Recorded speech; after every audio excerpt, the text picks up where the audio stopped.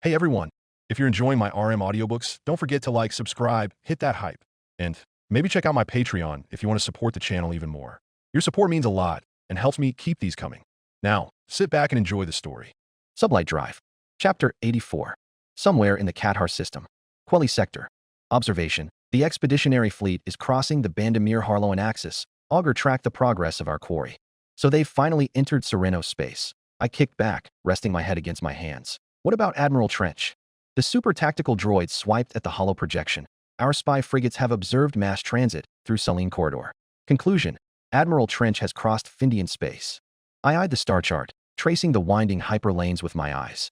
Spanning the Trans-Hydian expanse, the Saline Corridor met and crossed the Hydian Way at the Badajev system, before continuing into the new territories. I narrowed my eyes. It would be a race then.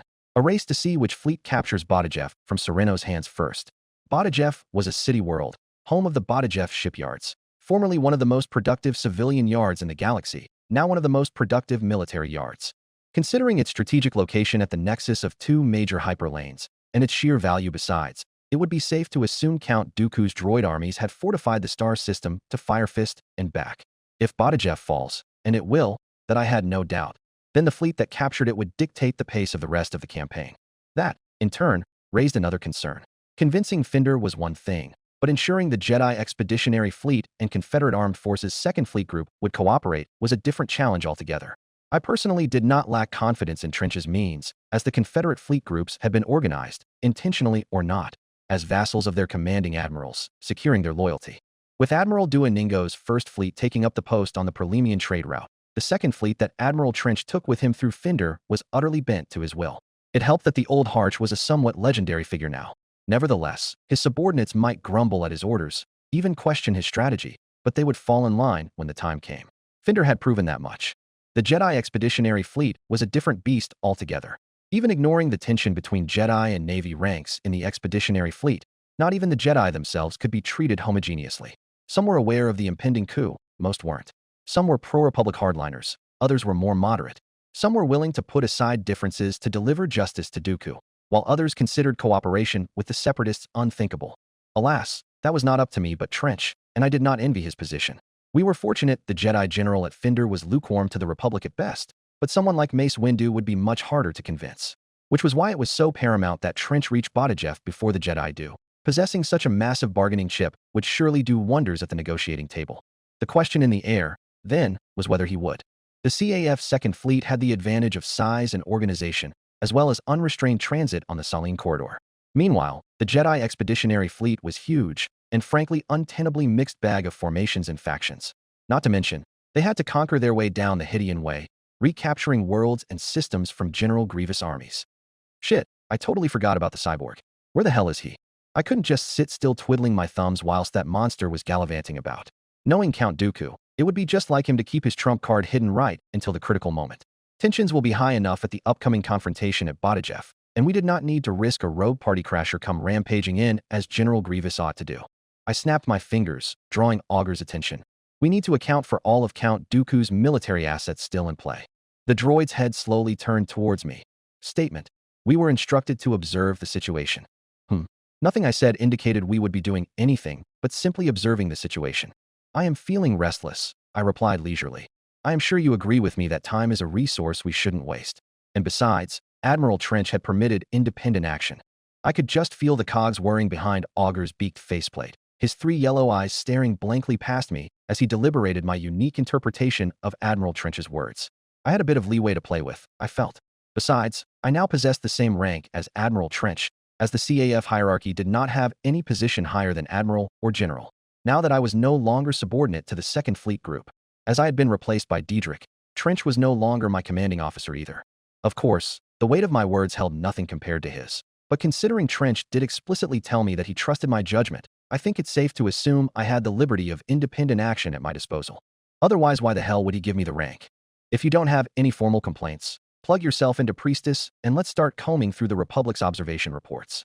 The tactical droid's posture stiffened slightly, the faintest flicker of disapproval breaking through his emotionless faceplate. Affirmative. In an instant, the star chart flared to life, casting its radioactive green glow across the pilot house. On the lower decks, Skakoan engineers paused their work, glancing up at the unexpected display. Threads of light radiated outward, tracing routes rimward from Coruscant, unseen and out of frame.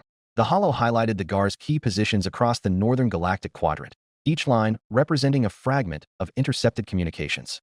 Yet, the web was incomplete. There were no radial threads between the northern systems, as Priestess was only capable of reading signals routed through the Republic capital. Nevertheless, I figured the locations of characters of such threat and import as General Grievous would be reported to Coruscant anyway. As augurs skillfully navigated the network, the hologram shimmered into sharp relief as Priestess's datastream fully engaged, the star chart populating with a steady flow of glowing markers and data trails. Said markers then blinked out of existence as Augur flagged those logs of interest out of the banal cargo manifests and equipment requisition requests. I unconsciously sat up a bit straighter, uselessly studying the spiderweb of information. There was nothing I could do with the technological monster that Augur couldn't do better, but somewhere within the chaotic tangle of the GAR's logistics and operations was our next target, and I could help but sit in anticipation. After what seemed like an age, Augur's voice broke through the ambient hum of the consoles, flat and clinical. Observation: Admiral Pors Tanith's fleet has been flagged in multiple recent reports. I straightened at that, my gaze fixing on a slash of data points along the Viragi trade route. Augur was already cross-referencing and extrapolating Admiral Tanith's movements using the data at hand, and the bright crimson arc of an assault vector stood out like a bloodstain against the starlit expanse. Looks like Admiral Tanith had the same idea we had, eh? I murmured. Using the Viragi trade route to circumnavigate the GAR's defensive positions on the Selenon Spur, should we consider ourselves fortunate we did not decide to run the Viragi? Our meager force would have stood no chance against his should we have encountered him. Analysis: Recent Republic communiques indicate a significant concentration of separatist naval forces in the Debrillion and Gemus star systems. Augur noted. Assessment: Admiral Pors Tanith is consolidating and reinforcing Sereno's territories in the galactic northwest, with the intent on reclaiming the banking clan's assets and counterattacking the GAR's forces from behind. I pointed out, with all eyes turned to the expeditionary fleet's offensive down the Hydian Way, the GR 8th Sector Army will be standing alone against Pors Tanith's fleets. Out of left field, I must admit, but strategically sound. A diversionary attack on Dantooine and Munilinst was perhaps precisely what Count Dooku needed to alleviate some of the tension against Sereno. Looking at the star chart, what Admiral Tanith was doing was tantamount to forcing the Republic's northern armies into a war on two fronts. If resources from the expeditionary fleet are to be redeployed to the west, then Sereno's chances of survival are just that much better.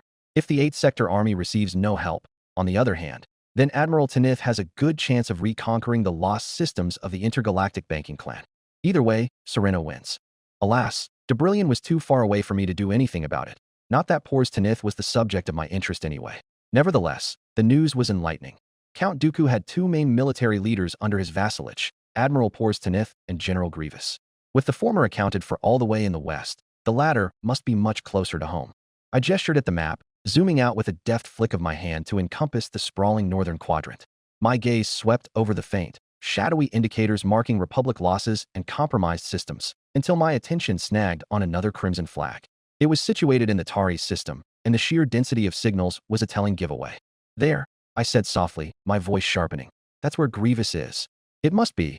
It tracks with the latest reports of his campaign up the Hydian. Accessing transmissions, Augur tilted his head. Observation: General Grievous has executed an aggressive orbital and planetary assault on Taris. Local forces reportedly overwhelmed and communications blackout in effect. Looks like the expeditionary fleet prioritized haste over securing their flanks. I stood up. From Taris, Grievous has a whole cornucopia of options to choose from. Taris, sitting just 1,000 light-years north of the Hydian Way and 7,000 light-years southwest of Bandamir, was the perfect staging ground to undermine the Republic's supply and reinforcement lines. Not to mention, the ability to attack the expeditionary fleet in the rear opens up to him as well. Obviously, the GR knows this, considering the sheer number of flags around Taris. In all likelihood, a fleet had already been redeployed to dispatch of General Grievous. I frowned, racking my brain for anything my hazy memory could provide me. Memories of my homeworld were fading, slipping through my fingers like grains of sand to harder. I tried to clutch onto them. Somewhere within me, a new fear blossomed, the fear that I might no longer remember where I came from. Maybe I should write down what I know while I still can, as spotty as my memories may be. Then, after the war is over, perhaps I should go searching for a distant star in the night sky, a galaxy far, far away. I still had my whole life ahead of me. After all, and surely with the authority of the CAF behind my back, I could afford to construct some long-range observatories and space telescopes in the spiral arms of the Outer Rim. A mission for another time. In any case, What I knew of General Grievous was perishingly little, but I knew for a fact he was the supreme commander of the Confederate droid armies in another life. I must consider him to be a military commander on par with Severance Tan. And if that was the case, no Republic fleet could ever put an end to him in a straight naval engagement. "We should go take a look," I said aloud, pacing slowly along the edge of the hologram. Augur's 3 yellow eyes swiveled to track me. Query: "Is this an appropriate juncture to invoke independent action?" I stopped and turned to face him fully, a faint smile tugging at my lips. "What do you think?" Clarification: my approval is irrelevant. Your orders take precedence.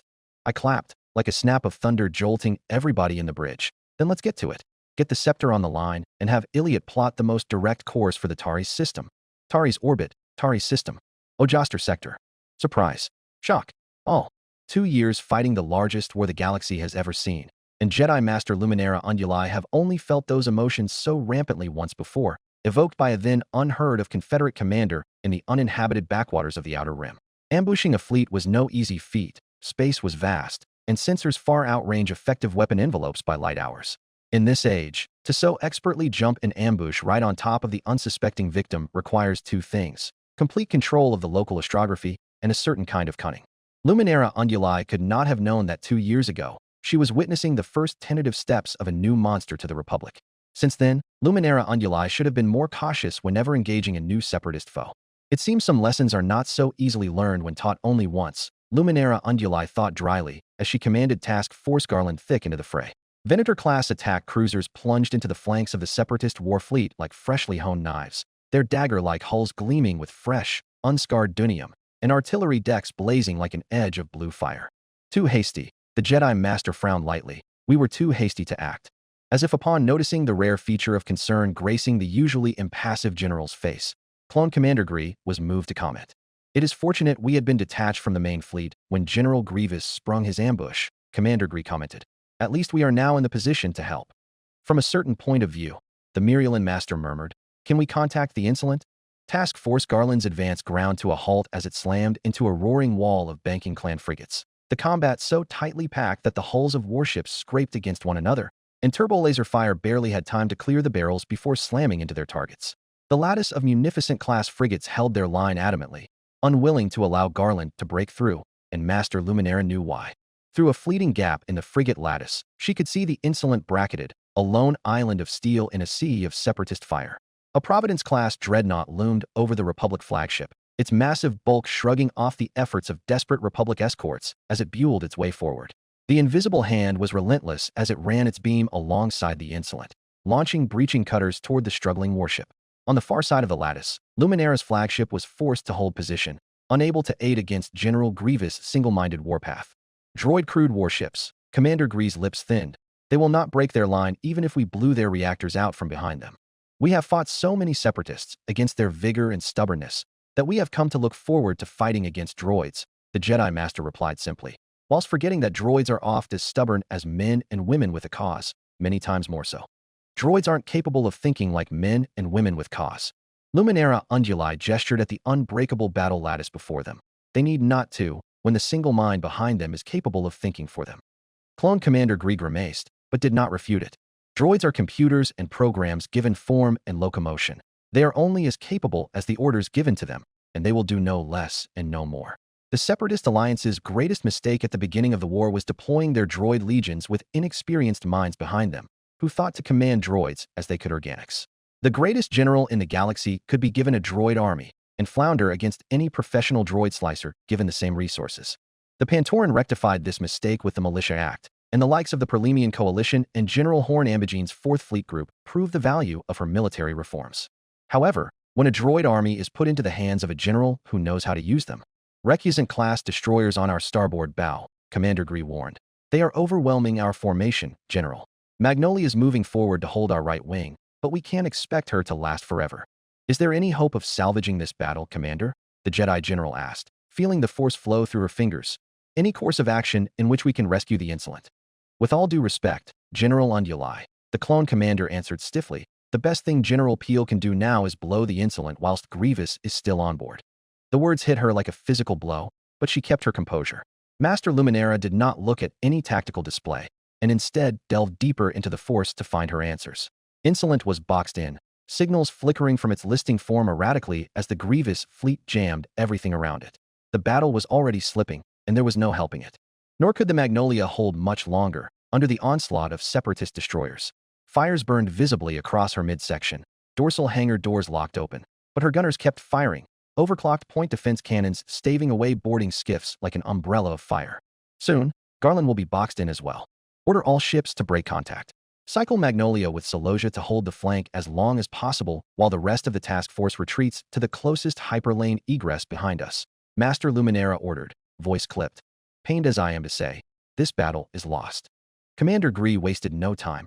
Right away, sir. He began barking orders into the comms, his tone sharp as he directed the formation shift. Magnolia banked hard to port, allowing Celosia to charge forward and absorb the brunt of incoming fire with her broadside. Celosia's shields flared and buckled, but held, responding with her own blistering salvo of fire. At the same time, Task Force Garland's remaining ships began peeling away from the engagement zone, engines flaring as they pushed for hyperlane egress behind them. Master Luminera closed her eyes briefly, reaching out with the force towards the insolent. She felt the chaos aboard the flagship, the courage of her crew, and the defiance of Jedi Master Even Piell standing against the shadow of General Grievous. She sensed no fear in his presence, only assurance. Then, there was no more presence. A rupturing thunder rolled through the force, an explosion that echoed out as the Insolent's main reactor detonated in a blinding cascade of energy. The shockwave shattered the surrounding separatist boarding craft, tearing through the invisible hand shields and venting whole sections of her hull to the void. The Republic flagship's wreckage spiraled outward, a glowing cloud of debris that illuminated the blackness of space like a dying star. The force was still, save for the faint ripples of countless lives extinguished in an instant. General Grievous had bet the speed of his boarding party against the will of Even Piell, who had his finger on the self-destruct button. And he lost. By the dark stars, Commander Gree gritted his teeth. I hope that monster is dead. Master Luminera did not let Even Piell's death move her, busying herself with coordinating Task Force Garland's fighting retreat.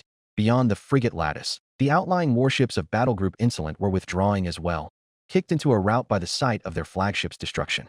Unfortunately, with active interdiction mines still blowing holes in hyperspace with their artificial mass shadows, an emergency jump would be no easy feat. General, a comms officer marched up the bridge, whispering in her ear, the refugee transports are requesting permission to evacuate the battle zone. They have not already, the Jedi Master whirled around, robes billowing.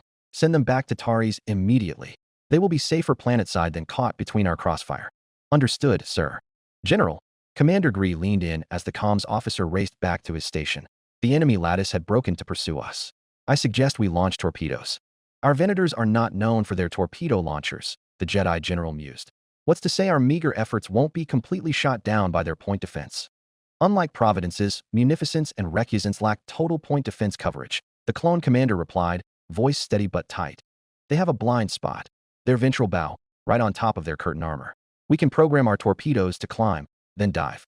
What little we have won't do anything considering their shields and armor, but it'll slow them down by however much. No point in holding onto weapons, Luminera Unduli nodded. Launch them. Very good, General. Each Venator in the fleet cold-launched 4 torpedoes, spluttering mites of dull metallic dust in a fast-moving river of durasteel, ion blue attitude thrusters flaring briefly as they angled their payloads in accordance to their program trajectories. Moments later, Garland's retreat was punctuated by flashes of hot ignition, and a forest of violet streaks arced upwards, blazing trails into the vast space over the fleet like purple flowers upon stalks of smoke. As Commander Gree had anticipated, the pursuing separatist vessels immediately cut their main drives, swinging their vessels into defensive postures, angling their hulls to maximize their point defense envelopes. Upon reaching the crown of their arc, the torpedoes cut, burned, and flipped, guided warheads singling out targets in the separatist formation, and tore back down on screaming impulse drives into waves of point defense. Turbolaser bursts and flak fields stitched the void, and Master Luminera turned away, knowing the pursuit had been staved off for a little while. We've cleared the interdiction field, General. Under this brief reprieve, Task Force Garland burned hard toward the hyperlane egress, the safety of the Halmad star system on the other side. It was a ways off from Bandamir, but they could still rendezvous in time. The battered fleet stretched into an orderly formation, warships moving swiftly under the protective aegis of their escorts. Luminera Unduli, standing rigid on the bridge of her flagship, let the Force guide her resolve as the countdown to the jump commenced. Then, as if the stars themselves spite her, the tactical console chimed, sharp and insistent. General, Commander Gree alarmed, his voice taut. We're picking up a target lock. Unknown origin. The holo display refreshed, its projection spinning and scanning furiously, raking the artificial horizon for signatures. The bridge crew froze for a heartbeat, an unspoken question hanging in the air before the alarm blared again. Bearing 024 mark 011 relative. Range. Luminara Unduli tore her gaze from the readout, fixing her attention on the display. Far away, just outside visible range, lurked a dark shadow, a splotch of space completely black, the glitter of the stars swallowed by a great mass easily picked up by an active scanner. Signature acquired, the sensor officer called out. Accessing registry, Star Dreadnought Devastation. And the great, black mass then gleamed a bright, burning red. Last sighting report, Selenon system. The readout continued. Before that, Calumex system. Subjugator class, Star Dreadnought, Devastation. An entire class of separatist superweapons, and one the Republic knew about. Except, Republic intelligence could count the number of subjugators in the galaxy on one hand. 3, to be exact. And of the 3, only the Devastation could be accounted for after the Battle of Calumex. And if the reports were to be believed, it was the warship that turned the battle against Din Wessex's 9th Sector Armada at Selenon, putting a brutal end to any effort to eliminate it. It was a terrifying thing to behold, 8 clicks long and fitted with a massive moon-cracking spinally mounted bow cannon, the cannon that was pointed straight at the garland. Instinctively, Master Luminara knew no amount of evasive action could dodge the beam, for at this range, that cannon would awash the entire hemisphere of Taris in red fire. But to aim such a massive spinal cannon in the first place, one would have to painstakingly maneuver the entire length of the 8-kilometer-long hull, tracking task force Garland throughout its retreat, to the one spot they knew Garland would stop, the hyperlane egress. Furthermore, using such a weapon would assuredly cause friendly casualties in a close-quarters battle, friendly casualties that were no longer there as Garland's pursuers had been slowed down. Master Luminara struggled to decide whether it had all been planned in advance, or an unfortunate coincidence. They're charging their cannon. That red sun in the distance swelled, glowing brighter. All shields to the front, evasive action, and brighter, until it dwarfed all the stars around it. Orders, General? Luminara Unduli opened her mouth, but her speech was replaced by a frantic alarm. Our scanners are picking up more signatures off our port bow. More separatists? Did they circle the planet from the other side? We're detecting massive gravitational distortion. More interdiction mines. I've never seen anything like it, sir. An object shot past the viewports, nothing more than a dull gray smear on the monitors, appearing in one frame and disappearing in the next. There was no light, just a blurred, metallic cylinder. One moment, empty space stretched out in all directions, and the next, a flash of impossible velocity ripped across their path for a fraction of a second. And before the very same second could even tick by, that blazing red sun in the distance winked out like a snuffed candle. The bridge of the Garland did not have the time to react, not even the Jedi Master could. Everything happened in the fraction of the time it takes to close an eyelid. One moment, they stared down an eternity with the Force, and the next moment they were not. What happened, someone asked. And the data pits scrambled to provide an answer. What in nine hells was that thing? It looked like some sort of asteroid. An asteroid isn't made of polished metal, idiot. Where did it come from? What about the devastation? First, the devastation. It was still there, but no longer dormant. A massive backwash appeared on the scopes, 16 mammoth sublight drives pushing it great bulk away. The only indication it had been hit, a gaping through hole in the mid-length of its spinal cannon. Whatever the object was, it had bored straight through the cannon's starboard to port, smashing out the other side without detonating and disappearing into deep space. Second, the object. It was a kinetic slug from a mass driver, though one much larger than anybody aboard the Garland had seen before. Though, from the sensor readings taken prior, it could have been a gravitationally driven slug. Another separatist superweapon, Master Luminara murmured. They used it at Calumex and Cumnor. Commander Gree immediately caught on. This one looks unlike any we've seen before, General. Now that the immediate threat has passed, it may be worth trying to identify the nature of the weapon before we insert into hyperspace. The Jedi Master shook her head. Let us not take the risk. Sink the fleet and prepare to make the jump to Halmat. Let us count our stars today and not risk fate. As you wish. General, the comms officer shot to his feet. We're getting an incoming transmission. It was enough cause for alarm to make the Mirialan Jedi pause. From who? Unknown, but it's on the open frequency, sir. Luminara Unduli shifted, feeling the weight of her crew settle on her. The intense, burning curiosity, the great desire to see questions answered. She inquired the Force, and upon receiving an answer, decided to hear the transmission against her better judgment. Put it through. I want us to jump as soon as we hear it. Yes, sir. TZZK, TZZK. So, General Grievous. Master Luminara knew it as soon as she heard the voice, though she had neither seen nor heard the creature before. She knew not what to expect, but expected it nonetheless. We finally meet. It was a soft, guttural growl, almost a whisper, as if speaking too loud would cause physical pain. So-called Hydra. Master Luminera Unduli froze, her hands stilling on her lightsaber as the voice slithered through the comms like venom. Hydra. The battle Hydra? That man was dead, killed at Rendili. That report had been accompanied by solemn confirmations and sensor data that left little room for doubt. Yet here was General Grievous, invoking the name with a chilling certainty that left no room for misinterpretation. She felt the ripple in the Force, a cold tide that surged through her awareness. Death had its own clarity, a signature of finality that even the untrained could sense. But this? It was an absence where there should have been silence, a void wrapped in mystery and dread. Grievous continued, his rasping tone filled with cruel amusement. I have looked forward to this day. Ha ha. Ha. Click. Silence. A loud, heavy silence that settled over the bridge of the garland like a blanket of uncertainty knitted with dread. He's alive? How? Wait, General Grievous lived through that? Did he just mention the battle Hydra? Is this a trick? The questions swirled unspoken, ricocheting through the minds of the bridge crew as they exchanged uneasy glances. Each officer clung tightly to their station, their hands gripping consoles and railings as though grounding themselves could fend off the icy chill creeping through their thoughts. Orders, General? Commander Gree's voice cut through the oppressive atmosphere, his posture betraying tension. Luminera Unduli exhaled slowly, forcing her thoughts into focus. Maintain our jump trajectory to the Halmad system. If this is a trick, we will address it after ensuring the safety of this fleet. She turned to the comms officer. And keep monitoring that open channel. If he transmits again, I want it recorded. Yes, General. The officer replied, swallowing thickly. The silence persisted like a fog as the ship hummed with the building energy of its hyperdrive. Luminera closed her eyes for a fleeting moment, reaching out into the Force. She could feel the unease spreading through the garland like ripples in a pond, touching every soul aboard. Click, TZZT. So you lived through all that. A dead man growled through the open channel. You really are one damnable metal cockroach, Grievous. Chapter 85. Tari's approach, Tari's system. Ojoster sector. Hit confirmed, Nifmark Demura announced, a slight frown on his face. But it seems General Grievous still lives. Observation. No explosion was detected, Augur said. The Devastation's main artillery may have been temporarily disabled, but we have failed to eliminate the dreadnought as planned. It cannot be helped, Bunt Dontair replied evenly.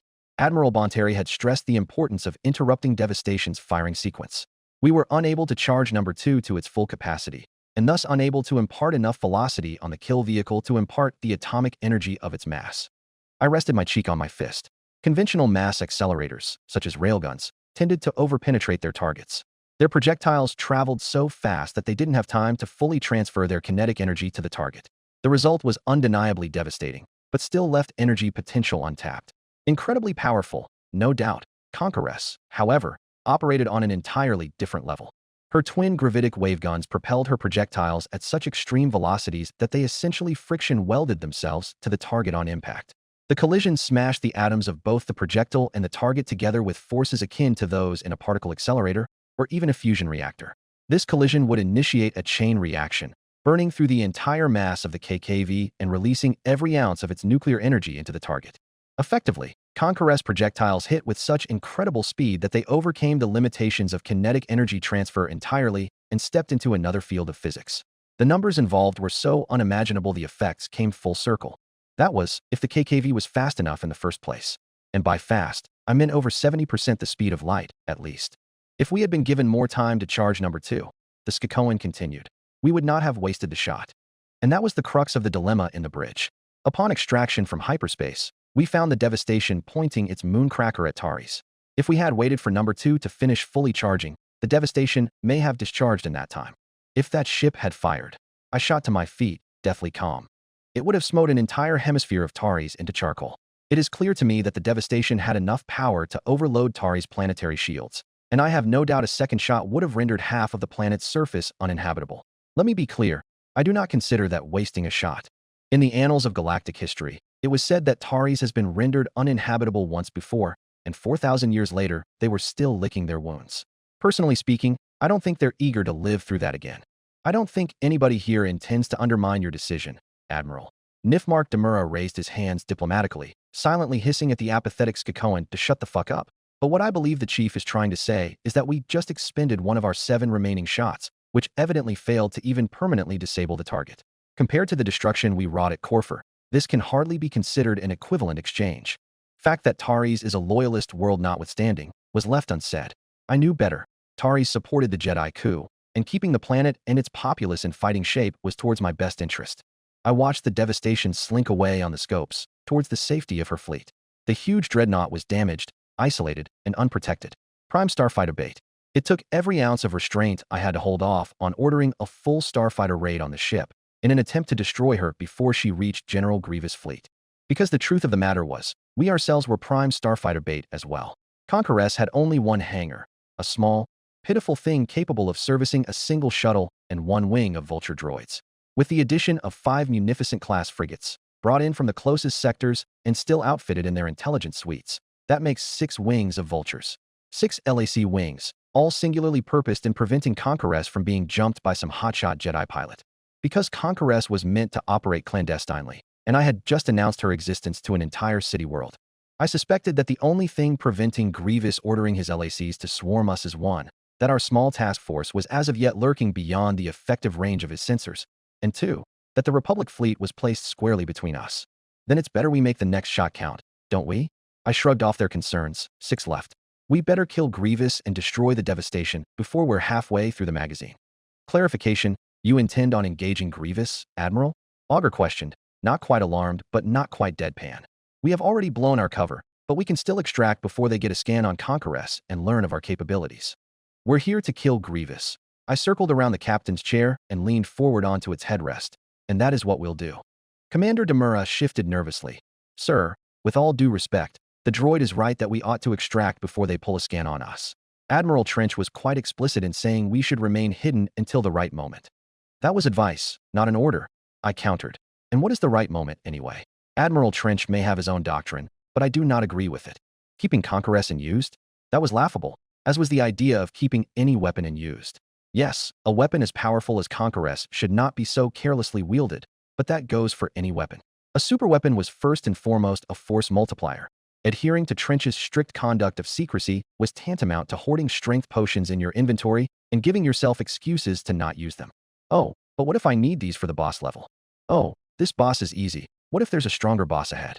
Oh, this boss is hard, but doable. I should keep these for the final level. Oh, the game is over? I had 6 shots left, 6 potions left. When am I to use them if not in battle?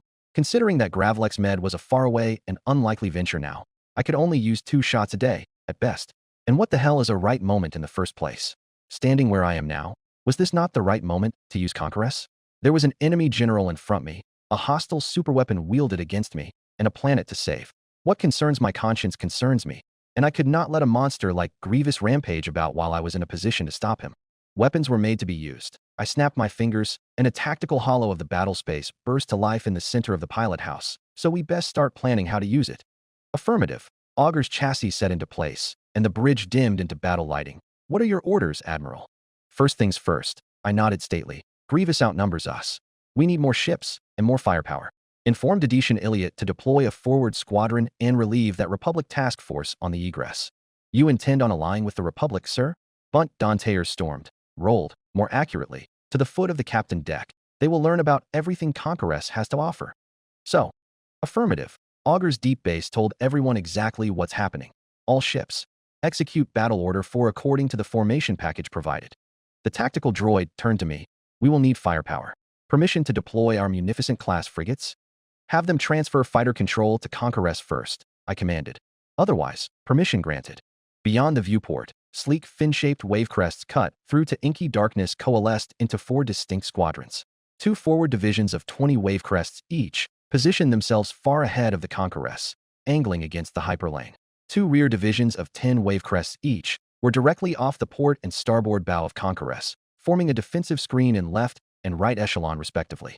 The final and 5th division was that of the 5 munificents, their sublight drives burning bright against the void, stationed directly in between squadrons A and B and emptied of their LAC wings.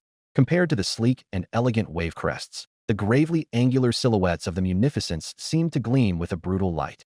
Around us, squadrons of vultures flocked, placed under Conqueress direct control, perching themselves on her guns to save energy. With a super tactical droid commanding the order of battle with a far greater competence I ever could, I reviewed my assets. 60 Wavecrest-class frigates, 5 Munificent-class frigates, and 1 Aggressor-class battleship. Number of hostile warships unknown, but certainly far greater than ours. The plan: extract the Republic task force, engineer an opening to snipe the devastation and destroy, hopefully killing General Grievous in the process. All ships are in position, Augur declared. We're loading number 1, Admiral. Bunt Dantayer informed me, unable to hide excitement despite his misgivings. All right, Grievous, I murmured to myself. Let's play a game of capture the flag. Warships approaching from Tari's celestial shadow, the sensor chief shouted. If we are to jump, we need to do it now. Belay that order. Commander Gree ordered the helm. There's separatist warships in the way. Master Luminara Unduli plunged herself into a cold sea of tranquility, observing the situation with a peacefulness only a Jedi Master could conduct in such dire straits. In order to prevent them from immediately jumping into hyperspace, General Grievous had sent forth a squadron of Munifex-class fast cruisers to block their path, while they were preoccupied listening to his exchange with the Battle Hydra. They could still jump, and risked crashing into the light cruisers in pseudo-motion. Normal crews wouldn't dare put themselves in the way of a jumping fleet, especially one made of much larger mass, but droid crews weren't inhibited by such fears. Forward, Luminara Unduli commanded. Sweep them out of the way. You heard the general? All ships flank speed. To their starboard quarter, the pack of munificents and recusants in hot pursuit, having recently reorganized after Garland's torpedo barrage. Finally, to their port side, the Battle Hydra's fleet was emerging from Tari's celestial shadow, the location of their superweapon yet unknown. To their immediate rear, the planet of Taris. Boxed in on all 4 sides. It was Rain Bonteri's superweapon that interrupted the devastation's firing sequence. Luminara droned out the thunder of Garland's batteries as they tore the Munifexes to shreds. Could it be that they are hostile to General Grievous? If that is Rain Bonteri at all, General, Commander Gree warned, that man should be dead, and this could be another separatist trick. I doubt it, the Jedi Master mused. I have a feeling. Or lack of feeling, more like. Clone Commander Gree knew his Jedi general better than to question her feelings. Be that as it may, sir, the Clone Commander said. That doesn't mean Rain Bonteri isn't hostile to us. Despite our prior experiences with him, Master Luminara blinked as a separatist cruiser detonated in a brilliant reactor bloom. Garland's viewports immediately polarized as the warship basked in the bloom's glow. I have heard that he is quite an amenable person. You intend to forge a ceasefire, sir? Master Luminara resumed her measured stride, pacing along the starboard arc of the bridge. She glanced back at the tactical holomap, where red markers representing separatist vessels closed in on their retreating ships. Their pursuers were steadily grinding down task force Garland's rearguard. If it is a means of extricating ourselves from this situation, she replied, I don't see a reason not to. A communications officer turned sharply in her seat. General, Selosia had been caught by the enemy. Zyla is doubling back to assist. Caught, Luminara repeated softly, her tone laced with exasperation. Again. We can still jump, sir, Gree reminded her. She paused mid-stride. And leave Zyla and Selosia behind? It is the correct action to take in order to save the majority of our forces. The clone pressed, his tone unflinching. Before she could respond, the bridge's alarms began blaring. A harsh, urgent klaxon that cut through the din. A nearby lieutenant practically shouted over the noise. Missiles incoming. Starboard side. Jedi Master and Clone Commander snapped in unison toward the starboard viewport.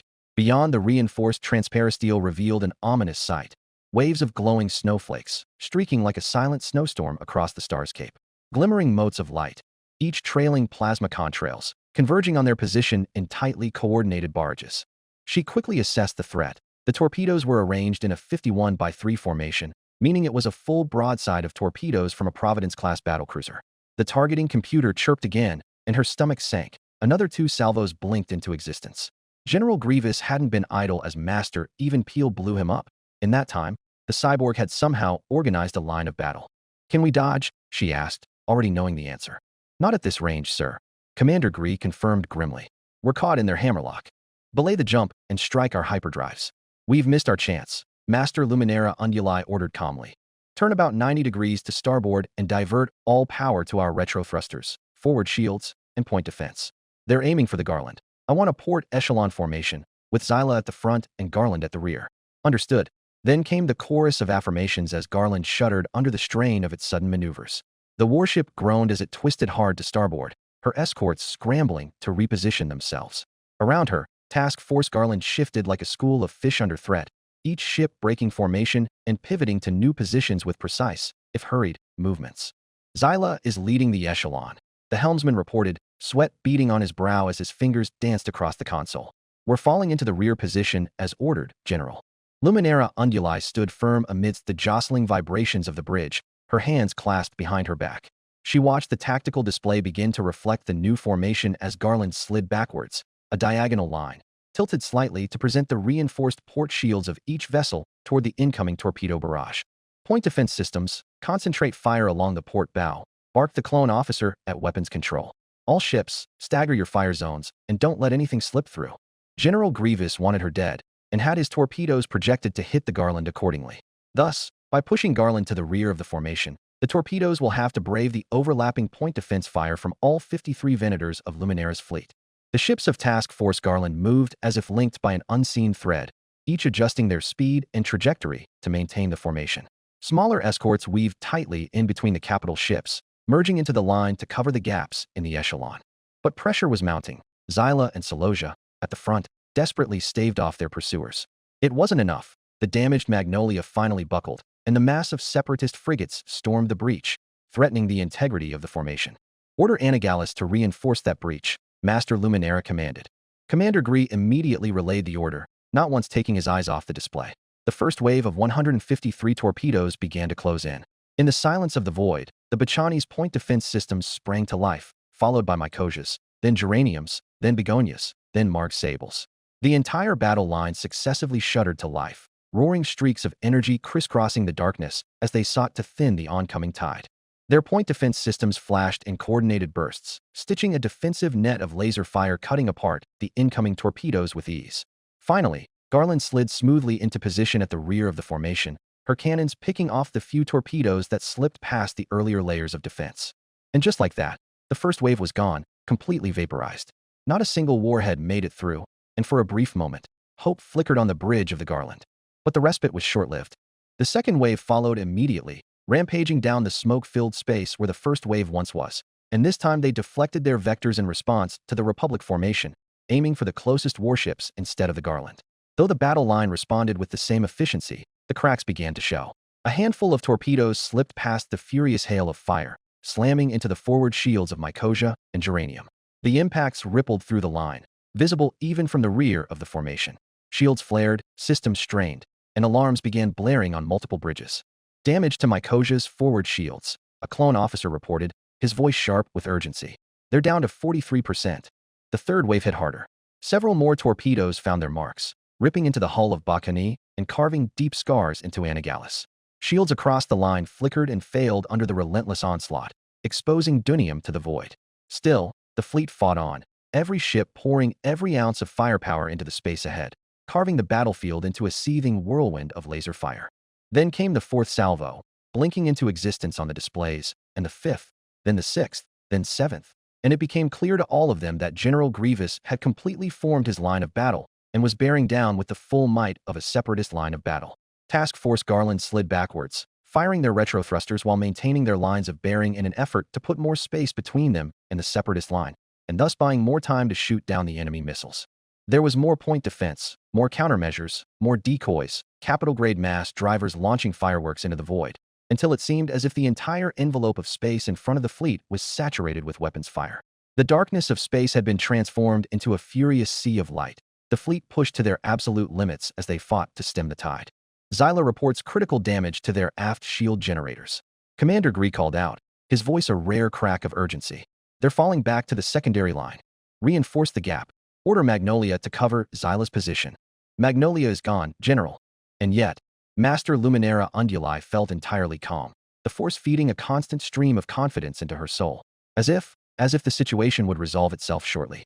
Her eyes flicked to the tactical display, where Rain Bonteri's fleet loomed ominously at the rear of Task Force Garland. The frigates were closing fast, their course a direct collision with her struggling echelon. Yet, despite the grim reality of their predicament, the force whispered to her, a quiet but unshakable assurance that it was not their end, at least not yet. General, Commander Gree said tightly, Bonteri's forces are almost on us. If they engage, we'll be pincered. Her lips parted, about to issue orders, when something unexpected happened. Instead of firing into the unprotected aft of her formation, the onrushing fleet suddenly altered course, their sleek forms veering to the dorsal and ventral flanks of the formation. Garland's battered crew braced for impact, yet no turbo laser volleys came. Instead, the frigates shot over and under the echelon at breakneck speed, their uselessly streamlined hulls slicing through the void like blades.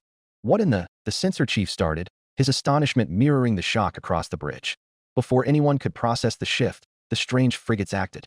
As they streaked past Task Force Garland, hatches on their underbellies opened, spilling dozens of metallic spheres into the missile vectors. Each sphere, hastily identified as a high-yield ion mine, spun free, activating its system in seconds.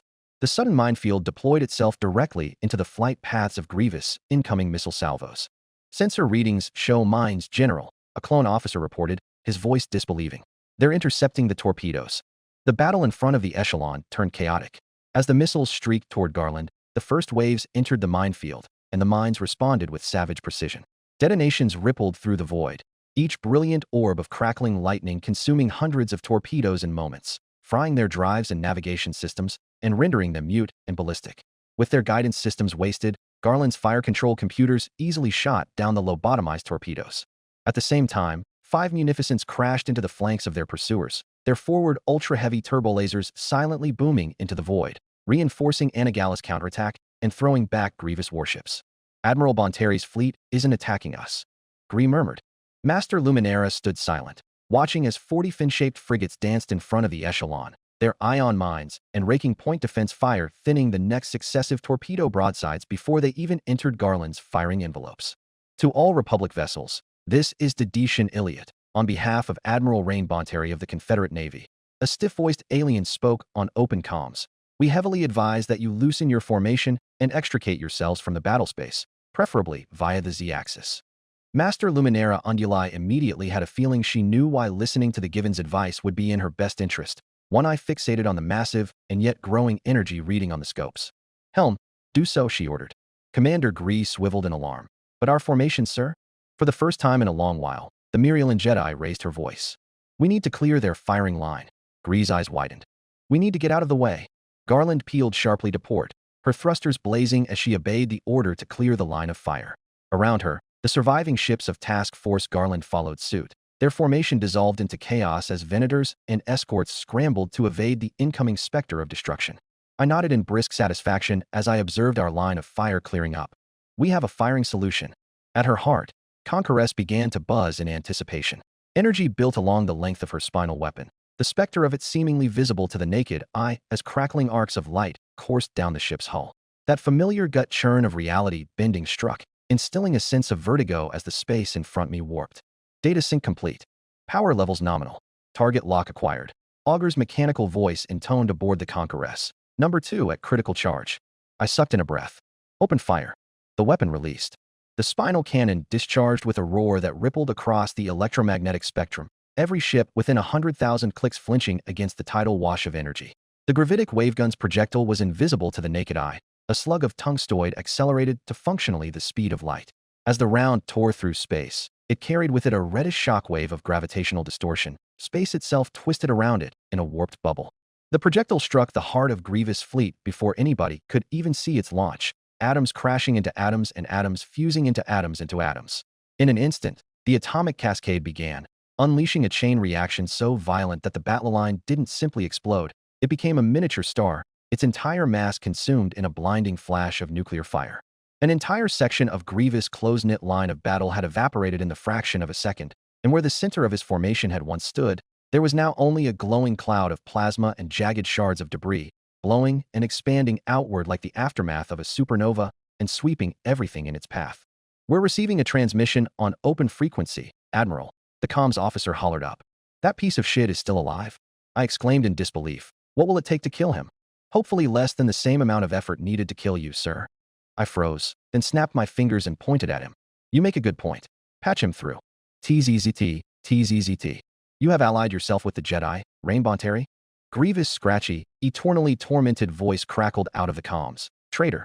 I'm not trying to kill the Jedi, General. I replied dryly. I'm trying to kill you. You are the traitor, and have been since your master Count Dooku attempted to overthrow the government he founded. On every sensor display, it was evident General Grievous' fleet had been reduced to a pale shadow of its former might, a battered remnant of warships struggling to reorganize amid the chaos. Yet, despite that, they were regrouping with mechanical precision behind the veil of gas and plasma. Number 2's full power discharge had damaged its barrel, but Number 1, whose low power discharge allowed another power cycle, was still available. If nothing else, it would give us another chance at killing Grievous. 5 shots left. Nifmak Demura's crisp reminder pulled my focus back to the harsh calculus at hand. One shot had saved Tari's from annihilation. Another had cleaved Grievous' fleet in half. But was it worth risking a third for what was now only a chance to take his life? The devastation was crippled, and with Grievous' forces so gravely wounded, Tari stood a reasonable chance of defending itself against any planetary assault. General Grievous was still alive, but ineffective. I scratched my cheek, boring a hole into the tactical hollow with my eyes. No, it wouldn't work. There was debris in the way, a growing cloud of plasma from the effects of the first shot that would react with the KKV, acting like a shield, unless we purposefully use a low-power discharge to avoid the effects of an atomic collision. Except, that would betray the point of the weapon and hardly take out anything. Unless we find the devastation. I leaned over to Augur and asked as such. The super tactical droid paused, his optical sensors dimming slightly, as if to underscore his consideration. When he finally replied, the tone was brusque, almost apologetic. Negative, the devastation does not appear on our scopes. Even the largest things can be frighteningly hard to find in space, even an 8-kilometer-long dreadnought, much less among the battlefield. The ship was most likely hiding somewhere behind the cloud of debris blocking our scopes, if she hadn't already jumped to safety. And wasn't that a shame? General Grievous was going to escape. Conqueress, and the weapon she housed, was designed to eliminate her targets in a single pass. But when that singular strike failed to achieve its intended purpose, the results were problematic. I had arrived with the explicit goal of destroying both Grievous and the devastation. I had failed in the first and achieved only a partial success in the second.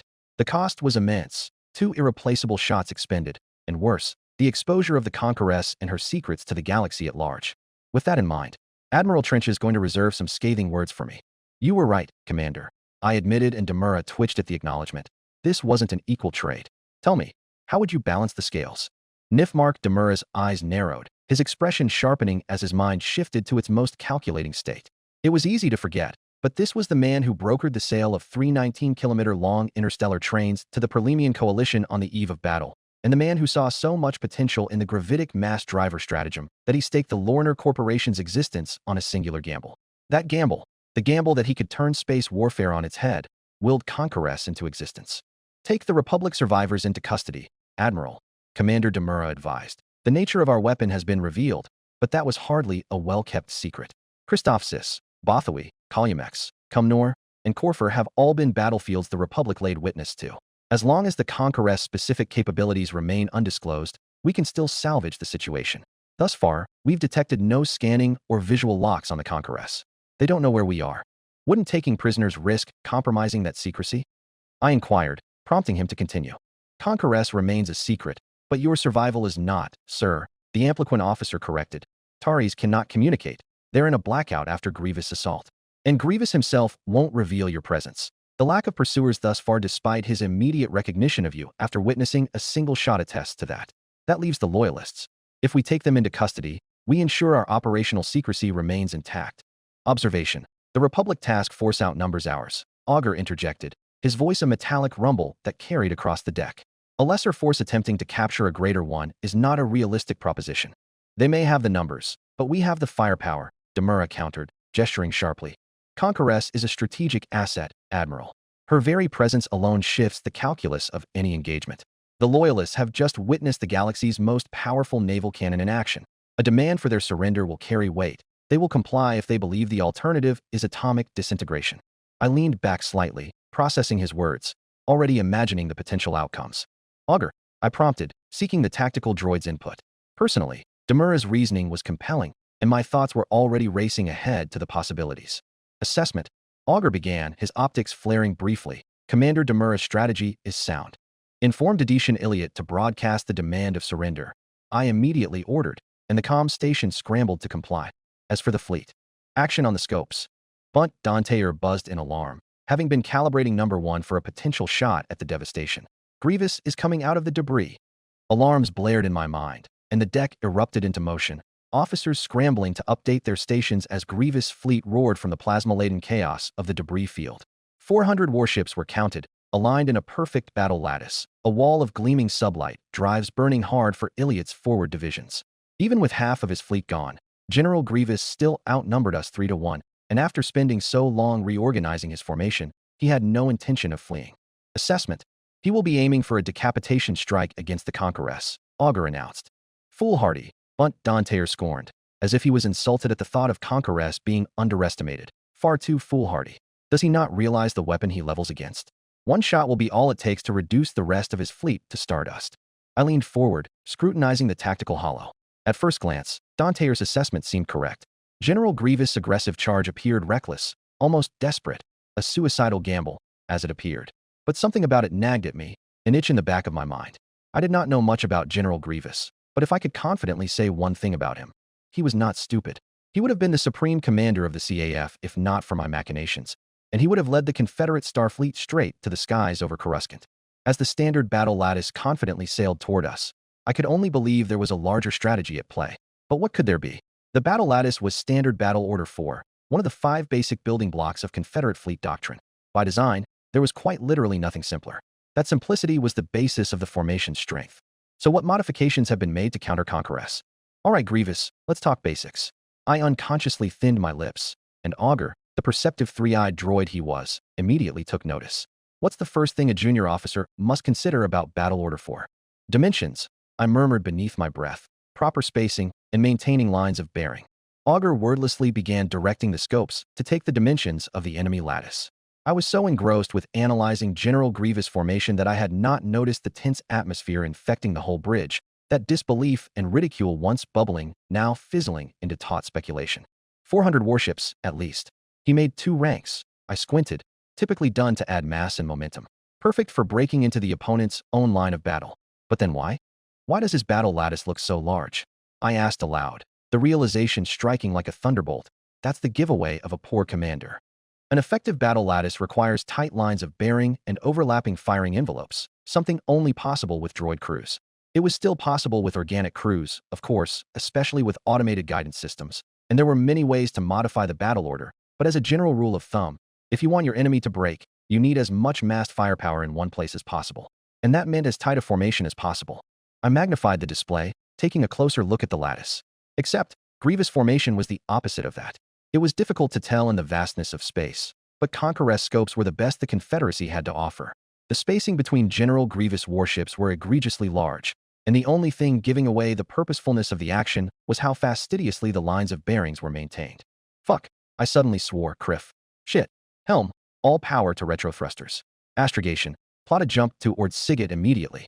Engineering, power down number 1 and have our hyperdrive spooled before he gets in range. Affirmative. Augur did not argue, coming to the same conclusion as I. And the Republic survivors? Conqueress has already been functionally disabled. I leaned back, an acute sense of defeat curling in my gut. With a larger fleet, I would have pounced on the chance to tear apart that sorry excuse for a battle lattice, but I do not have a larger fleet on hand at the moment. Give me a line to the Republic commander. I wish to negotiate. So the butcher refuses to retreat. Master Luminera Unduli murmured, a hand raised and plucking at invisible strings in the force.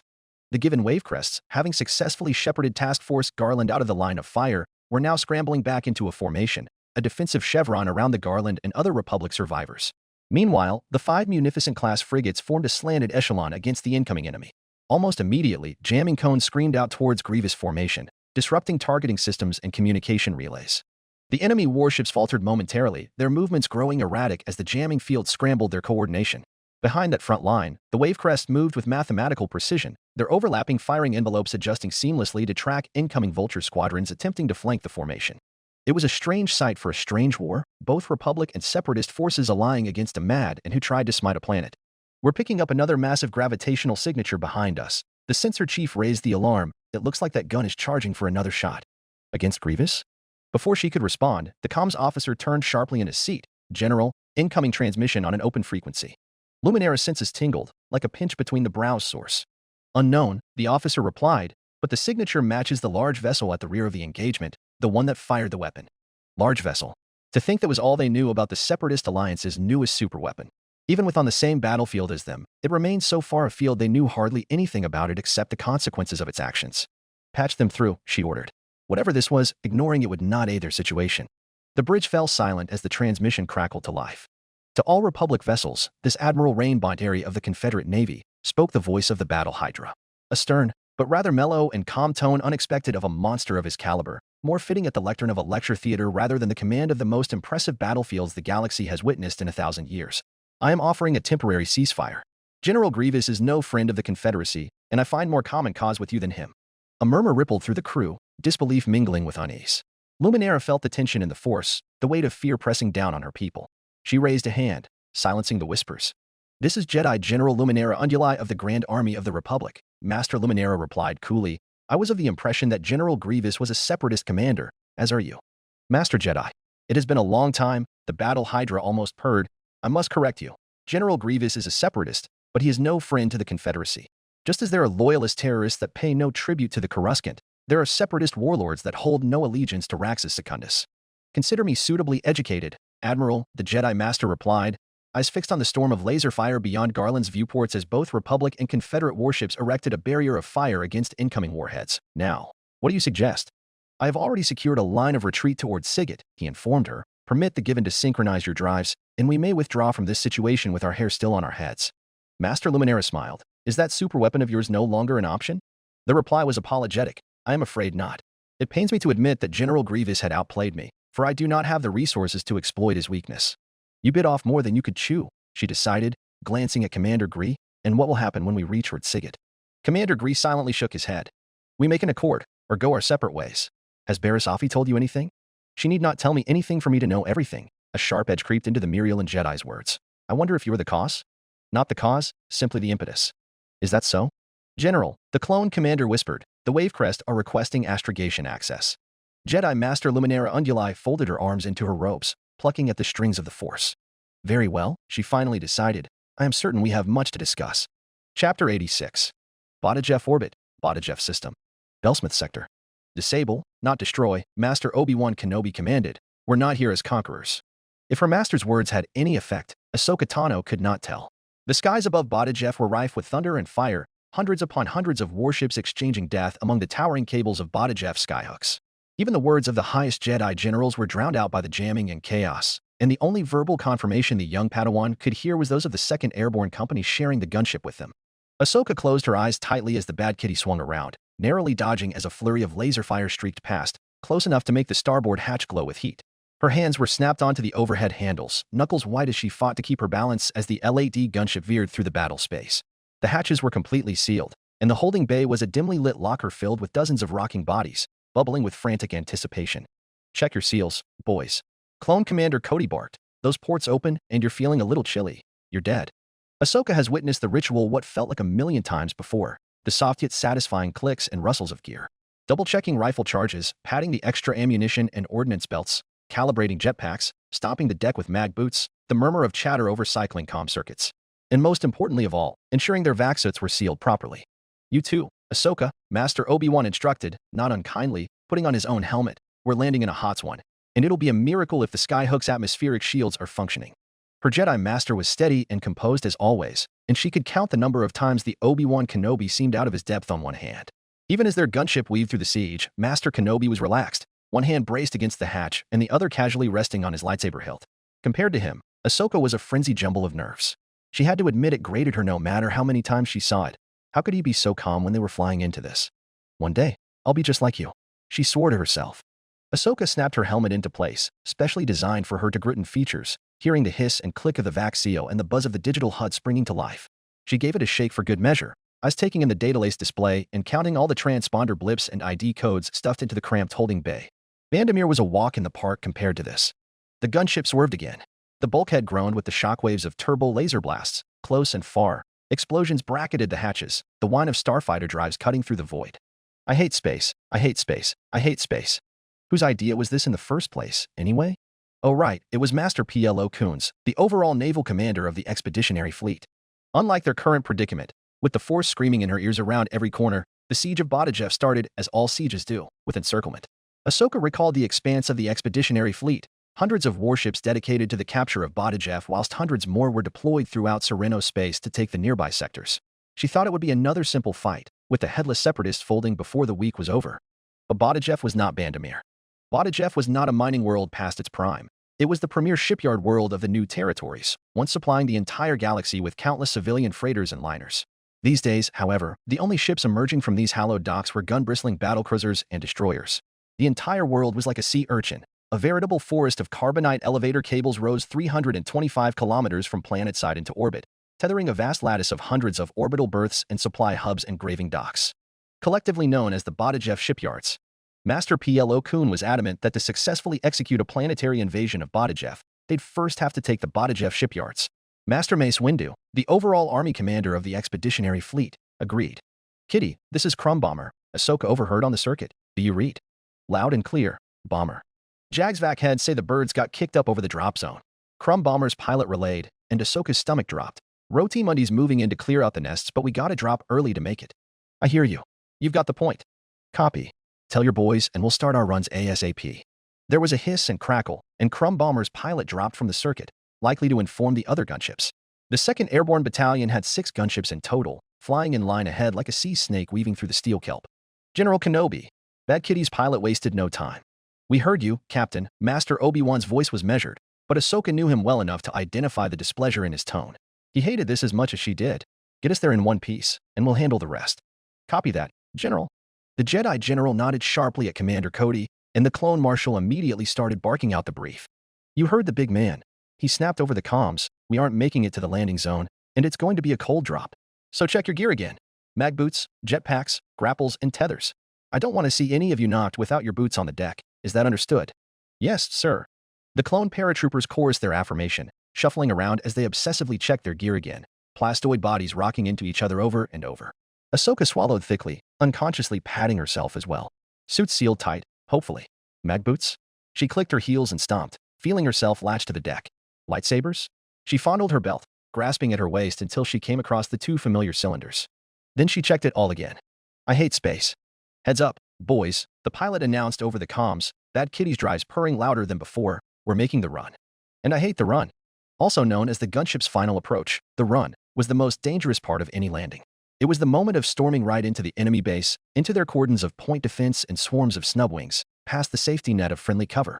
It was the moment where more troopers died helplessly than any other, the moment where the only thing you could do was sit tight, wait, feel each lurch and shudder, and hope you didn't get vaporized the next second. For Ahsoka Tano, it was pure torment. Trapped in the tight confines of the troop bay, she had no control over what's happening outside. Her lightsabers, her training, her instincts, none of it mattered until the gunship's hatches opened. Until then, she could only grip the overhead handles, feel the vibration of the engines beneath her boots, and pray that the pilot could outfly whatever the separatists threw their way. Hope you're having a better time than I am, Scout. The young Padawan thought humorlessly. It has been so long since she has last been in contact with her friend. Ahsoka could only hope Scout was faring well, or at least, better than her. Probably not, though. Can't imagine going up against the Criffing Two-Maker. Ahsoka ultimately decided to count her lucky stars that she was here and not there. Stand by for depressurization. The lot's hatch slits opened up, exposing the bay to the cold void of space, and suffocating, terrifying silence flooded into the crew bay. The only sound Ahsoka could hear was her own thumping heartbeats, even as the battle raged around them, her lekka twitching with nervous energy. She peered through the slits, and her breath caught in her throat as the seemingly endless expanse of the siege unfolded before her. Hundreds of ships filled the void, a swirling melee of capital ships and starfighters battling for their own dominance. Venator-class Star Destroyers traded volleys of turbo laser fire with separatist battlecruisers, their shields glowing under the relentless exchanges. Starfighters darted between the larger vessels like schools of minnows, weaving through flak bursts and missile trails. The orbital shipyards themselves loomed ahead, enormous floating islands of durasteel tethered to the planet below by the massive elevator cables that stretched down to the surface. Beneath them, a Venator, the Roti Mundi, listed dangerously as a Providence's batteries pounded against her hull, engines flickering as her starboard wing snagged with one of the elevator cables. The cable snapped taut, and the 2nd Airborne Battalion could only silently watch as the massive battlecruiser's engines failed, pulling herself and the skyhook plummeting into the planet's surface. For a moment, Ahsoka could only stare, wide-eyed, as the warship and the collapsing structure disappeared into the atmosphere in a fiery trail. Holy criffing shit, Ahsoka whispered, wincing as the sudden deaths of thousands rattled in her head. Almost every skyhook was the center of their own local battles, as Republic and Separatist armies dueled for control over them. And soon, the 2nd Airborne was coming up on their own target. Eyes up, Ahsoka. Master Obi-Wan snapped. A rampant urgency colored his tone. Stay focused. I'm looking, she yelped, casting a wary glance through the hatch at the shipyard looming ahead. I'm looking. The skeletal framework of the orbital facility bristled with turrets, each one spitting red-hot fire at the approaching Republic forces. Clone Captain Jag's Ark, 170 wings were already buzzing around it, busy keeping the Separatist starfighters off their backs. Those aren't vultures, Ahsoka thought. Those are citizen starfighter designs. The gunship lurched again, this time accompanied by a shrill alarm. There was a triplet of smoke trails shooting out from one of the shipyard's missile launchers. Incoming, the pilot barked, brace. Ahsoka felt her stomach flip as the gunship was kicked into a steep dive, skimming the edge of a drifting wreck that had once been a Recusant-class destroyer. She barely had time to register the flash of an explosion behind them as the Bad Kitty pulled into a tight bank, evading the missile by a hair's breadth. Smoke blasted through the slits, sending a wave of heat rippling through the cabin and sending them inside careening against the port hatch. That was way too close. But even as she spoke those words, somewhere in the distance, she saw another L-8D gunship spinning out of control, its engines sheared away by a direct hit. "Keep it steady, Captain." Obi-Wan's voice cut through her jumbled headspace, calm and commanding. He glanced back at Ahsoka, his expression unreadable but his presence steadying in the Force. The Force. She closed her eyes for half a heartbeat, letting it flow through her, grounding her in the storm of chaos around her. When she opened them again, her hands were steady, her mind clear. 30 seconds to drop zone. Boys. The pilot called back. Hold on. Bad Kitty jolted again as a flurry of green plasma bolts streaked past, too close for comfort. The clones shifted their stances but didn't flinch. The gunship burst through a thick cloud of debris, the shipyard now filling the viewports. Ahsoka stilled as she took in the scale of it, a sprawling maze of girders, docking bays, and weapon emplacements, all connected by a lattice of turbo-lift tracks and catwalks. 6 munificents were still berthed at their graving docks, the clamps stuck or disabled, though their blazing batteries were very much active and acting as stationary turrets. Commander Cody's voice cut through her helmet. "Jetpacks ready. Grapples primed. Keep your tethers tight. We're not losing anyone out there." Ahsoka's hands went to her belt, checking her grappling line one last time. Her twin lightsabers were a reassuring weight against her sides. She didn't have to look to know her master was doing the same. "Remember the plan," General Kenobi said. "We land, secure the landing, and hold it until army reinforcements arrive. Stay close, and keep your heads together." 5 seconds. The gunship slowed, the side hatches fully slammed open, and the vacuum tugged at her, her mag boots the only thing keeping her anchored. She unclipped her lightsaber, her thumb hovering over the activation switch. The gunship began to slow, its maneuvering thrusters firing in rapid bursts as it aligned with the drop vector. Outside, the skyhook loomed closer, a maze of girders, platforms, and docking bays. Defensive batteries spat streams of fire at the incoming Republic forces, and the gunships responded, missiles rocketing down green particle beams. "Go, go, go. Move, move." Commander Cody roared, and the troopers around erupted into action, leaping into the blackness one by one, jetpacks igniting in bursts of blue flame. Rendezvous on the skyhook. Then, with a single, fluid motion, Obi-Wan leapt from the gunship, his figure silhouetted against the fiery chaos of the battle. Before she even knew it, Ahsoka was following him a heartbeat later, the icy rush of space enveloping her as she launched herself into the fray. The stillness of space wrapped around her like a straitjacket, and her body tensed instinctively, bracing for sensations that never came. There was no wind to bite at her skin, no air to carry sound, no gravity to pull her down. The war raged on all around her, deathly silent, as if she was watching a holofilm gone mute. The vacuum seemed to pull at her awareness, amplifying the smallest movements of her body. Every twitch of her fingers, every shift of her limbs, sent her drifting in slow, exaggerated arcs. Her lega tingled uncomfortably, a faint phantom pressure she couldn't place. Her heartbeat was still the only thing she could hear, its rhythm an insistent reminder of her life where life should not exist. For a moment, she felt untethered not just physically but mentally, a flicker of disorientation that made her stomach churn. Behind her, the gunship veered away, its weapons firing in a desperate bid to cover their descent. "Ahsoka!" Master Obi-Wan shouted at her through the comms, "Focus." She clenched her jaw and reached for the Force, grounding herself in its reassuring presence. Her breath came slow and measured, her hands steady as she brought the grappling hook to bear. She aimed and fired. The grappling line shot forward, the anchor catching onto a jutting girder of the shipyard. The pull of the tether reeled her in, the sensation of controlled momentum replacing the weightless drift. The shipyard loomed closer with every passing second, its massive trusses and platforms casting long shadows across the battlefield, too far and too near all at once. Her sense of scale warped, her eyes scrambled for purchase, her mind struggling to reconcile the massive structures with the lack of any ground to orient herself. How far out are we? She could only wonder, 1 click, or 100. As she closed in on the platform, Ahsoka's senses sharpened. She could feel the tension in the Force, a palpable warning of the danger ahead. The shipyard was alive with movement, battle droids and citizen soldiers scrambling into defensive positions, turrets swiveling to track the incoming Republic forces. The moment the first troopers slammed into the graving dock, Ahsoka braced for impact. 1, 2, 3. Her boots clamped down on the cold, unyielding metal of the deck, mag boots whining to life and attaching her firmly, and the unsettling void finally released its grip on her. Within moments her lightsabers were blazing deadly neon arcs through the vacuum and parrying a barrage of crimson bolts that streaked toward her. Hundreds of clones were touching down, and dozens of walkers and tanks. From afar, Vigilance was laying down a thundering barrage to cover them from incoming separatist warships, ARC 170 wings working overtime to maintain close air support over the platform. They surged forward, and Ahsoka moved instinctively, her sabers weaving a luminous shield that deflected the incoming fire. Each strike sent ricocheting bolts spiraling harmlessly into the void or into the metal plates of the deck. The Force guided her limbs, and she surrendered her body to it. Out here, all it would take is one shot to tear through her vaxid, one shot to kill. She gritted her teeth, and I'm not about to get shot. She found brief refuge in the shadow of a lumbering AT to regain her bearings, but didn't linger for long, soon surging to join the vanguard. A Jedi commander must be seen by their troopers. Clones poured out from their landing zones, forming staggered firing lines as they advanced under the cover of their walkers. At APS and TX-130 tanks roared into action, their blaster cannons laying down a suppressive fire that shattered row after row of battle droids.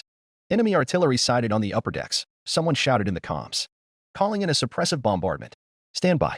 Ahsoka spun around just in time to see Vigilance's massive main batteries flashing like stars, gargantuan bolts of energy the size of skyscrapers tearing into the Skyhook's defensive platforms. She didn't have time to savor the sight. The Force screamed in an ear, and her lekka tingled with the premonition of danger. She hopped away just in time to dodge a high-powered bolt from above. Snipers, she shouted, angling her head up to see a squad of commando droids descending from the superstructure above, her warning punctuated by the distinctive snap of her sabers as she deflected a barrage of bolts aimed at the clones. At APS, commando droids bearing down your port beam. Copy that, Commander. The three-legged at APS pivoted their weight with an impressive agility for their size, bringing their huge cannons to bear and completely vaporizing the section, with all signs of droids vanishing in the flashing fireball. Great shot. Ahsoka darted between cover and open ground, her lightsabers spinning in a deadly dance as she carved a path through the droid ranks. A squad of super battle droids lumbered into her path, their wrist cannons charging for a salvo. She leapt high, twisting in the zero gravity, her sabers cleaving two of them cleanly in half before her boots drew her back to the deck. The remaining droids exploded in a hail of blue blaster fire as the clones advanced behind her. Her arms buzzed with adrenaline. This is it, she breathed heavily, eyeing the oxygen gauge on her HUD. This is what it's all about. Not as good as fighting planetside, but solid ground was to die for. The roar of troopers on the comms, the tremors of the deck as massive walkers advanced, the thunder of distant artillery. This was where Ahsoka felt alive. Push forward. General Kenobi's voice boomed through the comms. Secure the airlocks. We need access to the superstructure. Ahsoka nodded to herself, spotting the large durasteel structure in the distance, surrounded by barricades and teeming with droids. The Force whispered to her again, tugging her focus around. Second Airborne, with me, she yelled, leading a charge toward the closest fortified airlock. Blaster fire streaked past her, lighting the platform in a storm of red and blue. She felt the Force swell within her, and with a sharp push, she hurled a wave of energy forward, toppling a line of droids and clearing a path for the clones. Planting charges. Combat engineers rushed forth, the breach held open by the clone troopers. Transmission from the Selfless, a combat tech with a comlink booster pack announced, the 404th Siege Battalion has successfully seized their Skyhook. General Reyes is coming around with the Selfless to provide supporting fire. Ahsoka spared a glance toward the horizon, trying to spot the Selfless. Instead, all she saw were more separatist reinforcements emerging from a graving dock, a fresh wave of repulsor tanks and droids marching to meet them. The dead littered the deck, droids and clones and army troopers. A part of Ahsoka twisted at the sight.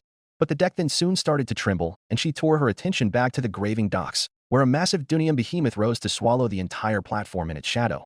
One of the munificents had broken free of their clamps, and was now rising into the sky. Its ventral batteries clunked into place, and Ahsoka could almost stare right down their barrels to the capacitors within. Do we have an ETA? General Kenobi asked. Ahsoka had lost sight of her master in the chaos, but it was relieving to hear his voice. Half a minute tops.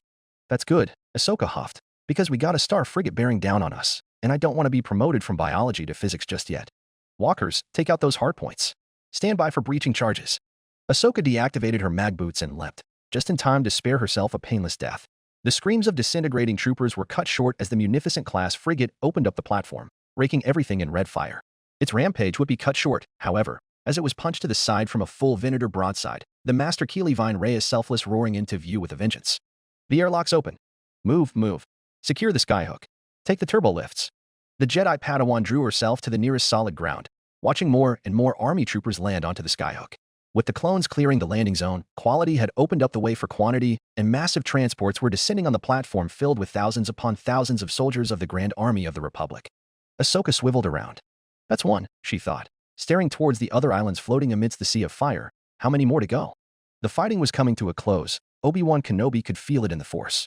There was still combat raging over some of the outlying Skyhooks, but most of the Bottijeff shipyards were now firmly in Republic hands. Standing in the command tower of the dockyards, the Jedi Master could see the once pristine durasteel platform scorched and twisted, littered with the debris of battle droids, Republic vehicles, and the shattered remnants of separatist defenses. Most of the bodies had been cleared off already. Smoke curled into the thin exosphere, dissipating into the endless black above.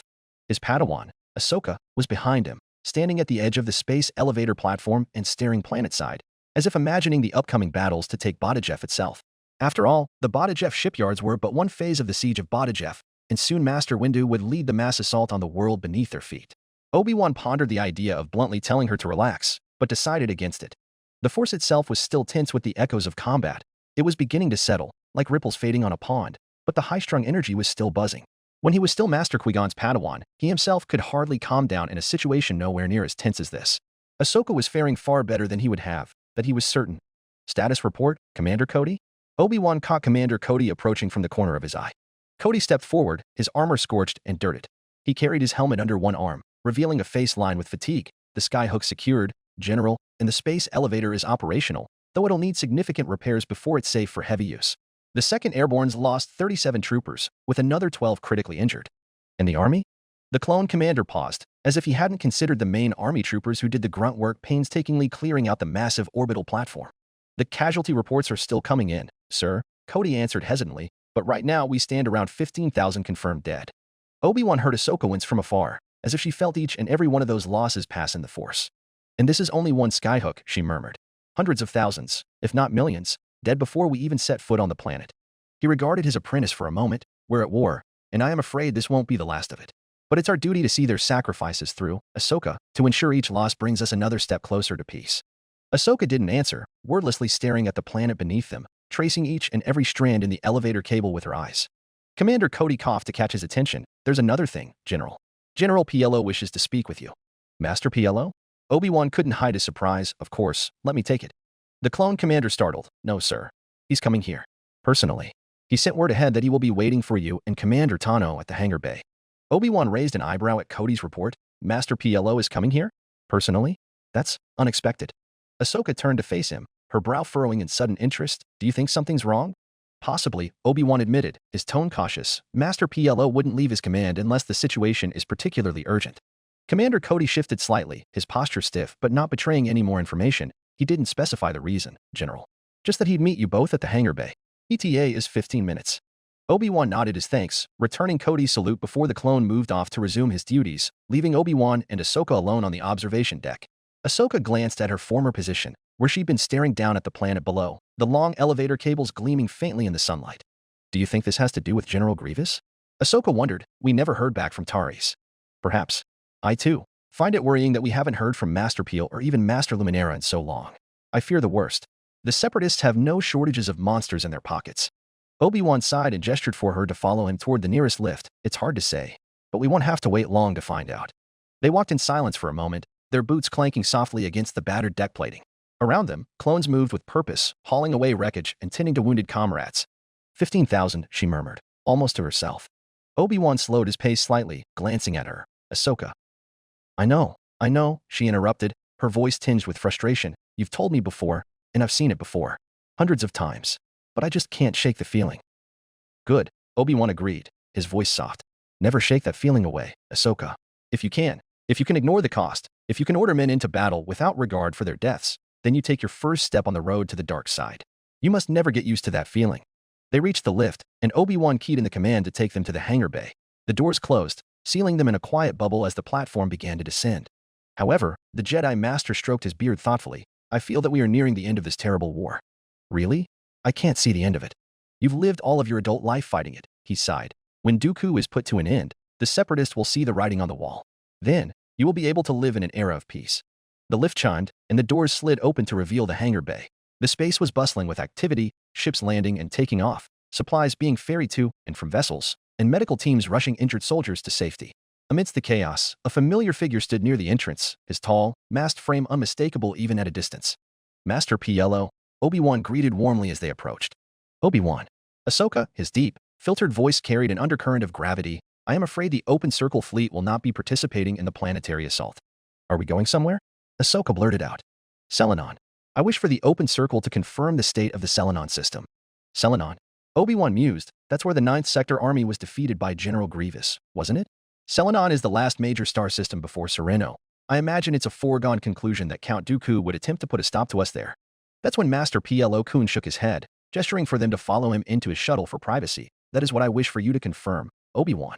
That Selenon is completely undefended, and that the road to Sereno is completely open. That's unbelievable, frankly, Obi-Wan half-laughed. Not even Count Dooku would be so. Where did this information come from? The grooves on the Keldor Jedi's face deepened. Admiral Trench. Admiral Trench. Ahsoka hissed, you mean that Admiral Trench? The old spider. Indeed, Ahsoka. I mean that Admiral Trench. Which is exactly why I must take this claim seriously. But he's the enemy. Master Ramkota decided otherwise, Master PLO said in a tone that brooked no argument. Fender Station had permitted Admiral Trench's war fleet to bloodlessly transit the Saline Corridor. While we have been busy at Bandamir and Badajev, the Confederate Second Fleet has secured the Thesum and Calamith sectors leading up to Sereno, ostensibly paving the way for us. Ramkota? That man has always been a maverick, but he is also a soldier through and through. There was a reason the Republic assigned him to the critical stronghold of Fender. To think he would find reason to let Admiral Trench, however. But why? Obi-Wan pressed. Because the Raxus Confederacy views the Sereno Confederacy as a rogue, breakaway state, PLO Kun said with a dry humor, much like how the Republic views the Confederacy as a rogue, breakaway state. Our scout ships corroborate this information, but I would like for the Open Circle fleet to secure and monitor these space lanes, just in case. No, but why the Open Circle? Because not all of us are so open to cooperating with the Separatists, the older Jedi Master admitted easily. To tell you the truth, Obi-Wan, some in the Republic, and in the Jedi Order I am pained to admit, cannot accept a conditional peace with the Confederacy. The Open Circle fleet must secure these space lanes so that we have reason to traverse them without worry. Masters, Ahsoka protested, we're talking about Admiral Trench here. This must all be one big trap. I don't know what Master Kota was thinking, but this is no trap, Ahsoka, Master PLO rebuffed firmly. I have conversed with Master Kota personally, and he is not a Jedi who would make such a drastic act without meaningful costs. I would not have any of us disparage a Jedi Master of his character. Obi-Wan folded his arms, his expression calm but his thoughts churning as he absorbed Master PLO's words. The implications were great, and not in a way that sat comfortably with him. Admiral Trench, one of the Republic's most cunning and ruthless adversaries, aligning against Sereno is one thing, but to aid the Republic? On the surface, it seemed absurd, an enemy of such stature offering aid, even indirectly, to the Republic. Obi-Wan knew better than to dismiss such moves as mere coincidence. Still, the old spider aside, none of this explained why the Republic, or more specifically, Master Kota and Master PLO, would entertain such a dangerous proposition. The Jedi Order had always aligned with the Republic in being wary of compromises with the Separatists, especially after the attack on Coruscant. Yet here they were, considering the possibility of using Trench's moves to their advantage. Obi-Wan's mind traced the threads further. If Trench's fleet had been allowed through the Saline Corridor, it wasn't a matter of oversight or miscommunication. It had been deliberate. Ramkota had permitted it, knowing full well the implications. Obi-Wan respected Kota as a soldier and a tactician, but the man's maverick tendencies often led him down unconventional paths. This decision, however, bordered on reckless, unless Kota saw an opportunity PLO Kun knew about, but nobody else did. What if Admiral Trench isn't aiding the Republic so much as he is aiding the expeditionary fleet specifically? Obi-Wan's gaze lingered on PLO Kun for a moment longer. The Keldor was a Jedi of great integrity, and Obi-Wan never once doubted that he meant well, but if this truly was a conspiracy? How many Jedi are cooperating with the Separatists? Seeing no reason not to ask, Obi-Wan did. What? Ahsoka gasped, aghast. Not cooperating, PLO Kun corrected, but did not deny outright. Our goals simply have us aligned on parallel paths.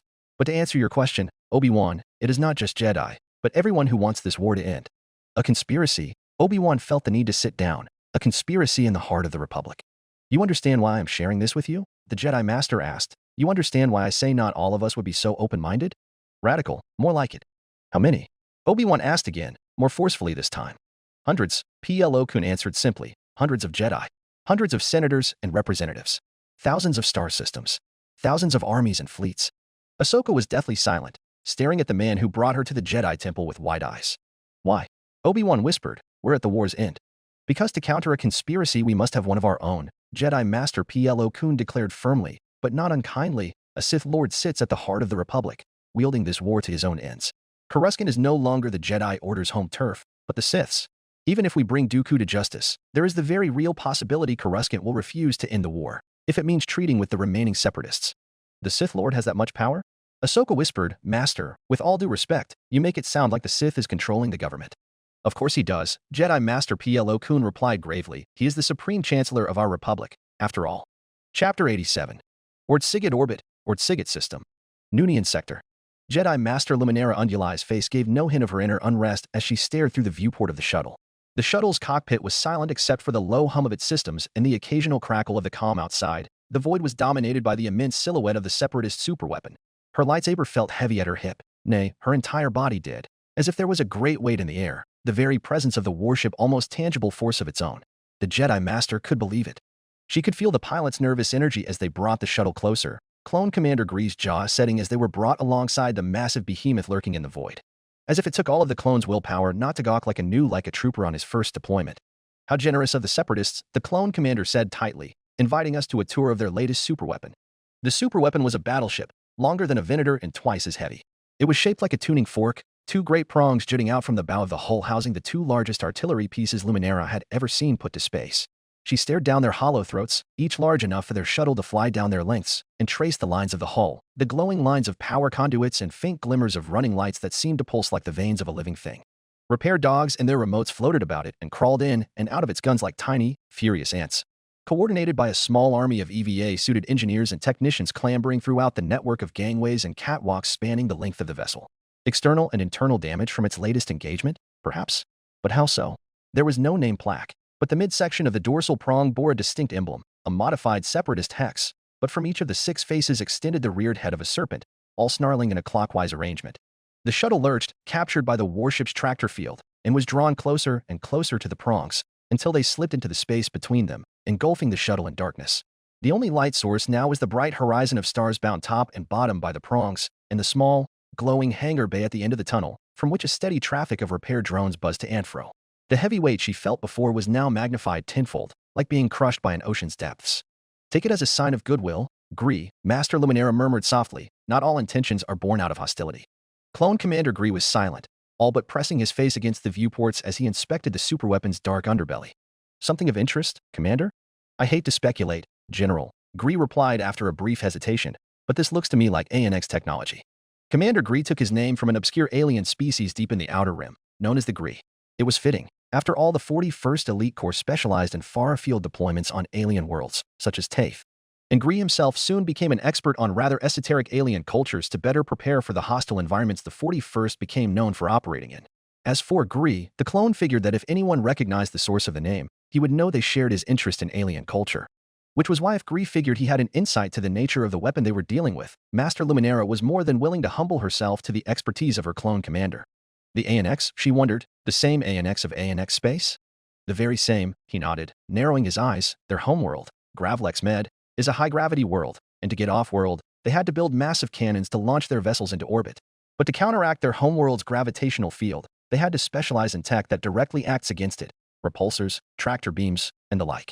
You're saying this weapon is nothing more than an oversized mass driver, Gree finished, as Republic intelligence has suspected, but to think they would use gravitic technology to accomplish the feats they were able to. I would hazard the SEPI seeked ANX expertise if the ANX did not have a frontal role in the engineering of this thing in the first place. It appears the Battle Hydra is getting more than he bargained for, Master Luminara mused lightly, tone neutral as the shuttle drew closer. I thought the SEPs are doing this out of goodwill, General? The docking protocols engaged, and the metallic hiss of the landing clamps echoed through the hold. A moment later, the shuttle's ramp lowered with a hiss of decompression, revealing a welcoming party already waiting at the end of the docking corridor. Master Luminara stood up, a slight tug at her lips. That doesn't mean we should be, Commander. Luminara brushed off her dress, stepping down the ramp with Commander Gree close behind her. The air aboard the warship was sharp and sterile, the faint hum of the ship's systems a constant undercurrent. A tall, stern human officer stood at the forefront, his gray uniform pristine and sharply creased, and shoulder patch bearing the mark of a commander. Behind him, droids and Skakoan naval commandos flanked the corridor in silent formation.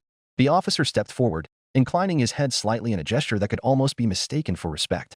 General Unduli, he greeted, his voice smooth but cold, welcome aboard the Conqueress. Commander Nifmak Demura, at your service. The Admiral is eager to meet you. I trust this visit will proceed without incident, she said evenly. Demura's lips curved in a faint smile that didn't reach his eyes. The Confederacy did not unite the Outer Rim in common cause by force, Master Jedi. Diplomacy is greatly valued here, rest assured. Some of the Confederacy's generals failed to hold that sentiment in high esteem, Commander Demura. Which is why you are here, and not them, the officer replied politely. They moved deeper into the ship, the Jedi General's detail of clone troopers falling in lockstep with the Separatist escort. Clone Commander Gree had refastened his helmet, more than likely to hide his roving gaze as he analyzed the Conqueress from the inside out. As did Master Luminara, extending her senses out to feel her way through the corridors and make a mental map of the warship's interior. For a battleship of this size, however, its interior accommodations were surprisingly small, with almost claustrophobic compartments and hallways. Almost as if all the livable spaces had to be shoved out of the way to make room for something else, something large. Every passageway felt like a compromise, as if the living quarters and operational spaces had been deliberately minimized. Her suspicions deepened when she noticed the abundance of maintenance doors lining the walls. Each was sealed tight, reinforced with bulkheads and clearly marked with warning signs. Then there were the Skakoan combat engineers stationed at intervals along these corridors, scanning her party through their inscrutable pressure suits as they passed. Well, it's now clear what role the Techno-Union played in the making of the ship. Just then, Commander Gree fell into step beside her, his voice a low murmur transmitted through her comlink. "General, I've been tracking our movement relative to the exterior hull. According to my scans, we've been circling around a massive hollow section that takes up most of the ship's body." "The size is impressive," Luminera noted out loud. Demura didn't deign to comment. "And judging by the bulkheads," Gree continued inconspicuously, "I'd hazard that the space isn't habitable either. It's a huge vacuum." "This weapon's projectiles aren't plasma or ionic in nature," Luminera mused silently. "They were very much physical slugs. And judging by the size of the barrels we just saw, the vacuum hold was more than likely a gigantic ammunition locker. The ship was likely rearmed through a huge cargo door on the ventral surface, directly connected to outer space. The physical slugs, each the size of a tenement block, would then be stored in a zero-gravity vacuum hold in the center of the hull before being fed into the guns." "Ha," Commander Gree said aloud, likely reaching the same conclusion as her. "What a battleship this is. She's just a shell, and what, 70–80% empty vacuum? One well-placed shot will rip this warship to shreds." Nifmak Demura's shoulders tensed, but he did not deny the claim, which was why Conqueress was target-locked not once at Taris. "Does she even have enough room for a hypermatter annihilator reactor?" Gree pressured further. The most powerful hyperatter reactors, ones able to sufficiently power a capital ship, were notoriously difficult to house due to their always spherical shape, and the Republic Navy's latest warship, the Victory class, was known for their reactors bulging out from the bottom of their hull. Ironically enough, the Venator-class Star Destroyer, which was also vastly empty inside due to its central hangar, faced a similar issue. Venators did possess hyperatter reactors, however, albeit with similar compromises. "Restricted information, I am afraid." Commander Demura slowed to a halt just before a turbolift lobby, his posture not betraying a hint. "Please, after you." The ride-up was a silent one, save for two Skakoan commandos exchanging terse words in their native tongue. They were watching her closely, or rather Gree, as though expecting him to pry even more. He did not. Nevertheless, the dorsal superstructure presiding over the warship was far more fitting for accommodations of a warship of this caliber. As soon as the turbolift emptied out, Master Luminera could feel as if she had just stepped out of a mechanical shop and into proper crew quarters. The corridors were more spacious, more brightly lit, with a constant traffic of uniformed personnel rather than combat fatigues and engineering coveralls. "Is it safe to show us so much of the vessel?" she couldn't help but question. "I advised against it." Demura's answer was clipped, showing her to a door. "I will have to ask for your detail to remain here. The clone commander may join you." That was acceptable. The door opened, and they stepped into the compartment. There was a small table draped in the most vibrant purple silk tablecloth waiting for them, and a dead man standing on the other side. There wasn't anywhere on Conqueress acceptable to entertain guests. Most of the ship beneath the bridge module was reserved for the ammunition hold. And what's in the limited superstructure was already crammed with all the necessary crew accommodations necessary to maintain the vast engineering core keeping this over-designed piece of shit running properly. Seeing how I couldn't very well host a Jedi Master in a mess hall or a command bridge, I compromised by commandeering one of the larger and used cabins. There was a table, but nothing to cover it with. Seeing as I wanted to make a good impression on the woman I'm hoping would turn the tide of the battle at Sereno later on, I had to improvise. The single most expensive piece of cloth on board Conqueress was my purple Onderon silk cloak. These days, I'm not really in the business of sucking up to superiors as I was before, so I might as well give the disused piece of silk some purpose. Besides, the House of Bonteri was in the business of silk back on Onderon anyway, and I was planning on pivoting to Oatilanwi for personal fashion after the war too. Don't ask me how the stupid thing survived the Battle of Rendili. I don't know. Hare magically procured it from her dimensional storage at Manayan, with something along the lines of the thing being with me since I was a child. I glanced at my feet, and the LEP droid in question stared up at me. "What a little incomprehensible thing you are." I heard the door open. "Welcome." I snapped up, beckoning in my guests. Come, sit." Master Luminera sat. The clone commander did not. "What's his name? Again? Shit. I am Admiral Rain Bonteri." The words rolled off my tongue easily, though Admiral is a new addition.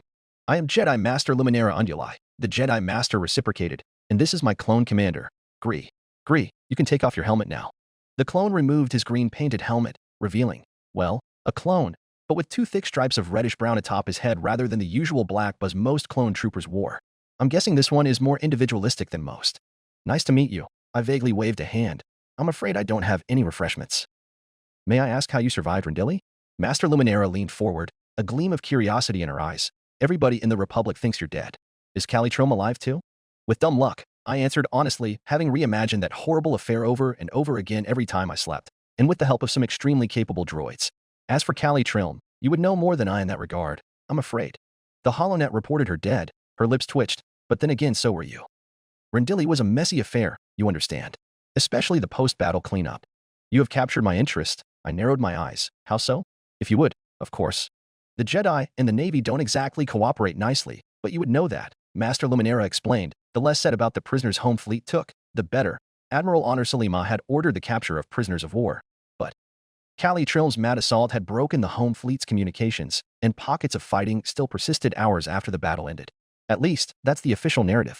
In other words, those unlucky enough to be recovered by the spacers of the home fleet were likely summarily executed on the spot. I could just imagine it. The accumulation of pin-up frustration, anger, and rage. The Battle of Rendili was one of the bloodiest and chaotic of the war, at least relative to its size, mostly thanks to the 19th Mobile Fleet. Who's to stop some vengeful gunners from popping escape pods? What about hangar crews claiming prisoners were resisting capture and thus killing them out of self-defense? They were exercising revenge. Who was going to call them out on it? Who was going to try to stop them? Their dead comrades? On the other hand, Master Luminera continued, the prisoners taken by Obi-Wan Kenobi's open circle fleet, though few. I have it on good authority Jedi Command offered them asylum so as to escape the horrors of whatever Republic intelligence had waiting for them. I could feel a tiny bud of hope blossom in my chest. The clones of the open circle fleet, however, were much more disciplined than the spacers of the home fleet. Not to mention, the open circle hadn't taken on the brunt of the fighting as the home fleet did. There was a chance. But I crushed the underfoot the next moment. Just as the open circle hadn't been in the swirl of the melee, they had also not been in any position to take prisoners, physically speaking. As Master Luminera had said herself, the POWs taken by the open circle were few, simply because the open circle had been outside the melee when it ended. And the Star of Sereno's grave was right in the heart of the battle, where the fighting was thickest. There was no point hoping against hope. That time had long passed. You wouldn't know where they were taken, would you? I asked anyway. The Jedi Master shook her head regretfully. I'm afraid only the Jedi High Council is privy to that information. You would have better luck asking Master Adi Gallia. This sort of thing is her field of expertise. Despite doing my best not to hope, I deflated at the news anyway. Well, it soothes me to know some of my comrades survived that ordeal. In any case, I hope we could have a fruitful discussion about our future cooperation today. I understand I'm no Admiral Trench, but what does Admiral Trench have to do with this? Commander Gree cut in tersely. I glanced at him, then back to the Miriel Jedi. You were not informed? Maybe it's the timing. What happened? The stern-faced clone was leaning so far over he almost slammed a palm on my tablecloth. I raised my hands up in surrender. Admiral Trench had negotiated the safe passage of his second fleet group to transit the Saline corridor with Jedi General Ramkota. If he continued to Badajeff, he should be meeting the expeditionary fleet there right about now. Commander Gree's jaw tightened, his gloved fingers curling into a fist as he processed the revelation. His gaze snapped to Master Luminera, his tone edged with disbelief. Master Luminera's expression remained impassive, though a flicker of concern crossed her eyes. General Kota allowed the old spider to transit the Saline corridor? That's treasonous at worst, reckless at best. Commander, she said calmly, grabbing Gree's arm to steady him, we don't yet have the full context. Let's not leap to conclusions. The Jedi Master then looked at me, boring straight through my eyes, and I'm sure you will gladly provide said context, Admiral? I blew out a harsh breath, mentally and physically preparing for the conversation ahead. How the hell did you do it, Trench? Then again, he was like a 6-feet-tall bipedal spider. When Trench spoke, people tended to listen, whether they liked it or not, especially when every primal instinct in your body was screaming at you to not get eaten. As I had briefly explained before, I started off lightly. Count Dooku's Sereno government is an unrecognized splinter state of the Confederacy. Admiral Trench and General Kota must have found common ground. After all, there is no reason for the Second Fleet Group and the Expeditionary Fleet to fight when they have a common enemy. War is rarely that simple, I am afraid, Master Luminera returned, equally lightly, nor is Master Ramkota that sort of character. If that maverick allowed Trench through, then there must be something larger at play, large enough that Master Kota decided the severity of it outweighed the risks. I, the demure Jedi Master, then the stone-cold clone commander. They played a very natural carrot and stick, even if they did not intend for it. There was a pause as I mulled over whether to take the plunge, a pause that Commander Gree decided was far too long. I would hear none of it, however, and as soon as the stick opened his mouth, I decided to take the plunge. It's because the Expeditionary Fleet is about to collapse, I prophesied, and General Kota wants Admiral Trench to save as many Jedi as possible before or during it. Collapse, Commander Gree startled. What sort of? Master Luminera raised a hand, stilling him like a dog. I'm afraid we will need context for the context, Admiral. Here. I opened a hand at my side. The clone's expression sharpened as he snapped down to the 2 rabbit ears just poking above the table. Oh yeah, my droid's able to escape an elite trooper's senses. What the fuck are you, Hare? The LEP droid in question reached into her storage compartment and produced a tablet and holoprojector, depositing them both in my palm. I carefully brought both devices to the table, sliding them onto the silk and hooking them up. We intercepted this from Coruscant. I offered the Jedi Master the tablet. Read at your own pleasure. It is the exact same thing Trinch showed Ramcoda. Master Luminara's eyes hovered over the front page, and her expression slowly went blank. The air went stagnant, as if the Force was bringing all airflow to a halt. I felt a sudden and urgent urge to increase the ventilation in the compartment, but put the suffocating sensation aside to inspect Luminara's expression. Unfortunately, if she was a Jedi Master of anything, it was being a master of the poker face. It was as if I was watching a statue, the only evidence of life being her thumb scrolling the tablet. General, Commander Gree questioned. I am afraid I will have to keep this from you for now, Commander. Her voice was flat as still water. Understood, sir. And Master Luminara's gaze flicked up to mine. How exactly will the expeditionary fleet collapse? I could tell that Gree was immediately curious about his general's sudden receptive attitude to the outlandish claim, but had more than enough discipline to remain still. I suspect that it will come by way of one of the Grand Army's contingencies codes. I leaned back, far back, and knitted my fingers together. I assume you have heard of them? I am surprised you know of them, Master Luminara replied. I wasn't certain they existed. I shrugged, but spoke honestly. There was no reason not to. And besides, I only know one by name and purpose. Order 66. Both Jedi and Clone Commander paused, or rather, the Clone Commander paused. The Jedi already had all the posture of a lifelike statue. Despite that, Commander Gree waited for Luminara to wordlessly place down the tablet, the manifesto, to speak, heeding an unsaid permission. Reason for it aside, only the Supreme Commander-in-Chief could issue that order, Gree said slowly, as if explaining to a child, and it would never work besides. Even if there had been some disagreements, the Jedi are still the generals and heroes of the Grand Army, if not the Republic. Nobody in their right mind would betray it. With no disrespect, Commander, I started, but I was under the impression clone troopers were trained to obey every order, as long as they come from the proper authority. Bred to obey. That was left unspoken, but they knew what I really meant. Clone Commander Gree bristled. The clone army has fought with the Jedi for 2 years now. I will admit that some may obey, but many will not, and definitely not the Grand Army. I see. This complicates things. The only thing I knew about these contingency orders was basically a single scene in Episode 3, and even then, my memory grows fuzzy. I had entertained the idea of intercepting Order 66 as it left Coruscant with Priestess, but that would immediately blow Priestess cover, and there were at least 65 more contingency orders. 1 or 2 of which Palpatine could fall back on to accomplish a similar feat for all I could know. There were hundreds, thousands more contingency orders to account for every conceivable, well, contingency. Then, what about replacing Order 66 with another order, one beneficial to us? Priestess' existence would still be revealed, but there was almost certainly an order to overthrow the current administration or something, right? Except, we don't know the authentication key of each contingency order.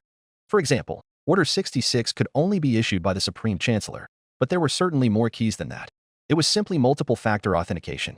The Chancellor was one thing, but what if he was issuing the order under duress, or was unfit for duty? What if the transmission was faked? The Supreme Chancellor's voice and image, biometrics, were one key. Was the exact frequency of the hyperwave another key? Was there also a transponder ID, biscuit code, and approval from the Vice Chair? These sort of drastic measures required checks and balances, so that they could not be abused. And not all contingency orders would have the same authentication keys, that was for certain. A hypothetical order to depose the Supreme Chancellor, for example, should only be issued by another party. A Senate majority? The Security Council? The Supreme Court? The Strategic Planning Amphitheater? A mix of all four? These sorts of things were most likely kept on the most need-to-know basis, under heavy lock and key. Priestess was omnipresent, not omnipotent.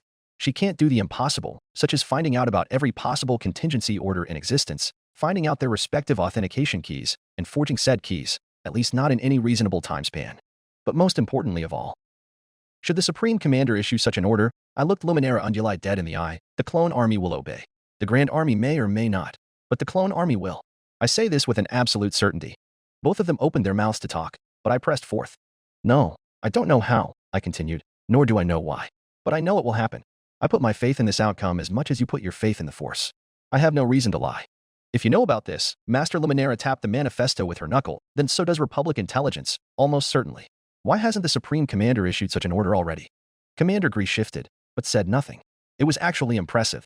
If I was in his position, I would be leaping out of my skin in equal parts worry and curiosity. I don't know, Master Jedi. I purposefully leaked a touch of real, pin-up frustration into my voice. I don't know. Can we warn them? Luminara asked. Or warn the Jedi Temple? They both know, I suspect. I replied. Look at the names in that document. Everyone involved knows the risks. They've already thrown the coin, and are waiting to see how it lands. Barriss, she murmured. Audie had taken Barriss under her wing. So she has. The Mirialan Jedi looked at me. And this was part of your plan as well? Barriss is in the know to all of this. Master Jedi, I smiled sheepishly. Barriss created this plan. The spy network we used to intercept this document. It's all Barriss Afi. Master Jedi. I tried again. The Jedi Temple is out of our hands, and we can only put our trust in Barriss and Master Gallia to pull through. We are, however, in the position to influence the fate of the expeditionary fleet. This is what General Romkoda realized, and this is what I hope you realize now. Master Luminara's face remained impassive, but I could see the gears turning behind her sapphire eyes. Her tattooed fingers rested lightly on the edge of the manifesto, unmoving, save for the faintest. Was it tension? Hesitation? Perhaps a flicker of doubt? I wasn't sure. The Jedi were trained to control their emotions, to mask their thoughts, but even the best of them weren't infallible. And I had spent my entire adult life learning to read people. I rested my elbows on the tablecloth, the silk so smooth it took more effort to prevent said elbows from sliding, squinting at her. Her breathing was steady but shallow. The faint twitch of her brow, the way her eyes flicked, ever so slightly, to Commander Gree, then back to the document. She's weighing the risk, I thought. The risk of acting. The risk of not acting. This was the part of the plan that always went wrong. People could be influenced, convinced, but people, even the most straight-laced of them, were also unpredictable. For all my careful planning, for all my confidence in the information I presented and the way I presented them, everything could be undone with a single rogue thought. I felt a cold knot of doubt coil in my stomach. There was always the chance I had overplayed my hand. And all the while, Commander Gree stood like a statue beside her, his silence as deliberate as hers. Yet his tension was palpable, the slight tightening of his jaw and the rigidity in his stance betraying the storm brewing beneath his calm exterior, like a dog awaiting their order. Then, suddenly, Master Luminara Unduli straightened, and I snapped upright in response. She handed the manifesto to the clone beside her, her gaze not once straying from mine. Admiral Bonteri, she started. You are the best naval tactician I know. How do you suggest we save the day? Chapter 88. Sereno Approach, Sereno System. Dastan Sector. Stars aligned. Ahsoka murmured. Master PLO was right. We're here. Here. Sereno. An idyllic garden world, fostered and grown by Count Dooku himself. Lush rainforests and mountain ranges visible from orbit, as well as savannas, which gave way to mighty rivers that spilled into vast oceans. The gleaming silver pearl of the Confederacy. And the end of the war. Obi-Wan sighed deeply. Oh, how I wish that to be true. Chancellor Palpatine, a Sith Lord? Not even that, the Sith Lord. On impulse, the Jedi Master could have immediately thought the idea utterly preposterous. The Chancellor was an old, fatherly man who championed the Jedi Order at every hurdle, even as he single-handedly kept the bickering Senate from falling apart at the seams and holding on to the many pieces of the crumbling Galactic Republic. But Obi-Wan Kenobi was also absent from Coruscant more often than not, fighting the Chancellor's war on the front lines. For every acclaim the Chancellor lauded on the Jedi Order in public, he disparaged their characters in private. For every Senate convention he prevented from devolving into the squabbling mess, the more corrupted caucuses he folded into his vast pockets. For every facet of the teetering republic he kept from collapsing, there was another constitutional wall he eroded for his own means. The Supreme Chancellor was the single most powerful man in the galaxy, having just completed his third four-year term in an office that limits its chancellors to only 2 terms, and he had no intention of letting go. As a bloody war of lasers and steel was being fought in the galactic rim by brave troopers and heroic knights, a shadow war of secrets and credits was being fought in the capital of the galaxy by spies and politicians. And all of it was culminating on 2 fronts. One was here, at Sereno, to dismantle the Sith apprentice. The other was on Coruscant, to undo the Sith Master. It didn't matter that they only won one battle. They had to triumph in both. Completely and utterly. The Sith were insidious. Any victory over them that wasn't complete gave them ample room to escape, scheme, and return. Obi-Wan Kenobi closed his eyes and clenched his fists, feeling the linger of the dark side swirl around him like silken brocade. He felt stupid and guilty, because he knew the truth from the start. The truth. What if I told you the Republic was now under the control of the Dark Lord of the Sith? Hundreds of senators are now under the influence of a Sith Lord, called Darth Sidious. And now the Sith waged a proxy war to bring the galaxy to its knees, and hundreds of senators have ballooned into thousands. Obi-Wan Kenobi ignored the truth, even when it was spoken right to his face, to the galaxy's peril. Master. Ahsoka's chip voice shook him from his reverie. Far from the youthful energy and confidence the young Togruta had presented to him at the start, his second Padawan had been tempered by years of constant battle, lurching from one front to another. Anxiety laced Ahsoka's tone, as if she was unsure whether they should be facing forwards or backwards, and Obi-Wan knew as a Jedi Master, he must not let his doubts infect her too. Yes, my young Padawan? Shouldn't we start sending out the beacons? Obi-Wan blankly nodded. Ahead of them, spearhead to groups of needle-nosed pickets that were screening the capital ships, slewed hundreds of enemy craft. Some were 13-year-old vulture fighters with paired wings that resembled seed pods. Others were compact tri-fighter droids, and still others were space-capable Geonosian twin-beaked Nantex-class starfighters. The tactical holos displayed the signatures and deployment of the separatist capital vessels, Trade Federation looker hulks, and core ships, Techno-Union hard cells, with their columnar thruster packages and egg-shaped fuselages, Commerce Guild Diamond-class cruisers and Corporate Alliance fantails, frigates, gunboats, and banking clan communications ships featuring huge circular transponders. The whole separatist parade. Thousands of warships, all gathered to defend the jewel of the Separatist Alliance and the seat of their master. He eyed the Techno-Union and Corporate Alliance warships within the gathered Sereno defense fleet. Not even the Separatist schism could prevent Count Dooku from calling upon their forces, it seems. The Open Circle fleet was massively outnumbered and outgunned. But not for long. Send it out, Ahsoka, Obi-Wan ordered. Ahsoka grinned, a rare sight after the revelations at Badajeff. Don't have to tell me twice, Master. The metaphorical flares were released, and within moments the first battle groups of the expeditionary fleet warped into the Sereno star system, having been waiting for precisely this all-clear signal just up the Hydian way. Albedo Brave reporting in. First came the imposing voice of Jedi Master Jero Tapel. The rest of the expeditionary fleet en route. Battle Group Selfless reporting. Then came the stern and blunt tone of Jedi Master Kilivine Reyes. Despite his seniority, Obi-Wan couldn't help but tense at the recognition of Master Kilivine. She was a harsh Jedi, to speak lightly. Having been recently made a Jedi Master to fill in the gaping holes of the Order's ranks, Kilivine Reyes was a difficult person to work with. Having apprenticed under Count Dooku himself, she inherited every bit of his lightsaber mastery and perfectionist tendencies. Needless to say, her character ran completely counter to Obi-Wan's and Anakin's during a cooperative assignment to the Valdizian system 2 years ago, and she levied constant grievance at their constant, well, let's say banter. Still, she was an immensely skilled blade master, albeit of singular focus at times, and had done them a great favor by imparting her teachings unto Ahsoka and Scout, even if her exacting methods did temper the two excited Padawans by quite a bit. Task Force Anvil, reporting. Battle Group Majestic, reporting in. Battle Group Demolisher, present. More and more fleets leapt into the system, the volume of which soon grew into a constant influx of warships, dissuading any notion of a preemptive strike from the Separatist defenders. Battle Group Integrity, reporting. Task Force Dominance, present. Battle Group Endurance, reporting to the AO. Obi-Wan's attention was seized by the Endurance, Master Mace Windu's flagship. Admiral Killian, this is General Kenobi of the Open Circle Fleet. He recognized the Admiral's voice. TF Hyperion should be joining us shortly. Indeed, General, Admiral Shone Killian replied. General PLO Kuhn is currently clearing the Topperwa star system. He has, however, already imparted on us the intended battle order. Stand by for the formation package. PLO Kuhn is late. To his own battle? Obi-Wan couldn't help but feel a nervous energy and an unnatural urge to look over his shoulder. Both Admiral Trench and General Grievous remained at large as well, with the former located somewhere on this side of the Saline Corridor, but completely at large, and the only signs of the latter being a mass debris field around Taris. The wreckage of the Insolent was recovered, having suffered from a cataclysmic reactor detonation. No hands aboard survived the explosion. It could only be concluded that General Grievous had crossed another Jedi off his hit list, despite the completely absent Task Force Garland. Obi-Wan could only hope Luminara had escaped that grisly fate. Nevertheless, before he could take a look at the formation package, Endurance re-emerged on the comms, with Admiral Killian's voice replaced by the grim delivery of Mace Windu.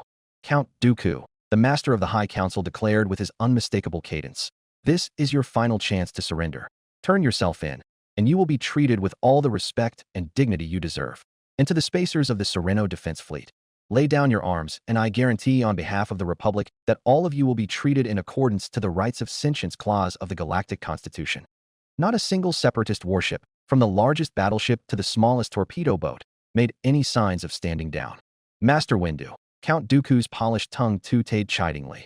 That offer would have been more convincing 2 years ago. What has the Republic done to convince these brave men and women of your benevolence? You have burned down every world from Salvara to Centaurs, reduced Metalorn to slag, turned Mimban into a muddy hell, slaughtered the cities of Cyrilia, and now you destroy their homes. You crush Bandamir under your heel, and tear down the skyhooks of Badajeff. Lies, Mace Windu swore, all lies. Dooku, even when we offer you quarter you reply to our goodwill with lies. You entrench your unbelievable claims, you stubbornly dig in your heels, you further immerse yourself in the dark side of the Force. Time and time again, we have given you every chance at peace, at salvation, and this is how you respond. Misleading the people of this galaxy, feeding them lies, turning them against each other. When will this end? When will you have enough? How defensive of you, Master. Count Dooku chuckled lightly. So breezily Obi-Wan could have almost forgotten he was a man with nowhere left to go. Sereno was at the end of the road, and there was no way out. Count Dooku was trapped, and yet it was as if Count Dooku thought himself free.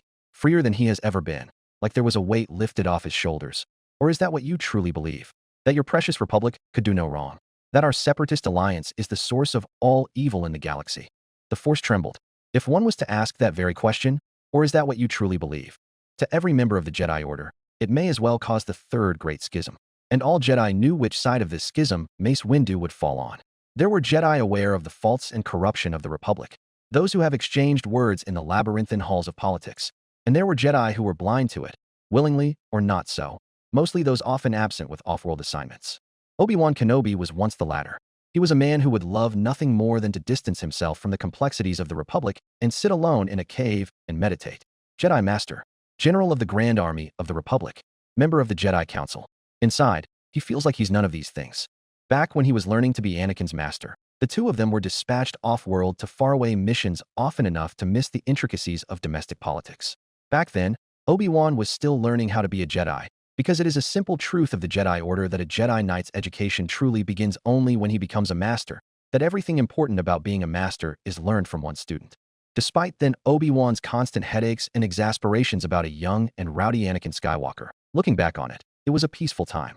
A peaceful time that made them ignorant to the growing darkness in the heart of the galaxy. Now, Obi-Wan Kenobi was no longer the latter. He was not Adi Gallia, who could only describe the Republic as a rotten, stinking corpse shrouded in satin, but nor was he a man who loved the Republic as if it were his parent. He valued peace above all, and for time immemorial the Republic was the symbol of it. No longer. Alas, there were Jedi who truly loved the Republic. There were Jedi who believed they owed the Republic their lives. There were Jedi who loved the Republic as if it were their parent. There were Jedi who felt the filial obligation to protect the Republic and its constitution. Or as Master Gallia would describe it, there were Jedi who felt duty-bound to guard a morgue, even as the world burned down around them. Unfortunately, Master Mace Windu could be described as one of those Jedi. Even now, Obi-Wan could sense the growing rift in the expeditionary fleet. The confidence they shared at the start of the Hydian campaign, that eagerness to end the war. It was gone, eroded, grinded down to dust. Now, the Jedi looked over their shoulders at enemies imaginary and real. They look at their soldiers, who have fought alongside them for years, with suspicion. They look to each other with uncertain eyes, wondering who to trust, wondering if they were on the same side, wondering if they were in the know. The Jedi Expeditionary Fleet was a tapestry unraveling at the seams.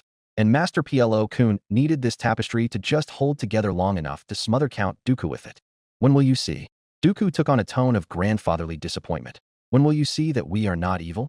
When will you see that you have torn the galaxy apart to protect a republic that does not protect you? I ask the same to you. How many people must you kill? How many planets must you burn? How many more years must the galaxy suffer before you realize you are fighting the wrong war? The Force trembled again. Uncertainty hung in the air over every warship. Every word Dooku spoke, the Expeditionary Fleet grew more uncertain, and the Sereno Defense Fleet grew more confident. Before Master Windu could make another diplomatic blunder in his blunt, admittedly brusque way, Obi-Wan decided to step in.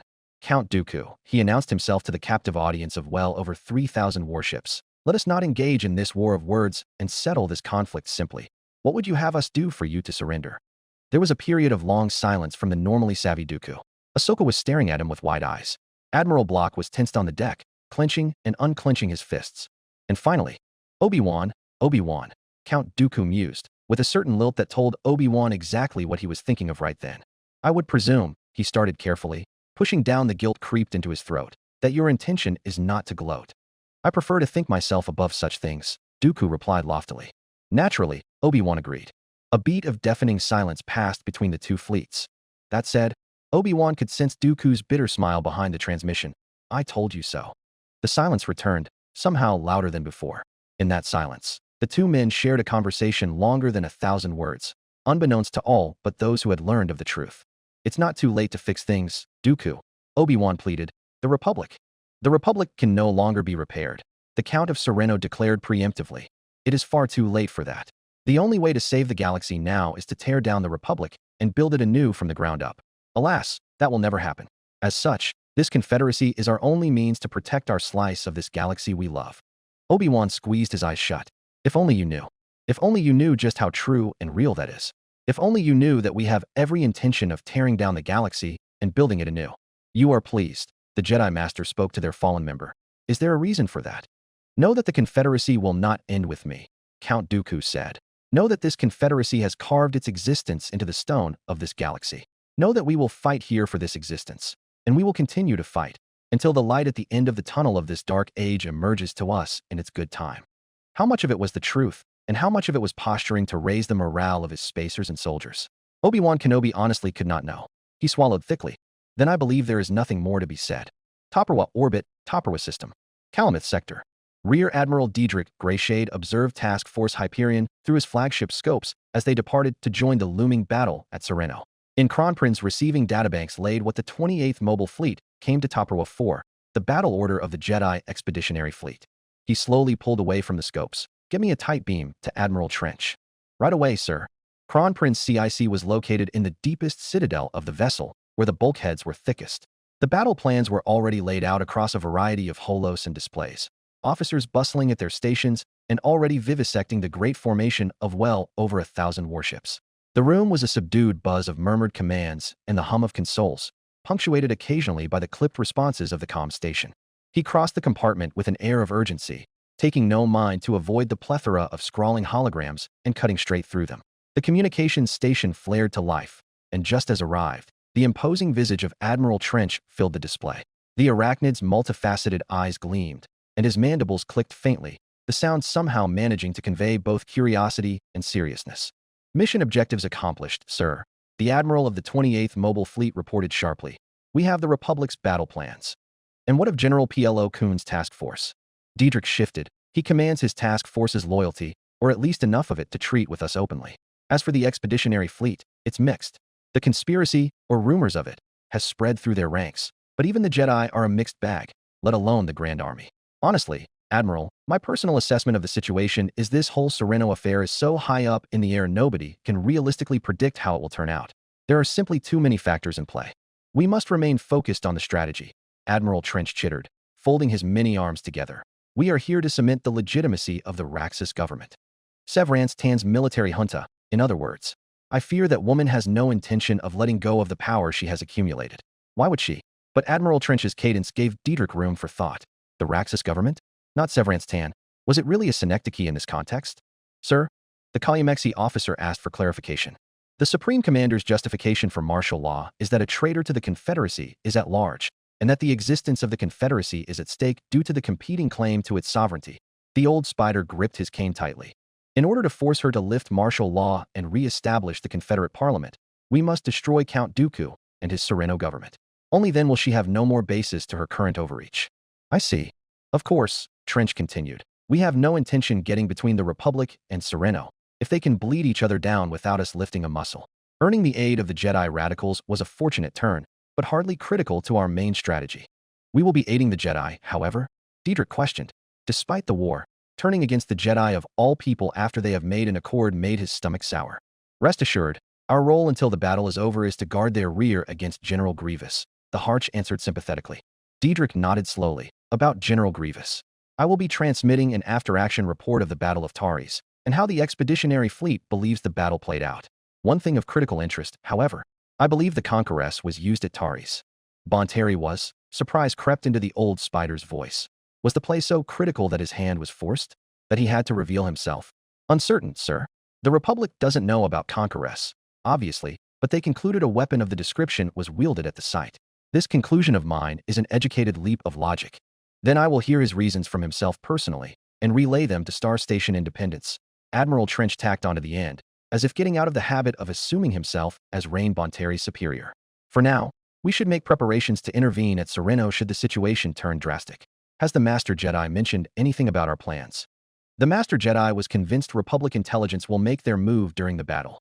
They wouldn't miss their most opportune moment, as he described it, Rear Admiral Diedrich explained, unconsciously wiggling his fingers. Personally, Admiral, I think it's the space magic voodoo telling him as such. And what do you make of that?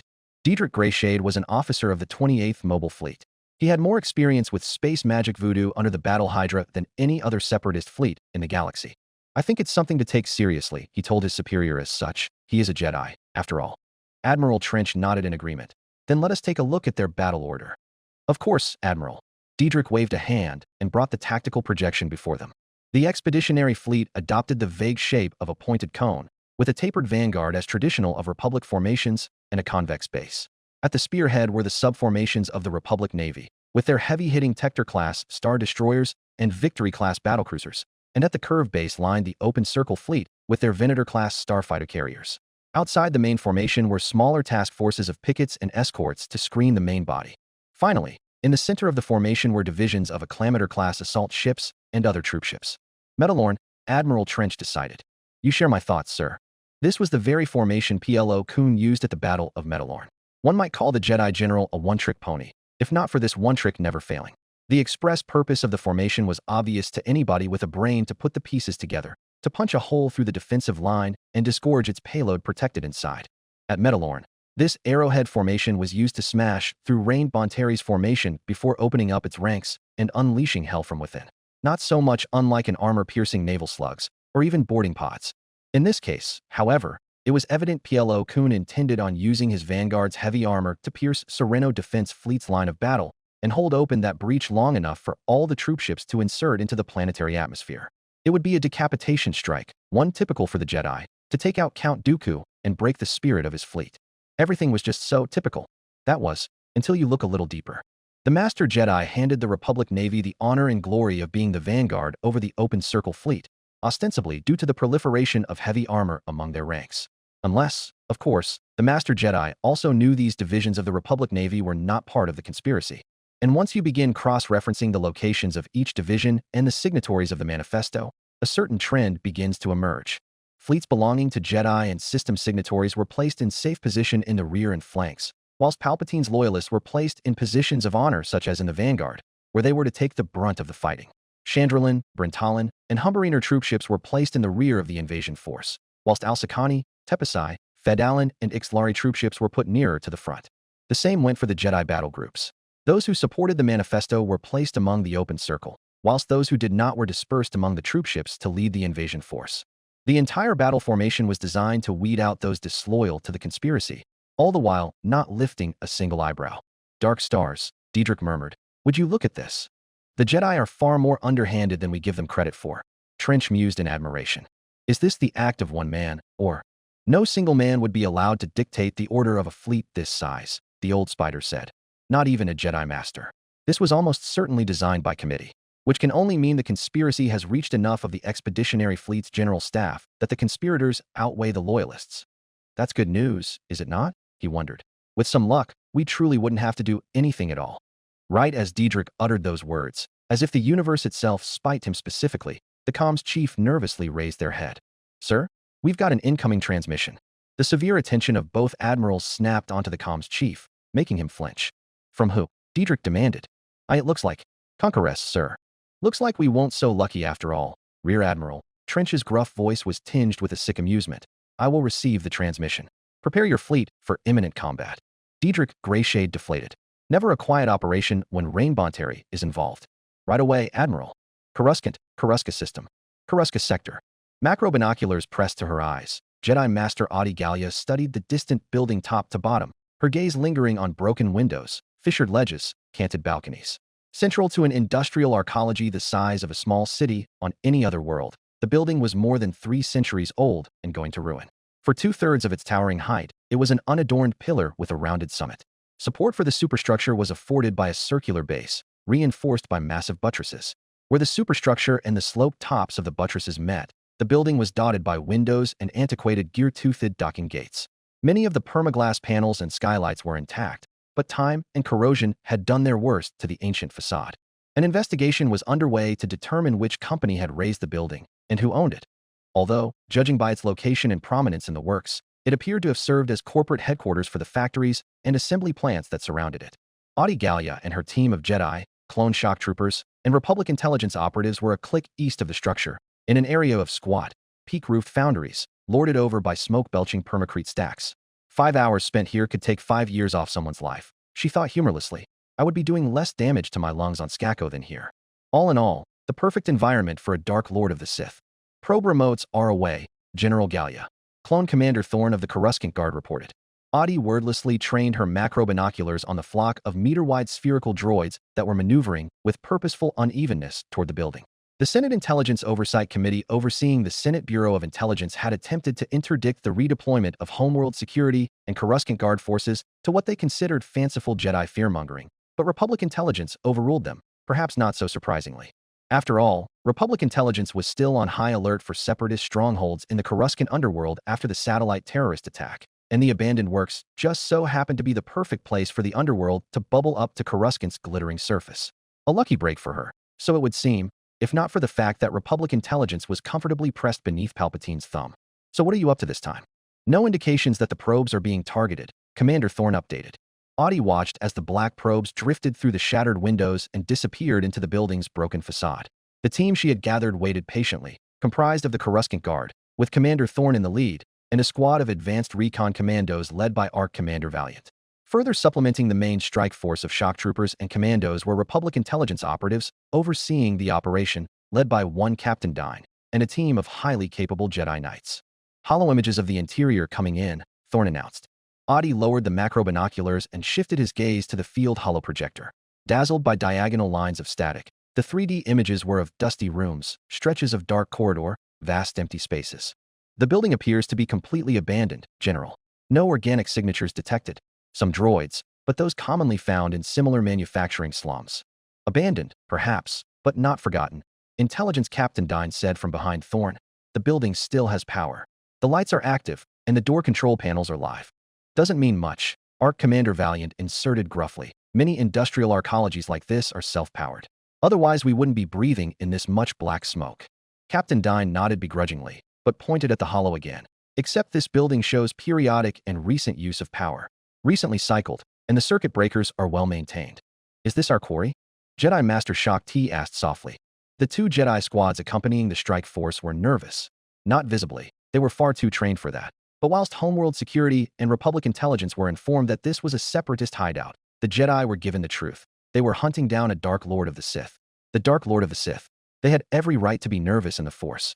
The only one who wasn't, a certain red-skinned Iscad Acaris, leaning slightly as she put her weight on one leg. Audi Gallia felt boredom, maybe a tint of eagerness at the notion of the operation finally starting. They had, after all, been combing through all the arcologies in this district for weeks. This conversation, this very scene, has already played out dozens of times. It was a first for them to be so sure they had finally found their mark. Inform Master Yoda that the operation is a go and that he is to arrive ASAP. Audi Gallia stood up, nodding at her fellow council member. Commander Thorne, give the green light. We will be going on ahead. Understood, General. We will split into two teams. Audi Gallia announced, clapping her hands to catch the attention of the gathered strike force. I will lead Orek team, while Master Shock T will lead back to team. You have your assignments. Board your gunships. There was a subdued cheer from the combined strike force, a last-minute battle cry to amp themselves up for the imminent operation, and they began breaking off in lines towards their assigned gunships. May the Force be with you. And you. Force be with you. May the Force be with you. Soon, the Jedi Knights began breaking off into their squads too. Audi Gallia and Shock T shared a grim look. As beautiful as a flower and as deadly as a viper, Shock T was the Jedi Master one wanted by one side in these circumstances. Despite appearances, she was a hunter through and through, in the Togrutan nature. A sense of smell was keen, her eyes sharp as a hawk's, and when augmented by the Force, comparable to that of a macrobinoculars.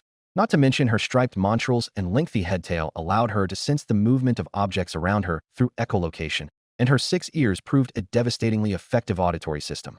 Graced with the ability to move quickly through crowds or tight spots, she was often the first to wade into close-quarter engagements, and her blue lightsaber quick to find its mark. Master Mace Windu was completely correct to have her remain on Coruscant for the operation. Audi Gallia was lucky to have her, because Shock T was a natural predator dressed in silk and beads. May the Force be with you, the Tholothian Jedi Master bowed. So this is it. And with you, the Togruta Jedi Master replied demurely. So it is. Orek team's gunship was already packed with commandos and knights by the time she clambered inside. Lifting off, the LAT aimed straight for the summit of the building. All around her, red-painted LAT gunships lifted off into the smoke-filled sky, doorway gunners traversing their repeating blasters, and commandos standing ready to deploy from the gunship's troop bay. Elsewhere, AT-TES and other mobile artillery vehicles began to lumber across the dilapidated urbanscape toward the target. Overkill, perhaps, considering their true target, but this operation was officially a siege on a separatist stronghold.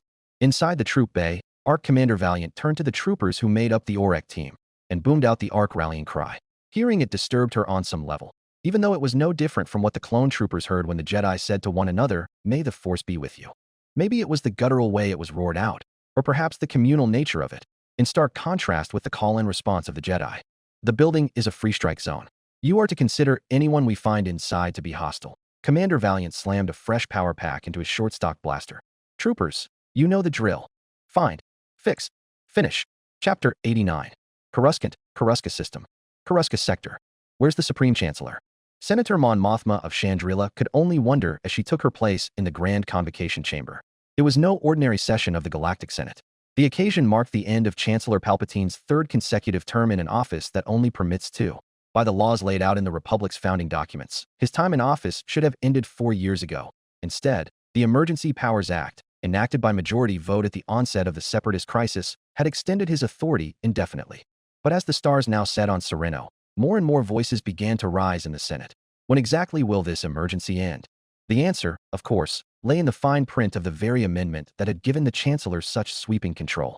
The state of emergency could only be terminated by the Supreme Chancellor himself, a decree that would effectively strip him of the extraordinary powers he had amassed.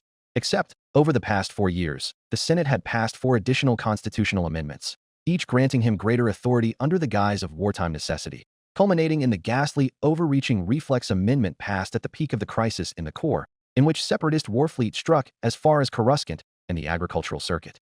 At this point, politely asking him to surrender his emergency powers would no longer be feasible. They had willfully fed fuel to the fire for 4 years with their own votes and proclamations. To expect the fire to extinguish itself now would be a fool. They would have to smother this hungering flame the same way they fueled it, with their votes. Mon Mothma drove her repulsor pod deeper into the convocation chamber. Exercising every ounce of bodily control, she had to prevent herself from cringing under the scrutinizing eyes of 2,000 senators, tens of thousands of representatives, and trillions of galactic citizens. She swept her gaze over the chamber, tracing the tiered rows of repulsorpods extending outward and upward like jagged, concentric teeth, each pod a fragment of the galaxy's collective voice, if only in theory. Then she saw the pods that were empty and devoid of life, Naboo's among them. Senators removed from power, either via disgraced resignation or unfortunate accidents, or simply those who lost all faith in the august body they once served with pride. Because it was increasingly difficult to see the Galactic Senate as anything other than the theater to rubber-stamp the Supreme Chancellor's every whimsy. This Senate is a sarlacc pit. She could only think, the senators perched in their pods like hapless beings clinging to the walls, each trying to avoid being consumed by the central podium, by feeding it more and more power. And the central podium itself, its space not occupied by a velvet-robed man, but solely by the imposing figure of blue-skinned Chagrian Masameta, the vice chair of the Republic and Speaker of the Senate. Honored colleagues, Mon Mothma declared, marshalling up every last ounce of confidence in her body. I am certain we all know why this august body has been convened today. She paused, casting a sweeping glare across her captive audience, as if daring any obstructionist to speak out against her. There were none. The very fact this hearing had been convened was physical proof that Mon Mothma's caucus had enough votes behind it to force the session into the Galactic Senate's increasingly empty schedule. Nevertheless, she announced the reason anyway, for the benefit of the plethora of hovercams roving around the Great Rotunda. For those who believe the particulars beneath their attention, Mon Mothma continued, her voice steady and firm. We are here to discuss the matter of Supreme Chancellor Palpatine's continued tenure and the Emergency Powers Act that has allowed it to endure. The words reverberated through the chamber, the sound amplified by the intricate acoustics of the rotunda. It wasn't the thunderous echo of applause or protest that greeted her statement, but the muted, uncomfortable hum of murmured conversations and shifting robes. The senator from Chandrila let the tension linger, her hands gripping the edge of her podium as she cast her gaze over the sea of faces, some impassive, some visibly uneasy, and others steeled with resolve. Hovercams whirred and hovered, their lenses zooming in on her with mechanical precision, broadcasting her image and voice to trillions upon trillions across the galaxy. She knew the stakes of this moment. They had to strike now, while they still could. Palpatine's position was as unstable as it was in years, the confidence in his office shaken by the crisis in the core. They couldn't afford to wait until the end of the war, at which point Palpatine could shore up his loyalists and renew his popular front. And yet, here we stand, she said, her tone hardening. Our brave patriots on the front have driven the Separatists back to Sereno. The Chancellor's third term has ended, the stars set on the Separatist alliance, and yet the powers remain unyielded, and this august body has been reduced to little more than a ceremonial gathering. The Constitution of our Galactic Republic, the foundation upon which our civilization stands, continuously trampled underfoot by executive decrees and emergency amendments. Will we let this stand? The tension in the room was palpable now. Senators shifted in their pods, some nodding in agreement, others averting their gazes. From the central podium, Masa Meta's blue eyes glinted, his expression inscrutable. He stood motionless, his lekka draped over his shoulders like the regalia of a monarch. And yet, he clenched his staff nervously, despite admirably maintaining his facade of impassivity. He made no move to interrupt her. The person responsible for his anxiety was painfully obvious to everybody in the hall, or rather, the absence of said person. Mon Mothma's gaze swept the chamber, sharp as a vibroblade. She did not know the reason for his absence, but she would be foolish not to seize the opportunity. "But where?" she said, her voice rising to command the entire galaxy's attention. "Is the Supreme Chancellor?" The words hit the Senate like a seismic charge. Murmurs rippled through the chamber, senators glancing at one another in confusion or feigned ignorance. Even the hovercams seemed to pause in midair, as if recording every twitch and whisper. For an occasion of such gravity, Mon Mothma continued, one might expect the leader of this republic to be present, to answer the questions posed by this body, to assure the galaxy that the powers granted to him in trust are wielded with responsibility, not ambition. And yet, he is not here. The vice chair's grip on his ceremonial staff tightened visibly, his knuckles paling against the dark wood. Though his expression remained carefully neutral, the subtle shift of his lekku betrayed his unease. "Is his absence," Mon Mothma pressed, her tone laced with deliberate skepticism, "a reflection of the respect he holds for this Senate? For our Constitution? For our Republic itself?" A ripple of uneasy agreement coursed through the chamber. Even those loyal to the Chancellor found it difficult to defend his conspicuous absence. The holofeed broadcasting the session was now focused squarely on the senator from Chandrila, her determined expression a stark contrast to the increasingly uneasy senators surrounding her. "Well, do you have an answer, Vice Chair?" She suddenly whipped towards the podium, driving her repulsor pod forward so hard she could feel the jerks snapping through her body. "Where is the Supreme Chancellor?" They inserted through one of the larger blown-out windows on the upper floors, the gunships hovering there while they leapt across the precarious drop and into the tower. Audi Gallia ignited her lightsaber on instinct. The dark side squirmed and hissed like a living fog, warded away, and kept at bay by the light of her sapphire blade. Iskut was next into the building, followed by the rest of the ARC troopers. Then, the gunship cleared the zone for the next LAT in line to unload its passengers.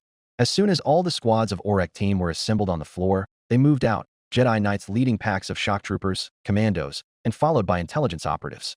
Weapons raised to their chests and glowrods glaring. The squads spread out in fire and maneuver squads and began to move deeper into the building, clearing out each room and alcove before declaring any level secure. Burning lightsabers painted the dusty gray walls in all hues of green and blue. "Floor cleared," Commander Thorne announced over the comms.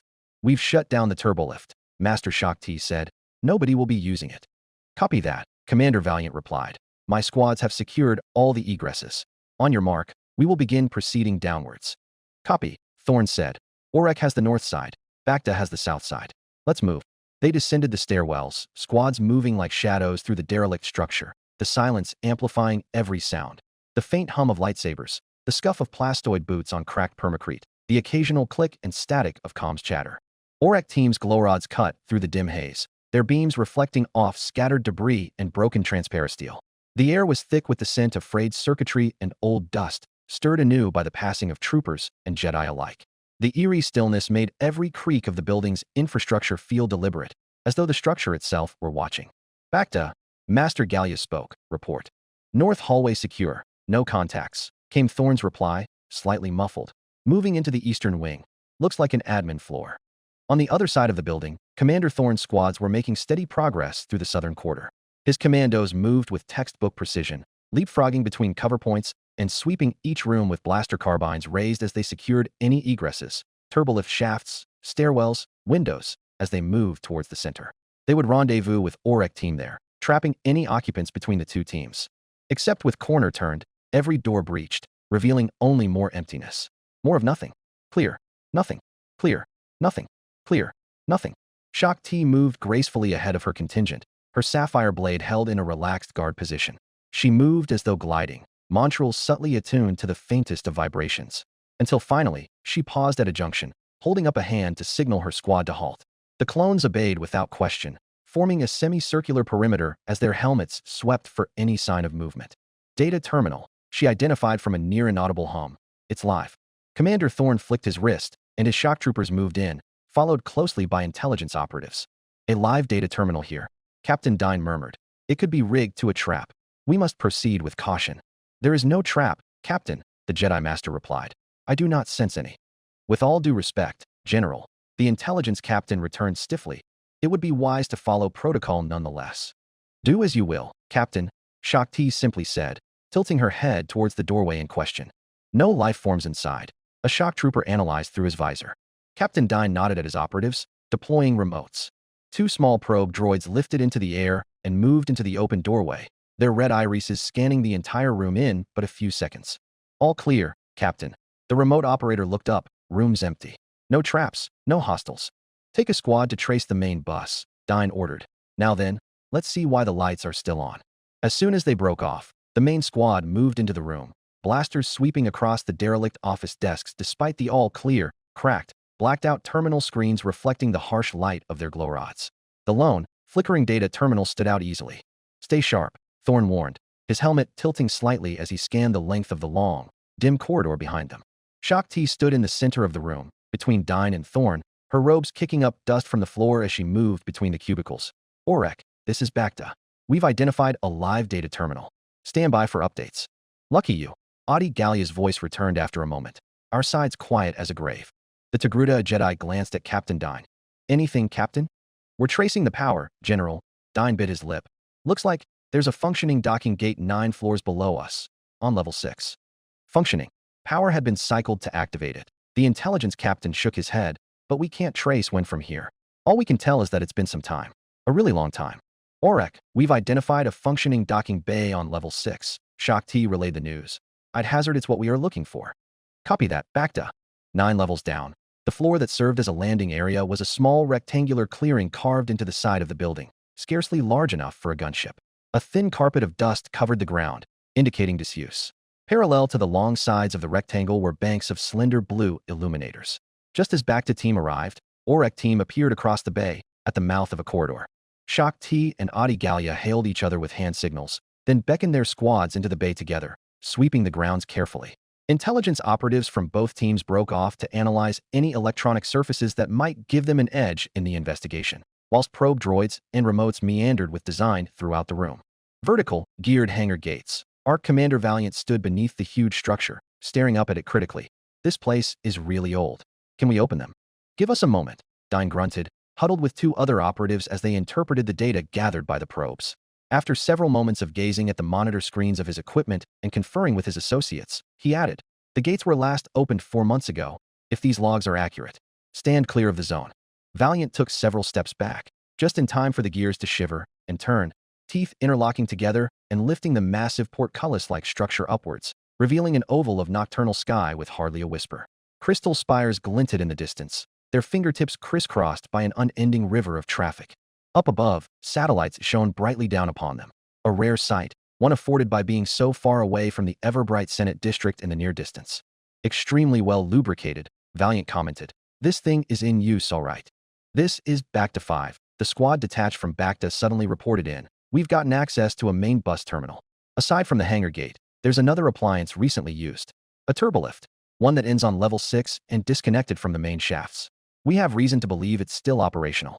The men on the floor glanced at each other, then almost synchronously swiveled inwards in search for the turbolift in question. Tasking the probe droids to find the target, Dine began to trail them, waving for Adi Gallia, Shaak Ti, and the troopers to follow. Stay close, Commander Thorne cautioned. Don't stray out of line. It sounded suspiciously as if he was warning the Jedi more than his own troopers, much less Valiant's commandos. Adi and Shaak Ti took the point, with the knights and troopers strung out behind. By the time the 2 Jedi Masters caught up with Dine and his droids, the intelligence captain was already standing at the door to a dated turbolift. He nodded at them before turning to the wall, pressing his gloved right hand to the call panel. When the summon cab appeared, he affixed a scanner to the control pad inside. After a minute of fiddling with the interface, he broke into a self-satisfied grin. Verified. This is the turbolift. He furrowed his brows in concentration, calling over one of his subordinates to aid him. The cab's memory indicates it arrived from sub-basement 2. We should start our hunt there, and if we fail to discover any evidence of our quarry, we'll have to work our way back up 1 level at a time, until we do. The gathered operatives shifted at the prospect of so much work. Adi could feel the drop in morale among the Jedi Knights. though they were too controlled to show it. The helmeted faces of the shock troopers and commandos, on the other hand, revealed nary a thing, as did their internal emotions. Not necessarily, Commander Thorne reminded. We've got 3 battalions of homeworld security on standby below us. I give the word, and they'll move in to clear this place out in a heartbeat. We can leave the lower levels to them and focus our attention on the basements. Agreed, Valiant grunted. There was a loud clunk, and Dine stepped out of the turbolift. I've locked the cab in place. He glanced between the 2 Jedi Masters. It's your call, generals. Master Audigalia cast her gaze upon Commander Thorne. We'll proceed with your plan, Commander. Greenlight the operation. At once, sir. Commander Valiant. She then turned to the Arc Commander. Have your men find and secure all the stairwells leading into the basements. Sir, yes, sir. Comlinking his battalions outside the building, Thorne ordered them to breach the tower, and if one glanced outside the shattered windows, they would see hundreds of red-painted shock troopers smashing their way through every ingress via heavy armor and gunships alike as they systematically swept the remaining floors and adjacent structures. At the same time, Orek and Bacta teams spread out through level 6, securing the floor before making their way down. By the time they reached the ground floor, the Coruscant Guard had already identified the stairwells leading further down. The shock troopers stationed at their landings saluted firmly as the strike team made their further down, spearheaded by a roving pack of probe droids sweeping the grounds ahead of them. Every time they reached a landing, Basement 1, Basement 2, Sub-Basement 1, a detachment of shock troopers split off and posted themselves there. After what felt like an age of stalking further and further into the false earth of Coruscant, they finally reached the base of the stairwell. A large corridor branched off in both directions, the metallic landing of the turbolift just a few meters away from where they emerged. Cargo tunnel, I'd reckon. Valiant scanned the surroundings as troopers formed firing lines on both flanks. It'll be a labyrinth down here, servicing the whole industrial sector. The probe droids were first to fearlessly advance in both directions, running their detection lights and scraping the floor and walls. One pack of droids suddenly froze, their sensors blazing as they swept the ground with doubled enthusiasm. Scuffed dust, in a place with no wind. One of the intelligence operatives called out. Someone was here. At that, Iskat Akaris suddenly produced a breath mask from her robes and pulled it over her face. Her fellow knights stared at her in surprise. What? The red-skinned alien crossed her lanky arms. I've been assigned to these sort of places before, during the Southern Exodus. Tunnels like these were used as evac corridors. If there's no ventilation, as the techie implies, you'd sooner die from suffocation than starvation or cold. The operator's face darkened at being called a techie, but he begrudgingly nodded in agreement, with Iskat anyway. Thorne immediately called for more equipment, mostly for the benefit of the Jedi and Republic intelligence, since the troopers were all equipped with respiration helmets. Despite the setback, the troopers didn't allow the investigation to stall, taking the remotes and advancing deeper into the darkness. By the time the safety equipment reached them, some of the squads who ventured out had returned. Commander Thorne placed down a hollow projector, and the gathered strike force huddled around to listen to his briefing. There's no sign of any activity down that way. Thorne pointed in one direction first, then turned at the hip to point behind him. But there are signs of repulsor craft activity down that way. Likely one of the cargo transports these tunnels were built to service. Do we know which way it went? The projection morphed into a detailed map of the dark labyrinth. It is exactly as Commander Valiant had guessed. If we are to trust this map that's older than any of us, it connects to tunnels all over the works, to adjacent arcologies, to the foundries, to a cargo starport, everywhere you can think of. There are hundreds, thousands of branches. Shakti took a step back, her sharp eyes glaring down the long corridor Thorne had pointed out. Then, slowly, she lifted an arm and pointed a clawed finger. Forget the branches, the Jedi Master ordered. What's at the end of this one? Well, Thorne started, pausing as he consulted the holomap. It looks like the principal tunnel leads all the way to the western limit of the Senate District. The strike force broke into confused murmurs. They were hunting separatists, were they not? Was Shakti suggesting the terrorists have undermined the very heart, the governing organ of the Republic itself? The implications were immense. But the 2 Jedi Masters shared a knowing look, before affixing stern glares at the increasingly anxious Jedi Knights. I'm afraid Master Yoda will have to double back to the Senate District. In this case, Jedi Master Audigalia drew herself to her full height and pulled the breather mask over her face. Commander Thorne, as soon as the tower is secure, have your battalions track our progress above ground.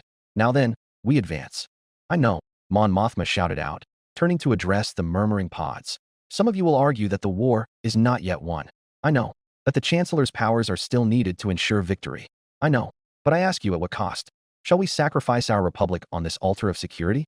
Shall we allow the very principles we fight for to be extinguished in the name of expediency? A pod detached from the far side of the chamber, gliding toward the central dais. Mon Mothma's eyes narrowed as she recognized the occupant, Senator Ask-Ok of Malastare, a staunch supporter of the Chancellor and a key figure of his inner circle. His three-eyed grand visage was tight with indignation as he moved to speak. Senator Mothma, Asgok began, his voice reverberating with barely concealed anger. With all due respect, the Republic is still at war. Just as you so insistently say you know this, you also know the Chancellor's leadership has been instrumental in holding our proud Republic together and turning the tide against the Separatists. To suggest that now is the time to weaken that leadership is nothing short of reckless. Mon Mothma inclined her head, unwilling to yield. I would remind the senator from Malastare that the Republic's strength does not lie in one man, but in its people, its institutions, and its ideals. If we abandon those ideals, we will have already lost, regardless of the war's outcome. The chamber erupted into a discord of voices, some shouting their agreement, others decrying her as a dangerous idealist. Abandon those ideals? A single, hoarse voice rose above it all, and the podium recognized the senator from Eriadu. Senator Shayla Page Tarkin had her pod move to oppose Chandrila's. Just what, exactly, are you trying to say, Senator Mothma? Idealism or otherwise, the Emergency Powers Act was passed out of rationality, and nobody in this body could deny that it was instrumental to holding our proud republic together. Senator Tarkin did not shout, nor did she even raise her voice. But the woman speaking on behalf of 20 billion dead souls carried a heavy weight on its own. It was promised, Senator Tarkin continued, it was promised that the Supreme Chancellor will stand down their emergency powers once the Separatist crisis is over and vacate their office for a new general election. We have not abandoned our ideals. If we cannot trust the Supreme Chancellor we have voted into office, who else can we trust? Or do you suggest otherwise, Senator Mothma? Mon Mothma's gaze locked with Shayla Page Tarkin's, the tension between them as taut as a wire about to snap. The pod carrying the senator from Eriadu hung motionless, amidst the swirling chaos of voices around them. Tarkin's calm, deliberate tone had cut through the cacophony like a vibroblade, her words heavy with implication. The senator from Chandrila took a measured breath, steadying herself. I do not question the necessity of the Emergency Powers Act when it was passed, nor the leadership of the Supreme Chancellor during the darkest days of this war, she began, raising her voice. But necessity does not justify perpetuity. Trust in our leaders must never replace accountability. If we abandon our oversight, if we do not demand a return to the rule of law, then we set a precedent that no republic can survive. Tarkin's pod shifted slightly, bringing her closer to the center. Her expression remained neutral, but there was a flicker of something sharper in her eyes. Senator Mothma, you imply that the Supreme Chancellor has no intention of relinquishing his powers, that he would defy the very laws and principles you claim to hold dear. Are you accusing him of treachery? A murmur rippled through the chamber, the question hanging in the air like a charge waiting to detonate. Senator Mon Mothma paused, sweeping her gaze around the convocation chamber again. She met the eyes of her compatriots, Bail Organa of Alderaan, Bana Brimu of Humbarine, Fong Zar of Cern Prime, Mina Tills of Mon Cala, Tanner Katamon of Phenais, Tindar Brendan of Ither, Canny Bertar of MRLSSD, Lexi Dio of Yutter, and 100 more. But not enough. For every encouraging reply, came half a dozen scathing glares. The Galactic Senate had long been fractured by partisanship. That was no secret, but never had the divisions been as glaring as they were now. The Loyalist faction, once a proud bastion of support for the Republic and its democratic principles, had become a mere extension of Palpatine's will. Their loyalty was no longer to the ideals of democracy, but to the man who had steadily amassed unprecedented power. Chandrila, once firmly aligned with the Loyalists, had severed those ties. To Mon Mothma, the irony was bitter. The Loyalist faction, which Chandrila had once championed, now stood as her staunchest opponent, their blind fealty to Palpatine anathema to everything she believed in. Yet here she was, aligned with former adversaries in a desperate bid to salvage what remained of the Republic's integrity. How war makes strange bedmates, she thought grimly. Despite the unease of their new affiliations, Chandrila did not regret its choice. The Loyalist faction had swelled in size and influence, but only because Palpatine had absorbed more members into his orbit, turning the Senate into a hollow echo of its former grandeur. That the Supreme Chancellor didn't even bother to attend this session as his very character in office was called into question. For Mon Mothma, this was the breaking point. She drew in a deep breath, steadying herself. It was now or never. Once she crossed this line, there would be no turning back. Accuse him of treachery, she said, her teeth clenched against the weight of her words. Yes, I do. Cacophony. The chamber erupted into chaos, a cacophony of voices echoing through the vast rotunda. Pods whirred to life, careening into the open space as senators jostled for recognition. The thunder of outrage, shock, and indignation reverberated off the Senate chamber's walls. This, Mon Mothma believed with all her heart, this is the sound of a crumbling republic. Bail Organa shot her an encouraging smile from across the hall. More and more hovercams were focusing on her now, as if she was the subject of a holodrama. Mon Mothma stared at the empty pod for Naboo and wondered for the well-being of the woman who once staked her entire life and career on peace. Alas, that day would now never come. You will not like my means, Padme, the senator from Chandrila sighed, but you will know I have no choice. Well then, time to channel her inner queen of Naboo. Do not pretend surprise. Senator Mon Mothma thundered, her voice amplified to each and every corner of the chamber. Every one of you knows what I say is true. You may dress yourselves in the finery of tradition, wrap yourselves in the illusion of duty, but you are nothing more than puppets dangling from the strings of one man's endless ambition. Gasps rippled throughout the chamber. Some pods froze in midair, their occupants stunned into silence. Others surged forward, senators gesturing furiously, their faces flushed with anger. You've sold yourselves to him, Mon Mothma continued, her gaze sweeping the assembly, hammering her fist, bribed with promises of influence, silenced by threats of reprisal, or blinded by the false light of his so-called leadership. You sit here, in this hollow shell of what was once the Republic's beating heart, pretending that this is still a democracy, but you know the truth. She paused, letting the weight of her words hang in the air. Hovercams darted around her, their lenses fixed on her determined expression. The eyes of the Republic, its citizens, its soldiers, its systems, were solely on her now, not on the senators and representatives cowering in their pods. You know, she said, her voice lowering but losing none of its edge, that the Supreme Chancellor has no intention of surrendering his powers. Not after the war. Not ever. And you, she pointed an accusatory finger at the assembly, her voice rising again, will do nothing to stop him. You will let him dismantle what remains of the Republic, piece by piece, until all that is left is his personal empire. Enough, Senator Ascok shouted, his pod gliding closer. You go too far, Senator Mothma. Too far, she shot back, her voice like a whip. Not far enough. Our citizens deserve to hear the truth. And the truth is that this Senate has failed them. Failed the Republic. Failed the very Constitution we were sworn to protect. The chamber trembled with the echoes of her words. Masameda shifted uneasily in his central podium, his grip tightening on his staff. He glanced toward the doors, perhaps hoping for an intervention that would not come.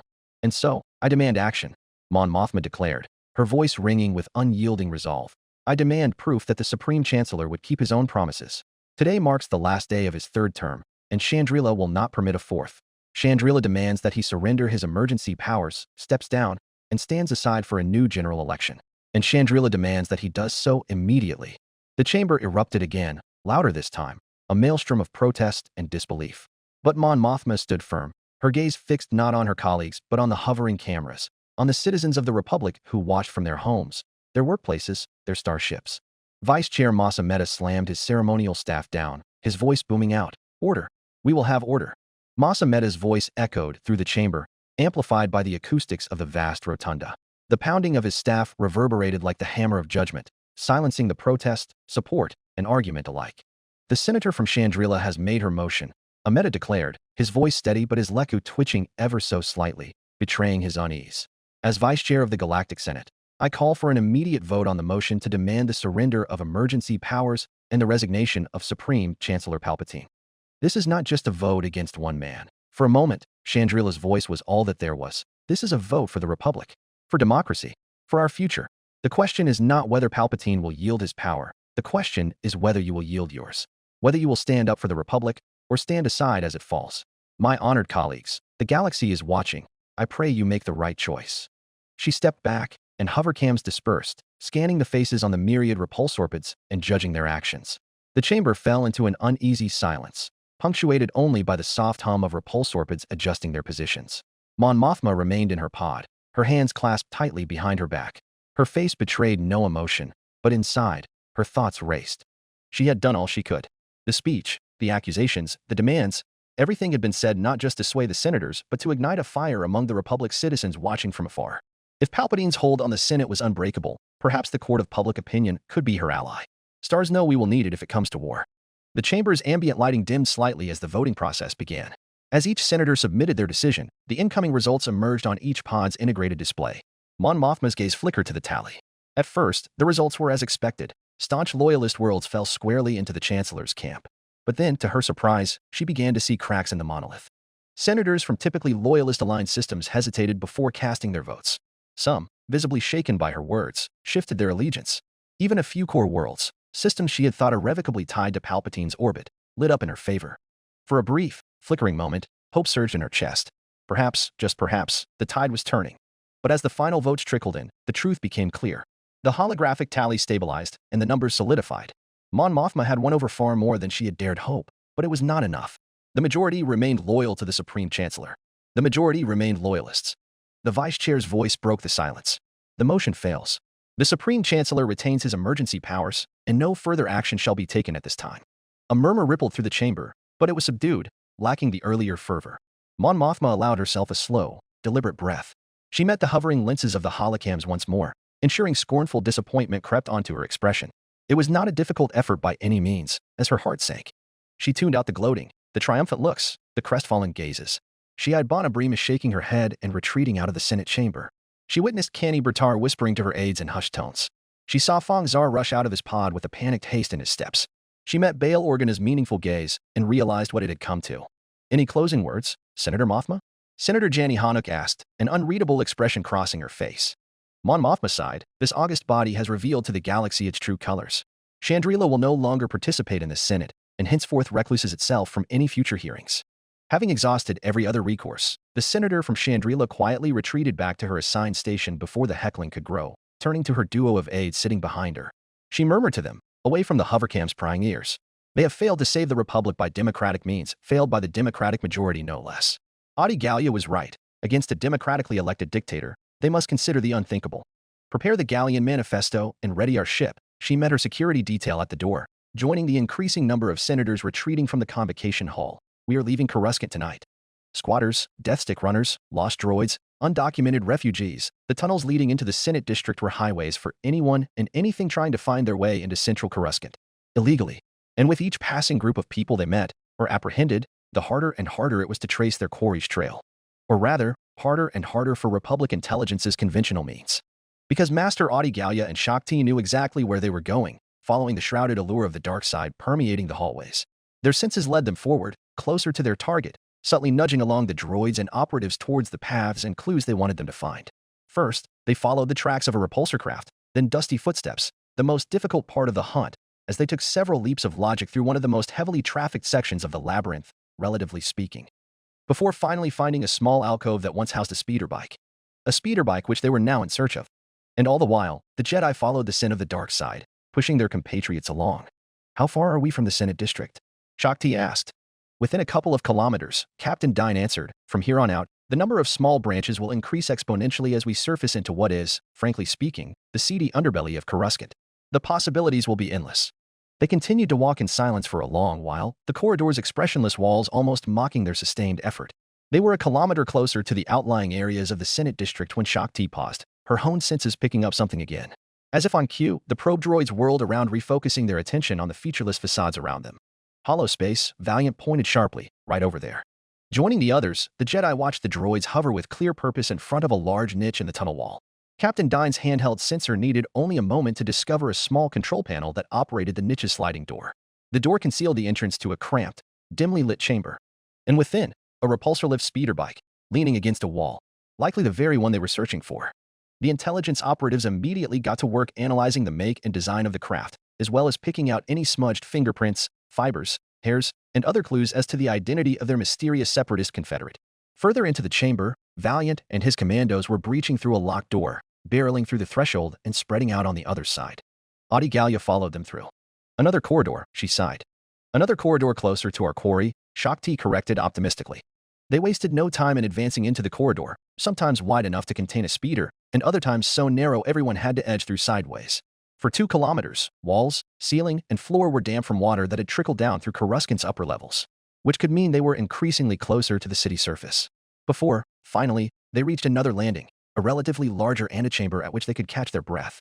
His eyes fixed on the display screen of his data processor, Captain Dine ambled toward Adi Gallia and Shakti. General, our search is about to take us to a whole new level. Adi Gallia looked around the tunnel for signs of a concealed turbo lift or staircase. Up or down? Shakti asked, equally bewildered. Dine glanced up, blinking at her. I didn't mean new level in the literal sense. He indicated the hovering probe droids, which were eager to have the team follow them east. But to answer your question, we will be going up. If we continue on this trail, we're going to end up in the sub-basements of 500 Republica. 500 Republica, a monolithic tower of transparisteel and claricrystalline, home to thousands of Coruscant's wealthiest senators, celebrities, shipping magnates, and media tycoons. Looks like we're not just looking for a separatist confederate, Audigalia smiled, but very likely a separatist benefactor. With its 53 skydocks, hundreds of private turbolifts, arrays of hidden security armaments, and towering atria, 500 Republica was a world unto itself. Containing more technology than many Outer Rim worlds and more residents than some, the sky-piercing structure was the unrivaled gem of the Senate District. Gilded by the rising sun, its head in the clouds, buttressed by the towers that had allowed it to outgrow all its neighbors, 500 Republica was the lofty vantage from which a privileged few could actually gaze down on Coruscant. Which was precisely why the building had become the landmark the galaxy's disenfranchised pointed to when they spoke of Coruscant's disproportionate wealth and elitism. Why 500 Republica was viewed by many as more emblematic of the bloated, indulgent Senate than the Senate's own squat mushroom of a home. Audigalia could feel the oppressive weight of the structure bearing down on her as the team entered 500 Republica's Level 1 sub-basement, square kilometers of supportive ferrocrete and durasteel, crammed with whirring machines that kept the tower stable, aloft, secure, climate-controlled, and supplied with water and power. As deep as it was, the sub-basement was still 100 meters above Coruscant's true underground, and twice that above the original surface of the planet. Considering the place they ventured to, their strike force had to contend with the very real possibility of being stalled for hours, if not days, as Republica Security decided whether to grant them permission to enter and carry on the investigation. Ironically, this was where the Enhanced Security and Enforcement Act came into play, with which Homeworld Security was provided legal authority to approve searches and seizures without due process. All Commander Thorne had to do was inform Republica Security that their building was possibly housing a separatist, and thus threat to internal security, and that the Coruscant Guard would be storming the building, whether they liked it or not. As Commander Thorne departed to hammer out the details with the local authorities, the intelligence operatives were quick to slice into the memory banks of all the turbolift in order to access their logs and camera feeds. In the meantime, Master Yoda finally rendezvoused with them in the expansive and opulent lobby of the residential tower. The diminutive Jedi Master chuckled as he waddled towards the gathered strike team. What a frightful sight this is, Audigalia released an amused huff. Indeed they were. Over 100 Jedi, commandos, and shock troopers occupying the main foyer of the largest, most affluent residency in the entire galaxy. The vast lobby of 500 Republica was an expanse of polished stone, golden fixtures, and artful lighting, a space designed to impress even the most powerful dignitaries. But now, it was transformed into a military staging ground. Shock troopers stood in tight formation, their red armor gleaming under the chandeliers, while Jedi Knights conferred in low tones. The hum of lightsabers deactivating and the crackle of comms added a discordant edge to the otherwise serene ambience. Guests and residents steered well clear of them, obviously wondering just what was going on. A few hours of waiting later, the sharp clack of boots against the floor drew her attention. Captain Dine, surrounded by his operatives, approached with brisk efficiency. His expression was grim, tinged with no little amount of puzzlement, and his datapad was clutched tightly in one hand. Good news, Captain? Shaak Ti questioned first. Generals, he nodded down at Master Yoda. My team has traced our quarry. But the results we have landed on are puzzling, to say the least. We're still not quite sure what to think, honestly speaking. Indeed? But you have concluded which floor our mysterious benefactor went to? Audigalia pressed urgently. Dine hesitated, his eyes flicking toward the shock troopers and residents nearby, as though unwilling to speak the truth too loudly. Audigalia could sense the turmoil within him, duty and fear clashing in his thoughts. Finally, he leaned in slightly and lowered his voice. We have reason to believe our quarry landed on this floor. He pointed at a chart of the 500 Republica's levels, on the level of the Supreme Chancellor's penthouse suite. Audigalia made every show of disbelief and confusion, and no little amount of generous suspicion. Are you certain you haven't missed anything? Dine jabbed a thumb at the probe droids nearby. The droids wouldn't have. The logs, feeds, dates, they all point to this conclusion. Certain, are you? Yoda asked, his voice flat yet piercing. Unfortunately. Shaak Ti swiveled towards Valiant, her dress swirling against the pristine tiling and spreading its gathered dust everywhere. Prepare your men, Commander. We are heading up. Yes, General. Captain Dine swallowed thickly. I believe we should await clearance from. Find. Fix. Finish. Arc Commander Valiant snapped. That's the job. That's what we'll do. Doesn't matter who or what. We've got the clearance. That's what the Security Act is for. The ride up was quiet, to say the least. There were only a handful of turbolifts landing on the floor the Chancellor's suite was located on, each only large enough for little over a dozen men to fit inside at a time. Thus, the first turbolift was commandeered by the 3 Jedi Masters, 3 intelligence operatives including Dine, and over half a dozen armored arcs crammed into the remaining space. After what felt like an age, the turbolift doors hissed open with a soft chime, revealing the polished and opulent hallway leading to the Supreme Chancellor's suite. The air felt heavy, charged. At the far end of the corridor, 2 crimson-clad red guards stood motionless, their pikes held at precise angles. Their helmets obscured any reaction to the approaching strike team, but their presence radiated silent warning. Shaak Ti stepped forward, her hands loosely at her sides, but her posture commanding. We are here on official business of Homeworld Security, she said, her voice calm yet unyielding. "We have every reason to believe the Supreme Chancellor's residence has been compromised. Stand aside." The guards didn't flinch. One tilted his head slightly, the only acknowledgement of her words. "The Supreme Chancellor is not to be disturbed," the guard intoned. Commander Valiant stepped up, his blaster rifle held ready. "You've got your orders. We've got ours. Move, or you'll be moved." "Leave it to the ARC trooper to be diplomatic," Audi Gallia thought exasperatedly. The guards didn't budge. Audi Gallia could feel the tension rising, a coiled spring ready to snap. She exchanged a glance with Shakti, who gave the barest nod. Before either Jedi could speak, the doors to the suite slid open with a smooth hiss. The two red guards froze for a brief moment, then stepped aside. "He let us through," Shakti murmured. The strike team moved forward cautiously, the Jedi leading the way with lightsabers unlit but ready. Behind them, the ARC troopers fanned out, their movements precise and disciplined, rifles scanning every shadow and corner. Intelligence operatives hung back slightly, their datapads and scanners aimed at various objects and surfaces. At their center, Master Yoda waddled casually, humming to himself softly. The suite was a sprawling marvel of wealth and power, a multi-leveled penthouse that overlooked the glittering expanse of Coruscant. Expansive windows stretched from floor to ceiling, bathing the space in the glow of the city planet's endless lights. Luxurious furnishings were arranged with calculated elegance, and the air was thick with the faint scent of exotic incense. At the center of it all, standing with his back to the intruders as he gazed out over the cityscape, was Supreme Chancellor Palpatine. His hands were clasped behind him, and his posture was relaxed, almost disarmingly so. "Masters," Palpatine said without turning, his voice smooth and untroubled, "to what do I owe the honor of this unexpected visit?" The Jedi stopped a few paces away, and as always Shakti was the first to speak. "Supreme Chancellor, we have reason to believe this location has been compromised. We are here to ensure your safety and to investigate any potential threats." Palpatine turned slowly, his expression calm, his eyes shadowed. "Compromised? Here, in my own home? I find that hard to believe, Master Jedi." "Nevertheless," Audi Gallia said firmly, "we must be thorough." Cat and mouse met their knowing gazes. Audi Gallia hated to say that she was increasingly unsure who was the cat and who was the mouse, considering how swimmingly the operation was going. The ARC troopers began to spread out, taking positions around the suite. Their boots clinked softly against the polished floors as they scanned for any sign of danger. One trooper signaled to Valiant, who nodded and moved toward a secondary level of the penthouse. Behind them, another turbo lift disgorged the next squad of troopers. The Chancellor's gaze followed the troopers briefly before returning to the Jedi. "I must say, this is highly irregular. I trust you have sufficient justification for barging into my residence unannounced?" Shakti met his gaze evenly. "We do, Supreme Chancellor. The trail of our investigation leads directly here. We must ask for your full cooperation." Palpatine's eyes narrowed ever so slightly, and the corners of his mouth twitched as though suppressing a smile. "Of course, Masters. I have nothing to hide. You are free to search to your heart's content."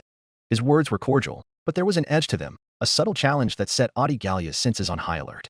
The force swirled around the room, dense and turbulent, warning of unseen danger. Then that feeling was suppressed as Master Yoda jaunted forward, pointing his cane at the Supreme Chancellor. "Questions we have for you. Answer them, will you?" "Of course, Master Jedi." His tone was light, almost playful, but his eyes remained fixed on the Jedi, watching, measuring, waiting for something. "Ask away. How can I help?" "Supreme Chancellor," Master Audi Gallia asked, one hand reaching for her lightsaber. She could feel the presence of Captain Dine directly behind her. "May I ask whether you visited the works any time in the last 6 months?" Chapter 90. Sereno Orbit, Sereno System. Dastan Sector. Contrary to expectations, Count Dooku's fleet made the first move, with the Serenian security forces promptly lunging into action and leading the way for the rest of the auxiliary northern separatists to follow. In rapid response, the flagship of General Mace Windu, Endurance, called for an immediate advance forthwith. Drive cones exploded onto the plots in a thick haze of light and gas as thousands of warships hurtled towards each other. At his vantage point in the rear, Jedi Master Obi-Wan Kenobi could only hide the growing sensation of disconcert building in his chest. Master Plo Koon's battle strategy was all but a direct reproduction of that he performed at the Battle of Mandalore, one of the most studied engagements of the Prelimian campaign. The problem with using the same strategy every time is, of course, that the enemy will always formulate counters to it, and he had a feeling this time will be no exception. What made the Arrowhead formation at Mandalore so effective was the use of battle meditation to unify man and machine across hundreds of warships. Here, however, there were thousands of warships, enough so that a boy atop the mountain peaks of Sereno could look to the night sky and trace the shining constellations of battle. The only Jedi Master ever known to possess such an ability of the magnitude necessary to so effectively command a fleet of this size via battle meditation was Oppo Rancisis, and Master Rancisis was killed in action at Calumex. As for Master Plo Koon, Plo Koon was absent, still transiting the Hydian Way and en route to the battlefield, having been the last battle group to depart from the freshly taken Badajev. "Master, they're faking," Ahsoka observed, watching the front ranks of the separatist line of battle heal hard to port and present broadsides. A moment later, the holographic plots were awash with glaring red exclamation marks and hundreds of thousands of torpedoes thundered towards them. Despite being stationed in the rearguard of the war fleet, no sane man could so easily shrug off the natural fear that came with haplessly following the incoming vectors of multi-megaton warheads screaming for destruction. They were watching the separatist mass missile barrage doctrine at its finest. The Republic Navy's armored vanguard responded in kind, Tector-class battleships doubling frontal shields and ejecting countermeasures, whilst Victory-class star destroyers punched out their own massed counter-missile volleys. Lights scattered across the void as point defense banks erupted, lasers and flak creating a wall of fire before the expeditionary fleet and intercepting the opening separatist volley. Alas, as more and more separatist battlecruisers turned onto the line of battle, more and more torpedoes were whipped onto the plot, until it was evident Count Dooku was attempting to blunt their advance using the same strategy the Perlemian coalition exercised at the Battle of Centaurs. By launching wave after wave of torpedoes, they were forcing the expeditionary fleet to slow down in order to intercept them, thus sapping them of the momentum crucial to the Arrowhead formation's success. Not that Obi-Wan could do anything about it. He was a Jedi general, but Jedi generals were dime a dozen among the expeditionary fleet. It was difficult enough trying to wrangle the different factions of the War Council into a coherent battle strategy, which ended up with the adoption of the Arrowhead formation due to its inherent simplicity and battle-tested record. General, Admiral Block sauntered up the pilot house. I'd recommend sending some of our ships to reinforce our starboard flank. That would put the integrity of the greater formation at risk, he rightly pointed out. Count Dooku has faked his line of battle to port side, traversing to our right in line ahead. The Admiral of the Open Circle Fleet called attention to the enemy's intentions. We are still advancing dead ahead. Sooner or later, the separatist battle line, traversing perpendicularly to us, will clear our firing envelopes, and will be poised to plunge into our starboard flank. Ahsoka, who had overheard the conversation, added her 2 credits. If they do that, they'll have our transports dead to rights. Ahsoka, who had analyzed the same plans as they, was certainly correct.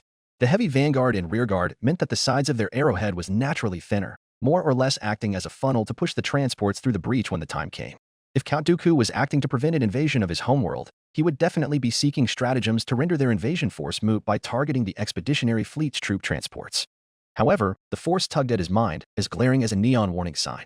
Plo Koon had explicitly ordered the Open Circle Fleet to take up the mantle of the rearguard, and to never vacate their post unless under the most dire of circumstances. He had his reasons, Obi-Wan was certain, and the Force only moved to convince of that fact. I will not make that decision on my own, General Kenobi decided, tie-beam the Endurance and await theirs. Admiral Block's face was unreadable. Very good, General. As far as relationships between Jedi and Admirals went, Obi-Wan felt that he shared a sense of mutual respect with Admiral Block. Certainly not as hot and cold as Anakin's impulsiveness and Yulerin's steady caution. Obi-Wan and Block were similarly conservative as far as strategies go, and they don't step on each other's toes often. At times it does feel like one of them wasn't needed, however, but when Obi-Wan was leading armies planetside, it did fill him with confidence to know Admiral Block was stewarding the Open Circle in his place. Mace Windu, in all of his promptitude, replied swiftly. As soon as Admiral Block relayed his recommendation to the flagship, Endurance ordered the redeployment of Task Force Selfless to the starboard flank. Signal General Reyes to break formation and reinforce starboard positions. Admiral Block commanded crisply, execute upon receipt. Obi-Wan nodded, his mind racing as the holographic plot shifted to reflect the redeployment. The starboard flank thickened as the Selfless fleet peeled away from the Open Circle, her engines blazing as they moved to anticipate the separatist maneuver. Turning such a large and inflexible formation as their arrowhead on a dime was clearly considered infeasible, and it would appear Endurance intends on barreling dead ahead no matter what Count Dooku tries to pull. But as the main separatist line cleared their forward-firing arcs, their absence revealed their secondary line of warships. The tactical display updated in real time, revealing the massive, circular silhouettes of hundreds of Looker-Hulk-class battleships emerging from the separatist formation. The sheer mass levied against them was imposing enough, each converted freighter 15 times heavier than a Venator, but it was what followed that truly chilled the air on the bridge. Swarms of vulture droids poured from the Looker-Hulk's hangars, forming a seething black cloud of destruction that surged toward the expeditionary fleet. Ahsoka. Yes, Master. Ahsoka sprang into action at her master's order, dashing out of the bridge as fast as her legs could take her. Admiral. Obi-Wan then pivoted. I'll have to trouble you with the deployment of our primary combat wings. Right away, General. Admiral Block understood quickly, relaying commands to the flight bridge. Deploy all primary combat wings. Their orders are to remain in close formation with our capital divisions and prioritize the protection of the transports. Within moments, the hangar bays of the Open Circle fleet came alive. Venator-class star destroyers disgorged squadrons of ARC-170 starfighters, Z-95 headhunters, and V-19 torrents by the hundreds of thousands. Vigilance's own complement of fighters surged forward, Ahsoka's Deep Crimson Ethersprite at its point, joining the expanding Republic fighter screen orbiting around the vanguard. Then, the main separatist battle line smashed headfirst into the Republic right flank. This is the Battle Hydra's grand stratagem? Jedi Master Plo Koon was hunched over the hollow projection table in the heart of Hyperion's battle room, en route to the battlefield in the Sereno star system. It is as relayed to us. If Rear Admiral Diedrich Greyshade was any uncomfortable presenting the strategy to a room full of Republic officers, he did not show it, as you can see, however. Its execution will require the cooperation of the expeditionary fleet. It was certainly reminiscent of Rain Bonteri's style of warfare, in which victory ought to always be found in the unpredictable and unexpected. It certainly would never have spawned from the sort of rigid thinking the Republic Navy tries to foster, nor the Confederate Navy, should the Pantorans' educational military reforms persist as past. At that moment, the Keldor Jedi Master could only wonder what it was like to possess the Battle Hydra's mind.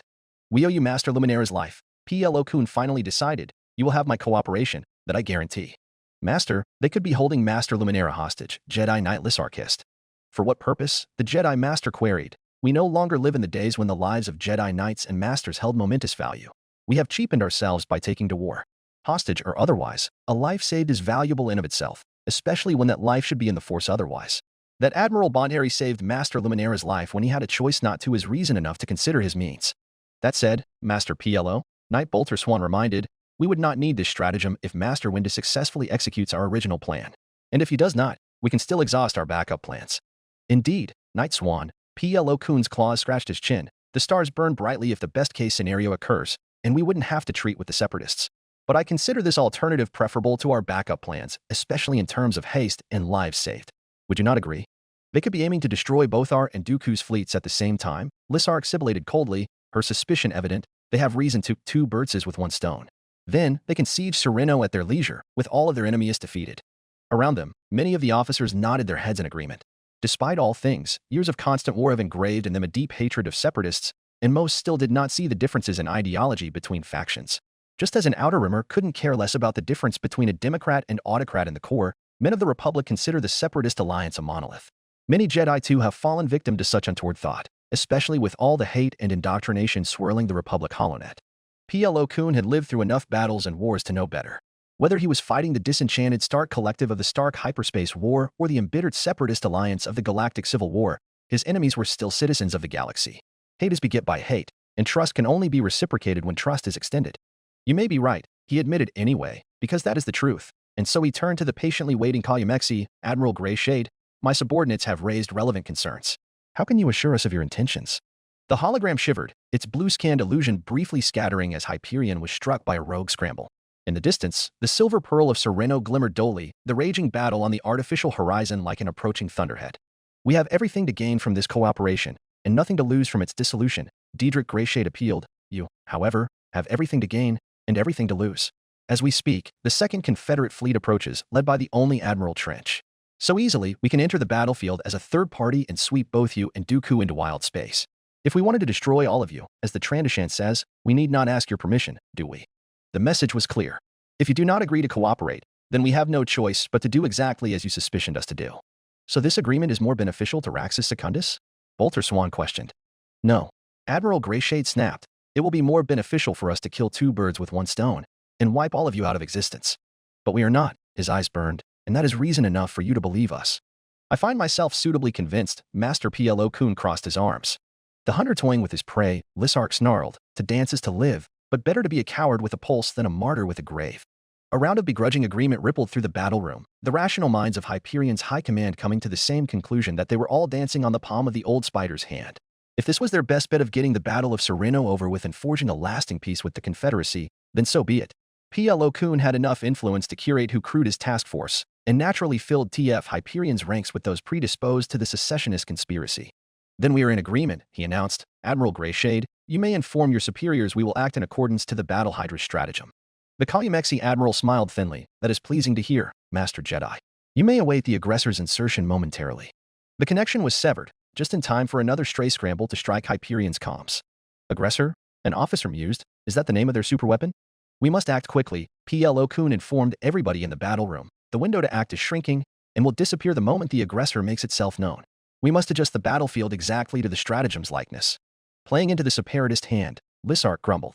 We will not die a coward's death, her former master told her. So we still might die a martyr's? As Hyperion sped towards the battle space, the lines of Plo Koon's leathery skin deepened, possibly encouraging. As they approached, the battle began incrementally appearing on the holographic plots, sprawled across the void, a vast and terrible mural of destruction. The pearl-like glow of the planet loomed large in the distance, its surface alive with the fiery lances of planetary defense batteries. Between the Republic fleet and Sereno stretched a hellscape of dueling warships, starfighter swarms, and separatist looker-hulks vomiting endless waves of droid fighters into the fray. As Task Force Hyperion's sensors calibrated onto the battle, information began to flood in, her comms relays struggling to get a fix on a friendly frequency in the chaotic struggle. At the center of the battle room, the holographic tactical plot casting blue light across his alien features, PLO Kun listened to officers barking orders and reports, their voices underscored by the faint hum of the ship's engines and the occasional distant tremor of incoming fire rattling off the hull. The rigid arrowhead of the expeditionary fleet formation was apparent as it struggled to punch a hole through the Serenian looker-hulks, its armored vanguard completely inundated by wave after wave of enemy starfighters. On their starboard, a massive line of separatist battlecruisers were heading along a reciprocal vector relative to the expeditionary fleet, and were belching broadside after broadside of missiles into the Republic right flank. And on the opposite flank, without the risk of friendly fire present, Sereno's mountainside batteries had come into range. Beams of concentrated energy lanced out from the planet below, cutting through the blackness of space with terrifying precision. The destruction of a Republic cruiser on the open left flank was on full display to Hyperion, its shields crumpling under the sustained fire. The ship's hull crumpled inward as the beam tore through it, igniting the atmosphere within and reducing the vessel to a fiery husk. More beams followed, striking capital ships with devastating accuracy. "Master, we managed to secure a tight beam to the Vigilance," Bolter Swan shouted from behind him. "Quickly now." PLO Kun raising his voice was a rare occurrence, but this was one of the few situations that warranted the urgency. "Oh, stars aligned." Obi-Wan Kenobi's voice was awash with relief. "Master PLO, you've arrived. As you can evidently see, Count Dooku's forces are countering us expertly. They're targeting our transports, and we've been forced to bleed our momentum in order to prevent that catastrophe. Count Dooku hasn't yet raised Sereno's shields, I presume? Considering how his surface-to-orbit artillery is blasting away unimpeded, I would hope not. Good. We can still salvage this." Jedi Master PLO Kun took a deep breath, expanding his mind to the Force. "Secure me a relay to the rest of the fleet, Obi-Wan. I will take it from here." "Gladly, Master PLO." Bolter, Lissark, the Jedi Master summoned his 2 apprentices, and they stood around him, already expectant of his intentions. The entire battle room unnaturally quietened, as if in anticipation. "You're patched into the fleet channel, General," the comms officer whispered. PLO Kun nodded his thanks and took a deep breath. "To all vessels of the expeditionary fleet, this is High Jedi General PLO Kun speaking." He declared to over 2,000 warships, "I will henceforth be assuming overall of the fleet. Stand by for orders, and execute them promptly upon receipt. Let us achieve victory in one decisive blow together. Together. Together. Together. Together."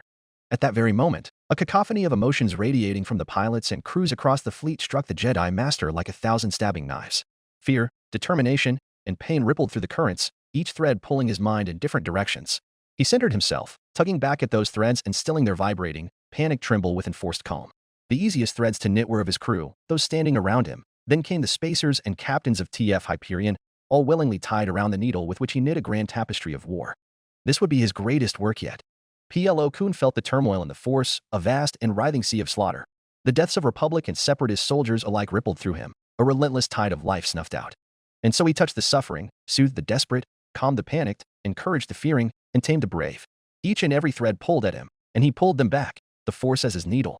Each thread of emotion was a strand in the tapestry, and he took them one by one, tying the frayed edges, knitting them together with the quiet strength of his will. The officers on the bridge stilled as his aura of calm swept over them first. Fear ebbed from their minds, replaced with purpose. Their voices, once tinged with suspicion and uncertainty, became measured and resolute as they relayed orders. Then came the gunners, sweating as they worked their stations, feeling the tremor leave their hands. The pilots, gripping their controls with white-knuckled intensity, released the tension in their shoulders. The picture grew larger, more intricate, as the Jedi Master extended his reach. Across the expeditionary fleet, he felt the minds of thousands, no, millions, each one a thread of its own.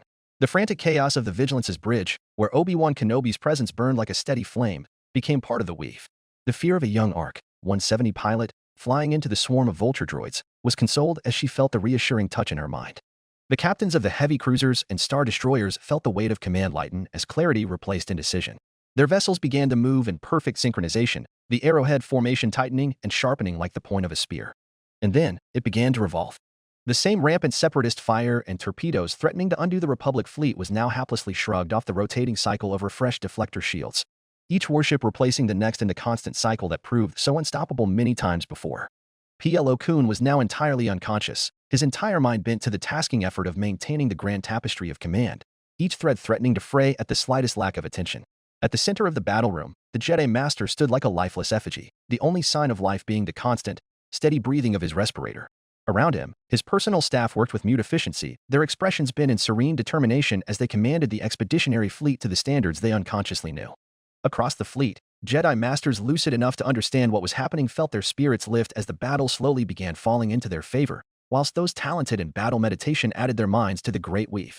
This is High Jedi General Plo Koon to the expeditionary fleet. His voice resonated in the deep stillness. You have but one order. Advance. The expeditionary fleet roared its soundless battle cry, and numerous sublight drives exploding out in great light and propulsion. TF Hyperion cut through the battle space like an arrow, its turbo lasers and ion cannons roaring to life. Droids swarmed toward them, but their escort frigates and fighters formed a tight screen, shredding the enemy with disciplined volleys. Hyperion began weaving toward the starboard flank of the Republic formation, where the Separatist main line had turned inward, threatening to punch through to the vulnerable troop transports.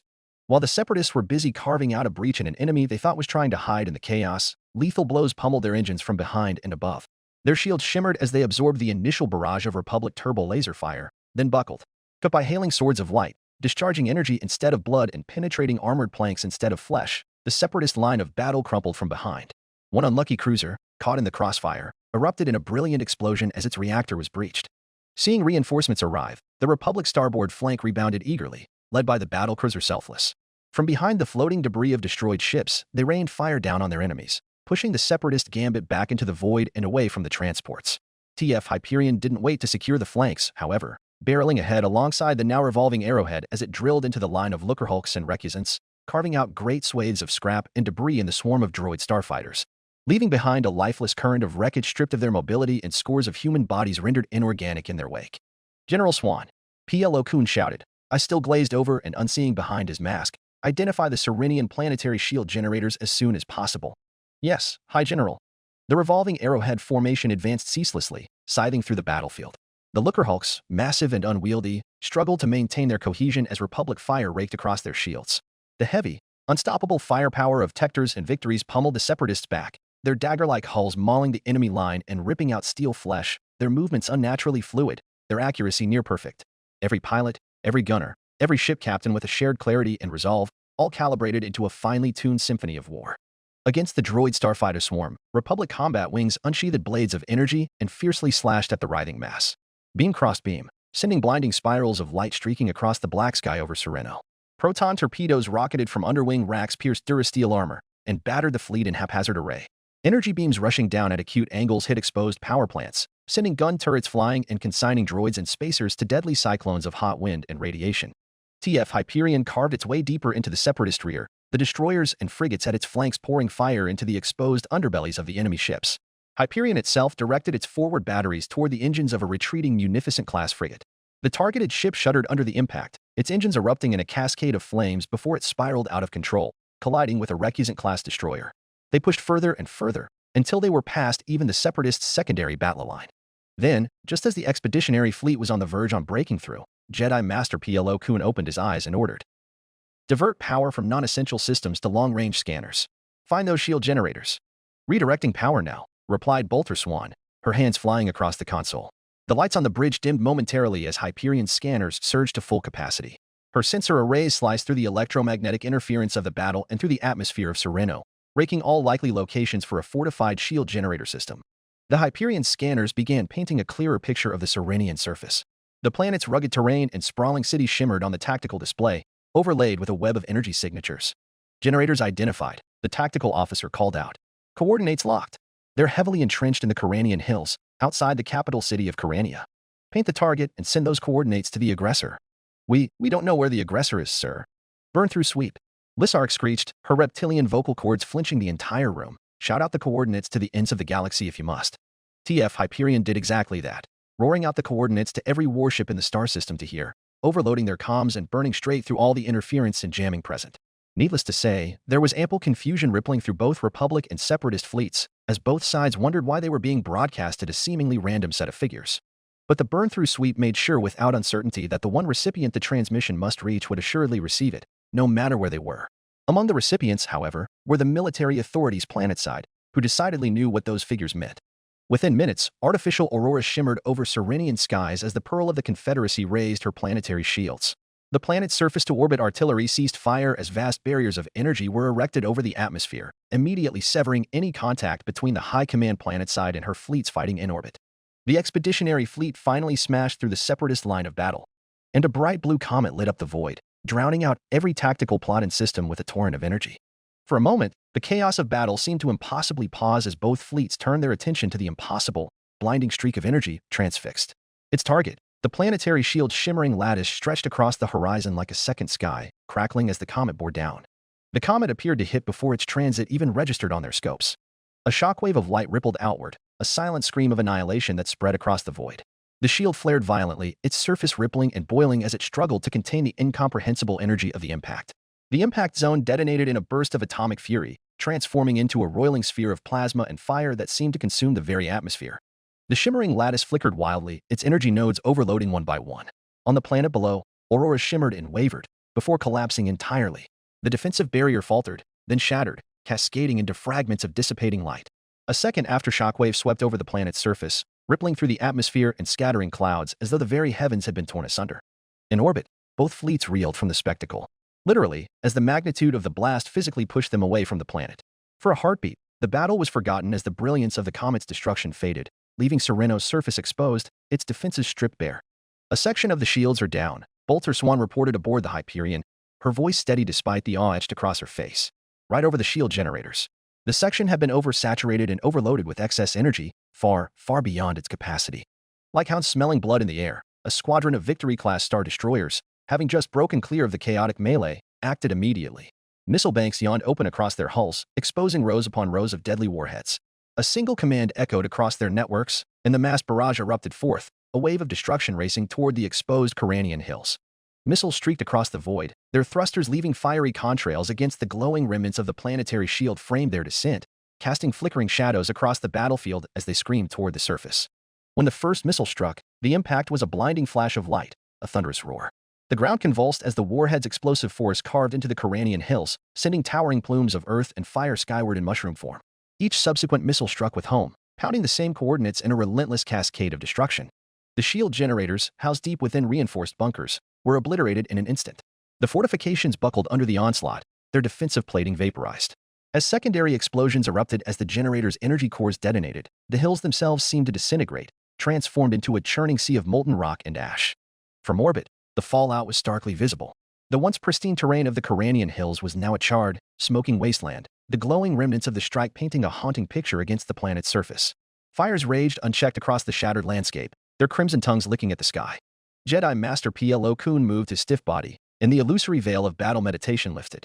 General Plo Koon to General Mace Windu, he spoke into the same comms which had just heralded Sereno's doom. You may commence planetary insertion. All combat-capable warships, provide close air support and keep the skies clear for our ground forces.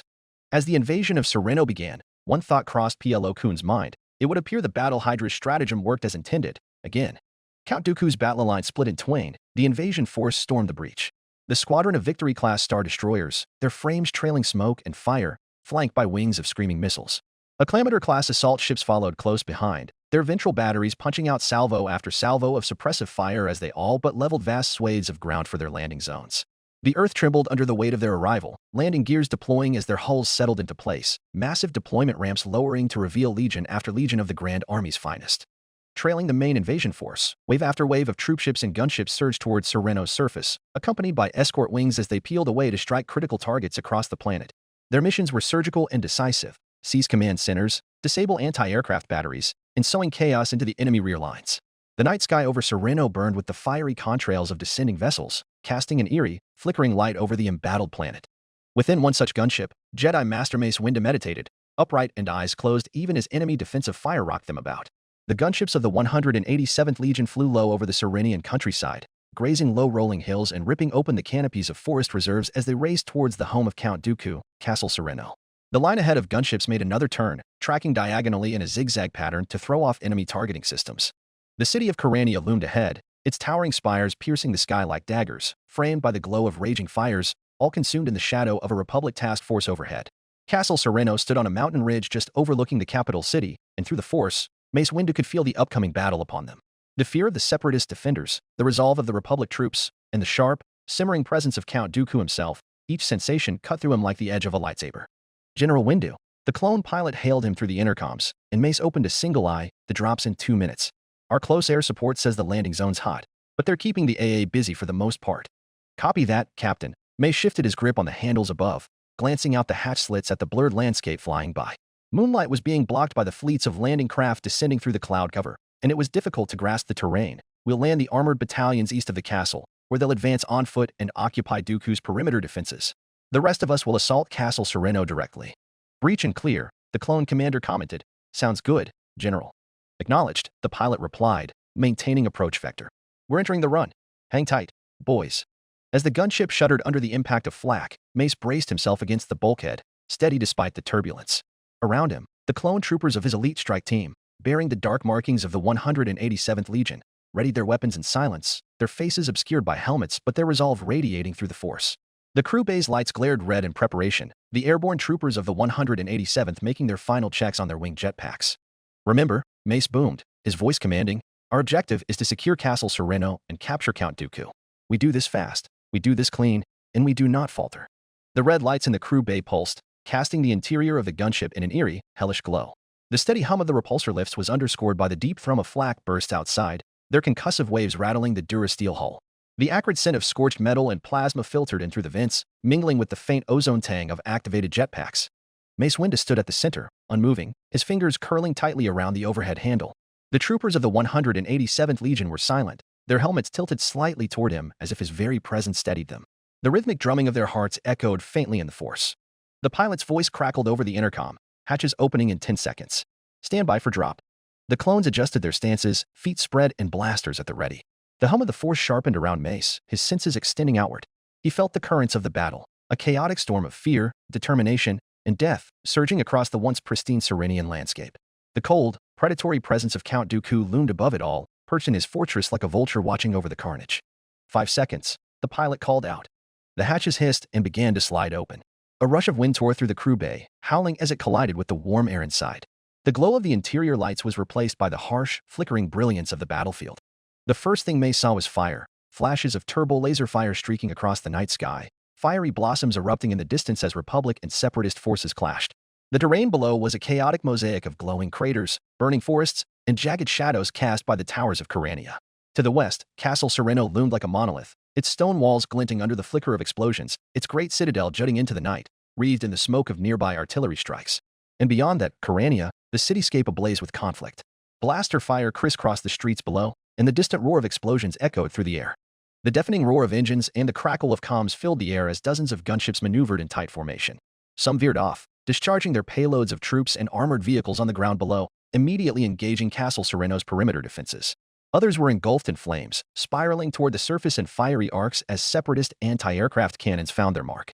The clone pilot shouted over the chaos, "We're right over zone. Have fun below. Go." Mace ordered, his voice cutting through the noise. The paratroopers wasted no time surging forward as the gunship leveled out, the red glow of their jetpacks igniting one by one. They leaped into the open air, a synchronized torrent of black and purple armored figures descending toward the ridge. The roar of the wind and the whine of their jetpacks filled Mace's ears as he followed, stepping to the edge and launching himself into the void. The night air whipped past him, cold and biting, carrying the acrid scent of war. Below, the ridge came into view, lined with Separatist fortifications and teeming with battle droids.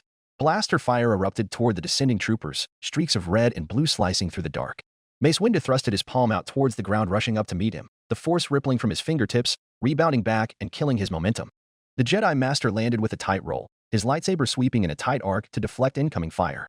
Around him, paratroopers touched down across the courtyard, their blasters spitting already firing volleys that cut through the droid defenders. They pushed towards the citadel, close air support in the form of gunships and Y-wing bombers strafing the grounds and tearing up ancient flagstones as they aided the advance.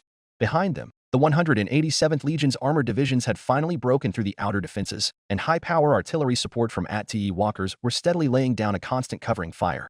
"Move out," Mace commanded, his voice steady over the din. The clones surged forward, their boots crunching against the shattered stone as they advanced toward the fortress. Ahead, the castle's massive gates stood closed, flanked by turrets that spat turbo laser fire. "Demolitions, front and center," barked the clone commander. A pair of troopers rushed forward, carrying a portable breaching charge. Mace stepped aside, his blade spinning to deflect a barrage of blaster bolts, each impact sending a shower of sparks into the air. The charge detonated with a deafening roar, the gates shattering inward. A cloud of dust and smoke billowed out, and through it, Mace could see the green-tinted windows of the castle's main hall. Their glow was unnatural, a sickly hue that seemed to pulse faintly, as if alive. He could feel the presence of the dark side emanating from within, a cold, oppressive weight pressing against his senses. "Push through," he ordered, leading the charge into the breach. The interior of the castle was a stark contrast to the chaos outside. The halls were dark and oppressive, their stone walls lined with frescoes and faintly glowing sconces that cast eerie shadows. The green light from the windows bathed everything in a sickly pallor, amplifying the sense of unease. Battle droids and household guards emerged from alcoves and side corridors, their blasters firing in synchronized bursts, but the clones met them head-on, their disciplined firing lines cutting them down. As they pressed their relentless advance towards the Grand Throne Hall, reports began filtering in from other fronts across Sereno. General Kit Fisto reports that his legions have landed on the outskirts of Fiyaro City. A clone with a comms booster pack updated him, and General Agan Kohler is taking Safia City. General Tyan is providing air cover over Karania, but advises haste.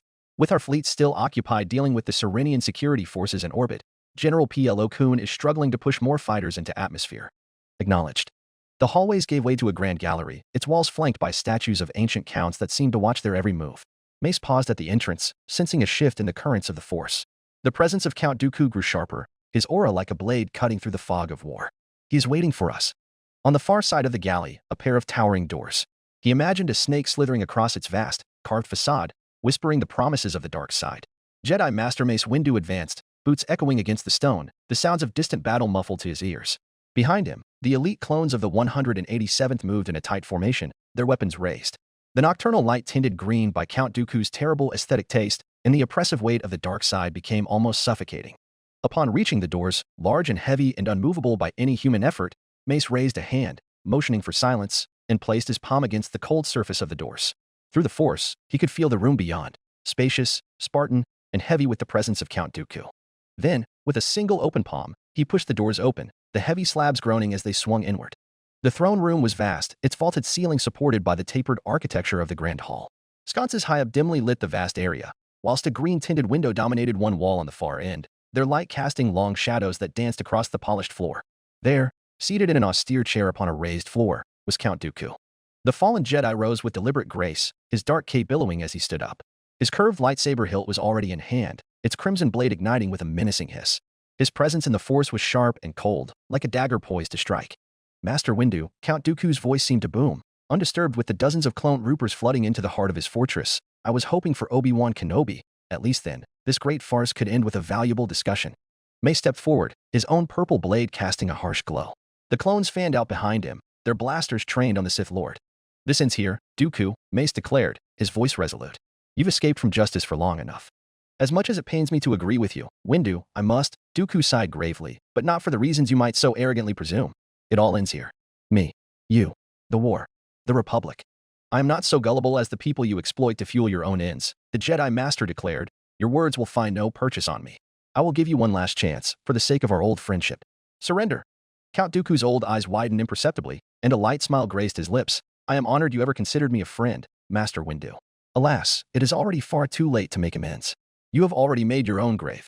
Mace Windu approached the Sith Lord cautiously. "I warn you, Dooku, whatever tricks you have planned, they will not work on me. You will not leave this place a free man." "I do not doubt," Count Dooku chuckled mockingly, however. "Neither will you." A prickle in the Force. A pinch at the back of his head. Mace Windu froze. He had failed to kill the snake on the door. And now he could feel its forked tongue around his crown, its hiss in his ears. Its eyes at the corner of his vision, laughing viciously. The threat Mace Windu sensed, was not in front of him, but behind him. "Oh," Count Dooku whispered loudly, almost gleefully, "so you do sense it." "Dooku," Mace Windu gritted his teeth, shifting his footwork to a defensive posture. "What have you done?" "Not I, Master Windu. Not I." Count Dooku laughed, the laughter of a free man. "Be honored. For Castle Sereno shall be our grand mausoleum." Chapter 91. Karuska System. Karuska Sector. How are you going to weasel your way out of this one? That was the sole thought running through Jedi Master Adi Gallia's mind as she carefully observed the Supreme Chancellor. Palpatine's gaze lingered over shoulder, and Adi itched a glance behind her to see for herself what was just so interesting to Sith Lord. She heard the doors of the suite slide open, and the knocking of a dozen more armored boots storming into the residence. With each passing moment, more and more of the Coruscant Guard was entering the building, and it was evident some were losing their patience. "Answer the question, Your Excellency," Arc Commander Valiant ordered in a tone that brooked no choice, as if he was not speaking to the most powerful man in the galaxy. "Cooperate, and we can all get this over with." Something dark flashed through the Chancellor's eyes, unnoticeable to all but the most perceptive of Jedi. "Blink." and one would miss the minor slip, seeing only the fabulously feigned face of confused concern he wore. Even right then, Audi could scarcely believe the man was a Dark Lord of the Sith, if not for one single reason. Once, Audi could read the surface-level emotions of Chief Palpatine, as all emphatically talented Jedi were to do, and now no longer. The Supreme Chancellor had completely shielded off his mind, and all Audi could find was a sinister fog that obscured everything within. For an utterly fleeting moment, Palpatine's irises flicked to her, then back to Valiant. The Velothian Jedi Master's flowing head tendrils stilled, her lips thinning to a pale sliver. Shock T moved, the degraded Jedi soundlessly gliding away under the guise of conferring with a shock trooper captain, but in reality flanking into the Supreme Chancellor's blind side. Audi doubted the Chancellor didn't notice, but if he did, he made no show of it. "Forgive me, Commander," the Supreme Chancellor demurred, placing a hand over his chest. "You must understand. My schedule has been filled for quite some time, and I am astonishingly busy these recent days." "The works, you say? The name is of some passing familiarity. May I ask you to jog my memory? Is it on Coruscant?" Audi almost laughed at the absurdity of the situation. "Your Excellency," Captain Dine spoke up from right behind her, holding onto his datapad with an iron grip. "The works is an industrial arcology just southwest of the Senate District, and next to the Fabosi District. I believe you would recognize it by its administrative name, Dacho District. Republic Intelligence had recently submitted a memorandum to you, detailing a possible separatist cell in the works. You had personally approved the investigation." The Chancellor's eyes widened in surprise. "I see. And I presume this is that very investigation, but the lead you hear of all places. I hate to discredit your team, Captain, but are you certain you haven't missed anything?" It was hard to ignore the blatant self-doubt Captain Dine wore on his sleeve, the prior confidence he had in his team and equipment seemingly vanishing into thin air. He was, after all, accusing the Supreme Chancellor of the Galactic Republic of high treason, no matter how diplomatically he worded it. Despite all available evidence pointing this way, Captain Dine struggled to articulate his certainty. "Our Commander Valiant didn't." "The Jedi generals asked you a question, Your Excellency." Valiant's gloved finger rested on his blaster's safety. "Answer it." Irritation flashed through the Chancellor's expression again, evidently incensed by the Arc Commander's failure to buy into his misdirection. At that moment, not even the Jedi Masters could predict how Palpatine would react, but after a second's hesitation, all of his facades dropped. The Supreme Chancellor slumped, heaving a great exasperation as any and all lightheartedness disappeared from his aged countenance. And for the first time, the Dark Lord of the Sith uncaged his true character. "So what if independent Oregon any of my staff did?" The Sith Lord drawled, a terrible flame drawing to his eyes. "What does it matter?" In a single swift motion, Jedi Master Audi snatched her lightsaber from her waist. The sound of clicking metal filled the suite as over a dozen Jedi Knights followed her lead. At the Sith Lord's flank, Shock T was a crouched tiger, still and unmoving as she tracked her quarry's every move. Valiant and his commandos hefted their blasters in surprise, not even they could scarcely imagine the blatant. "Is that an admission of guilt, Chancellor?" Captain Dine blurted in shock. Commander Valiant pushed his way forward, having already come to his conclusion. He produced a pair of stun cuffs from his utility belt. "We're taking you in, Chancellor, as well as everybody who frequents this place, including staff and caretakers. Homeworld security will be securing this apartment until the investigation is completed." The Sith Lord's lips twisted into a derisive snort. "I think not, Commander." Valiant was frozen. Bang! The doors behind them were smashed open, and the two Red Guards posted outside crashed into the carpeted entrance, tackled by a squad of ARC troopers, their weapons, ceremonial and practical, forcefully confiscated from them as stun cuffs were slapped onto their gauntlet wrists. "Don't force me to do the same to you, Chancellor." With one hand, Valiant extended the cuffs, urging the Chancellor to surrender peacefully. With the other hand, he toggled his blaster to stun mode. "You can't," the Supreme Chancellor chided. Captain Dine tried to defuse the situation. "Your Excellency, we will follow all due processes.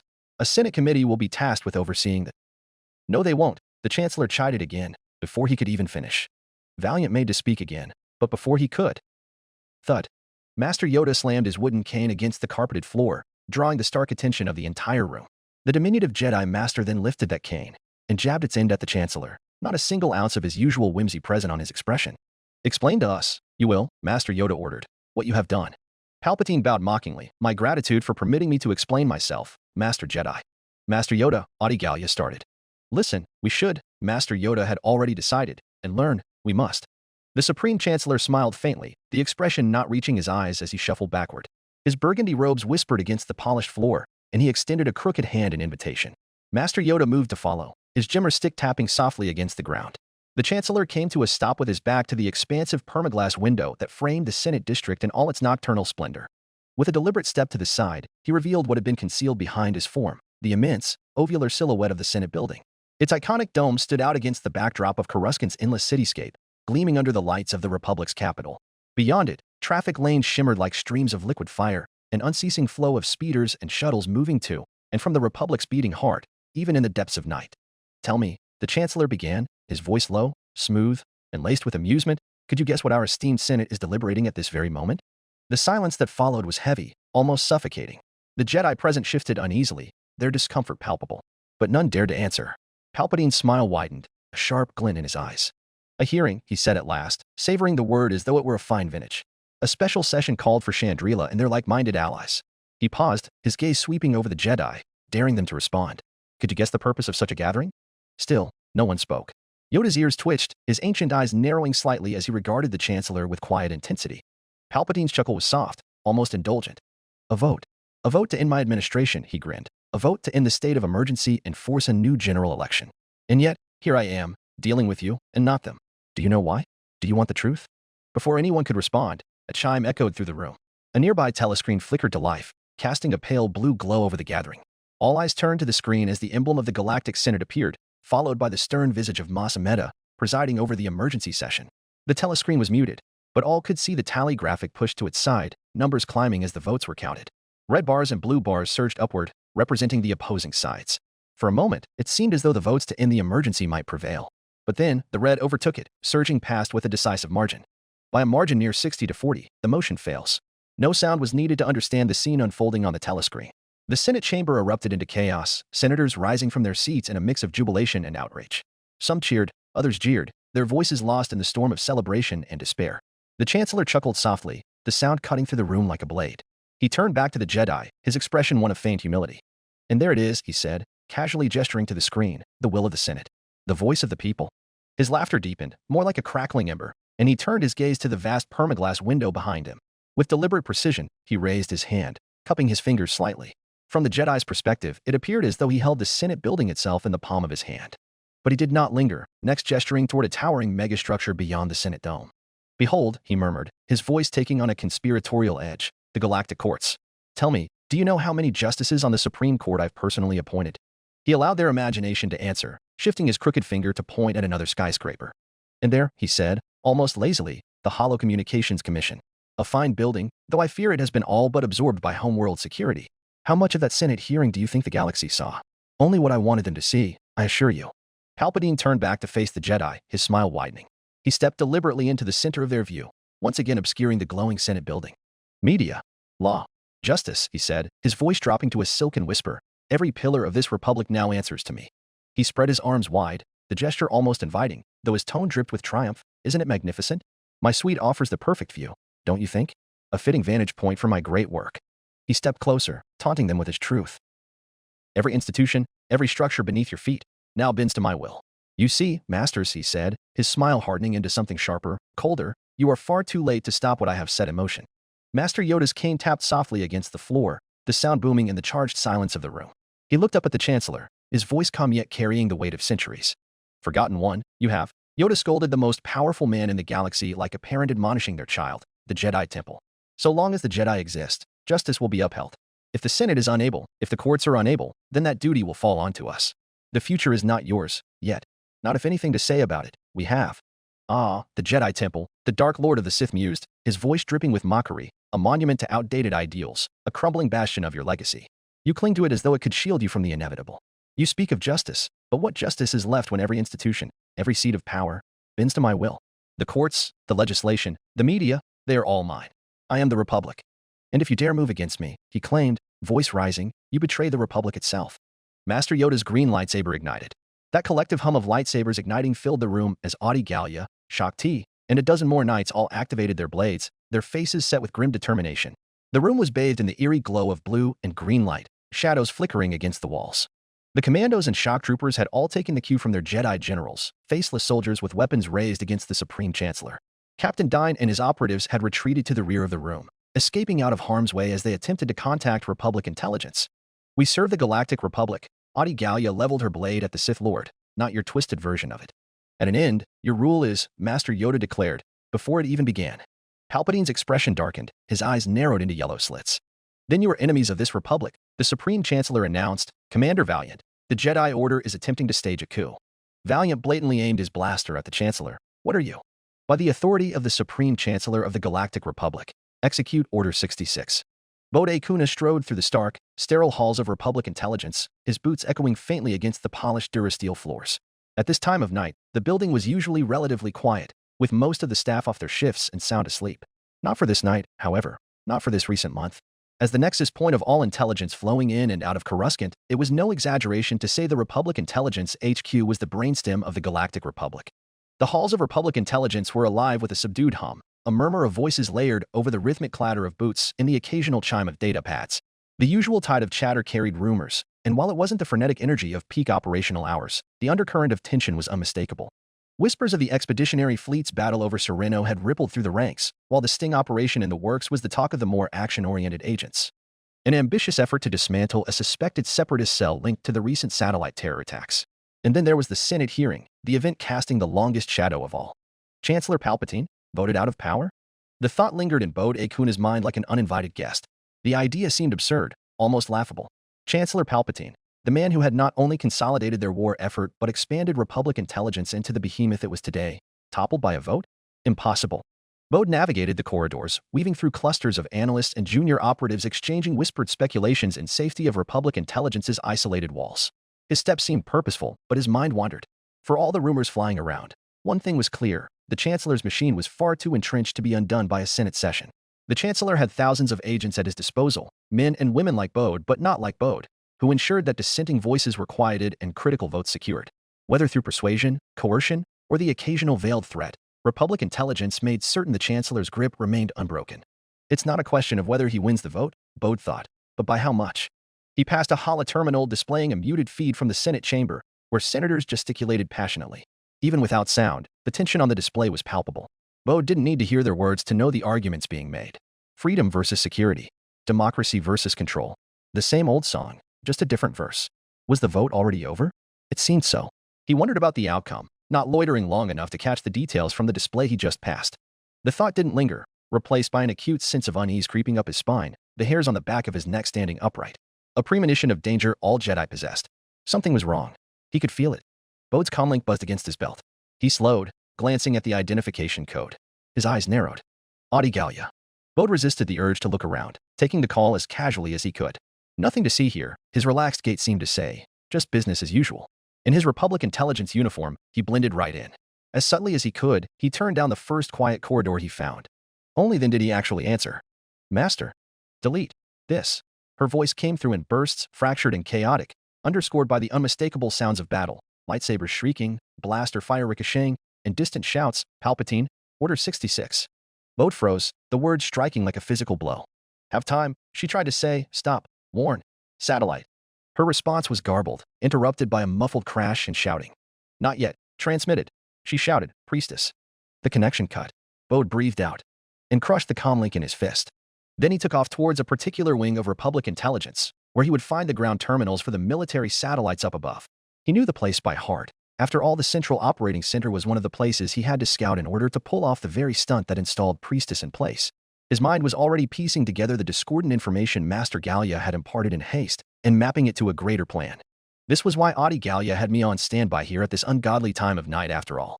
Two security guards stood at attention by the entrance to the restricted wing, their gazes sharp as Bode approached. Without hesitation, he inserted his clearance code cylinder into the data port embedded in the wall panel.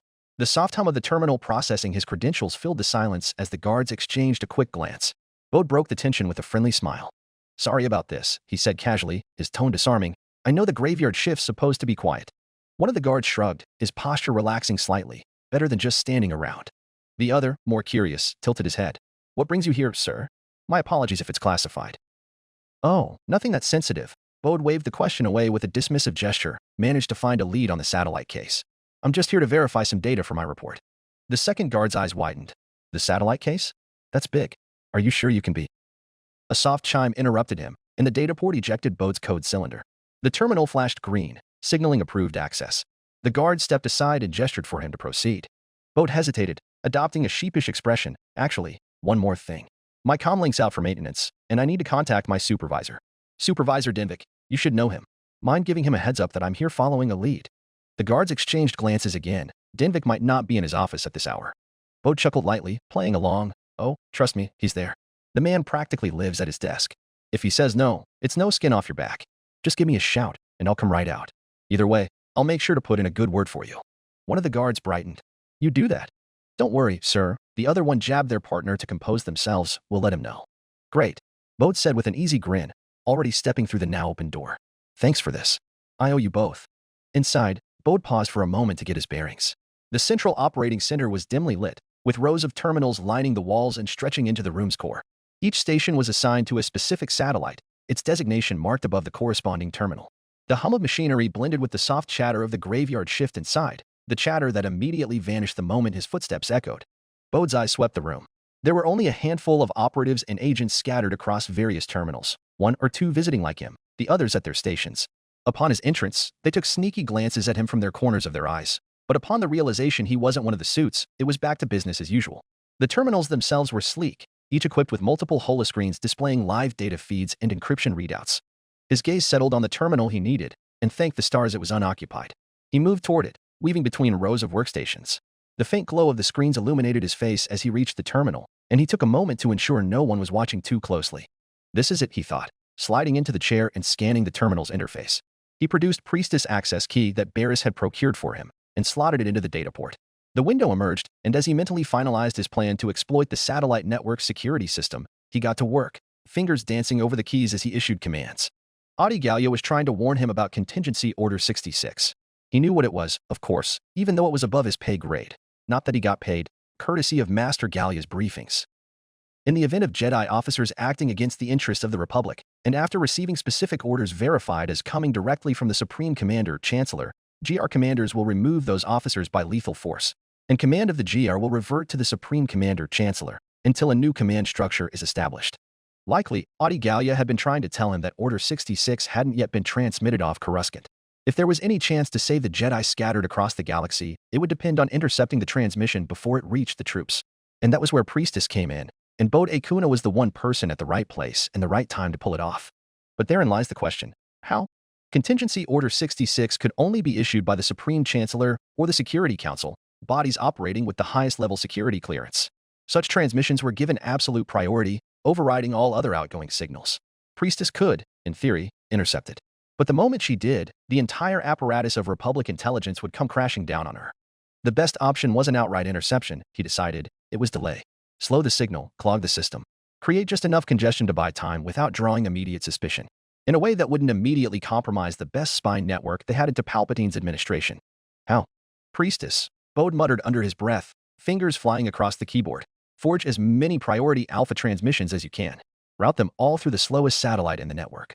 When Order 66 comes through, shove it to the back of the queue. He paused, considering. How much time would that really buy? Even the slowest satellite could process traffic in seconds, even faster for priority alpha ones like Order 66. Worse, once intelligence noticed the delay, they'd just reroute his transmission through a different satellite. No, Bode growled, backspacing furiously, that won't cut it. A new plan formed. Desperate but simple. Priestess, forget the queue. Flood the network. Dump everything. Every file, every log, every byte of junk data you can rip out from Republic intelligence. Transmit it all. Everywhere. Overload the system. It wasn't elegant. Bode wasn't a slicer or a tech expert. He didn't know the exact capacity of the satellite network. Maybe the servers would crash under the strain. Maybe they wouldn't. But if he could force enough digital traffic, he could create the equivalent of rush hour gridlock in the network. The hope was that Order 66 would get stuck in the chaos. A delay of minutes. Maybe hours. Enough time for the Jedi to be warned. Oh, and he hesitated, then typed another command, informed Barisafi. She'll know what to do. The commands were submitted with a final keystroke. Bode unplugged the access key, wiped the logs from the terminal's history, and exhaled slowly. Just in time for the two guards outside to burst into the room, making everyone within flinch in alarm. Their eyes scanned the terminals, then settled on Bode in particular. The Jedi Knight sighed and stood up. Is something the matter? He posed the question innocently, ignorantly. The cheerful guard was dead serious, lifting up his tablet to reveal a list of names and faces. Sorry, sir. Your name is Bode Akuna. Oh, Criff. I hope Denvik is on his way right now. That's me, he confirmed, feigning confusion. Has Denvik arrived? We just received an order. You see, the guards looked at him apologetically, clearly unwilling to make a fuss with the others in audience. Can you come with us outside? Well, Bode crushed Priestess access key, and together with his broken comlink used the Force to toss both into a nearby trash bin. I don't see why not. Out of the four of us, Audi and Iskit are together at the works. Sounds like they got hit first. I'm next. So the last one is Varys, at the temple. Bode Akuna silently clenched his teeth. All up to you now. Yoda's response was instantaneous. In a blur of green light and supernatural speed, his lightsaber ignited and swept through Commander Valiant's neck before the clone could even turn around. The commander's head fell, his body collapsing with a metallic clatter as his blaster hit the floor. "Sith, you are..." Yoda roared, his voice uncharacteristically fierce as he launched himself at Palpatine, spinning like a whirlwind of liquid emerald. A dull blur shot out of his sleeves, and the Sith Lord's crimson blade hissed to life, intercepting Yoda's attack with a clash that sent sparks flying. His cackle echoed through the chamber as he pushed back, his strength in the dark side amplifying his strikes. Behind him, however, Shakti moved with equal swiftness, her blue blade arcing through the air toward Palpatine's unguarded flank. The Sith Lord snarled, twisting his body unnaturally to parry her strike while keeping Yoda at bay. The three of them became a blur of motion, their lightsabers crackling and hissing as they clashed. Behind them, chaos erupted. Jedi Knight Isket Akaris spun on her heel, her lightsaber deflecting the first volley of blaster bolts fired by the shock troopers. "Behind us," she shouted, her voice cutting through the confusion as the other Jedi Knights followed suit, their blades forming a defensive wall of light against the deadly barrage. Blaster bolts ricocheted wildly off the walls and floor, the sharp tang of ozone filling the air. The Republic intelligence operatives cowered in the corner, their faces pale and their comms equipment clutched tightly to their chests. They were frozen, caught between two impossible realities. Adi Gallia seized the moment to contact someone, frantically speaking into her comlink whilst she parried bolt after bolt with her lightsaber. Isket couldn't hear the words, the roar of the Force drowning out everything else. Shadows dripped and oozed color at the corners of her eyes, weaving and coiling up office walls, slipping over chairs, spreading along the floor. A sudden explosion rocked the room as a grenade hurled by one of the shock troopers detonated against the far wall, scattering debris and briefly disorienting the Jedi Knights. Isket growled, using the Force to hurl a piece of shattered durasteel back at the troopers, sending two of them flying back, and painfully crushed underneath. Fragments of white plastoid blasted out like bullets, whilst the carpet matted with fresh blood. Isket Akaris let the scent of blood and the metallic tang of spilt iron fill her senses, feeding her. The Force surged in her ears, not the gentle hum she had once known but a roaring symphony of violence. The Force was singing in her ear, and it was familiar, like the greeting of an old friend. Where had she last waved them goodbye? On that satellite over Coruscant. It sung a poem, a dance. It sang a single song, a single desire, a pure, singular focus and goal. Kill. Kill. Kill. Kill. Kill. Kill. It became a harmonious choir, an overwhelming drive to spur on her every limb, her every thought. Her body moved on instinct, leaping into the fray. She didn't see the Jedi Knights around her falling one by one, overwhelmed by the relentless tide of shock troopers pouring into the room. She didn't hear the panicked orders of Palpatine's aides as they scrambled to contact Commander Thorn, ordering him to march on the Jedi Temple. She didn't notice Yoda, Shakti, and Adi Gallia pressing the Sith Lord further toward the edge of the massive permaglass window. All she saw was red. Was it blood? Was it rage? Or was it simply the color of the armored clones closing in on her? There was a time when Isket had feared the darkness within her. She had always felt it there, lurking beneath the surface, a wild thing that never seemed to fit within the serene mold of the Jedi Order. Her late master had sensed it too, urging her to meditate endlessly, to recite the code like a prayer to keep herself grounded. It had worked, until moments like this. Until survival was on the line, and her body moved faster than her mind could intervene. She didn't know whether it was a symptom of the mysterious species she belonged to, or the problem was unique to herself, but at that moment, she could hardly care. She thanked it, divulged it, embraced it. She reveled in it. She ignited her second blade, her mother's lightsaber, and it was a fountain of molten gold. And she plunged into the relentless advance. There was no scrap of carpet nor shred of chair that might not at any second disintegrate in flares of green or gold. Lampstands became brief shields, sliced into segments that whirled through the air. Couches became terrain to be climbed for advantage or overleapt in retreat. She let her body handle it without the intervention of her mind. And while her blades spun and crackled, while her feet slid and her weight shifted and her arms cleaved through body after body after body, her mind slid along the circuit of dark power, like invisible hands feeling along the scales of an oily snake, following its snarling head, telling her where to go. Her enemies fell, one after another, their shouts and cries unable to reach her ears. It was only when a shock trooper's blaster bolt struck Adi Gallia in the leg that Isket's focus shifted, the Force willing her to turn around. Master Gali stumbled, her lightsaber dipping as pain contorted her face. In that brief instant, the Sith Lord lunged. The crimson blade of his lightsaber pierced her chest, the sickening sound of searing flesh cutting through the chaos. The Velothian Jedi Master gasped, her saber clattering to the ground as she collapsed. The sight of the fallen Jedi Master jolted something in Isket. The chorus in her mind faltered, its harmony breaking, the snake unraveling around her. For the first time, she looked around. The other Jedi Knights, her supposed comrades, were gone. Their bodies lay scattered across the room, their robes punched through with hundreds of smoking holes. Dead. And because they were dead, there was nothing shielding the duel between Masters of Light and Dark. Meanwhile, Master Yoda and Shakti hardly had the luxury to call out for their fellow council member, faces fixed in rictus determination as they pressed their assault on Palpatine. The Sith Lord moved with terrifying speed, his blade a crimson blur as he laughed maniacally, feeding off the slaughter and chaos in the room. Yoda's strikes were precise and unrelenting, his small frame darting around Palpatine's defenses, while Shaak Ti's elegant, flowing style forced the Sith Lord to divide his attention. It was evident even to Iskit that between the three Jedi Masters, Adi Gallia had been the weak link in terms of raw battle skill.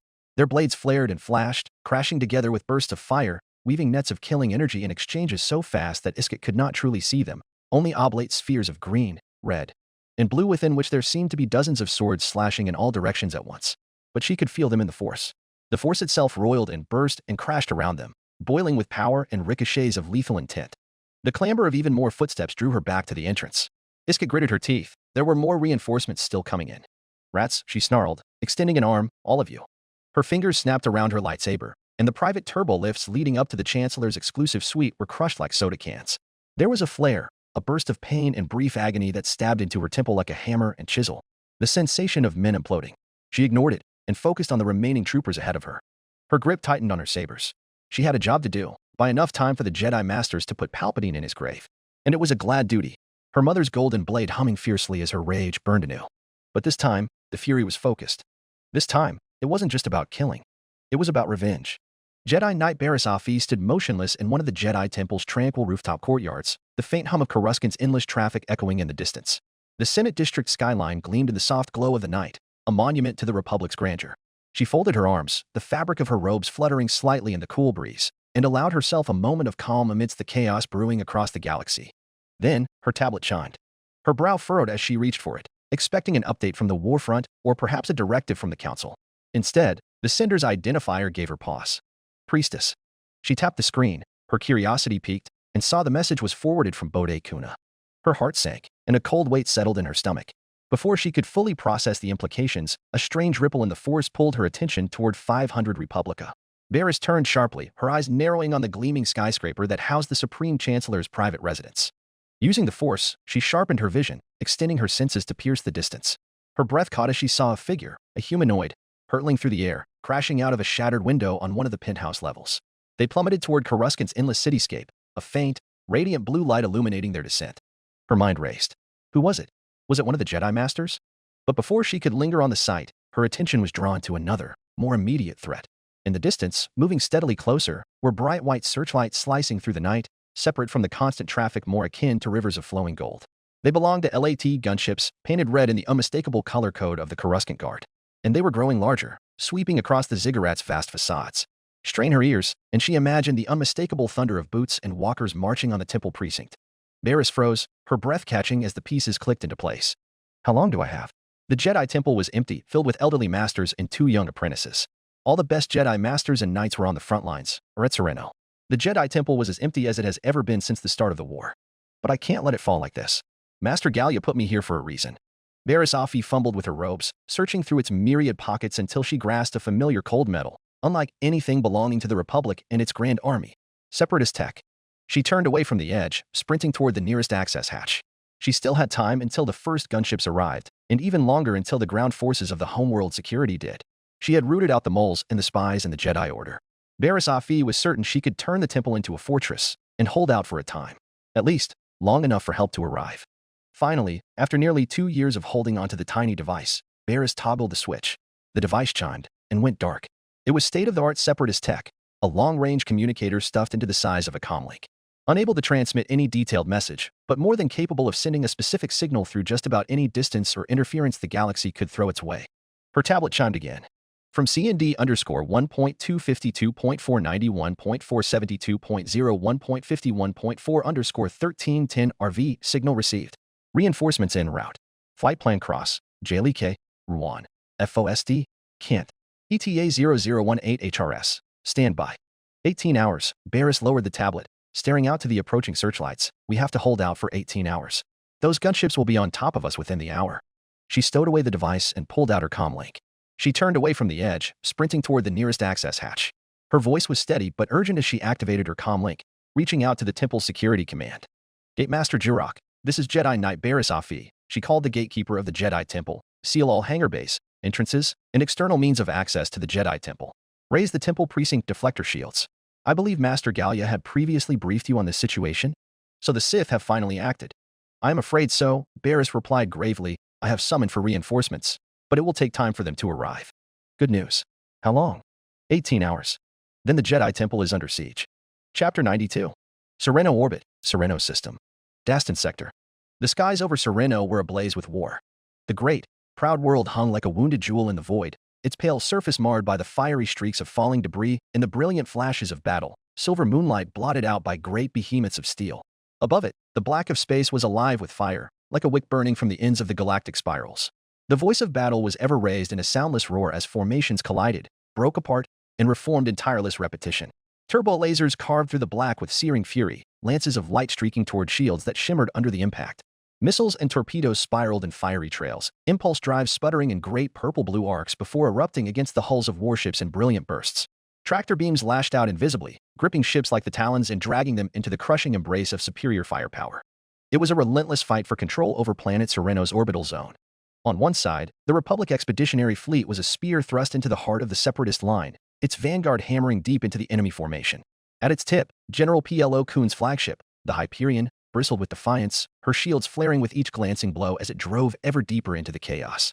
Behind her, the wedge-shaped fleet carved through the Separatist defenses like a blade, leaving wreckage and frozen debris in its wake. For every second they held the breach open, hundreds of troopships descended planet-side. But the Separatist captaincies were not without their cunning.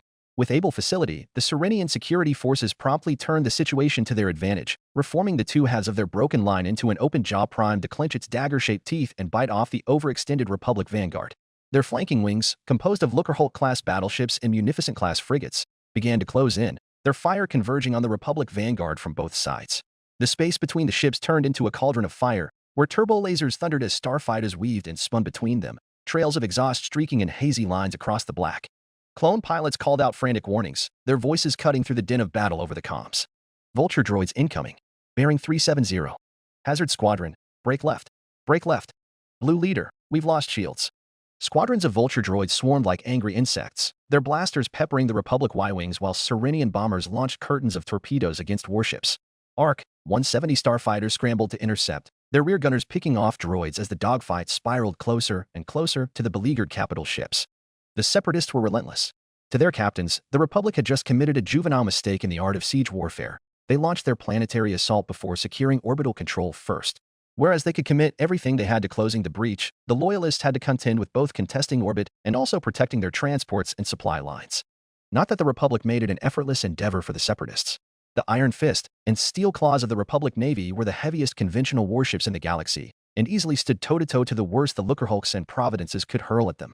Tector and Victory-class Star Destroyers closed their ranks, iron phalanges with pikes of energy, throwing the enemy back time and time again. 1,000 clicks away, Obi-Wan Kenobi could hardly tell what was going on in the vanguard. At the base of the Republic formation, the reserve ships held their positions with grim discipline, their captains glancing nervously at the holo projectors. They could see the trap forming in real time, the jaws of the Separatist counterattack threatening to snap shut around the vanguard and isolate the spearhead from the rest of the body. It was no surprise to say that every instinct screamed at them to charge forward, to reinforce their brothers and sisters locked in the heart of the battle. For Republic Navy admirals and captains, it was an instinct born out of tactical wisdom. Since the arrowhead formation was wider at the base, whereas the Separatist pincer was at the narrow spearhead, simply charging forward would put them at the enemy flank. In fact, many of the captains could see the open broadsides of Separatist battlecruisers directly ahead of them. For Jedi generals, however, it was instinct born simply out of their natural inclination to save their allies. What did it matter, their internal disagreements, when all of them were being chewed down by the enemy? Not that it mattered, Obi-Wan clenched his jaws, because orders are orders. And his orders were to maintain his lines of bearing with the rest of the fleet.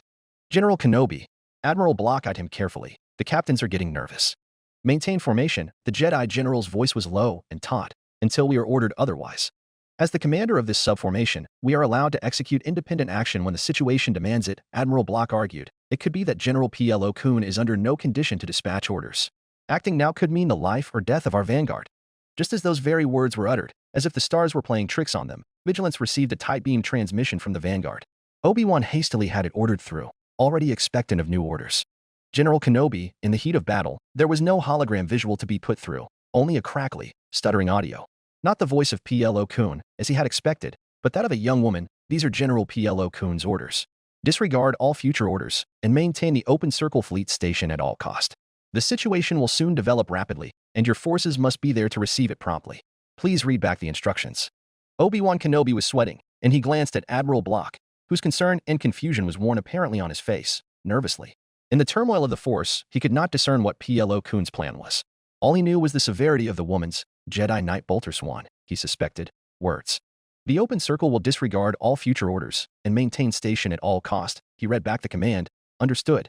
May I ask whether this future situation has anything to do with the Separatist superweapon lurking in system? It does, Night Swan answered grimly. Keep as many of the Jedi warships as close to you as possible, for we may receive an attack from the rear, should our agreement with Admiral Trench fall through. We will be transmitting the command key to the Vigilance now. Should both Master Plo or Master Windu be lost or uncontactable, it will be Vigilance's prerogative to lead an orderly withdrawal from the star system. Is this understood? Understood. Obi-Wan couldn't help but wonder if this was the right path, so unlike the Jedi way it was. Secrets and plots swirled around the battle as much as lasers and torpedoes did.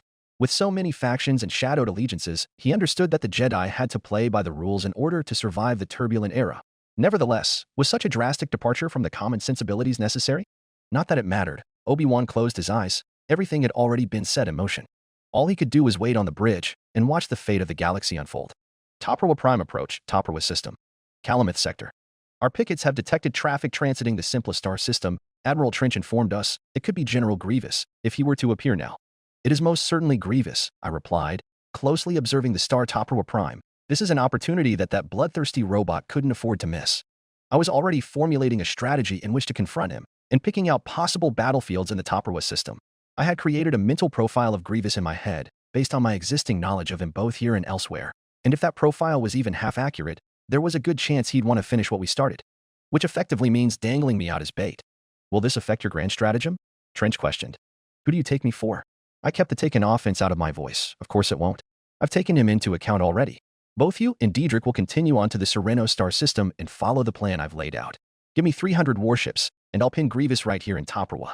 How will we know the signal to execute the plan? The old spider continued incessantly questioning me, as if he couldn't quite place his full trust in the strategy one had laid out. Diedrich Greyshade, ever reliable as he was however, didn't hesitate to support me. I'll recognize the signal, the Kalyamexi Admiral cut in. I've got all my Comtex camping priestess round the clock. Just transfer me the firing codes for the Malevolence, and we should be good. Provided the Jedi are exactly where we need them, Rear Admiral Marai couldn't help but comment. They should be. I could sense Diedrich's frown. Jedi aren't exactly known for reneging on agreements. These Jedi are betraying their republic. Not exactly their republic anymore, I said sharply. They consider the Loyalists traitors, just as we consider the Sereno government traitors. I've already sent Task Force Garland to Fender Station as you advised. It will be of no concern to us if they are not.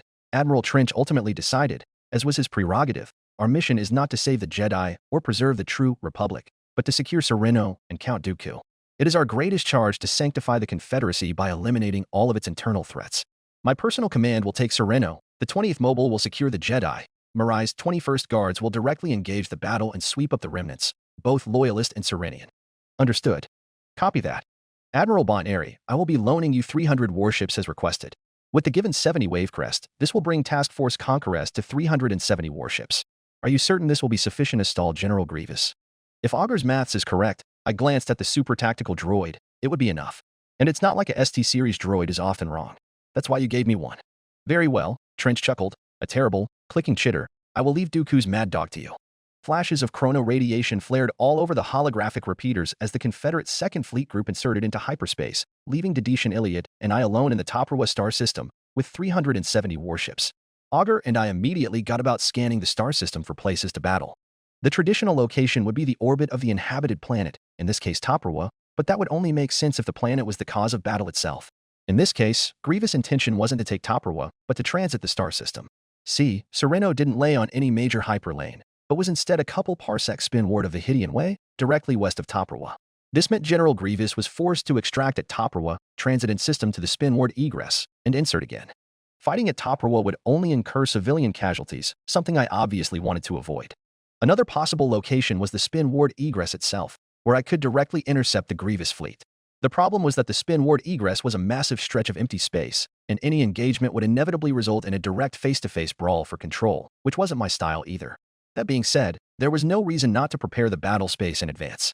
Dedish and Iliad, I toggled the comms. I will have to trouble your division with my laying the spinward jump zone to the Sereno star system. Do not take a reciprocal course upon your return. Take the long way around Toprawa Prime instead. Affirmative, Conqueress. Now then, I slowly leaned back, laying the purple silk of my cape over my lap. What do you recommend, Augur?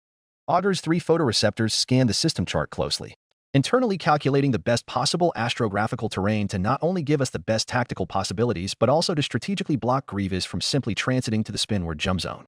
With all these prerequisites in mind, I was quickly drawn to the obvious conclusion. Assessment.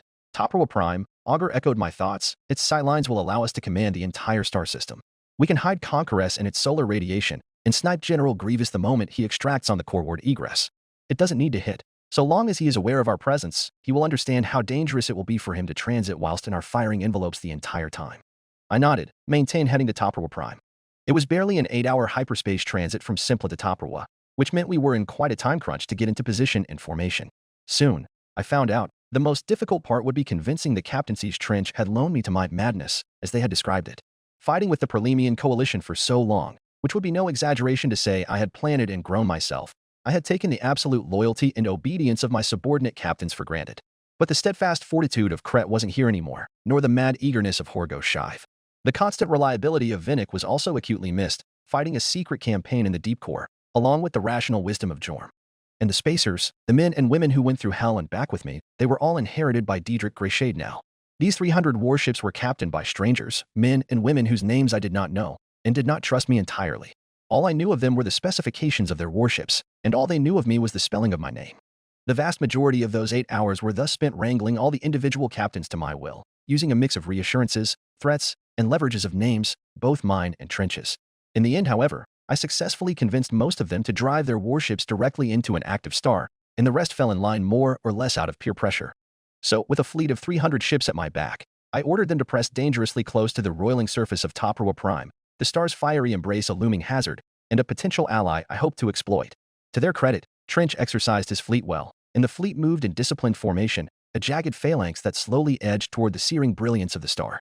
And it was a real testament to their discipline, because at this proximity Toprowa Prime's corona was spitting streams of charged particles at us, each tendril of solar wind a chaotic whip of radiation and magnetism. The star's electromagnetic field flared unpredictably, creating violent storms of energy that lashed out at anything within its grasp. Sensors buzzed with static interference, and shield generators whined as they adjusted to the relentless bombardment of high-energy particles. The electromagnetic radiation from the star played havoc with our navigational systems and communications. Encrypted channels devolved into bursts of static and distortion. But it worked, and keeping a safe distance at which our ray shields could regulate the temperature, our fleet was completely hidden in Toprowa Prime's embrace, our hulls glinting like droplets of molten metal against the seething backdrop of the star. Even so, I was sweating, and condensation was forming on Augur's chestplate. The Skakoan engineers were all but boiling in their pressure suits. Our ray shields were layers of energy fluctuating in iridescent ripples as they absorbed and deflected the radiation, converting it into excess heat as they do most things, heat which was then transferred to the pressure hull, and then to the inside of the hull. Unlike most fleets, the vessel with the most powerful scopes and task force Conqueress was the flagship herself. As such, if any fleet were to extract at the coreward egress, Conqueress would be the first to spot it, and fire, obviously. The tension aboard Conqueress was palpable, like the charged atmosphere before a lightning strike. The oppressive heat radiating from Toprowa Prime, combined with the claustrophobic anticipation of battle, had transformed the bridge into a crucible of nerves. Officers murmured their reports, each voice laced with a veneer of professionalism masking an undercurrent of unease.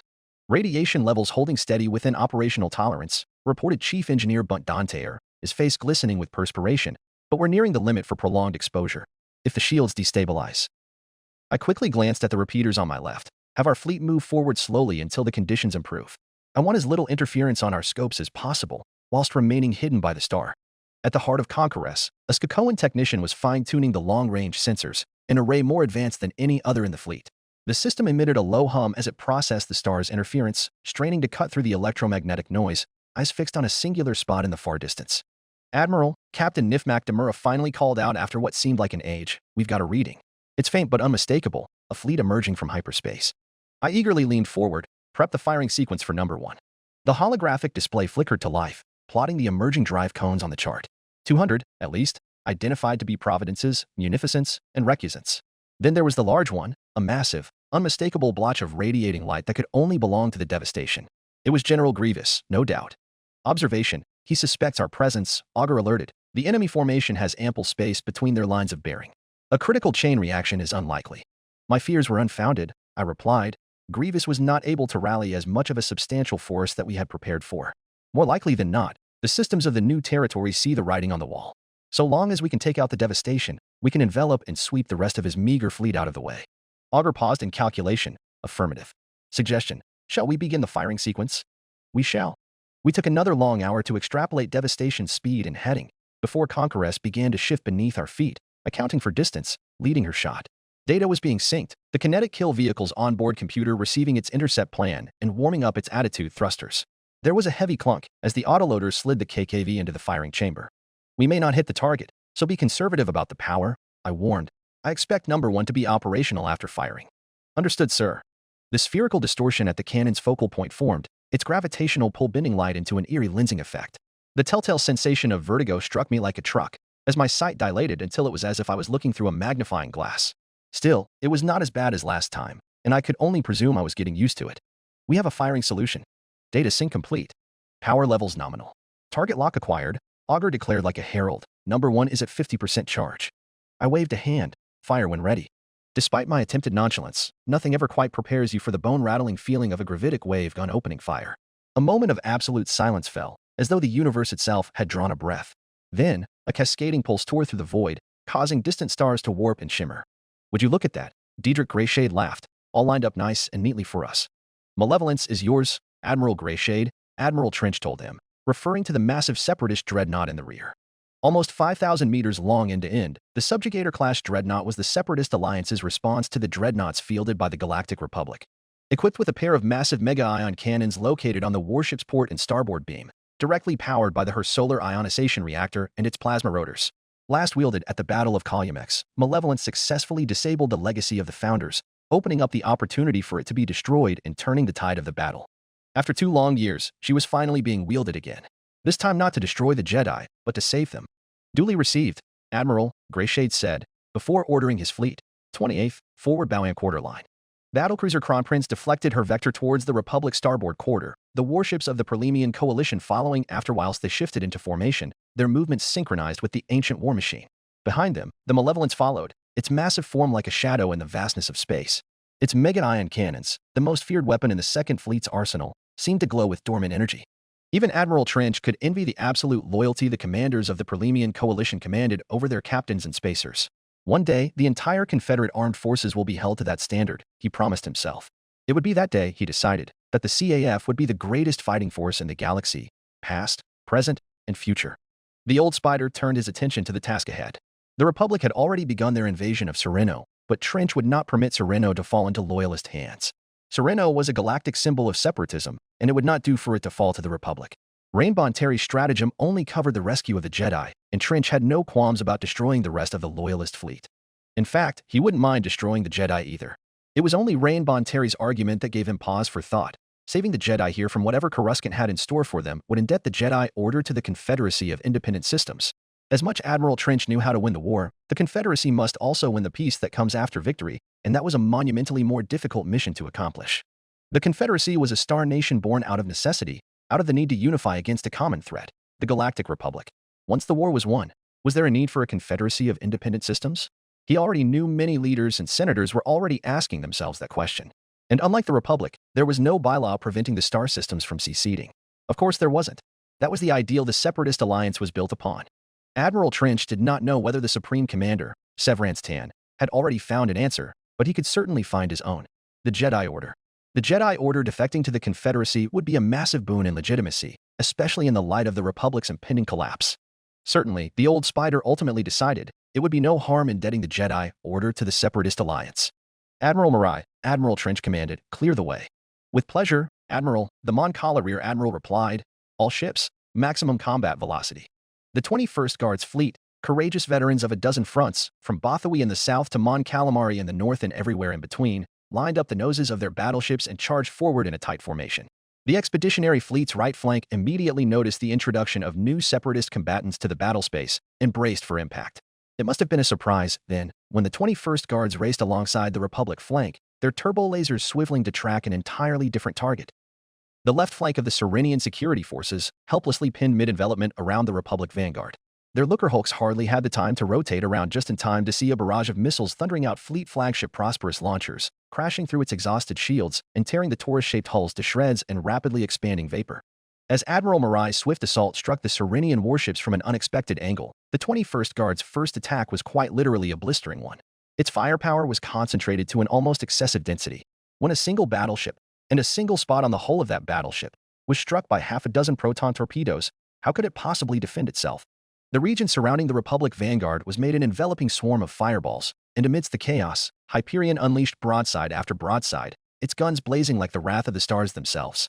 Flanking it, Torrent and Judicator poured fire into the advancing Separatist wings, their hulls scarred and shields flickering under the sustained assault. The Republic vanguard certainly felt the sudden relief and pressure as the Serenian attack crumpled from an outside intervention. General P.L.O. Kuhn, sensing a sudden weakness in the Serenian left, commanded the vanguard's heavily armored battleships, Tectors, lined up in vertical columns to form a protective wall against enemy fire. From the gaps between them, Victory-class Star Destroyers, more weakly armored but with mobility and firepower to spare, laid down a ruthless barrage of return fire. Just as the captains of the vanguard dared to believe they were seeing the light at the end of the tunnel, however, their internal hopes were dashed when they saw exactly who their presumed saviors were. The 21st Guard's fleet roared past, dashing the Serenian remnants against the Loyalist phalanx and curving around the pointed spearhead of the vanguard, as if to interpose itself between the expeditionary fleet and the planet Sereno. General P.L.O. Kuhn, observing the actions of the Separatist fleet, quickly came to a conclusion of their intentions and ordered a general withdrawal back to the main body of the expeditionary fleet. He was met with an ample amount of protest, certainly, and claims that he was abandoning their ground forces, but it was soon made abundantly clear the situation had been irreversibly thrown head over heels. It was a testament to Marai's skill as a tactician that he was able to mold his fleet into a cordon of warships pushing the Republic away from the planet, and opening a new corridor for Admiral Trench's fleet to pour into the silver cloud atmosphere of Sereno. To the Republic captaincies, who had been broadly briefed about the relationship between Raxus and Sereno, it must have seemed like Admiral Trench was stealing their grand prize from right under their noses. 1,000 clicks astern, Rear Admiral Diedrich Greyshade's 20th Mobile Fleet coasted along its vector, inertia carrying them effortlessly alongside the Republic's starboard beam, where the open circle fleet stretched in a broad line abreast across the entire rearguard. The battle's chaos raged ahead, distant enough that the Kronprinz CIC remained eerily silent, save for the low murmur of officers exchanging updates and the ever-present hum of the ship's systems. Greyshade sat at the comm station, a half-eaten sandwich resting on a metal tray beside him. His eyes flicked from the sensor readouts to the decrypted telemetry feed from Priestess. He had been monitoring it casually while eating, skimming for any of the keywords Rain Bonteri had warned them about. But something wasn't right. Is Priestess glitching? Greyshade murmured, setting his sandwich down slowly. His gaze sharpened. What is this? One of his comtechs frowned as he sifted through the garbled transmissions. Sir, it looks like the Coruscanti satellites are. He hesitated, then swiped across his display to bring up a broader diagnostic, his brow furrowing further, transmitting junk data. Corrupted data. Some of it is decryptable, but most of it. Look at these packet sizes. It's deliberate. The sheer amount of bloat is staggering. Greyshade's mind began assembling the pieces. Someone's flooding the network. A denial of service attack. The technician nodded. That'd be my guess, sir. The intent is obvious. To overload the satellites with artificially bloated data packets, forcing them to choke on their own bandwidth and preventing legitimate transmissions from getting through. How long before Republic intelligence cleans this up? The technician exhaled, rubbing his temple as he considered it. Hours, at worst. A cyber attack like this isn't permanent, and they'll figure out a way to bypass the affected nodes eventually. This is Republic intelligence we're talking about. Greyshade leaned back in his chair, the gears turning in his mind. This is it. He pushed himself to his feet, grabbing the intercom handset from its cradle. This is Rear Admiral Diedrich Greyshade, he announced, his voice clipped but firm. Launch all boarding cutters and dropships. Prep the tractor beams. Malevolence, acquire target lock on the portmost warship of the Open Circle fleet. Have the portside ion cannon standby for enfilade fire? That's the Perlemian coalition. Obi-Wan Kenobi recognized. He knew the painted hulls of the Perlemian from anywhere, just as he could never forget the sight of the Kronprinz. There was, after all, no other warship in the galaxy quite like it. Except that all paled in the shadow of the Separatist dreadnought, just outside the range of the Open Circle's turbo laser batteries. He wasn't at Calumex 2 years ago, but he had certainly heard the rumors surrounding the massive dreadnought and knew what its superweapon could do. All ships. Obi-Wan knew P.L.O. Kuhn had ordered the Open Circle to maintain their stations, but the situation was too severe to ignore. Divert all power to retro thrusters. They have a target lock on us, one of the sensor operators cried. Vigilance strained under its own inertia, desperately pulling back, but Obi-Wan could only watch through the starboard viewports as the Separatist dreadnought pivoted, aligning its colossal ion cannon. The weapon's circular emitter glowed with a spectral blue radiance, crackling with energy that distorted the very space around it. Streaks of electric fire, like coiled dragons, danced along its circumference, their spirals accelerating, faster and faster and faster. The ship's sensors screamed as power levels spiked.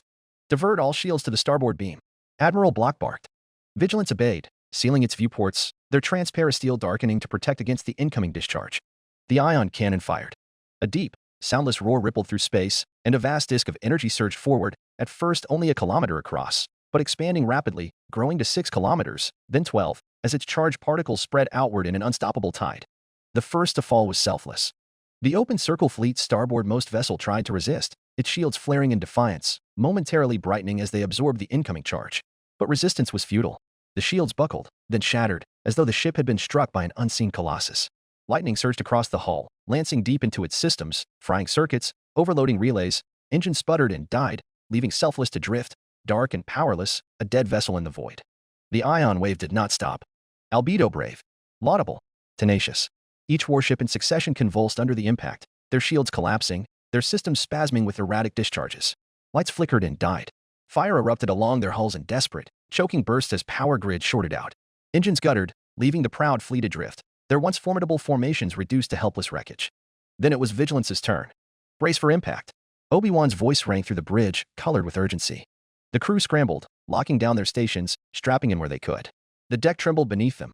A rising hum filled the ship, the frequency climbing higher, the air itself growing thick with static. The Force whispered its warning. Obi-Wan felt it reverberate in his chest, but nothing could have prepared him for the sensation of electricity coursing through his blood. The ion wave hit. Vigilance's shields erupted in a blinding cascade of light, overloaded in an instant. Obi-Wan staggered as the ship groaned, its hull vibrating with the sheer force of the impact. The bridge plunged into darkness for half a second, then flickered with failing emergency lights. And then, the shields collapsed. Electricity surged through the ship's circuits like wildfire, overloading every system. Consoles exploded in bursts of sparks, comm stations burst into flames, and the bridge filled with the acrid stink of burning insulation. The reactor's automatic safeties engaged, preventing a catastrophic overload, but the damage was done. Power failure across all decks, an officer shouted. Sensors down, weapons offline. Shields won't cycle. Obi-Wan exhaled slowly, the sharp sting of static clinging to his skin, every hair on his arm standing on end. The ship's hull had held, shielding them from the worst of the ion discharge, but inside? Inside, Vigilance was dead. Not that weapons and shields mattered now. Would the atmosphere hold? The artificial gravity? The inertial dampeners? Everyone, equip vac suits, now, Obi-Wan ordered, steady despite the tension thick in the air. Try to hail our allies, see if anyone can assist. The blast doors clanked behind him, and Commander Cody strode in from the battle room, his armor smeared with soot, the static charge lingering in the air crackling against his pauldrons. General, Cody saluted, his voice grim. We've got a damage report. Comms are fried. We won't be sending or receiving anything for a while. Chapter 93. Toprawa Prime Orbit, Toprawa System. Calamith Sector. The Grievous fleet is turning. Captain Demura snapped towards the upper deck. We're getting sensor locks on the fleet. Bow quarter line, right wing forward echelon left. I ordered at a blistering pace, execute upon receipt. Left wing line abreast, prod the enemy's rearguard. Translate starboard, prograde orbit. Do we have a hit? Our scopes are getting a fix, Admiral. Fighting with Conqueress, one must consider the best way to use her in battle. She was an entirely new caliber of weapon taking its first steps into the galaxy, and it was safe to say we were all still working out her combat doctrine. Having raised my flag upon her bridge for over a month, however, I like to think I had an idea of what that doctrine should be. Siege warfare. Obviously. Despite their intended purpose, the aggressor class of warships weren't exactly stealthy. Each high-power shot bloomed like a supernova on the sensor arrays. I mean, they can be stealthy, but that would require using them the same way one would an ordinary coil gun or mass driver array, and there were already existing designs that did that.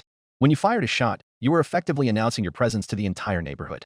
Any half-competent commander with an effective picket or recon line would be able to pick up an incoming shot light minutes, if not light hours, before their main battle line was directly threatened. Therefore, one might as well use the aggressor as an oversized battering ram, a siege cannon designed to obliterate high-value stationary targets that couldn't dodge. For example, star fortresses and battle stations. For example, planetary shields. All things considered, I would acknowledge that Conqueress would be a useful ace to keep in any fleet I command, supplementing my strategic and tactical options. However, I would not use it as my flagship. There was certainly no denying its value. The Conqueress fully inhabited the fleet in being doctrine. Merely existing forces General Grievous to distance apart his warships beyond effective spacing, weakening his overall line of battle. At the same time, if Conqueress' existence is known, then it is also simultaneously the single highest value target in the star system. A warship that can destroy an entire unsuspecting fleet with a single well-placed shot, or shatter a planetary shield, at least until countermeasures are pioneered? I dare say she would be the highest priority target in the entire star sector, let alone system. Hit confirmed. Captain Demura called out. Scratch off one look, Hulk. My fingers tightly clasped around the edges of the monitor as I stared intently through the scopes.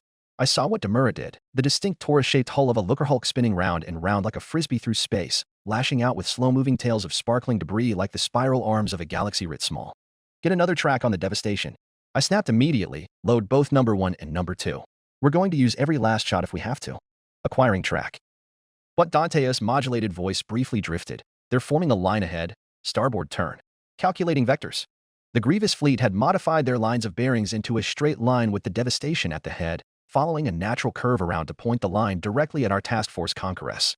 It was a puzzling decision, for certain, as anyone with an inkling of tactical know-how knew that charging a bow and quarter line with a line ahead was the exact opposite of a good decision. General Grievous was effectively allowing us to cap his T. In essence, assaulting our battle line with the very opposite of a counterformation. I narrowed my eyes, analyzing the battle plot. Obviously, this was the sort of obvious trap a subpar commander would fall for. Prideful of me to say, but I was not a subpar commander. We need to widen our line of battle, I murmured, but that would. Augur, help me out here.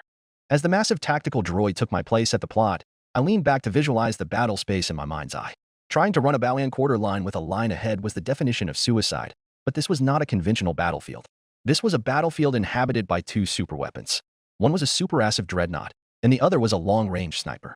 The moment Grievous drive cones aligned on the plot, I knew what he was going for.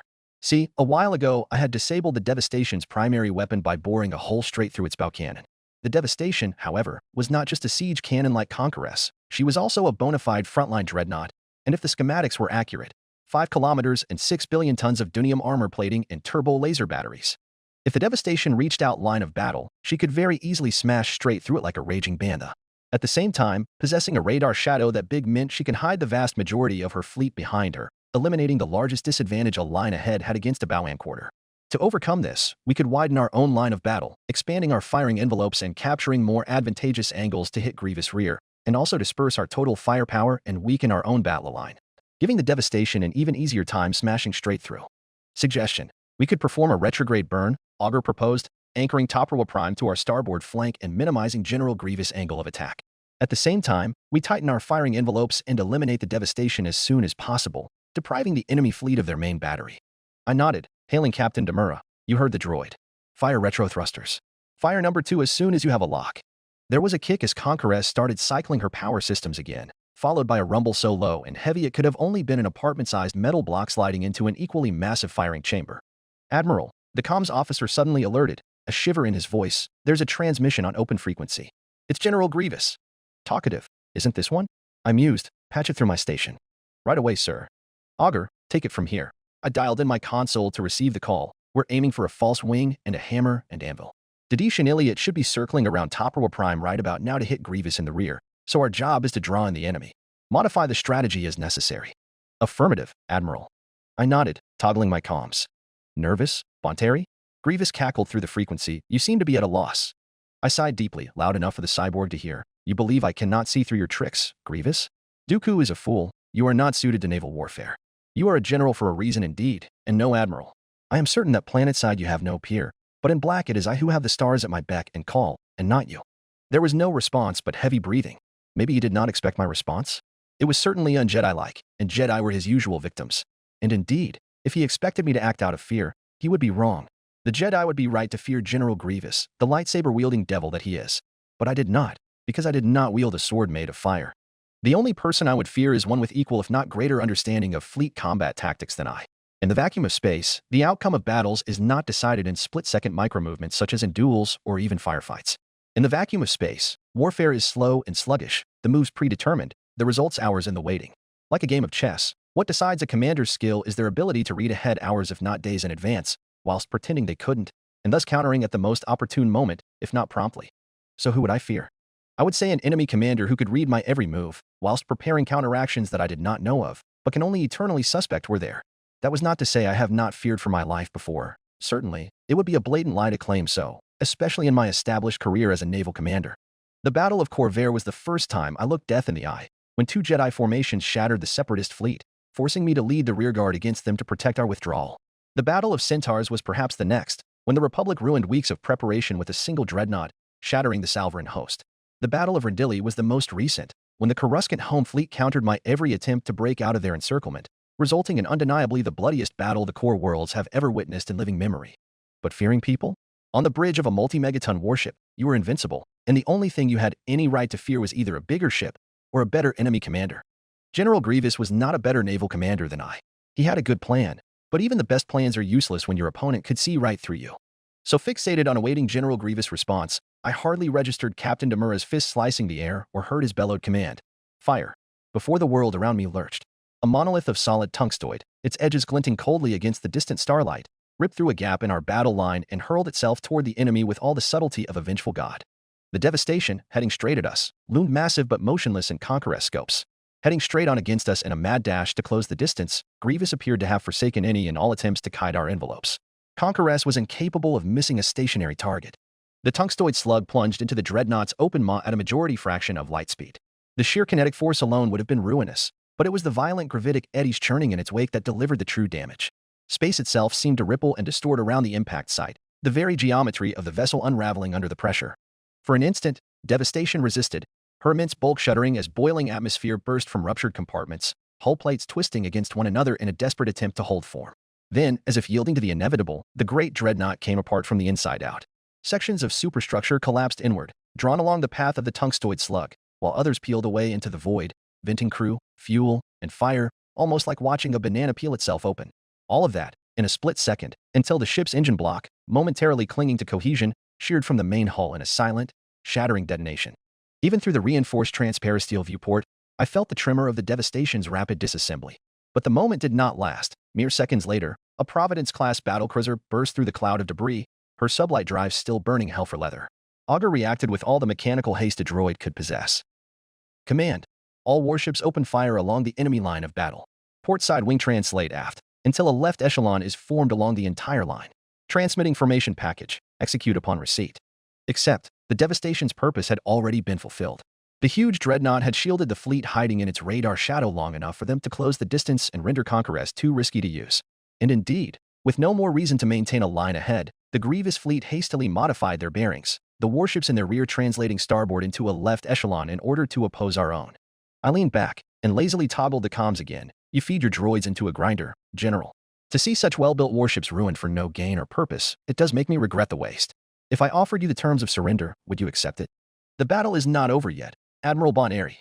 General Grievous snarled. I am not Dooku's pawn. I do not fight for him. I know why you are here. Just as you saved the Jedi at Taris, you wish to save Jedi from me again. You betray the Confederacy, you and Trench. Betrayal? A thought occurred to me. General Grievous may be a mad beast, but there was nothing suggesting he couldn't be reasoned with. All things considered, he never occurred to me as the suicidal type. Grievous may be a threat to the Jedi, but I was not a Jedi, and he could not threaten me so much as the likes of Admiral Honor could. If we could wield him against Palpatine's Republic. I sighed again. I have read your files. The Jedi have wronged you, but they have not wronged me. The Jedi have betrayed the Republic and have attempted a coup. This is an opportunity the Separatist Alliance cannot miss. Your personal crusade against Jedi, it is now worth nothing. Worth nothing. The Jedi have. The Jedi no longer hold power. I raised my voice. The Jedi no longer hold the ear of the Galactic Senate. The Jedi no longer have the sanction to wage war at will. The Jedi have fought against the Confederacy for years and have betrayed their own republic. Do you understand, General? The value of a Jedi's life is now worthless. You wanted your revenge? Then thank your gods because the galaxy has delivered it to you. The authority of the Republic is broken. We broke it. I smashed my fist down. The men who ruined your people are dead.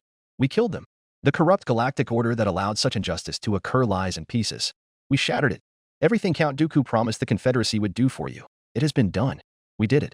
Even as the Grievous fleet crashed into Task Force Conqueror Center, I did not sweat. Even as Grievous redoubled the firepower on his starboard wing, I did not sweat.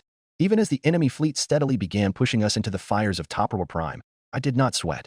70 inconspicuous blinking at me from the tactical repeater, 70 fin-shaped wave crests slicing through Topperware Prime's magnetic field like sharks out for blood. I could distantly feel the stares of 100 men fixed on me, the men and women of the bridge drawn to the noise of my tirade. I ignored them. This is your last chance, General. I rose deliberately, watching him, knowing that every syllable was another strand in the noose tightening around his neck. In this, the Jedi are finished. They no longer deserve your hatred, because they no longer deserve anything at all. Their order is broken, their legacy squandered. When this war ends, they will be nothing but stateless wanderers adrift in a galaxy that has already moved beyond them. Their name will be nothing more than a relic, a tool for opportunists to twist and exploit. The authority they once wielded is gone, the goodwill they accumulated spent, and the grace that once defined them, now just a forgotten whisper. I let the silence settle between us, a vacuum just waiting to be filled. Across the hololink, General Grievous remained still, a statue of coiled rage. His skeletal frame was half-shadowed in the flickering blue transmission, his eyes unreadable slits of molten gold. The flicker of the feed, the ambient hum of the command bridge, the distant echoes of a dying battle, these were the only sounds that remained. And then he moved. A shift, slight but deliberate, the deepening glow of his mechanical eyes betraying the storm roiling beneath that durasteel shell. "You speak as if you understand the depth of their failure," he rasped, his voice a fusion of organic venom and synthetic distortion. "As if you know what it means to be forsaken by those who once claimed righteousness." "As if I understand?" I raised an eyebrow. "No, General, I simply don't care. I want to go home. I want to go back to my bed. I want to find my friends. I want to see my family. Don't you? The sooner this fight ends, the sooner we can go back to our lives." Before the damn cyborg could say anything, I continued harshly, "Do you think you are devoid of a life just because of the misfortunes that have befallen you? Do you think that just because your body is a cage of steel that you are not a free man?" General Grievous paused, his hateful eyes diverted to a screen off hollow. I knew what he was looking at. Iliad's squadron of given Wavecrest had just entered sensor range, crossing enough of Toprowa Prime's tangents to not be concealed by its celestial shadow anymore. General Grievous knew his end was approaching to his rear at 310 kps. The enemy fleet almost immediately broke contact in a mad attempt to escape the hammer and anvil, 100 ships peeling off to intercept the given squadron whilst the rest made for the core ward hyperlane egress. "Command, pursue." Augur roared, "Crush the enemy." Task Force Conqueress roared forward, sublight drives igniting with a renewed blue fury, turbo laser snouts snarling with blood-red energy like hounds tracking their quarries. "Do you want advice, General?" I asked, watching as the remnants of his fleet burned, breaking apart in the vast silence of space. "Take what remains of your forces and return to Kaylee. The Republic no longer holds sway over the far reaches of the galaxy where your homeworld lies, nor does the Confederacy. Stay there, and you will be left in peace. Find the insects who wronged you, if you wish, reduce their homeworld to slag. Wage war on the remnants of the Republic, if you must, carve your vengeance from its dying husk. Hunt the last of the Jedi in the Outer Rim, and make an example of them, and if it pleases you, string their corpses from your war banners. It is of no concern to us. We might even offer you aid." I let my words settle, watching for a reaction. The dim blue flicker of the holofeed cast Grievous' mechanical face in uneven light, his golden eyes glowing like embers. He remained still, but I knew he was listening. "I give you my word," I continued, slowly lowering myself back into my seat. "Go home. Never approach our borders again unless bearing gifts, and we will never trespass against what is yours. But should you stir trouble once more, should you return to the monster you have made of yourself, then I assure you, not even I will be able to save your homeworld from whatever punishment the Confederacy's merciless politicians and corporations deem appropriate retaliation." For a long moment, neither of us spoke. Then, with a flicker of static, Grievous' image dissolved, his fleet vanishing into the cosmic winds. My finger was pressed against the toggle, cutting the connection. I exhaled slowly, have the Dedetian Iliad dispatch a scout ship to track Grievous' movements. "Keep me updated." "Affirmative," Augur replied, before saying, "Query, is this a wise decision? We can destroy him right here." I leaned back, considering the future. Will Grievous return to Kaylee and fade into obscurity? Or would he forge a warlord state out of the lawless reaches of the Outer Rim? The new territories are in chaos.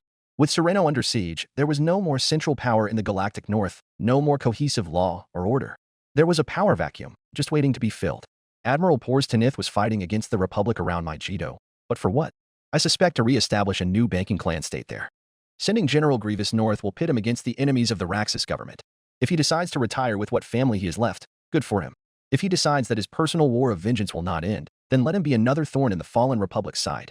Kaylee was nowhere near the Raxus government's sphere of influence, and the Supreme Commander was more focused on consolidating our existing state than expanding into the lawless frontier. The Confederacy of Independent Systems was not the Galactic Republic. The Confederacy did not wish to establish hegemony over every corner of this galaxy. I told General Grievous as such, so long as he makes no trouble for us, we might even give him the resources he needs to fight the Republic. "Let's start thinking about the post-war galaxy," I said at last. "Besides, I can't say I do not pity that monster, made out of misfortune that he is. Now then, Sereno. Sereno orbit, Sereno system. Dastan sector." A distant, muted thud reverberated through Vigilance's hull. Then another, and another. Obi-Wan felt the vibrations through his boots before the realization fully hit him. Boarding pods. His eyes flicked to the viewports. Beyond the crippled remains of the open circle fleet, dark shapes streaked across the void, slamming into hulls like spears thrown by unseen giants. The ghostly remnants of ion energy still crackled around the stricken vessels, their systems too fried to intercept the incoming separatist boarding craft. Obi-Wan turned sharply. "Commander Cody." Cody was already moving, dispatching troops to the lower decks, sir. With their comms fried, Commander Cody was forced to organize a makeshift network of messengers and runners, each one relaying orders between combat squads and engineering crews. Without centralized coordination, the ship's defense relied on quick thinking and sheer determination. Another thunderous impact shook Vigilance. The hull groaned, metal shrieking as another boarding pod punched through the ship's armor. Deep below, klaxons wailed unevenly, struggling to function through the lingering electronic ruin left by the ion blast. The emergency lights flickered, brief pulses of red warning cutting through the dim corridors. Obi-Wan felt the weight of indecision settle over him. His place was on the bridge, overseeing the battle. Without scopes, the viewports were the only window into the battlefield beyond the vessel. But he also knew his trooper needed him. The battle below decks would be brutal. He should be fighting alongside them. Torn between his duties as a Jedi and a general, he shut his eyes and reached into the Force for guidance. The Force did not guide him. Instead, it screamed. A soundless, wordless warning tore through his mind, urgent and unyielding. Obi-Wan's eyes snapped open. His fingers clenched, reaching for something that wasn't there. Brace for impact. And then vigilance lurched violently backward. Obi-Wan staggered as his stomach flipped, the artificial gravity momentarily faltering. A sickening sensation of weightlessness gripped him, and for a moment, it felt as if the entire ship was falling through space. Falling backwards. The Jedi Master lost his footing and tumbled through the air, falling horizontally as his confused senses struggled for purchase, hands scrambling for the nearest console. The deck plates beneath him groaned, the hull protesting as unseen forces dragged vigilance against its own inertia. As soon as his fingers curled around the console, he pulled himself down and planted his saws on the deck. Others weren't so lucky. Clones tumbled through the air, shouts of confusion filling the bridge as they crashed into consoles and slammed against walls. A handful fell directly into the viewports like bugs against a windshield. A skull cracked, blood spreading across the transparent steel surface, crystal red droplets suspended midair. The deck still shuddered beneath them, but the armored clone troopers were already on their feet, the sharp whine and clamp of mag boots echoing across the bridge. The rhythmic thuds and mechanical hisses were a stark contrast to the chaos outside. Commander Cody reached block first, hauling the older man upright with a firm grip. Around them, crew members scrambled to reorient themselves, some working to stabilize the artificial gravity, others dragging limp and unmoving bodies from the floor. Obi-Wan gritted his teeth as he pulled himself toward the viewport, his fingers digging into the reinforced railing. What are they trying to accomplish? He muttered, eyes narrowing at the shifting battle lines. There was no rearview monitor, no way to confirm his suspicions, but he knew. There had to be looker hulks, massive, circular battleships lurking behind the open circle fleet, their colossal tractor beams locking onto the disabled warships, prying them away from the rest of the Republic's expeditionary fleet like a predator peeling flesh from bone.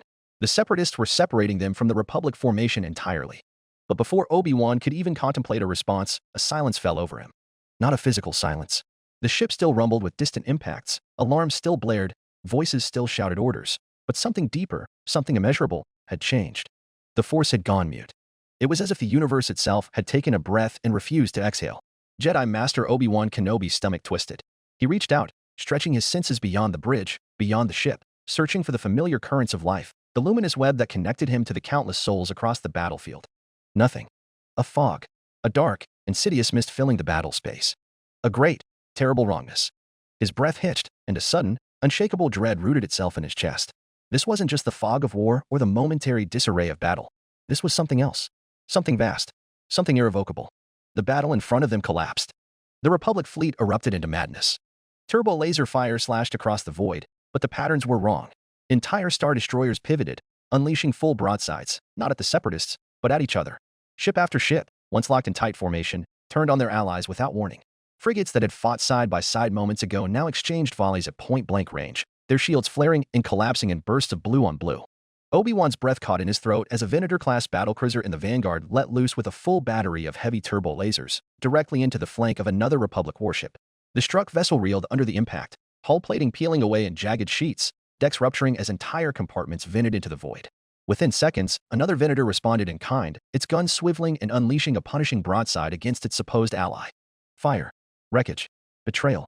What in nine hells is happening? Admiral Block shouted, but Obi-Wan had no answer. The battle had become a massacre. At the heart of the expeditionary fleet, chaos reigned. Republic ships twisted and fired at will, their formations dissolving into an anarchic melee. Some still fought the Separatists, but many more had turned inward, turbo lasers and missiles carving into their own ranks with brutal efficiency. A battleship at the formation's edge burst apart, its engines detonating as friendly fire tore through its reactor. Another heavy cruiser pitched forward, its bridge engulfed in a surge of flame and debris. Its final salvo, launched in the instant before its destruction, slammed into a nearby frigate, cutting it along its entire dorsal length. It was a storm of fire and treachery. Obi-Wan gripped the railing, his knuckles white, his mind racing to make sense of the madness unfolding before him. This wasn't the work of the Separatists, he knew it. They could have never done something like this. This was something deeper, something more insidious. The deck pitched violently beneath him. Obi-Wan braced against the railing as vigilance lurched once more, but this time, the impact didn't come from the Separatists. The jolt reverberated through the hull, sending a tremor through the metal bones of the bridge. Sparks cascaded from overhead conduits, and a thin veil of smoke curled through the dim emergency lighting. That came from a Republic ship. Cody shouted, his voice raw with disbelief. Obi-Wan's eyes snapped back to the viewport. The maelstrom of battle still raged, but now he saw the pattern shifting, the chaos coalescing into something even more disturbing. There was a pattern now, an unmistakable divide taking shape in the battle lines. One side of the Republic was winning. Even with Vigilance's systems down, even without scopes or targeting readouts or the ability to identify who was who, Obi-Wan could see it. The disjointed melee was settling into something deliberate. Certain formations were peeling away, reorganizing, focusing their fire, and they were winning. Turbo laser barrages, once scattered, were now concentrated, methodical, precise. Ships once mired in chaotic dogfights were now executing coordinated killbox maneuvers. And many were closing in on the Open Circle fleet. The Open Circle fleet had been crippled by the Malevolence's ion blast. Their systems were fried, their weapons dead.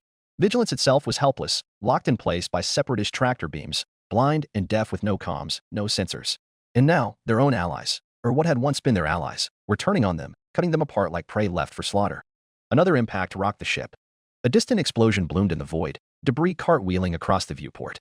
A Venator in the distance, on its wings the painted open circle that signified its allegiance, was venting atmosphere from a ruptured hull breach, caught in the relentless crossfire. A Republic formation was closing in on it, turbo lasers shredding its engines apart with pitiless efficiency. That is an execution. Admiral Block clenched his fists. What is happening? Obi-Wan exhaled sharply. This is the Supreme Chancellor's retaliation. Master PLO was right. And if everything happening now revolved around what the Keldor Jedi Master had told him and Ahsoka prior, then what the Prelemian Coalition was doing now was saving them. The realization hit him like a punch to the chest. Is this the agreement Master PLO made with Admiral Trench? Report from below, General. Commander Cody shouted, having just received a flimsy report. The droid boarding parties had captured the main and auxiliary reactors. We can't cycle our power like this. Still, he couldn't let his thoughts stray for long. Another wave of nausea washed over him, this time not from the battle but from the sudden, overwhelming weight of the Force itself. It had fractured, like a broken mirror. The usual currents of the Force, the familiar flow that kept Obi-Wan centered, were now distorted. Pieces of it shattered into jagged, dissonant shards, swirling through his senses. There was a sickening sensation in the pit of his stomach, a gnawing ache. His mind felt stretched thin as he reached out, but the ripples he felt were fragmented, detached, faint echoes of his brothers and sisters in the Force, their connections severed violently. Betrayed, gunned down by their own soldiers. He could see it in his mind's eye, hazy pictures provided by the Force, relayed by his connections with all the Jedi that were dying like flies. Hold-out blasters appear in clone hands. Arc 170s drop back onto the tails of Jedi starfighters. AT-STs swivel their guns. Turrets on hover anchs swung silently. Clones open fire, and Jedi die. All across the galaxy. All at once. Jedi die. He felt them pass, ripped from his hands. But he had only one name on his mind right then. Ahsoka. His Padawan was his duty, and right now, the young Degrudo was out in the black leading a combat patrol. He could feel her, a flicker of life, a spark of presence that he held close to him. She was fighting, leading her starfighter wing, as always, but the connection was weak. Like a light in a fog, her essence wavered, shifting through the haze of distortion. Right then, Obi-Wan could only regret everything. He was never as close to Ahsoka as he had been to Anakin. When Obi-Wan took Anakin as a Padawan, he had not yet known how to be a master. He treated Anakin like a friend, a brother, and even now Obi-Wan could feel his presence so brightly on the other side of the galaxy. But Ahsoka? He treated her as any Jedi Master should, and taught her in the Jedi Order's ways. Desperation clawed at Obi-Wan's chest. He reached out more fiercely, trying to extend his senses through the Force, trying to pull her presence from the shifting tide of battle. But all he felt was the gnawing dissonance. The Force was alive with agony, consumed by confusion, devoured by a hungering black serpent. It was like trying to hear a whisper in the midst of a roaring storm. His connection to Ahsoka faded and flickered like an unreliable signal. No, no, no, Obi-Wan whispered under his breath, fear lacing his words. Where are you? Then, the black durasteel wall of the Prelemian Coalition's line of battle thundered across the viewports, interposing themselves between the expeditionary fleet and the open circle. His sight blocked, Ahsoka's thread in the Force slipped through her master's fingers. No. Admiral Trench upheld his word, Jedi Knight Lissark admitted begrudgingly. How many did we save? Jedi Knight Bolter Swan's voice was shaking, her perfectly maintained and conditioned hair perfect no longer, sweat-soaked and draped over her eyes and nose like black ivy. Jedi Master PLO Kun answered, not enough. He felt Adi Gallia, the Jedi Master who masterminded the whole operation, pass in the Force. They have betrayed the ideals of the Jedi in order to save the Jedi. Jedi like him and her were tantamount to everything wrong with what became of their fallen order. He would join her soon, and with them, the Jedi Order. The bridge of the Hyperion was a battlefield unto itself. Behind the command console, the three Jedi stood, the pulse of the Force vibrating through their bodies, an ever-present hum of desperation and fury. Their lightsabers burned brightly in the dim, flickering light of the bridge, cutting through the oppressive tension that thickened the air. Clones, once allies, now surrounded them, weapons drawn, ice cold and unfeeling as they stood under the command of the very enemy the Jedi had sworn to protect the Republic from. The words of the enemy were still a ghost in Plo Koon's mind. The treachery was fresh, like a brand on his soul, but there was no time for reflection now. The air was thick with the stench of betrayal, and they were outnumbered. His actions had allowed the Open Circle fleet to fight another day, but for Plo Koon, who had driven Hyperion deep into the Republic vanguard, there would be no escape.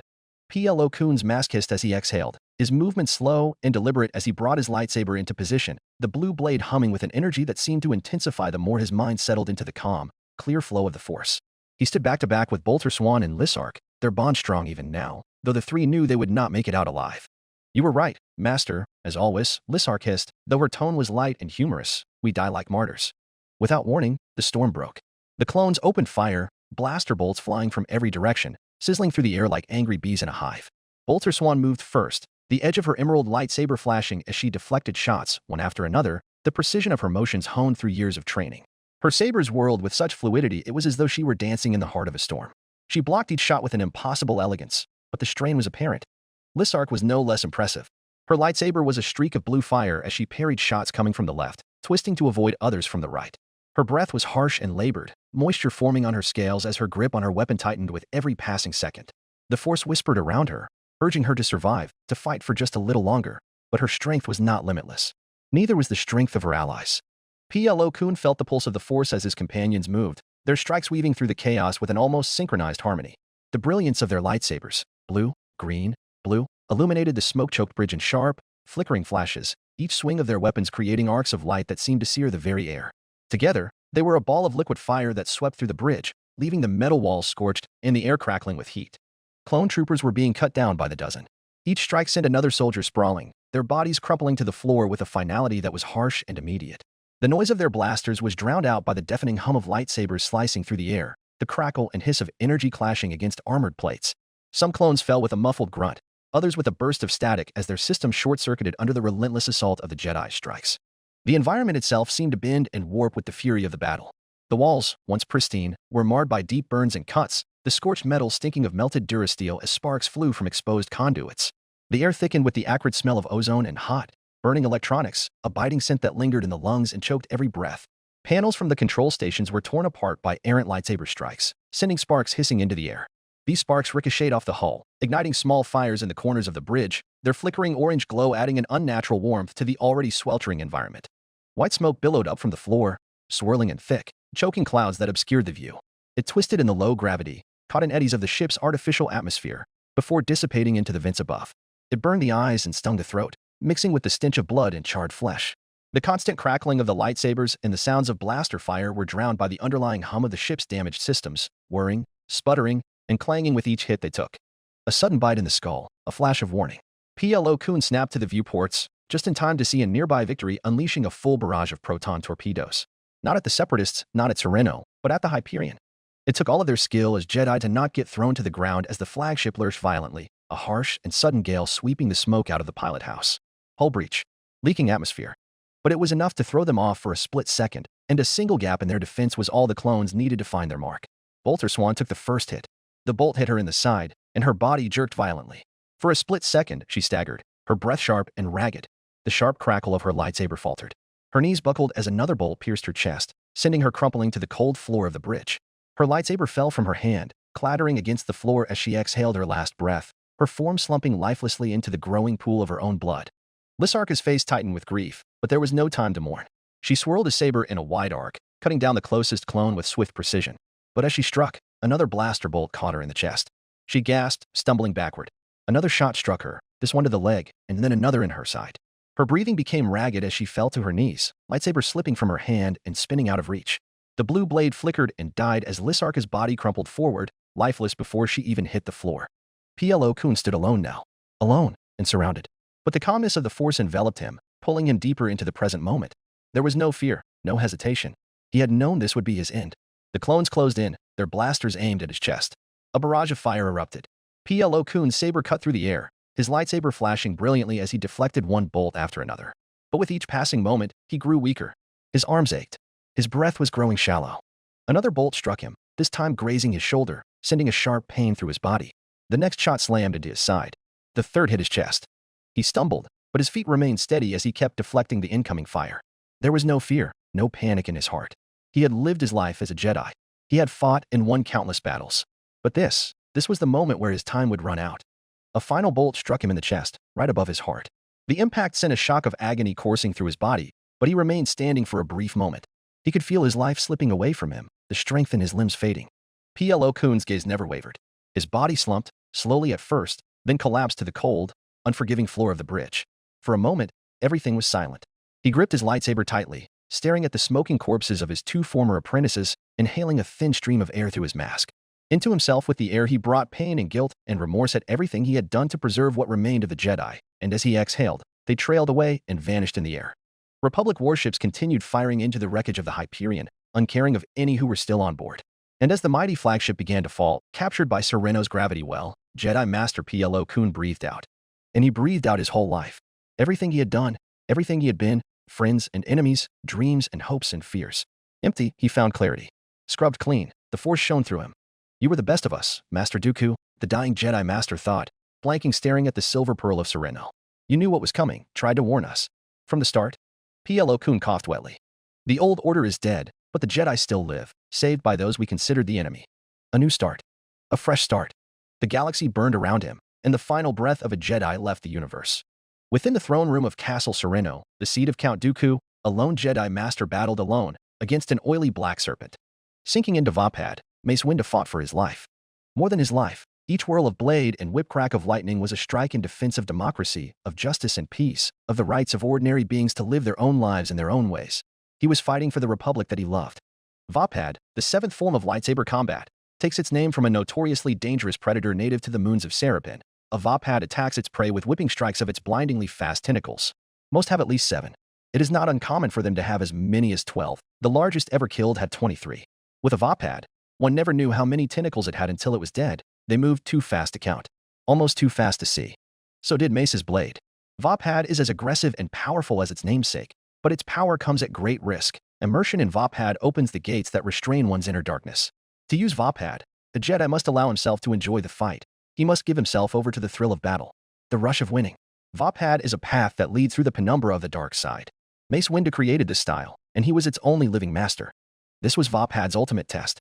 The throne room was a storm of lightning and fire. Mace Windu moved through it like a force of nature, his amethyst blade tracing arcs of violet destruction as it deflected blaster bolts and cut men in twain in single motions. The storm shrieked and howled, dancing across the polished obsidian floors of Castle Sereno, reflecting in shattered pieces of the great chandeliers above. Vapad sang in his blood. His saber struck with the speed of a comet, intercepting arcs of dark power, sending them crackling into the marble columns.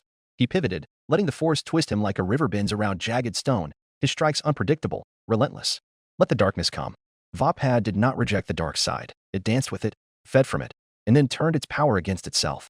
Every surge of anger, every pulse of hatred, every flicker of fear in his enemies only fed his strength. The white plastoid of their armor gleamed in the vile glow of the ruined chandeliers, their visors blank, emotionless, devoid of the humanity they once carried. They were his men, soldiers who had bled beside him, soldiers who had sworn loyalty. And yet now, open fire. Mace moved before the first bolts left their rifles. He was one with the oily black serpent, pure motion, pure intent. Traitors. The serpent's forked tongue did whisper in his ear. They're traitors. Traitors to the Jedi, to the Republic. We should have never trusted the Kaminoans. The Koran master swatted the serpent away, but it coiled back around him. It always will, for that was the price of Vapad, to listen to the serpent of the dark side hissing in your ear. His blade wove a web of violet light, reflecting the storm of blaster fire back into the troopers. They fell in droves. He didn't hesitate. He didn't flinch. He couldn't. There was no time for mourning, no time for mercy. These were not the men he knew. And the serpent was hungry. Mace surged forward, shattering the line. A downward cut sheared through a rifle and armor in the same stroke. He pivoted, dodging left, a flick of his wrist severing a trooper's limbs before the body hit the floor. 2 more raised their weapons. Mace reached out with his free hand, crushing their windpipes before their fingers could pull the triggers. A surge of energy rippled through him. The dark side pressed against his skin like the heat of a wildfire. It begged him to take more, to press deeper, to let go. He did not reject it. He wielded it. The force screamed its warnings. More were coming. Hundreds. They came in squads, in battalions, in endless waves. Mace Windu cut them down. He was deep in it now, submerged in Vapad, swallowed by it, He no longer truly existed as an independent being. Vapad is a channel for darkness, and that darkness flowed both ways. He accepted the unstoppable tide of the dark side, the slaughter of the Jedi Order, the betrayal of everything he held dear. He drew the shadow's rage and power into his inmost center, and let it fountain out again. He moved. He did not slow. He could not. Vapad had no mercy, no hesitation, no regret. The moment he stopped moving, he would die. Whereas other Jedi could only hold their ground against the seemingly endless number of clone troopers, Mace Windu was on the march, a force as unstoppable as the shadows shifting in the twilight. He had long since fought his way out of the throne room, letting the oily black serpent guide his footsteps. Count Dooku had long since left his mind, clouded by the fog, his original purpose forgotten. He was in the halls of Castle Sereno, sprinting down polished corridors, his blade cutting through troopers in flashes of purple light. The halls were elegant, noble, rich with history. Now they were splattered with carbon scoring and the bodies of fallen soldiers. His soldiers. For how long did he fight? Minutes? Hours? It did not matter. The castle doors burst open before him, blown from their hinges by the pressure of the Force. Mace Windu strode onto the landing, his blade a violet afterimage in the dim air, his chest rising and falling with measured breath. The ground beneath his boots was scorched and littered with bodies. Behind him, the halls of Castle Sereno burned. And before him, the Republic was falling from the sky. The first light of dawn was cresting the horizon, spilling gold over the rolling hills and towering spires of Corania, but it did not bring peace. It illuminated the chaos. The air was thick with smoke and the acrid scent of burning metal. The sky was a graveyard. Republic warships, their once proud hulls shattered and venting atmosphere, drifted like dying leviathans through the upper atmosphere. Some burned from within, their corridors consumed by raging infernos. Others simply fell, engines dead, pulled inexorably toward the planet below. From where he stood, Mace could see one, a Tector-class battleship, its bridge split in half, tumbling end over end before slamming into the distant mountains with a flash of white-hot destruction. The Jedi Expeditionary Force. The armada that had once been the hammer of justice, the shield of the Republic. It was falling from the sky. That pause, that single moment of stark hesitation, that was all it took. Mace Windu strangled the oily black serpent curled on his shoulder with its own body. The dark side bled from him, and the creeping ache of exhaustion replaced it. With the serpent gone, the Force returned to his ear with a tremor. A pulse. Not here.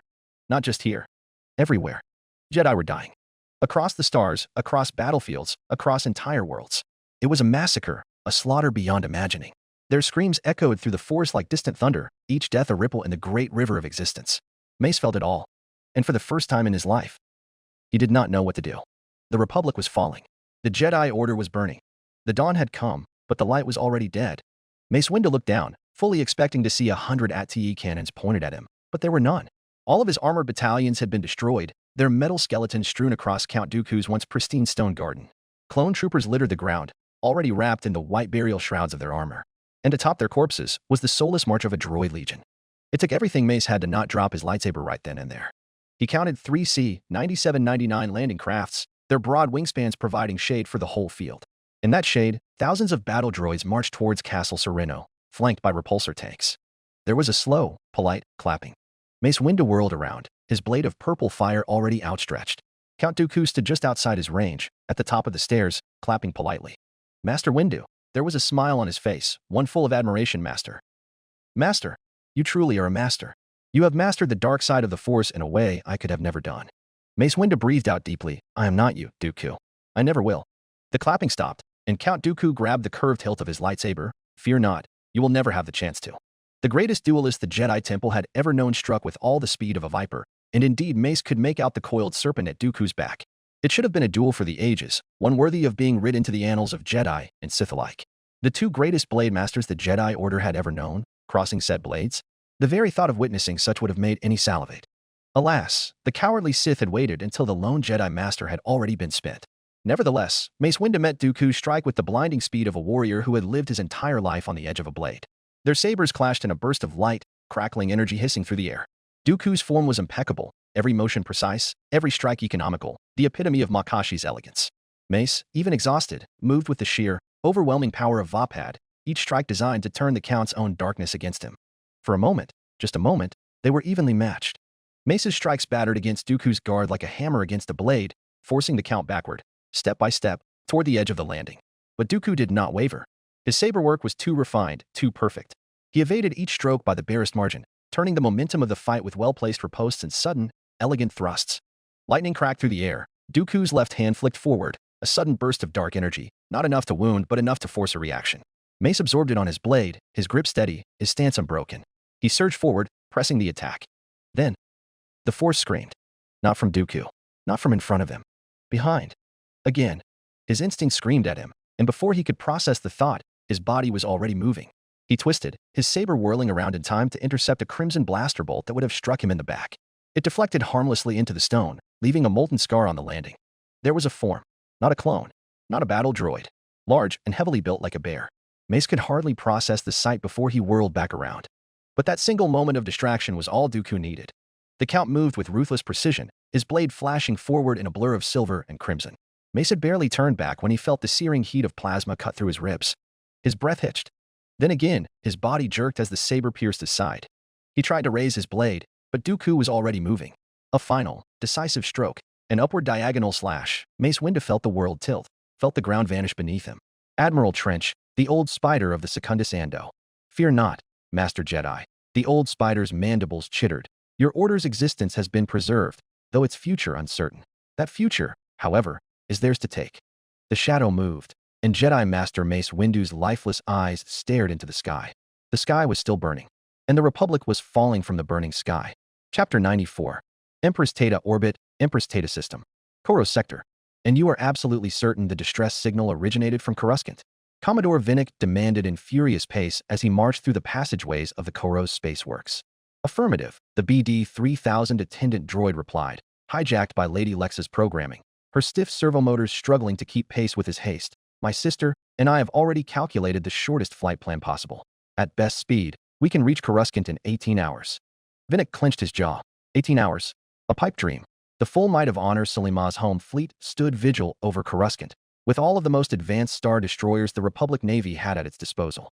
In comparison, Vinnick's 284th Battle Division barely numbered 74 old and tired warships, with no more than 22 capital ships among their number. With some clever hyperspace plotting, they could surely bypass all of the picket lines between them and Coruscant, but they could never hope to touch the jewel of the core worlds. His pace slowed as he turned left, gaze drawn toward the vast viewports lining the passageway. Beyond them, the warships of the 4th Battle Division lay moored in the void, a flotilla of battered war machines silhouetted against the glittering shimmer of Empress Teta. The capital ships hung like wearily, the scorch marks of turbolaser fire and the patchwork plating of hasty repairs telling stories of their own. His eyes settled on Crying Sun, his flagship, a Providence-class dreadnought that seemed to weep golden tears in the reflected light of the Ecumenopolis below. It was a beast of a warship, its once pristine hull now a mosaic of battle damage and retrofit modifications. Flanking it, Recusant-class light destroyers stood in formation, their long, skeletal frames bristling with turbolasers. Lean and predatory, they had been the autonomous vanguard of his deep core campaign, slipping past Republic sentry lines and striking deep into enemy strongholds. Beside them, the munificent-class frigates rested like sleeping sentinels, their hyperwave jammers still warm from the last engagement. And that was not to speak of the dozens of cruisers and corvettes that filled their lines of battle. They were not the shining, pristine warships of the Coruscant home fleet, nor the Prelemian Coalition's painted warships gleaming in parade formations over Raxus Secundus. No, these ships were something else. Veterans of the void, of a hidden war they would never be thanked for fighting. Because they had fought, bled, and conquered in the shadows of the deep core, beneath the cold, unblinking gaze of the galactic center. Droid-brained warships slithered through the labyrinth of hyperspace, threading routes no sane navigator would dare attempt, maintaining vital supply corridors to their given allies in the galactic south. Battlecruisers bore the flag of invasion forces, spearheading assaults against the Republic's deep core redoubts. Now, he was being asked to turn these veterans against Coruscant itself, against the very heart of the Republic, by a damn pleasure droid. Vinnick exhaled sharply. No, not any mere pleasure droid. Whilst it was indeed a chrome blue-purple Betty Bot pacing beside him, her true form was a kilometer-long Star Destroyer lurking in the deep black. Recusant-class Star Destroyer, Lexington, the elder sister of the two most notorious raiders in the deep core. Together with her twin, these fully autonomous warships had waged a campaign of terror and precision that no organic crew could have sustained. In the galaxy's long and storied annals of warfare, countless doctrines and battle plans bore the names of legendary strategists and brilliant commanders. But the brutal, unorthodox style of warfare that had carved a path through the deep core, that belonged to two artificially thinking machines. They had ruthlessly exploited theoretical hyperlanes, transited forbidden space lanes where any flesh-and-blood crew would have met their doom, and stalked the battlefields of the zone like monsters beneath one's bed. Lexington, Saratoga, and their fleet had fought a kind of war that no organic mind could withstand, a war waged in the crushing, endless dark, where even the stars themselves seemed to burn out under the unblinking stare of the supermassive black hole. To think these two machines were once just another batch of warships fresh from the foundries of Ringovinda. As with all droid automatons put under Rain Bonteri's command, they somehow found a certain kind of self-awareness of their own, unlike any found in other droids. Vinnick knew not what data Bonteri trained his battle droids, but he could not deny the results. Commodore, Lady Lexa's voice, hollow, electronic, brought him back. I presume you have a strategy to break the home fleet's blockade. Vinnick paused just outside the tender that would ferry him to his flagship. Affirmative. Saratoga and I will depart forthwith, and rendezvous with a second force en route from Cumnor just beyond the Coruscant star system. The droid Star Destroyer informed him. With this, we will have two separate forces, including the 4th Division, one Rim Ward and one Core Ward respectively. You intend on distracting the home fleet, whilst the 4th Division slips from behind. Lady Lexa's glazed eyes bored into him. That depends on the timing of our arrival, and whomever Admiral Honor detects first. Vinnick studied the BD-3000's lifeless stare, though he knew it was not truly her he was speaking to. Lexington was out there, somewhere beyond the viewport, a dark shape lurking against the light of Empress Tata. It was a strange thing, conversing with a warship in the shape of an attendant droid, but he had long since stopped questioning it. He exhaled, shifting his weight slightly as he mulled over the plan. The strategy was sound, though it relied on more improvisation than he would have liked. Would Lexington's division arrive first, or would his? Which would Admiral Honor detect first, and which would she decide was of a higher priority? There were far too many factors at play, and leaving the safety of Empress Tata's domain meant enforcing radio silence. It would all come down to luck. And yet, what other choice did they have?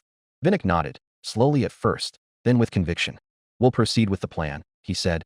Make sure Saratoga is aware of every detail. Lady Lex inclined her head. She already is. Then the light in her photoreceptors flickered, dimmed, and faded. The BD-3000's posture stiffened, and with that, Lexington was gone, her mind retreating back into the depths of her warship hull, the attendant droid falling into hibernation until she was needed again. Vinnick turned, stepping onto the tender, the hiss of the hatch sealing shut behind him. Within moments, the deck beneath his feet shuddered, and the small craft detached from the station. Through the forward viewport, he watched as the mooring arms of the Koros Spaceworks fell away, revealing the vast sprawl of the 284th Battle Division arrayed beyond. Veterans of a war that had never officially existed, hulls gleaming faintly under the reflected light of Empress Tata, the golden haze of the Ecumenopolis casting a warm sheen across their massive frames. Vinnick activated the comm panel at his side, his voice steady as he addressed the fleet. All hands, this is the Commodore, he began. Shore leave is cancelled, effective immediately. All crews are to report to their vessels and be ready to depart in 3 hours. You will be briefed en route. He toggled the frequency. Jorm, prep your auxiliaries and help me get a line to the Empress. I want to call in a favor.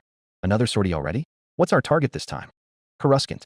Well, a worm of sudden apprehension slithered into Captain Jorm's voice. I'll certainly let Her Highness know. The tender glided toward Crying Sun, engines humming low. Outside, the 284th Battle Division was already beginning to stir. Running lights flickered to life along warship hulls as skeleton crews warmed the engines. Moored vessels disengaged from their berths. Autocannons tracked invisible targets, shattering the ice buildup on their barbettes. Hollow tubes were filled with the dull warheads of proton torpedoes. The stillness that had settled over the fleet in the lull of shore leave was evaporating, replaced by the hum of impending battle. Vinnick folded his arms, watching it unfold. If the Republic hadn't known of their existence, they certainly would now. Coruscant system. Coruscant sector. The order is given once, then again and again. With each attempt, Republic intelligence dispatches the order through another hole in the sabotage communications network, another wavefront bursting out into the galaxy and towards the galactic rim. It spreads to GR commanders on Tagoria and Mimbin, Dantin and Runa, New Sovi and Sereno, and every battlefront, every military installation, every hospital and rehab center and spaceport cantina in the galaxy. And it is sent again, again, and again. Like a repeating mantra, an earworm digging itself into the minds of every clone, marshal, general, and admiral in the Grand Army of the Republic, burning away any uncertainty of command. Everywhere, except for Coruscant. Because on Coruscant, Order 66 was already being executed. It was a slow suffocation, a deep, smothering shadow falling over the Force. Every breath she took carried the weight of dying Jedi, each one a brief flare of light, a sudden crack of pain, then silence. The hunters spread across the planet like a tightening noose, troopers and droids and agents surging through the great Duracrete jungle like an unrelenting virus. Shock troopers gunning down Jedi in the alleyways of Uskru District, gunships glassing hidden enclaves on Level 1313, snipers watching for any fleeing wayward robes on the high landing arms of the Senate Annex. Dawn was creeping across Galactic City. Fingers of morning brought a rose-colored glow to the wind-smeared upper reach of a vast, twisting cone of smoke. Jedi Master Shaak Ti was not prone to profanity, not allowed, at least. Even now, as she plummeted 4,000 meters from a penthouse suite, her lips never formed so much as a syllable. Her expression remained composed, serene, as though she were merely meditating against a stiff breeze rather than plummeting toward the Duracrete veins of the Ecumenopolis below. Yet when she caught sight of the source of that smoke, her mind betrayed her discipline with a curse she had only ever heard in the depths of a Corellian shipyard. The temple precinct is on fire. Shaak Ti sharpened her hunter's gaze and searched for a way out of her unplanned shootless skydiving, sweeping the gleaming permaglass towers racing past her reflection, mind working faster than her freefall. There, just ahead, barely visible in the streaming lanes of air traffic, moved a police speeder, its silver-black chassis cutting through the dawn-lit smog. It was too far. She was moving too fast. She exhaled. The force surged to her call, wrapping around her like an unseen cocoon. The terminal velocity that had threatened to smash her into the Durasteel jungle below folded around her instead, the crushing force bleeding into something softer, more malleable. Slowing. A snap of her wrists, a shift in her posture, and the wind resistance caught in her robes, sending her angling toward the police speeder. The distance closed rapidly. Too rapidly. Even softened, the impact would be painful. Shaak Ti struck the speeder hard enough to crack the transparasteel cockpit.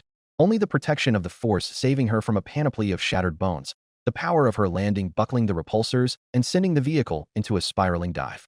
Its sirens hooped in distress, thrusters sputtering. Inside the cockpit, the police droid barely had time to register the incoming anomaly before Shaak Ti drove a boot through the transparasteel canopy, tearing it free in a shriek of metal and shattering glass. It struggled to unlatch its blaster pistol. Jedi. Shaak Ti grabbed its frame and hurled it skyward. It pinwheeled into the abyss, shrieking as it did so. The Jedi Master slipped into the pilot's seat in a single motion, hands ghosting over the controls. The speeder was still in freefall, tumbling nose first toward a crowded pedestrian thoroughfare. She snapped the control yoke to full reverse, thrusters whining in protest.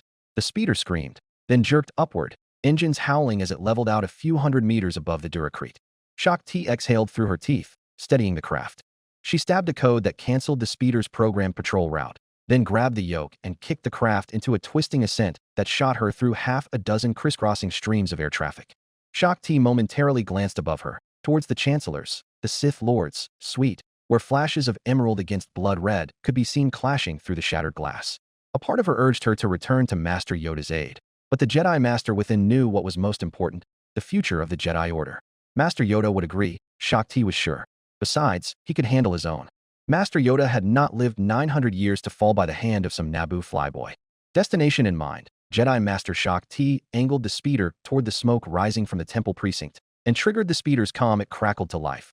The frequency a tangled mess of overlapping transmissions, static bursts, and clipped voices rattling off urgent updates. Repeat. All units. Temple District remains on full lockdown. Perimeter secure. Senate Emergency Response has declared a state of martial law across Galactic City. Repeat. Martial law is in effect. Authorization to engage all Jedi on site confirmed. Canine teeth gnashed as Shaak Ti finally let go of her composure, clenching her jaw in rictus determination. Jedi Knight Barriss Offee and Jedi Master Sindralig sprinted through the empty vaulted hallway, clattering echoes of their footsteps making the two of them sound like an entire platoon. The main doors of the temple were slowly swinging shut, two monumental Duracrete edifices rumbling together until they locked into a flush surface. The two Jedi saw the lone gatekeeper there, Master Jurok, hunched over a monitor.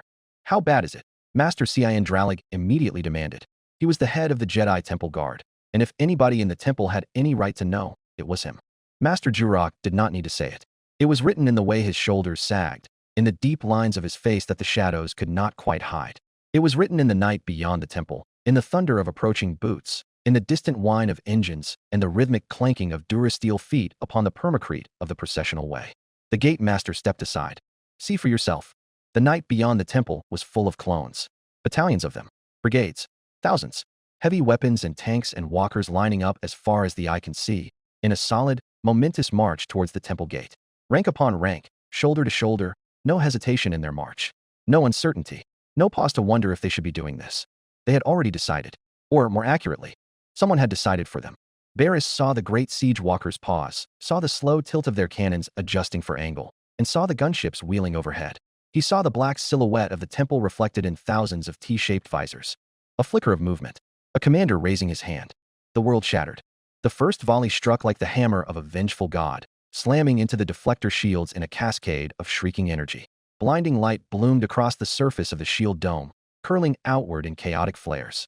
Over them, gunships and starfighters circled like vultures, punching and prodding the temple's deflector shields with missiles and torpedoes and blasters. The duracrete beneath their feet trembled. The very air turned electric, snapping and crackling as the temple's defenses strained against the onslaught. Another impact. Another. Then what felt like 100 more. Blaster cannons roared in synchronized fury, hammering the shield with relentless, mechanical efficiency. Heavy artillery launched volleys of plasma shells that burst like dying stars. Swarms of missiles left bright contrails in their wake, each one screaming bloody, burning death. The temple groaned around them, dust drifting down in ghostly spirals from the vaulted ceiling. The concussive impacts outside had a rhythm to them now, steady, methodical, relentless. The shields would hold. For a time. The walls would endure. For a while longer. But there was no question of the outcome. It was only a matter of time. Barriss Afi brushed a layer of grit from her shoulder, ignoring the shuddering tremors beneath her feet. Even with all our preparations, do you truly believe we can hold out? Cian Dralik did not hesitate. Yes. His certainty was absolute. Thanks to you and Master Gallia, we have fortified the temple beyond anything the Coruscant Guard might have anticipated. Even if the shields fail, it will take hours for their siege cannons to crack the main gate. And the other ingresses? Jurok answered this time, his voice measured but firm. Every hangar bay has been sealed, with their own localized shielding in place. All passages leading to the Undercity have been locked down, and the ventilation shafts have been sealed and shielded per anti-chemical warfare protocol. The temple is now cycling its own atmosphere. Nothing gets in or out. Dralik nodded fiercely. Every civilian staff member has been taken into custody as a precaution. We have temple guards at all critical junctions. No one enters the temple. Not even Jedi who were caught outside when the attack began. Barriss frowned. Homeworld security could use captured Jedi to try and force their way in. I wouldn't put it past them. We are prepared for that eventuality. Even if they bring a hostage to our gates, the answer will be the same. Jurok's mouth thinned. You say help will arrive in 18 hours? What have you arranged, Barriss? Barriss exhaled.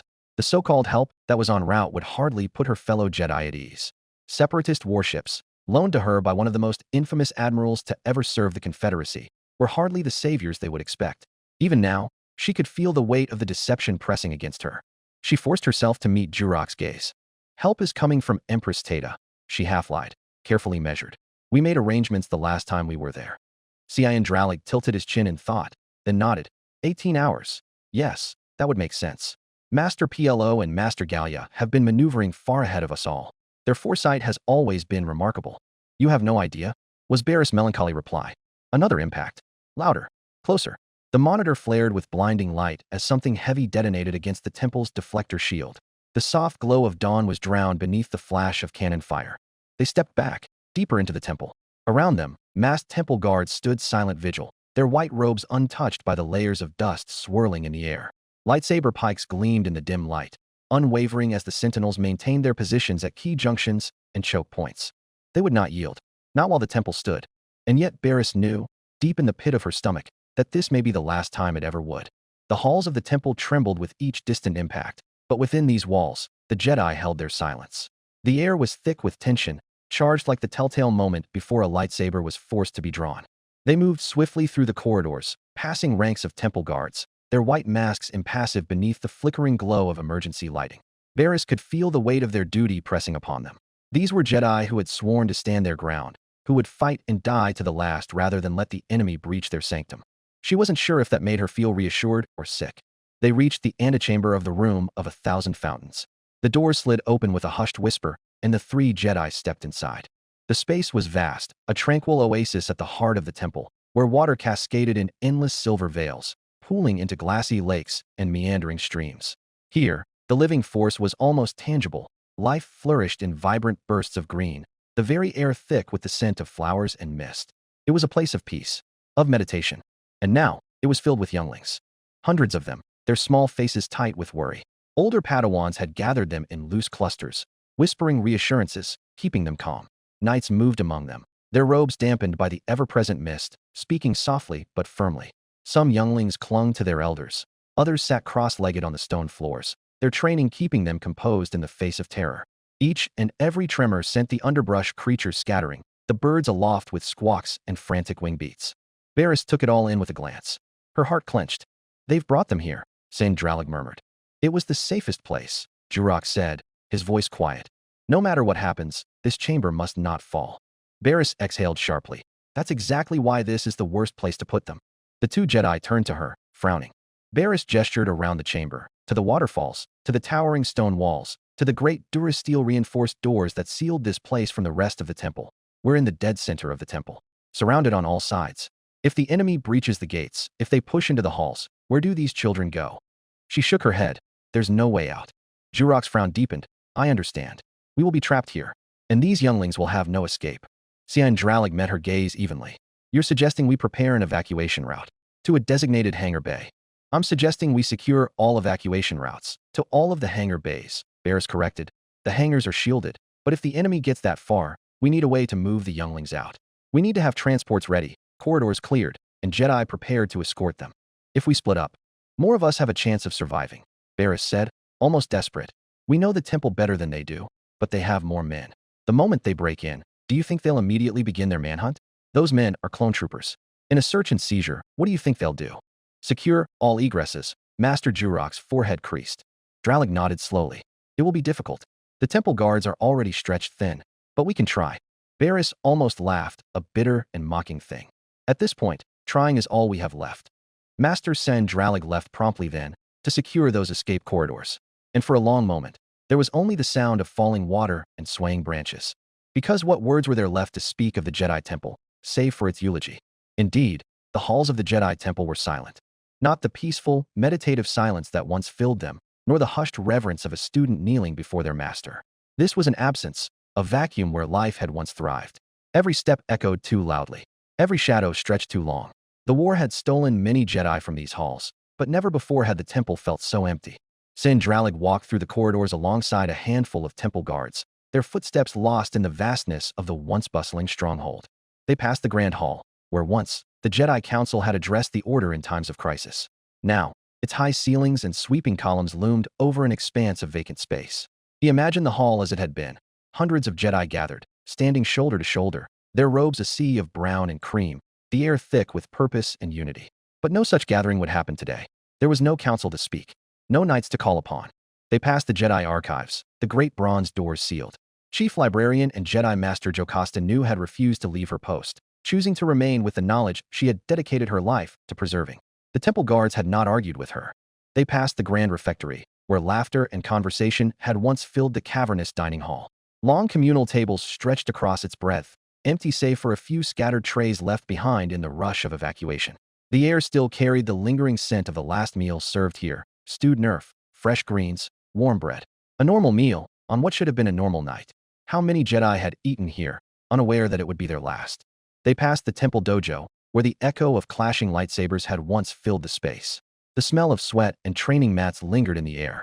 How many Jedi had sparred here countless times, testing their skills against fellow Padawans, fellow knights, and fellow masters. They passed the silent meditation chambers, where countless Jedi had once sought clarity before battle, seeking the Force's guidance before embarking on missions that took them to the farthest corners of the galaxy. Now, the only presence that lingered was a heavy, suffocating dread. They passed the contemplation gardens, where Jedi had once sat beneath the Coruscanti sky to meditate among exotic flora gathered from across the galaxy. Now, the sky above was thick with gunships, their dark silhouettes cutting through the dawn, and artillery fire, streaking through the twilight like falling stars. The waterfalls that had once trickled musically down the tiered rock formations now seemed too loud in the stillness. The trees, carefully pruned by Jedi hands for generations, swayed gently in the artificial breeze, unaware of the coming storm. Finally, they arrived at the northern hangar bay. Normally a place of frantic motion, filled with Jedi starfighters being prepped for departure or returning from distant battlefields, the bays now sat eerily still. The shields holding Coruscant's atmosphere at bay flickered with a soft blue shimmer, framing the vast durasteel platforms where sleek fighters, shuttles, and transports rested in neat formations. Sandralig watched as temple guards and a handful of mechanics worked swiftly to prepare the ships for departure. Fuel lines were connected, navicomputers double-checked, astromechs loaded in place. A single glance confirmed what they had feared: their options were limited. Many of the best ships had been taken by Jedi dispatched to the front lines. What remained were mostly older, slower transports and personal shuttles. They could carry out the evacuation if the worst came to pass, but they would be vulnerable. "This will have to do," Thandralik muttered, arms crossed as he surveyed the preparations. "We'll station guards at every access point along the route from the Room of 1,000 Fountains to here. If the temple falls, we need to hold that corridor long enough for them to launch. Everything depends on how and when our help arrives." Meanwhile, the Room of 1,000 Fountains had become the heart of the temple's last stand. It was the only place left where voices still whispered, where movement still stirred. The air was thick with humidity, the constant murmur of flowing water masking the occasional sniffle of a frightened youngling or the low murmurs of Jedi strategizing in the alcoves. Some of the older Padawans had begun taking shifts, keeping watch at the entrances while others sat with the younglings, telling stories of the Jedi of old in voices just loud enough to be heard over the cascading falls. They spoke of old legends, of Nomi Sunrider and Yulik Keldroma, of Satel Shan and Thon, of legends from an era before the Republic had ever imagined turning on its defenders. It was a distraction, a fragile one, but it was better than nothing. Varys moved through the chamber, watching the tension in every face. Some Jedi meditated, but their brows were furrowed in concentration, the Force humming with their quiet unease. Others knelt with the children, speaking softly, offering reassurances they barely believed themselves. Master Jurok stood with a cluster of temple guards, speaking in hushed tones. Every so often, one of them would glance towards the ceiling, as if expecting it to crack open at any moment. The children did not yet understand the scale of what was coming. Some were old enough to know that the war had reached their doorstep, that the men who had once fought beside them were now the enemy. But the youngest among them still reached for their master's hands, still clung to the belief that the Jedi were invincible. They did not know that this night would decide whether the Jedi Order lived or died. Varys closed her eyes. She had done all she could. The corridors to the hangars were secured, the escape routes mapped, the shields were holding. For now. And yet, something deep in her gut told her it might not be enough. The Jedi Temple had never felt more like a tomb. Varys exhaled, pressing forward, her pace steady despite the weight in her chest. 2 hours have passed since she had called for help. 16 hours remain. Chapter 95. Coruscant System. Coruscant Sector. It was a brand new day in Republic City. The skies were clear and blue. The light of Coruscant Prime's azure gleam reflected off the resplendent orbital mirrors that hung like blooming xylas in the heavens. From the spires of the Senate District to the neon-drenched depths of the Uskru Entertainment Sector, the city hummed with the familiar rhythms of daily life. The great skylanes of the Ecumenopolis thrummed with the endless stream of airspeeders, the great durasteel arteries of the Republic's heart. It was a brand new day in Republic City, and life marched forth as usual, for it had always appeared neither war nor strife ever putting but a misstep in the ever-tenacious capital of the galaxy. But this time, there was something wrong. A distortion in the flow of the morning rush. Hollow displays flickered between the usual corporate advertisements and something far more jarring. Urgent bulletins issued by the Senate Emergency Response, a scarlet banner scrolling across the bottom of every screen. State of martial law declared. Temple precinct under lockdown. Reports of a Jedi rebellion confirmed. A Jedi rebellion? The word struck like a bolt of static through the consciousness of the city. Some dismissed it outright, a preposterous fabrication, an absurdity. The Jedi? The guardians of the Republic, the living symbol of peace and justice? But others hesitated, uncertainty gnawing at the edges of their disbelief. The Jedi had grown distant in recent years, ensnared in the machinery of war. In these times, their failures were as widely reported as their successes, and there had been rumors of a disaster on the Hydian front. And then, there was the smoke. It rose from the temple precinct like a dark omen, thick plumes coiling into the pristine morning sky, scattering ash and soot against the gleaming towers of Coruscant. Citizens on skywalks and balconies and the open-top seats of their airspeeders turned their gazes upward, raised hands shading their eyes against the sun, murmuring amongst themselves. There were 5 new skyscrapers in Galactic City that day, black and foreboding like spindly fingers grasping for the sun. Some whispered of a coup, that the Jedi had made a final, desperate grasp for power, that this was the price of their arrogance, of their secret dealings in the Clone Wars. Others argued that this was a purge, that the Supreme Chancellor had finally turned against his former allies. But no matter which story they believed, the fear was the same. The Jedi Temple was burning. And then, there was the noise. Galactic City never slept. Even in the dark of night, the constant flow of sky traffic never ceased. Noise was a fact of life in the beating heart of the Republic, a constant, rolling symphony of civilization. The whine of repulsor lifts, the hum of high-speed sky lanes, the distant echo of ship horns from the upper atmosphere, the underlying roar of sublight drives, the whisper of wind coursing through the great Duracrete canyons of the cityscape. These were the sounds of Coruscant. But on this new day, there was another added to the great orchestra of Galactic City. A thunderclap of firepower cracked across the city, rolling like an oncoming storm. The distant rumble of artillery, the deep, percussive boom of siege cannons, the unmistakable, staccato bark of heavy, repeating blasters. These were sounds of war, sounds that did not belong here. Not on Coruscant. The sky above the temple precinct flashed with the brilliance of high-powered turbolasers, an artificial thunderstorm cast by the relentless assault on the temple precinct's shields. Sonic booms rattled transparent steel windows, sending tremors through the towering spires. Sirens wailed across multiple districts as security forces scrambled to contain the growing panic. Then there was the shouting. From the upper levels of residential towers to the crowded plazas far below, people pointed, shouted, recoiled in horror as the towering military walkers of the Coruscant Guard advanced, their artillery pieces thundering against the temple's mighty gates. Gunships circled like carrion birds, their blasters spitting lances of fire at the great stone ziggurat behind shimmering barriers of blue. The status quo upheld for the past 1,000 years had been shattered, crushed under the fist of field artillery. Coruscant had seen war. It had withstood planetary assaults, terrorist bombings, separatist incursions. But this was something else. Coruscant seemed to be at war with itself. And that fact was none more clear than within the Jedi Temple itself. The temple groaned, the ancient flagstones trembling under the fury of an army. Dust rained from the vaulted ceilings, filling the air with the scent of age and slow decay. Morning light spilled through shattered permaglass, casting jagged beams across the marble floors. The deflector shields had been exhausted, its generators overloaded under the relentless barrage of the Coruscant Guard. Beyond the sealed gates, a legion of clone troopers was on the march. 30,000 bodies clad in red-white plastoid, ranks upon ranks of them stretching across the great plaza, their cannons and walkers arranged with droid-like precision. And above, the sky belonged to the Republic. Gunships prowled the air, sweeping the outer terraces with laser fire, seeking the smallest breach, the smallest weakness. Inside, the Jedi held their silence. The Force was thick in the room of 1,000 fountains, in the heart of the Jedi Temple, where the last vestiges of an ancient order gathered. Here, where water once danced freely through tranquil gardens, where light cascaded through skylights in golden shafts, there was now only the hush of people. Younglings clung to their instructors, small fingers grasping at the folds of brown and white robes. Padawans sat in clusters, whispering to one another in voices that strained to be calm. The knights stood apart, tense, hands never straying far from their lightsabers, seeking assurance in their trusted weapons. Gate Master Jurok stood with arms folded, the invisible mantle of his station heavy upon his shoulders. They've moved in the siege cannons. 4 of them, each with direct sight lines on the main gate. They'll breach within the hour. Faster than expected, Jedi Knight Barriss Afi's voice was quiet, and the lower levels. They're attempting to sap the temple from below. We've already sealed everything beneath the temple that we could, but it may not keep the clones at bay forever. Especially if they got intelligence analysts with them. Dralig exhaled sharply, shaking his head. That said, the Coruscant Guard knows that too. And they know the hangars are our only way out. Barriss Afi studied the hollow projection before them, the temple schematics flickering in unstable light. If the situation was not glaringly obvious enough, there was a big red on the main gate, almost pulsating in beat with the staccato of not-so-distant artillery fire. We will need to begin evacuating to the hangar bays as soon as the main gate falls, Barriss murmured. We can't let them surround us.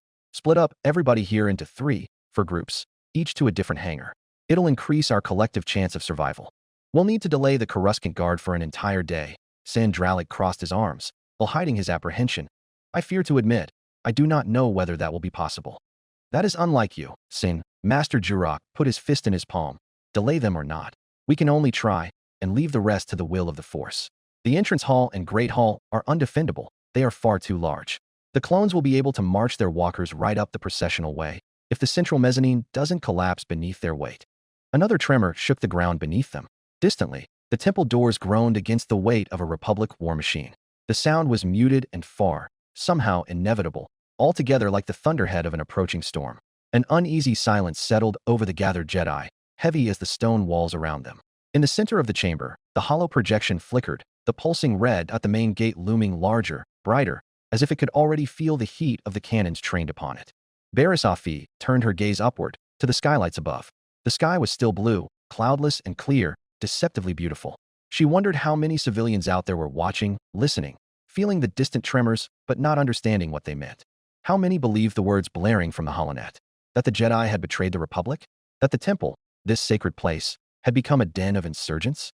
There was no time to dwell on it. The younglings had already been gathered into small groups, each with an instructor, each trembling with an unspoken fear. Padawans straightened their backs, tightening their hands into fists, willing themselves to be stronger than their years. The knights adjusted their stances, shared glances, fingers clasped around their belts in silent acknowledgement of what was to come. And the masters, some who have guided the Jedi Order for years, stood apart, their faces expressionless, and they breathed their entire lives into the hands of the Force. Then it came. A blinding flash. A thunderous impact. The temple doors buckled. Inside, the Jedi felt it fall. They looked at one another. Then, without a word, they moved.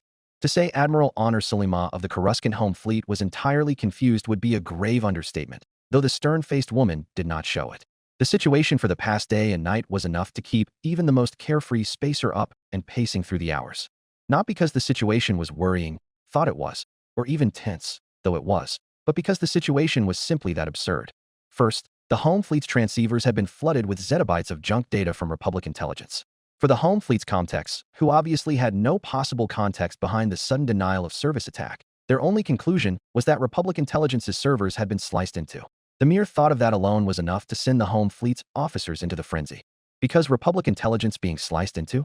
Republic intelligence of all people? To say it was hardly believable would be an even larger understatement. Admiral Honor immediately ordered dispatches be transmitted back planetside, demanding a situation update, to no response. It took the better part of an hour for the Home Fleet's comtechs to discover it was not Republic intelligence, but the military comsats over Coruscant that had been sliced into, and that the sudden freak show was not only occurring to the Home Fleet, but to every military hyperwave transceiver across the galaxy. That naturally led into the next absurd conclusion. These military satellites had been recently replaced after Separatist Admiral Duoningo's attack on Coruscant. Was it possible that they had all been sabotaged? But for all of them to be exhibiting these symptoms, just which part of the production line had they been compromised? It was Ensemble Incorporated that had manufactured these comsats. Had Separatist saboteurs undermined Ensemble's production line? Or was it a new technological terror, a Separatist sleeper agent of sorts, wreaking havoc in a last-ditch effort to impair the Garscom lines as Sereno fell? Or was it, stars forbid, an inside job? No matter what they speculated, the only conclusive fact was that Coruscant would be effectively isolated from the rest of the galaxy for however long until homeworld security resolves the situation. For the citizens of Galactic City, this could be waved off as no more than a sudden network failure, something they were now more or less accustomed to with the war raging on across the galaxy. For the Grand Army of the Republic, however, the situation was much more concerning. With their secure comm lines down, they would have to rely on unsecure commercial and civilian lines of hypercommunication. And then, hours later, Republic intelligence finally made another secure transmission. Except, instead of it being a situation update or reassurance or anything that could have put the captaincies of the Republic Navy at ease, it was the command to execute Order 66. The Jedi have rebelled against the Republic, it was announced, and have allied with the Separatist state to perform an attempted coup of the Galactic Senate and unlawfully execute the Supreme Chancellor. For the Coruscant Home Fleet, the situation had just gone from mildly worrisome to downright ludicrous. The Jedi Order, betraying the Galactic Republic? That was not to say the Home Fleet, and the Republic Navy by extension, were by any means champions of the Jedi Order. Hardly, in fact.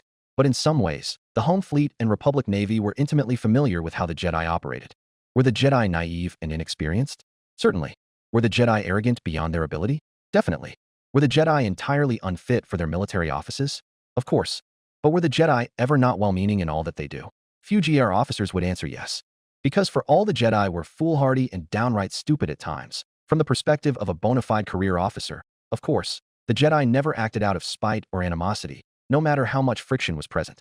If they did, they would not be Jedi after all. So, the Jedi suddenly betraying the Republic? The Jedi who had not one political bone in the bodies? Betraying the Republic?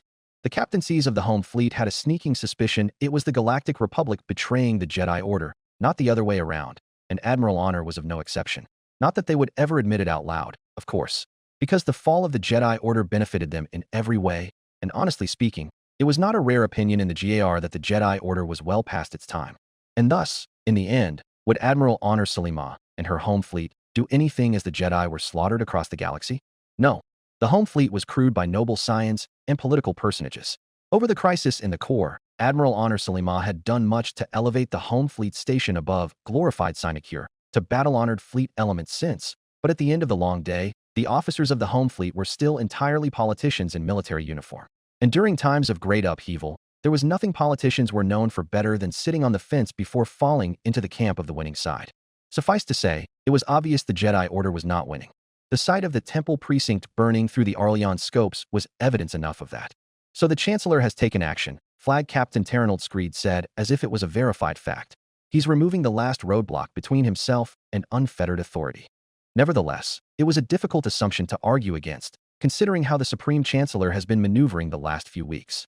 With the Galactic Senate's latest vote to maintain his office into the fourth term, the Chancellor must have decided he knew held all of the Republic's institutions in his bag, all except for one. One, which he was now finally ridding himself of. And yet, there was a reason why the Supreme Chancellor had to resort to destroying the Jedi Order, rather than subverting or compromising it as he did the other organs of the Republic. The Jedi Order had 10,000 years of history at its back. The institutions of Coruscant were as ephemeral as the tides of Spira, and they ebbed and flowed with every administration. But the Jedi Order? The Jedi Order was the one constant of Coruscant, as solid as the earthen spire their ancient ziggurat was built atop. The Jedi Order was unassailable by political means. Even in a galaxy increasingly lukewarm to their presence, there were still legions of soldiers, politicians, and regular citizens of the galaxy willing to rush to champion their name for no gain, but to preserve their venerable memory. For the Supreme Chancellor to finally decide the Jedi Order is at its most vulnerable enough to uproot entirely, they must have committed a blunder truly undefendable. Admiral Honor Sulima tapped the console idly. Do we have any insight into what heinous act the Jedi had committed recently? Captain Screed gestured at the digital dispatch. They rebelled, sir. How? Terranold Screed frowned. A Jedi party attempted to assassinate the Chancellor in his apartment, it appears. Which Jedi? Arleon's flag captain swallowed, clearly uncomfortable with the mounting pressure. Well, the names reported are Adi Gallia, Shak Ti, Yoda, among others. They're still being identified. The situation's fresh as it could be. Adi Gallia, Shak Ti, Honor's brows furrowed. If I recall rightly, those two were put in charge of that homeworld security investigation of a separatist cell in the works. Are we to interfere in any way? Captain Screed asked hesitantly, unsure of his superior's questioning. Honor Sulima raked her hawkish gaze across the battle room. Are we in any position to? There was a deafening pause in Arleon's battle room, brief and no longer than a second, but perceived by all within. Honor made no accusation, no claim, and no judgment. But whatever imagined implication contrived by the overactive minds of the officers present was enough to strike the room into dangerous silence. Thankfully, before their collective imagination could escalate, the Arleon's comms chief hastily approached Admiral Honor with a dispatch fresh from the transceiver, almost too eager to change the atmosphere. The Admiral of the Corps raised an eyebrow as she snatched the tablet from his hands. She squinted. From battle carrier Prudence, unknown and unregistered vessels sighted approaching inner planets from the Oberon Comet Cluster, numbering 20 to 30. Bearing 096 Absolute on the Corellian run. Prudence reports indications of recent extraction from hyperspace and enlarged drive cones. Acceleration, Terranold Screed caught on quickly. Their extraction point is a bit far out, isn't it? Is the interdiction net raised? Honor glanced at the nearby plotting board, where deckhands were already getting to work plotting out the speed and vector of their incoming contacts. The board was by no means empty. Coruscant was the beating heart of the galaxy, and there was a constant influx of contacts popping in and out of the system every second. The Coruscant system's interdiction net was not raised, nor would it ever be without the home fleet being notified. Captain Jan Dodonna's Prudence had singled out their new guests for a reason. Whether it was their inactive transponders, their suspicious extraction zone, or simply a leery gut feeling, Honor Sulima was not one to undermine the judgment of one of her capable captains. Besides, with the unprecedented upheaval gripping Coruscant right now, there was no reason to not be overly careful. Any number of parties, separatist or not, could be looking to take advantage of the situation. Order Prudence to keep her distance. Honor flicked her wrist, giving the tablet back to the comms chief. She will deploy a recon wing to investigate further. They will identify themselves or be disallowed from crossing the inner planets. Right away, sir. We could commit a task force to intercept them, Captain Screed suggested. Admiral Honor narrowed her eyes. Have you no faith in Captain Dodonna's abilities? Terranold Screed shook his head. Not so, Admiral. But Prudence's meager picket line may not be able to intercept this flotilla should they be warships. Very well. We'll deploy the incoming transmission from the Regal bolt that would have struck. The comms chief came dashing back, breathing heavily. Separatist warships sighted bearing 178 Absolute on the Koro's trunk line. At least 70 of them. Task Force Regal is moving to intercept. Bearing 178 degrees. Koro's trunk line. They're coming from the deep core? Admiral Honor Sulima's tactical sensibilities were already kicking into drive. Her immediate conclusion, a pincer attack.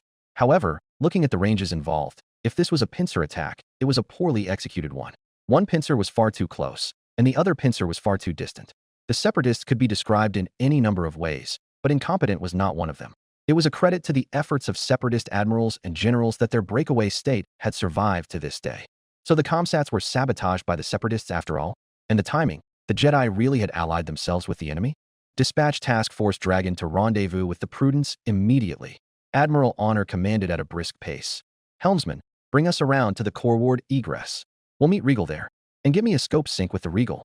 The scope synchronization came quickly, the displays scattering with static before fizzling back into a high-quality feed of the Regal scopes. The spacers of the Arleon were then seeing what the spacers of the Regal were seeing. A moving constellation of 70, no, more than that, some 80 new stars quickly approaching. Honor didn't even need the registry to identify the drive cones. A mere glance at the smear of ion and gas had her identify them as Providence-class battlecruisers, the backbone of the Separatist Navy. Bring us to battle stations. Captain Screed roared, and the lights thudded to blood red and klaxons wailed in the background. Prepare for combat. Sir, the comms chief shouted again. Regal is standing down and awaiting further orders. Oh, by Karaya's soul. Screed nearly grabbed the chief by his collar. What the hell is happening out there, man? Out with it. T-Teton transponders, the man gasped. Regal's identified and verified the Royal Cinegar. It's the Empress of the Deep Core. The training gallery was burning. What had once been a luminous corridor of polished stone and towering statues was now more akin to a war zone. Smoke curled against the vaulted ceiling, choking out the midday sun that once spilled through shattered windows. The air reeked of scorched fabric, blaster ozone, and the acrid bite of charred duracrete. And in the center of it, Barriss Afi fought possessed by a void-shrouded revenant. Her breath came in ragged gasps as she pivoted on her heel, sweeping her blade in a wide arc to deflect a flurry of blaster bolts. She was heeled deep in corpses, shattered statues, and blackened craters where blaster fire had struck home. Above, the vaulted ceiling trembled under the pounding of artillery fire, dust sifting down like the first flurries of an approaching avalanche. Her lightsaber moved in arcs of liquid fire, cutting through blaster bolts and carving the marble floor with errant strokes. The Coruscant Guard advanced in squad formations, their visors aglow in the flickering light, their rifles spewing sapphire death. She ducked, rolled, lunged, deflecting one shot into a trooper's chest, then pivoting to sever the rifle of another. But there were too many. Barriss danced back, her free hand outstretched, hurling a shattered column into the advancing formation. It bought her a moment. Only a moment, and she exhaled sharply. Her tattoos burned, a sensation unfelt since the day Master Luminara put a pin to her skin. She took a glancingly brief moment to look around. The Mirialan Jedi was guarding one of the approaches to the Room of 1,000 Fountains with a dozen other Jedi Knights, and a single Padawan learner braver than he should be. They were buying time that seemed to be slipping through their fingers. But Barriss would not believe that their desperate bid to buy time was hopeless.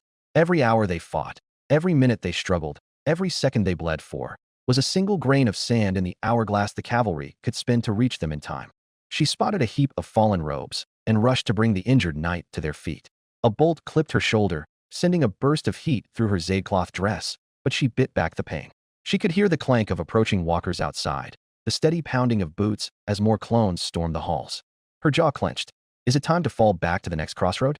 Her errant thought cost her dearly. By the time she released the dead Jedi, a clone was already aiming a blaster carbine right between her eyes. She twisted, but there was no angle left, nowhere to go. Then, the clone's body jerked violently, his rifle spinning from his hands. Another toppled beside him, his helmeted head snapping to the side as if struck by an invisible hammer. The rest turned in alarm, shifting their formation. And then the whirlwind descended. The first thing Barriss saw was a flash of red and blue. A cerulean lightsaber carved through the clones with mocking ease, slicing through plastoid armor like a scalpel through supple flesh. There was no hesitation, no wasted movement, just sheer precision, a surgeon's scalpel to the throat of the clone formation. A shock trooper spasmed violently and collapsed, a smoking hole punched through his chest. Another fell, then another, their bodies twisting as unseen blows struck them from behind. A blur of fluttering cloth and jewels leapt through the carnage. Clones were thrown off their feet, slammed into the walls with bone-crunching force, lifted and crushed by unseen hands. Their shouts turned to scratchy screams, their formation shattered in a blink. And then, standing amidst the fallen, robe torn at the shoulder, Lekka bloodied, expression unreadable. Jedi Master Shock T. Barriss stared, heart hammering, and Master T? The older Jedi turned, her chest rising and falling with deep, controlled breaths. We need to move, she said with utterly no sense of urgency. I've already been briefed on the situation. Barriss swallowed a lump in her throat, 100 questions flashing through her mind, none relevant to the situation. She nodded, turning to shout at the surviving knights. Let's go. Together, they ran. They fell back to the Room of 1,000 Fountains. Central as it may be, the Force was still strongest there, and it was still the most defensible section of the Jedi Temple. It was a frying pan, surrounded by the fires of the Coruscant Guard surrounding it, but abandoning the room would be leaping straight into set fires. Shaak Ti and Barriss weaved through the chaos. The corridors shook with detonations, the walls buckling as the shock troopers pressed their advantage. The Jedi moved in small groups, covering each other as they fell back. Yet, while they retreated, unblemished white robes still fluttered gloriously as temple guards stepped back into the haze of the battle, twin-bladed sabers carving golden arcs through the smoke. Nameless, faceless, and unfearing of death. For there was no death, only an eternity in the Force. At the end of this long day, the Jedi may or may not escape, but not a single temple guard will live past sundown. That was the oath they swore. That was the duty they gave their lives to the moment they donned the gilded mask they wore. They were to protect the Jedi Temple, and if the Jedi Temple was to fall, it would only be after each and every single one of them was dead. Master Jurok met them at a crossroads, his blade igniting as he cut down an advancing squad. His face was streaked with soot, his expression grim. "We're losing ground," he said without preamble, barely taking notice of Shaak Ti's sudden attendance. "We've led the Coruscant Guard to believe we're all gathered in the room of 1,000 fountains. The moment the defense becomes untenable, we'll retreat through the evac corridors." "Are they secure?" Master Shaak Ti asked. Master Jurok smiled wanly. "We know the temple better than they do. Not a single clone has been spotted in the corridors as of now. In any case, the room of 1,000 fountains is the perfect place to slow the clones down, being an artificial jungle and all. We've decided Master Sandralig and his temple guards will remain behind when the time comes, and delay the clones for as long as possible there." "They won't survive," Barriss stated. "The rest of us will." The Royal Cinegar was a Teton Supremacy-class attack cruiser. It was a conservative size, only a little half-kilometer from bow to stern, but that didn't make it any less grand to the eyes. Its hull was curved and slender, sloped at bow and stern in the traditional ocean-going style, harkening back to more ancient times. But that was not what caught the eye. Its superstructure was more beautiful than practical. A veritable Gothic cathedral sat atop its hull, sensor masts for spires and autocannon banks for buttresses. Very much so, Admiral Honor Sulima had decided, a luxurious flagship worthy of an empress. But the empress herself? Not so much. Empress Iraloda was a slight of a girl, barely an adult by galactic standards. She clearly fashioned herself an empress, the colors of her imperial regalia somehow visible through the blue-scan filter of the hologram. It was enough to make Terranold Screed shift nervously beside her and make the officers on deck tense up. Why were dozens of grown men and women terrified of a little girl? Well, because in the home fleet, they were all still politicians in military uniform at the end of the day.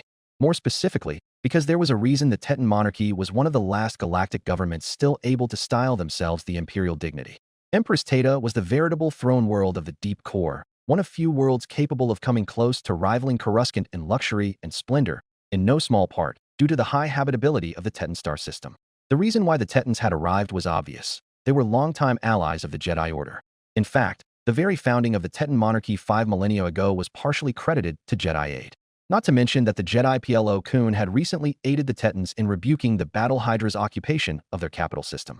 Admiral Honor Sulima was not ignorant to the senatorial crisis occurring on Coruscant. The Senate's confirmation of the Chancellor's 4th consecutive term had seen no small number of senators withdraw from the government. The antagonism of the Teton monarchy, one of Coruscant's longest-standing allies, would be a severe blow to the legitimist republic, as much so as Alderaunts, Humberines, or Duros. A diplomatic trespass against the Tetons could not be afforded, not just in fear of the political fallout, but also the strategic fallout. The discovery of a secret hyperlane through the deep core, exploited by the separatist Admiral Rain Bonteri to strike at the core worlds and agricultural circuit, was the linchpin of Empress Teta's military significance, and it was no small significance indeed. "I will make this brief," Empress Iraloda said simply. "My delegation wishes to confirm Empress Teta's position in your Chancellor's new republic." There was no hesitation in her words, no uncertainty in her bearing.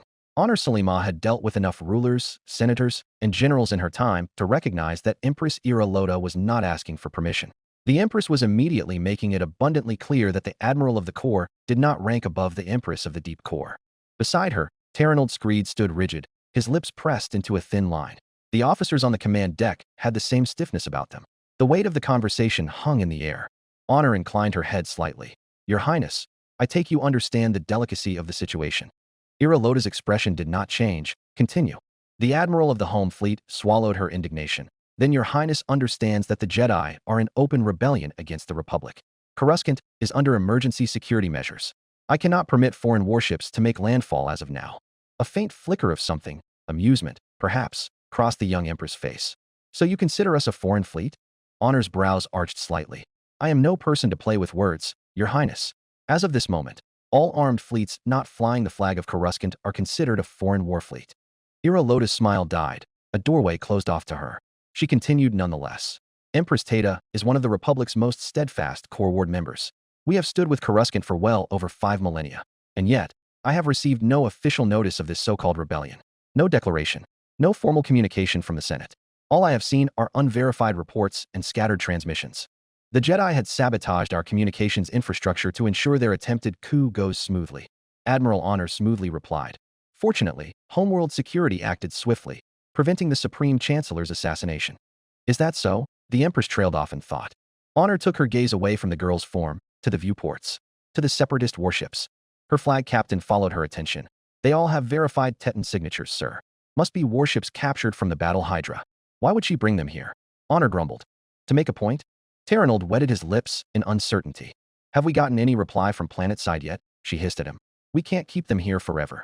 Captain Screed promptly whirled on his heel and marched back into the battle room with all the intensity of a hurricane, urgently demanding updates. Nevertheless, this situation regarding the Jedi Order is a matter of concern to me. Empress Ira Loda smiled apologetically. I'm certain I won't have to explain why. As such, I would like to confirm the situation for myself and assure certain agreements with the Senate. I have been receiving certain transmissions, you see, Admiral, the girl continued, from Chandrila, Duro, Alderaan, and half 100 others claiming to be the true Restorationist Republic. Alarming transmissions. Selima exhaled slowly. I do not question your loyalty to the Republic, Your Highness, but I do question the Republic's loyalty to us, Ira Loda interjected. Tell me, Admiral, does the Chancellor's Republic still count Empress Tata among its allies? Or does it now consider us an enemy, as it does Chandrila and Alderaan? This is what I am here to make certain. A silence fell over the command deck. Honor Selima did not move, did not blink. This girl, this barely adult Empress, had backed them into a corner. To deny her would be to publicly snub the Teton monarchy, an insult with consequences that stretched far beyond this moment. If the Tetons decide to align themselves with Chandrila and the secessionists, the political ramifications alone would be enough to make the legitimist Senate tremble. The military ramifications, blocking one of the few hyperlane-rich deep core powers from Coruscant, could shake the very foundation of not just war effort, but the Republic's future itself. And Ira Loda knew it. The moment stretched. Terranold Screed returned, face glistening with sweat. He shot his admiral a glance and nodded frantically. Then, Honor Selima inclined her head. My apologies for the inconvenience. We have just received an update from the Galactic Senate, she said. Your Highness may seek further instructions from ground control. Ira Loda beamed. Perfect. I will only proceed with my Imperial flotilla to avoid panic. The captured ships will remain here under your close purview. Our thanks, Admiral Honor got out, for your consideration. The hologram flickered, then vanished. The silence remained. Terranold Screed exhaled sharply. This is a mistake. Who are we to stop it from happening? Honor Selima clenched her fists. Just what has this galaxy come to? The sublight drives of the Royal Senegar's cathedral warships bloomed gold, and their sleek forms were thrusted past Arleon's formation, teardrop hulls gleaming in the Coruscant sunlight. Honor watched them pass, wondering what would come of it. Then, she turned her attention back to the Separatist warships, their Leviathan-like silhouettes close enough to draw out a sense of hair-raised, edge-of-your-seat anxiety any veteran Republic spacer would be closely familiar with, even despite their friendly status. The Senate made their decision. Honor continued, impassively gazing towards her should-be enemies. It is out of our hands. Now, what of Dodonna's report? Those unregistered vessels in the outer planets. Terranold looked to his datapad and paused, eyes widening. Prudence has identified them as Separatist warships, sir. A beat passed. Honor stared at the Separatist warships outside Arleon's viewports. A new, dark light shone in her eyes, as if a long-time suspicion of hers had just been confirmed. Actual Separatist warships? Yes, sir. Her flag captain nodded shallowly. No organic crews detected. Prudence suggests they are stragglers, left behind by the Perlemian coalition in the wake of Rendili. Honor's eyes narrowed, not once taking her attention off the captured Separatist warships. Everything just seemed a little too convenient. Her tactical sensibilities were screaming at her. All signs were pointing towards a pincer attack. Pincer attack. Attack them now. At the same time, her political sensibilities screamed back. If she fired the first shot, it would be a diplomatic trespass. Diplomatic trespass. Ultimately, the decision came down to honor the politician or honor the admiral. Should we intercept the Teton contingent? Screed's attention was now following the cathedral warships transiting through the home fleet's formation. Honor Selima shook her head. The Senate had just ordered the Empress dignitary flotilla through.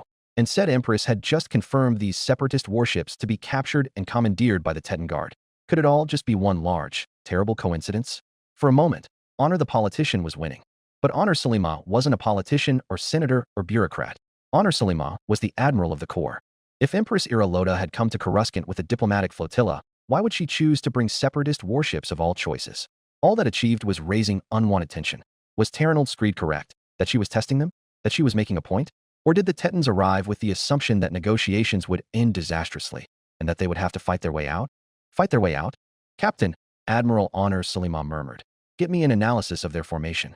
And as soon as the last Teton vessel clears our formation, modify our lines of bearing into a bow and quarter line, starboard, echelon forward. Right away, sir. Minutes later, the individual warships of Coruscant Home Fleet began subtly shifting their stations. Engines quiet as thousands of minuscule microthrusters got to work adjusting megaton hulls around. Honor Salima stood like a statue on the bridge, eyes tracking the separatist warships opposing them. And she watched them move too. Her flag captain returned with data in hand. They're modifying their own formation in response to ours. And yes, their turbo laser batteries are tracking our hardpoints. At that moment, Honor Salima, the Admiral, won. Order Prudence and Dragon to intercept our unwanted guests. 30 warships should pose no issue to them. The Admiral of the Corps commanded promptly. As for these fellows right before us, set all deflector shields forward. Have the Regal fire a single warning shot. Make it go wide. Terranold Screed relayed the orders so smoothly, it was as if his admiral had not just ordered him to play chicken with a clearly battle-tested separatist warfleet. The Coruscant Home Fleet and the Perlemian Coalition Armada stared each other down in hammerlock range, gunners on both sides with their fingers curled around the trigger. And the Home Fleet shot first. The Perlemian Coalition Armada shot back. Thousands of clone troops swarmed the Jedi Temple. The Coruscant Guard poured through shattered doorways, boots pounding against scorched stone, pressing forward in death squads. The Temple Guards and Jedi Knights made them fight for every step, every corridor, every corner. Blaster fire streaked through the hallways, ricocheting off pillars and burning through banners that once bore the insignia of the Ancient Order. But not even their supernatural abilities could stem the unrelenting tide of armored shock troopers storming the temple, and gradually, the Jedi began to flag. It became a scene repeated 100 times. The Jedi guard a doorway, the shock troopers push, and the Jedi retreat to the next door. Over and over and over again, for hours upon hours, as morning stretched to midday, until it became clear to the Coruscant Guard where the Jedi were retreating to. The Room of 1,000 Fountains. Consulting their holoplans of the building, that was the conclusion they made. The Jedi must be going to stage a last stand there. So that's where they went. They surrounded the confines of the Room of 1,000 Fountains, securing every known exit across all 7 floors. They set breaching charges on the doors, and a heavy explosion sent a tremor through the walls as a squad of clones blasted open the archway to the Room of 1,000 Fountains. Smoke and dust billowed outward, and the shock troopers stormed the front, fully expecting an army of lightsaber-wielding Jedi waiting for them. There was none. The Room of 1,000 Fountains was completely empty and eerily quiet. They advanced into the thicket, cautiously, expecting the Jedi to be hiding in the deep underbrush. In that vast misty gloom, one of the clones caught a glimpse of someone moving beyond a stand of Hylian marsh bamboo. "Halt," he shouted. "You there. Don't move." The shadowy figure darted off into the gloom, and the clone turned to his squad brothers. He didn't have time to even utter a word of warning. Jedi Master Sandralig's emerald saber cut the first clone down before his boots had even touched the broken stone. Around him, his temple guards erupted from the jungle-like undergrowth, their white masks flickering in the haze, their pikes igniting in arcs of molten gold. From behind trees, from the mist of flowing waterfalls, they struck, darting, slashing, fading into the shadows before blaster fire could catch them. The Coruscant Guard faltered for the first time since entering the Jedi Temple. The Coruscant Guard, masters of urban warfare, entered headfirst into the one terrain they would never expect on the city-planet capital of the galaxy. An entirely alien, hostile jungle. Commander Thorn of the Coruscant Guard watched as his men struggled to find their footing.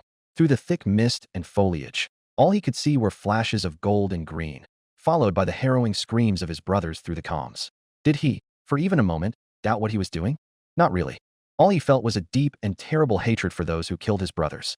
Say what you will of the Coruscant Guard, but they overcome any and all challenges. Ultimately, they were cloned troopers of Kamino, and they always found a way to finish their mission. Commander Thorn's expression hardened as he stepped over the bodies of fallen Jedi. He was losing men too fast. The jungle was too thick, the mist too dense. The Jedi were dragging them into a fight on their terms. And that was not what Thorn was here to do. He toggled his comms. "This is Commander Thorn. We're going to need flamethrowers. Meanwhile, as Master Sandralig and the temple guard desperately fought to buy time, columns of Jedi moved swiftly through the ruined corridors. The soft shuffling of boots on temple stone drowned beneath the distant, ceaseless thunder outside the walls. Barriss led from the front, her green blade flashing as she struck down the first trooper to round the corner. Behind her, the Jedi Knights formed a protective vanguard, fanning out to intercept the enemy while the Padawans and caretakers herded the younglings through the wide causeways and up the flights of stairs. They made their way up and up and up to the temple hangars. Children clung to their caretakers, the smallest of them cradled in the arms of nurses and medical droids. Some sobbed, their cries muffled in the folds of their robes. Others were silent, eyes wide, their innocence stolen in the span of a single day. "We're almost there," Barriss said, not sure if she was speaking to her comrades or to herself. As they made their way up, they all naturally made their way out, towards the outer shell of the great ziggurat. And that was when they heard the roar of engines. Gunships. Dozens of LAAT gunships circling above the temple spires, mass driver missiles ceaselessly slamming into the armored doors of hangar bays in the attempt to pry them open. The only way out for the Jedi were through the hangars, after all, so that was where they would strike. Missile after missile struck the ziggurat superstructure. One volley sent durasteel scaffolding plummeting into the causeway ahead, cutting off one of the routes to the secondary hangars. Another volley struck the base of the Tower of Reconciliation. With an explosive crack, the great spire split from its foundations. It collapsed in almost like in slow motion, stone groaning, duracrete fracturing, banners tearing loose from their moorings as it twisted downward, down toward the hangar base. Barriss barely had time to shout a warning before the impact slammed through the temple, sending bodies tumbling to the floor. Dust erupted into the air, blotting out the glow of the firestorm above. "Get up," she urged, pulling a dazed Padawan to their feet. "We need to keep moving." "Keep moving where?" the Padawan cried, a certain hopelessly spilling from their lips. "To the next hangar," Shakti simply replied, montrals standing rigid high. "And we hope that one hasn't been destroyed too." At the same time, 100 floors beneath the fleeing Jedi, the air shimmered with heat, and the gardens burned. The waterfalls, those gentle cascades that had once bathed the chamber in eternal serenity, had turned to steam, thick plumes hissing as they met the inferno. The pools boiled, sending scalding mist spiraling upward in great clouds, rising to mingle with the smoke. Trees crackled, leaves curled into embers.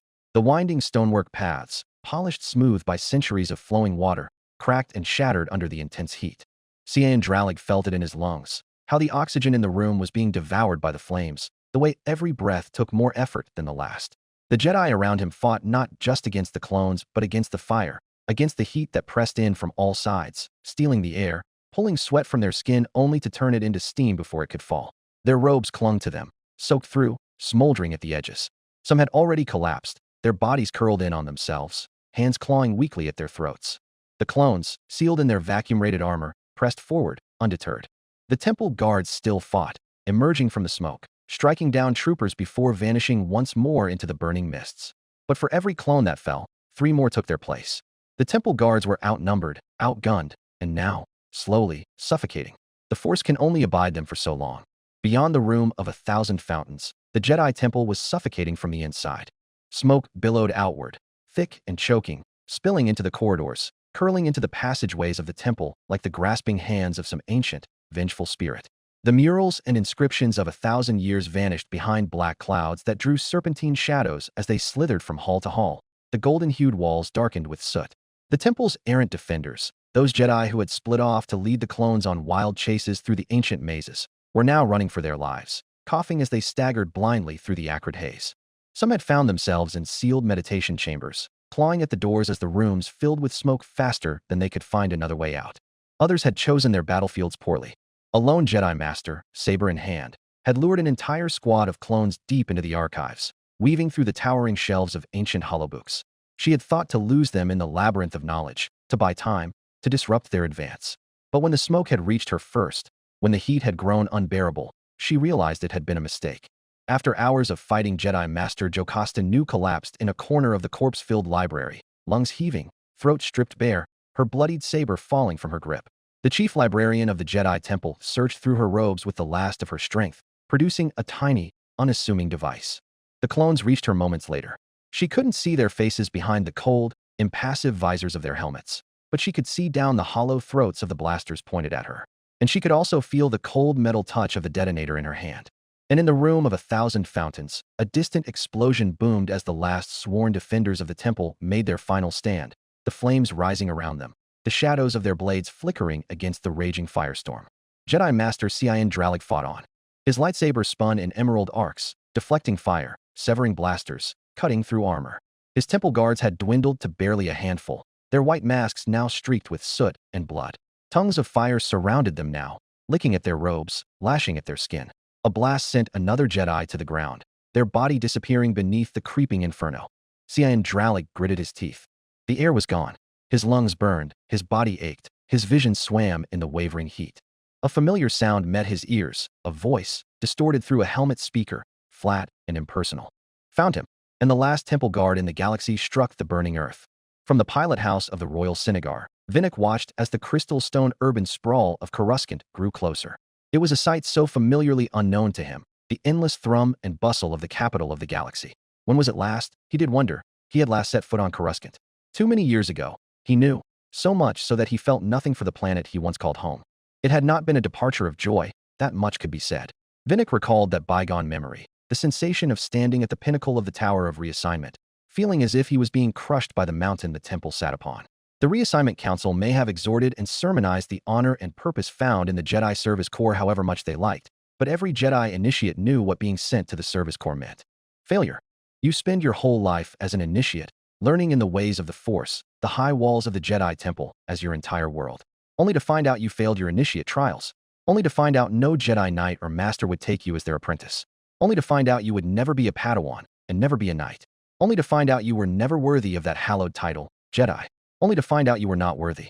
They called him a fallen Jedi many times during his time with the Separatists, but Vinnick knew the truth. He had never been a Jedi at all. Vinnick had been a glorified farmer tossed to the corner of the galaxy, forgotten by the Jedi Order that raised him. And when Folind rose in arms to join the Separatist Alliance, Vinnick and the rest of the Agri-Corps in the world decided that they may as well remain with the people who they've lived with for years, rather than fight to return to Coruscant.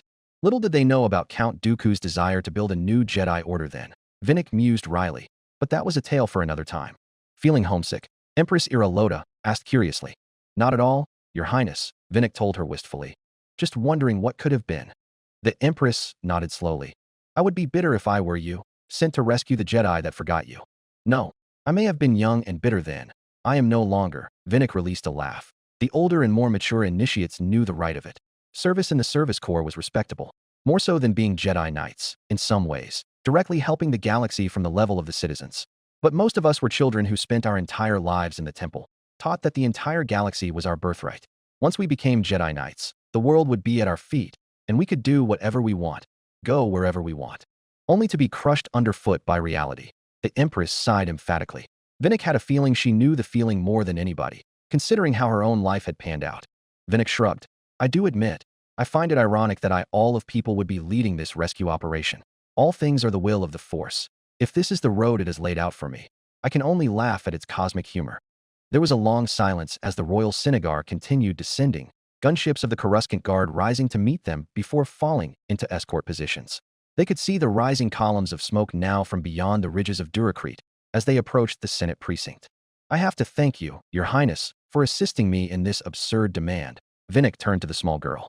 She shrugged. I have lived a life of service since the day I was born. For a body double, this rescue operation is one of the most exciting things I have ever participated in. For this, it is I that must thank you. Nevertheless, we could have never made it this far without the role you played. It is just another part of the job. Empress Iraloda, for she had no name of her own, froze, eyes widening as her gaze locked onto a sight on the horizon, the words she spoke lost to the rising whine of repulsor lifts. Vinnick followed her sight then, and found himself unconsciously clenching the metal cylinder at his belt, as if to strike a man down at that very moment. The sun was setting upon Galactic City, and the Jedi Temple was ablaze.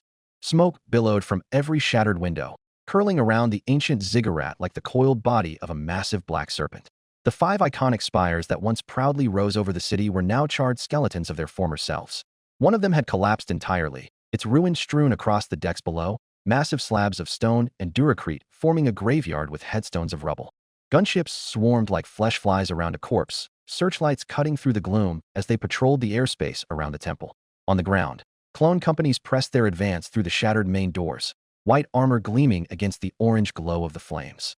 The great doors of the Jedi Temple had been blasted apart, now a jagged wreckage that saw host to clone battalions and military walkers grinding masonry under their durasteel feet. And above it all, the dark side reigned. Vinnick felt it, his connection to that addictive fuel never stronger. The sheer weight of it pressed against his senses like the scent of rain and incoming lightning. Vinnick, who walked that line in the sand, heard that echo of despair and triumph both.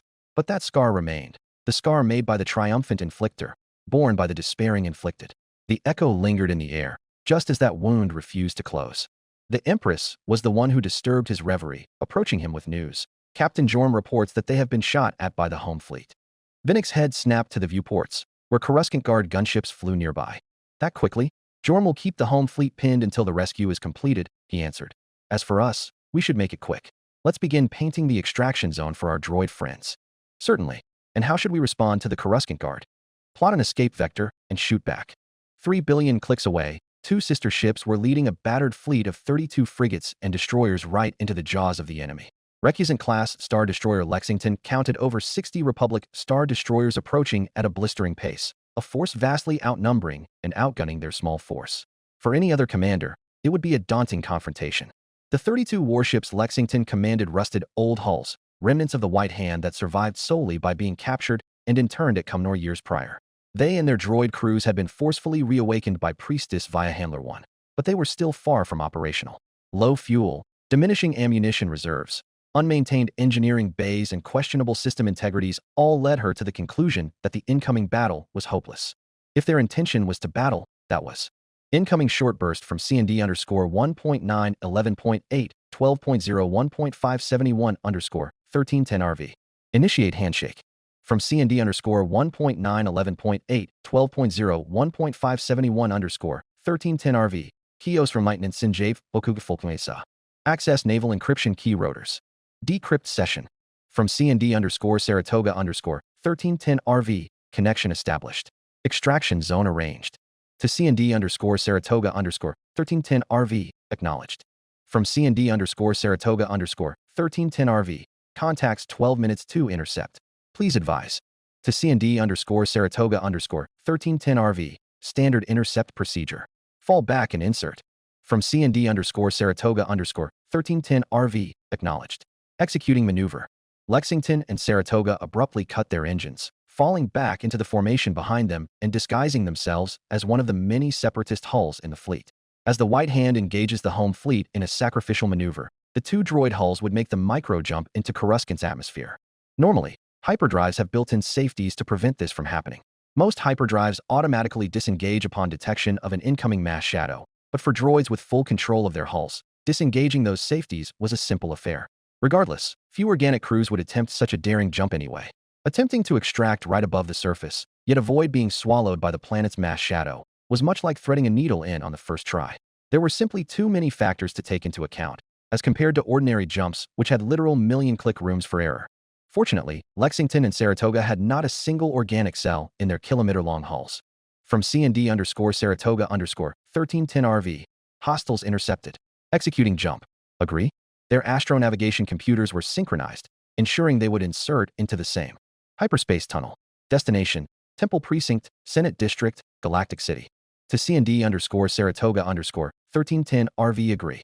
It was at one of the Jedi Temple's many hangar bays that Barris was rendezvous with Master Jurak. His evac team had arrived first, whilst Barris' team had the unfortunate luck of their goal being blown out right in front of them. Or perhaps that was fortunate, for they had not been there when it happened.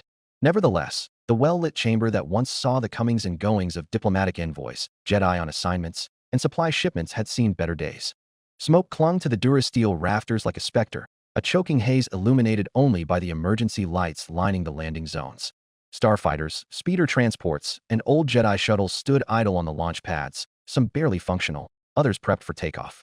This one reality immediately struck Barris. With the sudden influx of more Jedi than what they had prepared for, the rows of shuttles on standby now appeared alarmingly inadequate. Dralig bought us time. Master Shakti informed Jurak of the situation, but we don't have long before they breached the hangar doors. She gestured to the blast doors behind them, sealed shut to prevent the burning smoke from invading their last sanctuary. And of course, to stop the advance of the Coruscant Guard. What about the other evac teams? Barris pressed Jurak. Were they able to reach their hangars? Master Jurak shook his head. We don't know. The clones are jamming our comms.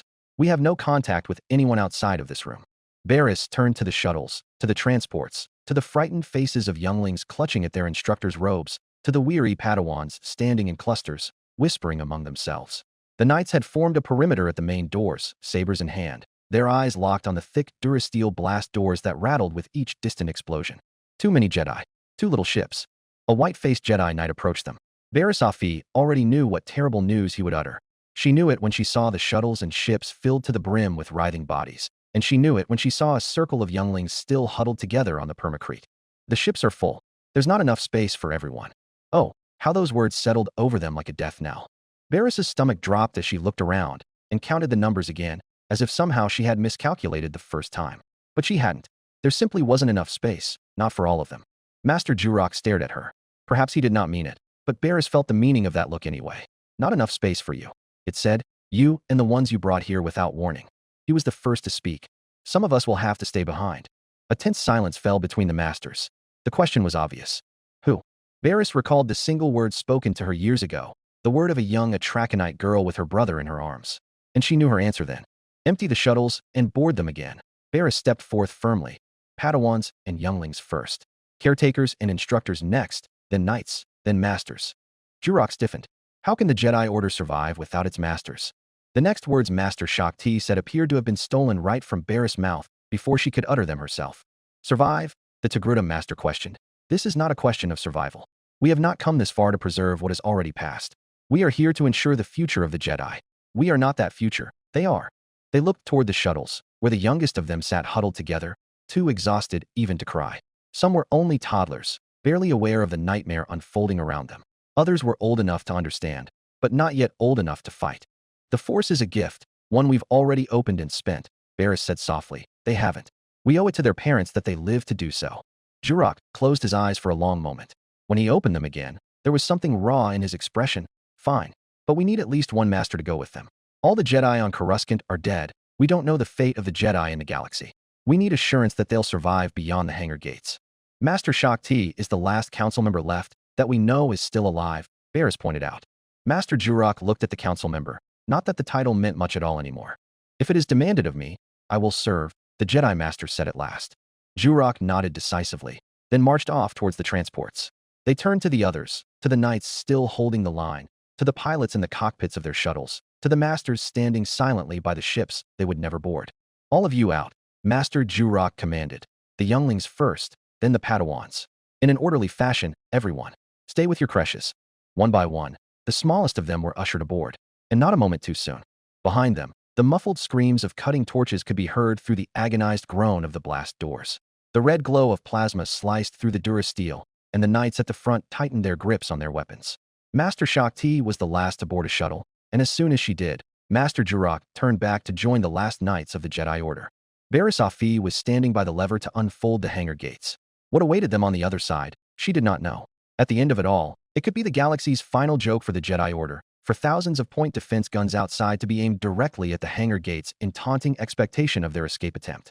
She exhaled and pulled down on the lever hard. Age-old gears screamed and shuddered. The hangar gates unfolded like a paper fan, revealing an amber dusk falling over Republic City. Barriss internally braced for the storm of missiles crashing into the hangar, but there was none. Those dreaded gunships of the Coruscant Guard were gone, now preoccupied with greater matters. For the fires of battle have spread beyond the Jedi Temple, and were now rising to consume that magnificent forest of Ares that rose above the clouds. For every red-painted LAT gunship, there were 3 shrieking vulture droids. For every ATE turning their mobile artillery around, there were 2 C-9799 transports descending through the stratosphere. For every clone battalion formed on precinct grounds, there were 5 droid legions touching down. There were 2 separatist destroyers hanging in stasis directly over the Senate district. Massive spindle-shaped ships that hung vertical, bows pointed down and afts rising higher than any skyscraper, like twin swords aimed directly over the heart of the Republic. Barriss recognized what had happened. They made a hyperspace jump and extracted right before they smashed into the planet. Even now, Barriss could feel the terrifying roar of retro thrusters and repulsor lifts straining to keep the 2 warships from crashing. Their turbolasers thundered, droid starfighters spilling out of their rafters and shell armor, landing transports cutting through the smoke, shrugging off attempts made by shock troopers to shoot them down. Enough firepower to take a small city. One of them, its running light flashed lengthwise, as if winking at her, and air came rushing back into her lungs. It's them. They're here. Barriss exhaled violently, turning to Master Shaak Ti, poised at the open door of the last shuttle. That's them. she shouted. You need to go now. The Togruta master glanced at the sight beyond the hangar gate, then back at her. The separatists? Are we really in any position to turn down help where we can get it? Barris shook her head. We should be grateful anyone is willing to come save us. Head for those destroyers, and don't look back. Shakti closed her eyes for a long moment and finally told her, come aboard. We can still make space for you. Barris laughed. Thank you for the offer, Master, but my mission is still incomplete. Now go. Maybe the Jedi Master saw it on her face, or felt her meaning in the Force, but she did not argue. A moment later, the first shuttle lifted off, then the second, then the third, and then the blast doors behind them gave way. Shock troopers stormed the hangar, coming face to face with the army of exhausted Jedi ready and waiting. May the Force be with you. Shakti shouted as her shuttle lifted into the fire-filled sky of Coruscant. As you, Jedi Knight Barris Afi watched the shuttles rise into Coruscant's evening sky, their hulls glinting in the last rays of sunlight as they broke free of the suffocating Republic. Beyond them, in the distance, silhouettes emerged against the darkening horizon. Beyond even the separatist destroyers, flying palaces, Gothic spires suspended in the sky above the Senate district, a sight so out of place that it almost seemed unreal. But she knew what she saw, and she knew what it meant. A single word surfaced in her mind, carried from the lips of an Atrakanite girl over 2 years ago. Hope. A breath, steady and measured. Hope was not something given. It was not a force of nature, not an immutable law of the universe. Hope was made.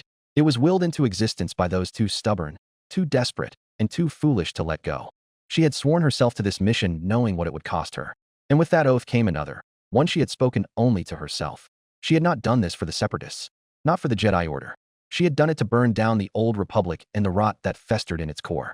Until that self-made promise was fulfilled, her work was not yet finished. Barris turned her gaze toward the sunset, toward the open galaxy beyond, vast and unknowable. There, the survivors of this fallen order would scatter like embers on the wind, drifting toward whatever future they could carve for themselves. A part of her wanted to be among them, to take part in something new, to help shape what would come next. Then she turned back, and the light of the setting sun paled in comparison to the glow of the fire consuming the temple. The air was thick with the stench of scorched stone and flesh, of ozone and smoke. The great halls that had once stood for 1,000 generations were now a churning storm of fire and blaster bolts, of screaming and dying, flashing with crackling thunder and lightning strikes of lightsabers, backlit by the amber glow of advancing flames. The darkness was absolute. Down with the old, she had promised, and up with the new. And the old has not been downed yet. Barris Afi raised a hand in a final farewell to the departing shuttles, then let it fall to her side. She ignited her lightsaber. Blue fire roared to life in her grip. She caught an errant blaster bolt on the edge of her blade, turned, and stepped back into the hell. Chapter 96 The Chariot's Epilogue. Senators of the Republic, loyal citizens of our great democracy. It is with a heavy heart that I convene this extraordinary session of the Senate tonight. The long war that has torn our galaxy asunder for the past 3 years should have ended yesterday. Our brave soldiers, the grand army of this republic, had brought the separatist threat to its knees. The final battle was upon us. Our forces had surrounded the traitorous Count Dooku and his closest circle. One final push, one last sacrifice, and this long night would have ended in peace and victory. But that victory had been stolen from us, by those we had trusted most. The Jedi Order, those who once swore to be the guardians of our republic, have betrayed us all. At the crucial hour, as our legions closed in on the cowering enemy, the Jedi turned their blades against the Republic. Against you. They conspired with the separatists at Sereno, the very enemy they swore to fight. The so-called defenders of justice revealed their true nature, self-serving warlords, intent not on peace, but on power. They did not seek to end the war. They sought to seize control of our republic itself. Even here, in the seat of our democracy, their treachery ran deep. As our brave soldiers gave their lives to victory on the front, the Jedi launched a cowardly attempt to dismantle this Senate, to overthrow the government you have elected, and to assassinate me, to bring anarchy to the republic from which they would impose their rule by force. They thought they could invite the separatist menace to our homes and destroy us at our most vulnerable. But I am pleased to say I survived only by the will of our people and the courage of our soldiers, and that is our greatest proof to these traitors that not even their strange magics and mystics could destroy our resolve. The Jedi were repelled, and their order has been dismantled. Their conspiracy has been exposed, their treason undeniable. But their treachery has come at great cost, I fear. With their betrayal, the separatists were handed victory. Instead of peace, the war rages on. Instead of unity, our republic has been fractured. Look around you. See those empty seats and empty chairs. They are traitors, I say to you, one and all, and they have taken the hateful separatist ideology to bed. And so I ask you, citizens of this republic, what must be done? Shall we allow this treason to stand? Shall we allow the Jedi, now scattered like vermin, to strike from the shadows, to plot their return? Shall we permit these radical secessionists to dictate the future of the Republic with their lies and violence? Shall we allow the separatists, emboldened by their treacherous new allies, to continue their campaign of terror against our people? Shall we allow them to undo all we have fought, bled, and suffered for? No. The time has come to ensure that such treachery never threatens us again. The time has come to forge a new path, a stronger path, a united path upon which we can all walk and share with pride. And so I come to you, senators, the architects of our society. And so I come to you, citizens, the stones upon which our great civilization is built. Help me forge our new path, together as one. Tonight, help see through this new law concerning the new order of our republic, and I promise to you all remaining traitors will be hunted down, rooted out wherever they may hide, and brought to justice, dead or alive. All collaborators will suffer the same fate. Those who protect the enemy are the enemy. No longer will our republic be weakened by disloyalty, by the corruption of partisan squabbling, by the inefficiency of bureaucracy. No longer will the ambitions of a few outweigh the needs of the many. If we are to survive, if we are to triumph, we must be stronger. We must rise over these vices that have stagnated us for far too long. This will be our salvation. Under this new order, we shall root out treason, and the will of the people shall once more be absolute. This I pledge to you, that the Jedi traitors will be hunted to the farthest reaches of the galaxy, that the separatists, emboldened by their false victory, will be met with the full might of our restored republic. Our enemies, whoever they may be, near or far, will be wiped from the stars. Ever since I donned this coat that is sacred and dear to me, my whole life has been nothing but one long struggle for our people, for our restoration, and for our republic. Indeed, tonight I pledge to you, I will only take it off after our final victory, or I will not live to see that end. And just as I myself am ready at any time to stake my life, I ask the same of all of you. If we are to survive this turbulent time, we must be faithful to the old principle that brought us this far, that it is quite unimportant whether we ourselves live, but it is essential that our people shall live, that the Republic shall live. The sacrifice that is demanded of us now is not greater than the sacrifice that many generations before us have made. If we form a society built upon each other, resolved never to surrender, then we will master every hardship and difficulty. Because if there is one truth we must all carve into our hearts, it is that if our will is so strong that no defeat and suffering can subdue it, then our will and our great republic must and shall ultimately prevail. Finder Orbit, Finder System. Demetra's Sector. What will become of us now? Jedi Master Luminara Unduli could only question as she watched the remnants of the Jedi Expeditionary Fleet trickle towards Finder Station like driftwood washing up on a beach after an ocean storm. As if reading her mind, Jedi Master Ramkota spoke next to her, in his gruff way. I've hammered out an agreement with the Findian government. They've signed the Galleon Manifesto and agreed to a ceasefire with the Separatist Alliance, or rather the Confederacy. A small, wry smile emerged from Luminara's tattooed lips, suddenly acknowledging the Confederacy. Master Koda? Master Ramkota crossed his arms and shrugged. I would rather only one half of the galaxy despise us, rather than the whole of it. The Separatists are our benefactors now. Better start kissing up to them. The esteemed Jedi Order, forced to kiss the feet of the Outer Rim to survive. Would you imagine that? Master Luminara's gaze was fixed beyond the viewports. Docking tubes were extending between Republic warships and massive prison hulks tugged out to the open berths. She could only imagine the legions of clone troopers being transferred between them, and thought of her own 41st Elite Corps, held in captivity upon her flagship Garland, for their safety, and for hers too. Ramkota followed her gaze, and snorted. Appears that I was right in the end. The clones were never to be trusted. The Mirialan Jedi shook her head slowly. Their behavior doesn't match up. We'll find out what's wrong with them. Their only loyalty is to whomever their Kaminoan breeders made them, Rum told her brusquely. Just as a droid's only loyalty is whomever programmed them. You cannot compare them to a man's loyalty, uniquely molded by decades of life and experiences. It is not that I blame the clones for being who they are. Both clones and droids have nothing to believe in and nothing to fight for. Naturally, they can fight for who made them. It can't be that simple, Luminara insisted. We would have sensed that. I sensed that. Rum looked her in the eye, his eyes bright and alive. I sensed that, and I warned you all. It is not as if a Jedi's senses are infallible in the first place. Otherwise we wouldn't be in predicament, would we? Luminara Unduli released an aggrieved sigh. I concur. Look alive, Master Unduli, Rum tried to comfort her. If there was one thing you were right about, and I was wrong about, it is that the Battle Hydra would keep his word. He gestured to the hangar bays and loading docks, where shuttles and tenders were now landing with the hiss of compressing hydraulics. The boarding ramps lowered, jets of white atmosphere sprang over them. Then, from the mist, the first figures emerged. They came in twos and threes at first, shadowed silhouettes stepping into the light, draped in robes that had once been white and brown, but were now blackened and frayed at the edges. The first to step forth was a Mon Cal Jedi, one of his webbed hands clutching a crude splint across his ribs, the other gripping the shoulder of a Nautolan knight whose every step wavered with exhaustion. Behind them, a Myriolan limped forth, leaning heavily on a makeshift crutch.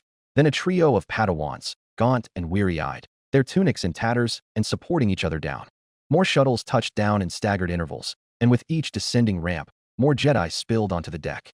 A Rodian knight with one arm in a sling, a Twi'lek with his leku wrapped in stained bandages, a Togruta master, her once immaculate headdress marred with soot and dried blood, walking with deliberate dignity despite the pain in her gait. Some even had their arms thrown over the shoulders of separatist soldiers, carried down the ramps. Others lay flat on hover stretchers, unconscious, pale, kept breathing only by the med droids that accompanied them. But what mattered most was that they were free. There were no binders, no chains, and there were no noticeable signs of coercion. The separatist soldiers that guided them were more escorts than captors, shepherding the wounded rather than transporting prisoners of war. Super battle droids clanked behind them in orderly columns, their wrist cannons pointed upwards rather than forwards. As soon as they touched the station's deck, Rom's militiamen rushed forward to take the injured off their hands. Master Luminara exhaled. Rain Bonteri had kept his word, that was true. But she could only fear that all the Jedi standing before her now were truly what's left of the ancient order that once spanned the length and breadth of the entire galaxy. The Jedi Temple had been destroyed. That, the Supreme Chancellor made abundantly clear in his address to the extraordinary session of the Senate. And most Jedi in the galaxy hadn't the convenient protection of the Prelemian coalition nearby. How many were left? Could it truly be just this meager number before her remaining? I believe that's them. Ramkota's voice shook her from that reverie of worry. He waved towards an armored shuttle, setting down with a loud thud. It was large enough that it drew the attention of the gathered crowd in the hangar bay, Findians, militiamen, and Jedi alike. The huge boarding ramp descended with slow, deliberate weight, like the unfurling of a great curtain. The first form to emerge was an unmistakable one, the six-armed massiveness of Admiral Trench. As the crowd instinctively parted before him, the old spider glanced at them, gestured his greetings, and continued onwards. Right behind him was his escort of battle droids, their formation surrounding a monolithic, hovering metal slab large enough to house a grown man inside. Master Luminara soon identified the device to be a containment sarcophagus, specifically designed to hold Force users. The Mandalorians used similar devices in their long history of fighting Jedi. The sarcophagus was more or less a giant block of metal with a hollow recess perfectly molded to the shape of the prisoner, thus forcing zero room for movement. In addition to a rigid gag, soundproofing both ways, the prisoner was also under constant sedation by dozens of surgical needles inside. Count Dooku must be inlaid within, she realized, bound and sedated and gagged, but alive nonetheless. Finder would be the final stop before Raxus Secundus, where he would meet whatever fate the Pantoran would have in store for him. For us, the long war is over. It took all of Luminara's dignity as a Jedi Master to not flinch out of her skin as Rain Bonteri's calm voice materialized them into existence. Her head snapped to her left, where the Battle Hydra's towering form rose over her shoulder, his purple cape, once vibrant, now faded and loosely draped over his shoulder. For you, the long war has just begun. If he noticed her surprise, he did not show it, completely fixated on the moving sarcophagus. Admiral Bonteri, Master Ramkota greeted. The Battle Hydra inclined his head politely, but continued undeterred. Make no mistake, Master Jedi, there is no place in the galaxy for your people anymore. That 1,000-year epic has ended. Luminara started, the Confederacy. Bonteri's serpentine-like irises darted towards her, despite his head not budging an inch. I will not stop you from trying, but I would not encourage you either. Know that your rescue from Sereno was born out of self-interest. So long as the Jedi exist, Palpatine's destruction of the Old Republic is not complete. But my protection will not extend any further. The Separatists are not your friends, and I am but one voice against many. Surely the Confederate Parliament would see the merits of hosting the Jedi Order? We were already traitor once, Rum grunted. Who's to say we won't be traitor again? Rain Bonteri smiled grimly. You may try to find sympathetic voices on Raxus. There will be, no doubt. But the Jedi Order will never enjoy the same freedoms and autonomy it had on Coruscant. The way I foresee it, your choices would either be to be integrated into the military and become another branch of the Confederate Armed Forces if you're lucky, or, he mused for a moment, or find a private benefactor, a system willing to host you, perhaps, in exchange for your services. Regardless, you will not be treated as refugees, but as assets to be acquired. So the choice is between becoming soldiers or becoming mercenaries, Luminara summarized dejectedly. The Findian government has already agreed to loan us Finder Station for a time. Rumcoda informed her. At least until the station is repaired and restored. We can remain here temporarily, at least until we rescue as many fleeing Jedi as possible. Then, we can decide where to go. The Battle Hydra observed the proceedings quietly, his eyes scanning the internal dimensions of the hangar bay. Suddenly, two tapered ears appeared in Luminara's peripheral vision, belonging to the LEP assistant droid that stalked closer than a shadow. The Separatist Admiral glanced downwards, gratefully receiving a tablet from the rabbit droid, and taking a look at it. His eyes widened, and the corner of his lips curled into a smirk. How long are you planning to stay here? He asked them then. I plan to use Finder Station as a safe refuge for Jedi among the stars, those escaping from Palpatine's Republic. Rumcoda shook his head. I know not how long that will take, or how long the Findians would tolerate our stay. I advise you to make your sojourn here brief, Rain Bonteri warned them. Finder is on the edge of Separatist space, and there are many among us who would seek to exploit you for their own ends. Chief among them is our Supreme Commander, Severance Tan, who entertains ambitions of a Force-sensitive military. The remnants of your Jedi Order are, in a sense, a golden goose just within reach. The two Jedi Masters tensed up.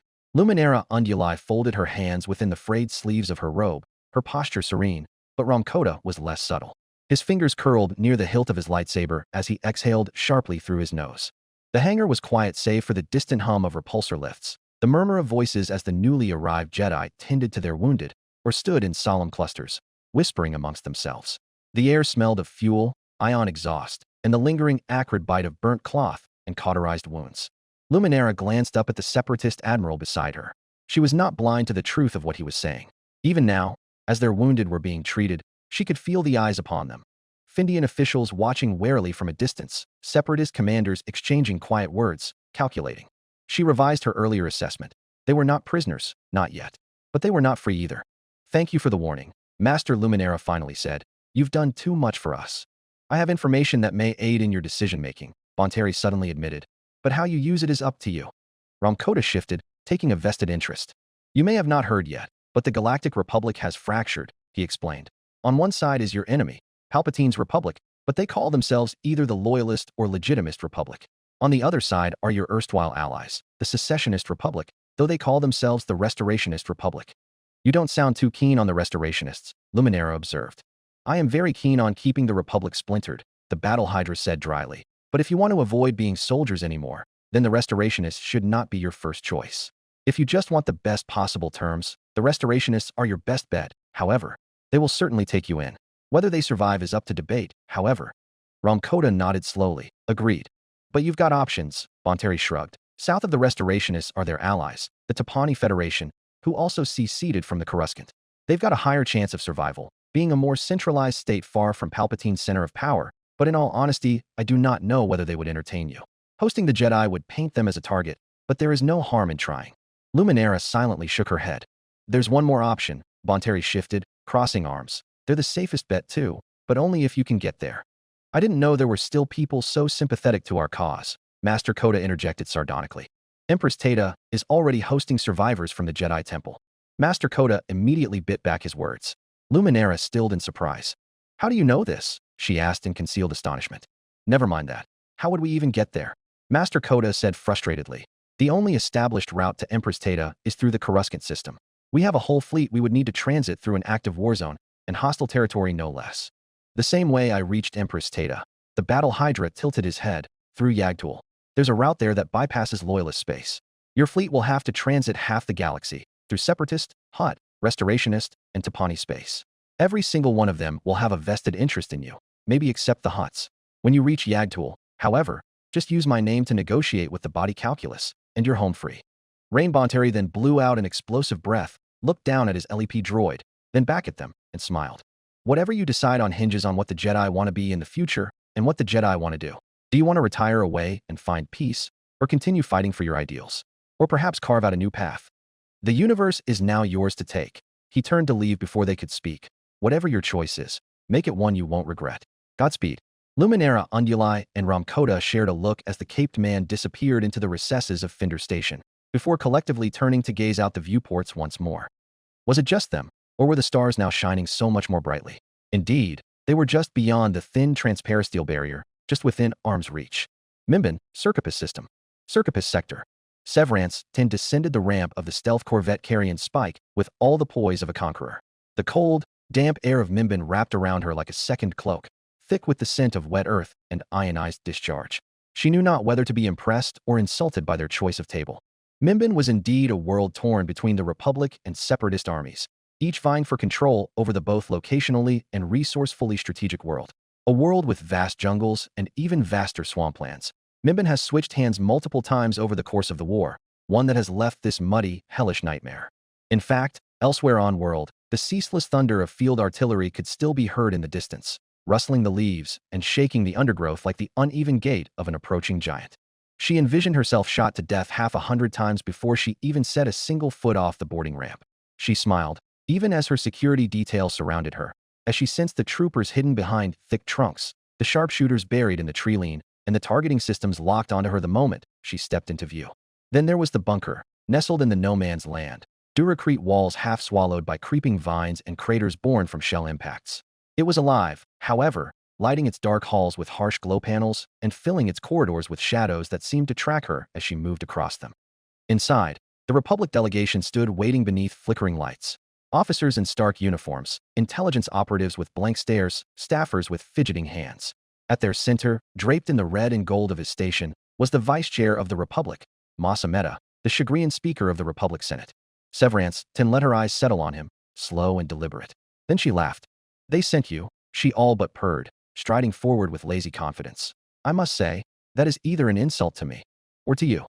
Masa Meta's crimson eyes did not waver, but she saw his fingers tighten ever so slightly against the sleeves of his robe.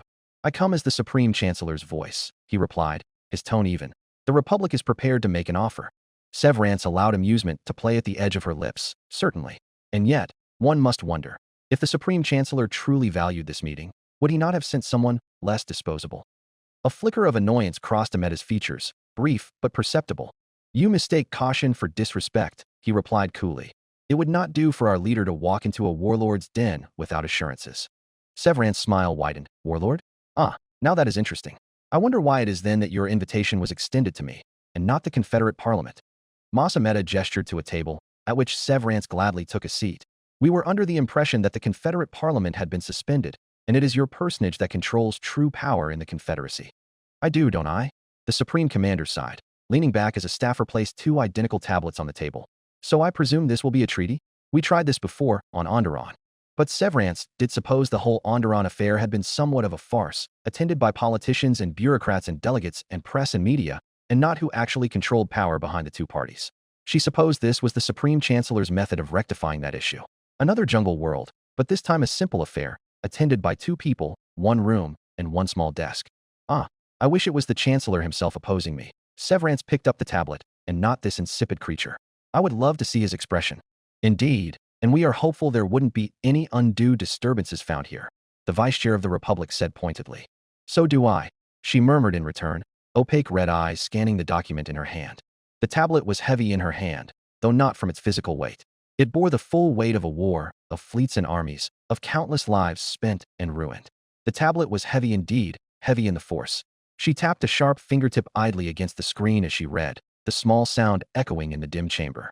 Article 1. Masa Meta stared intently at her. The cessation of hostilities in the Galactic North, Intrala Route, Selenon Spur and Hydian Way, Galactic East, Perlemian Trade Route, Trellin Trade Route, and Nanthri Route, and Galactic South, Corellian Run, Hydian Way, and Rima Trade Route. The specifications of the proposed administrative borders are details inside. If the Circopus sector is to be ceded to the Republic, the Supreme Commander of the CAF said, then the Confederacy must receive reparations in return. What do you suggest? The Manda Merchant Route and all the sectors south of it. The Chagrian raised a hairless eyebrow, including Kamino? Does your Republic value Mimbin or Kamino more? The exact details can be adjusted later. Wonderful, Severance grinned, showing all teeth. Secondly, the Confederacy cannot guarantee a ceasefire in the Galactic North. The new territories is currently occupied by insurgents, Serenian and corporate forces, just as your Republic cannot guarantee a ceasefire on the Corellian Run. The Republic, Masa Meta corrected sharply, his voice edged with irritation. That being said, your point brings us to Article 2. Non-interference. Severance leaned back, tapping a finger against the table, a curious demand. Why would we agree to that? Because these insurgents are our common enemy, Ameta replied, his fist striking the table's surface with a dull thud. Each uprising inspires the next, eroding the very foundation of our governments. They are a plague, and neither of us should harbor them, aid them, or treat with them in any form. An uneven bargain. Severance narrowed her crimson eyes. A fractured core, racked by infighting, was to the Confederacy's advantage. It kept the galactic interior bleeding, distracted, vulnerable. Meanwhile, the remnants of Dooku's forces in the new territories were little more than exiles, disorganized and scattered to the farthest fringes of the Outer Rim. Yet she had more immediate concerns. To secure the Confederacy's sovereignty, a peace must be forged, at least for now.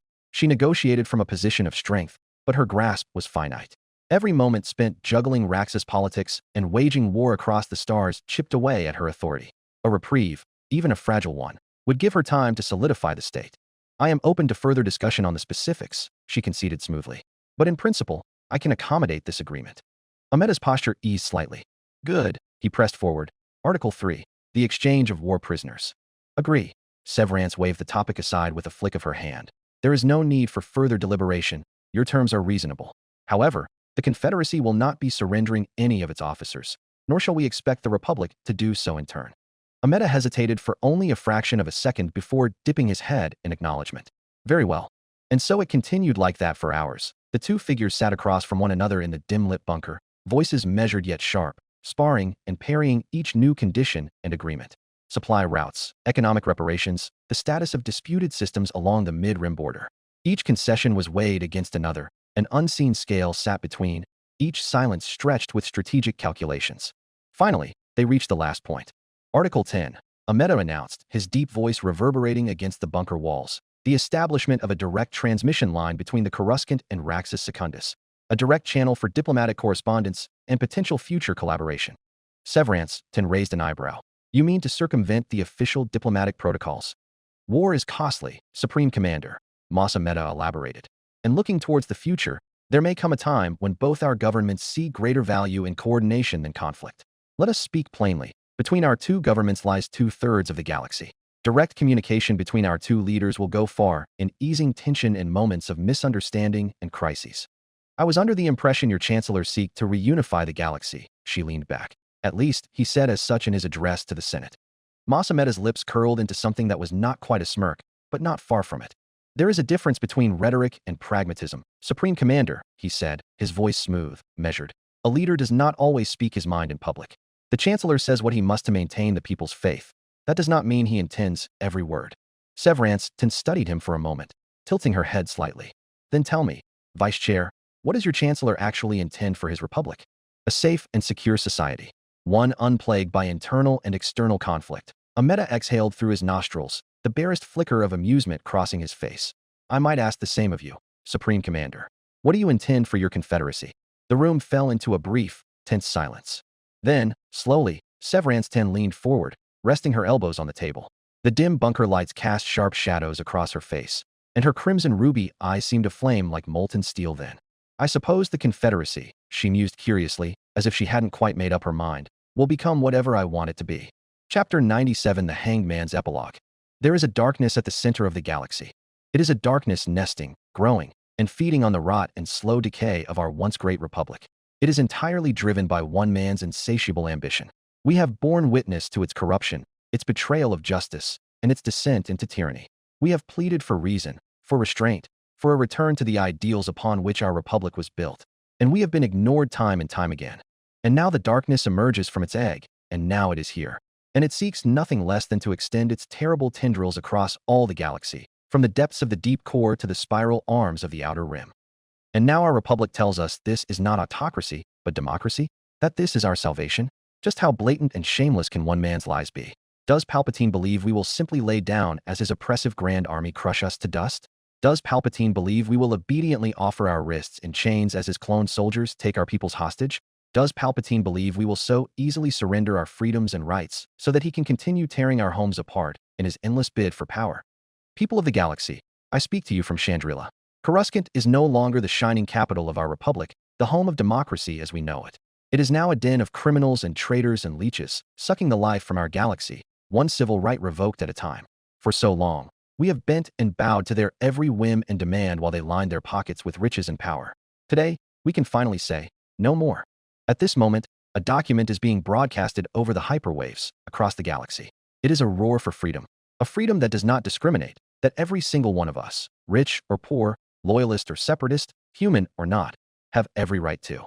It is a call to all who have suffered under the yoke of tyranny, all who have felt the weight of oppression pressing down upon them. The Gallian Manifesto is a document written in truth, signed in courage, and carried forth by those who refuse to let their liberties die in silence. This publication lays bare the truth that many have suspected but feared to speak. It is a testament to the crimes that have been committed against the Republic in the name of ambition. It was written by those who have seen the fall with their own eyes, by senators, by scholars, by soldiers, and by Jedi. It is an unflinching account of how our democracy was dismantled piece by piece, how the Jedi, once the defenders of peace, were turned into pawns of war and then cast aside as traitors when they were no longer useful, how the Senate was silenced, how the people were deceived. Palpatine's republic is a lie. It is no republic at all, but an empire in all but name.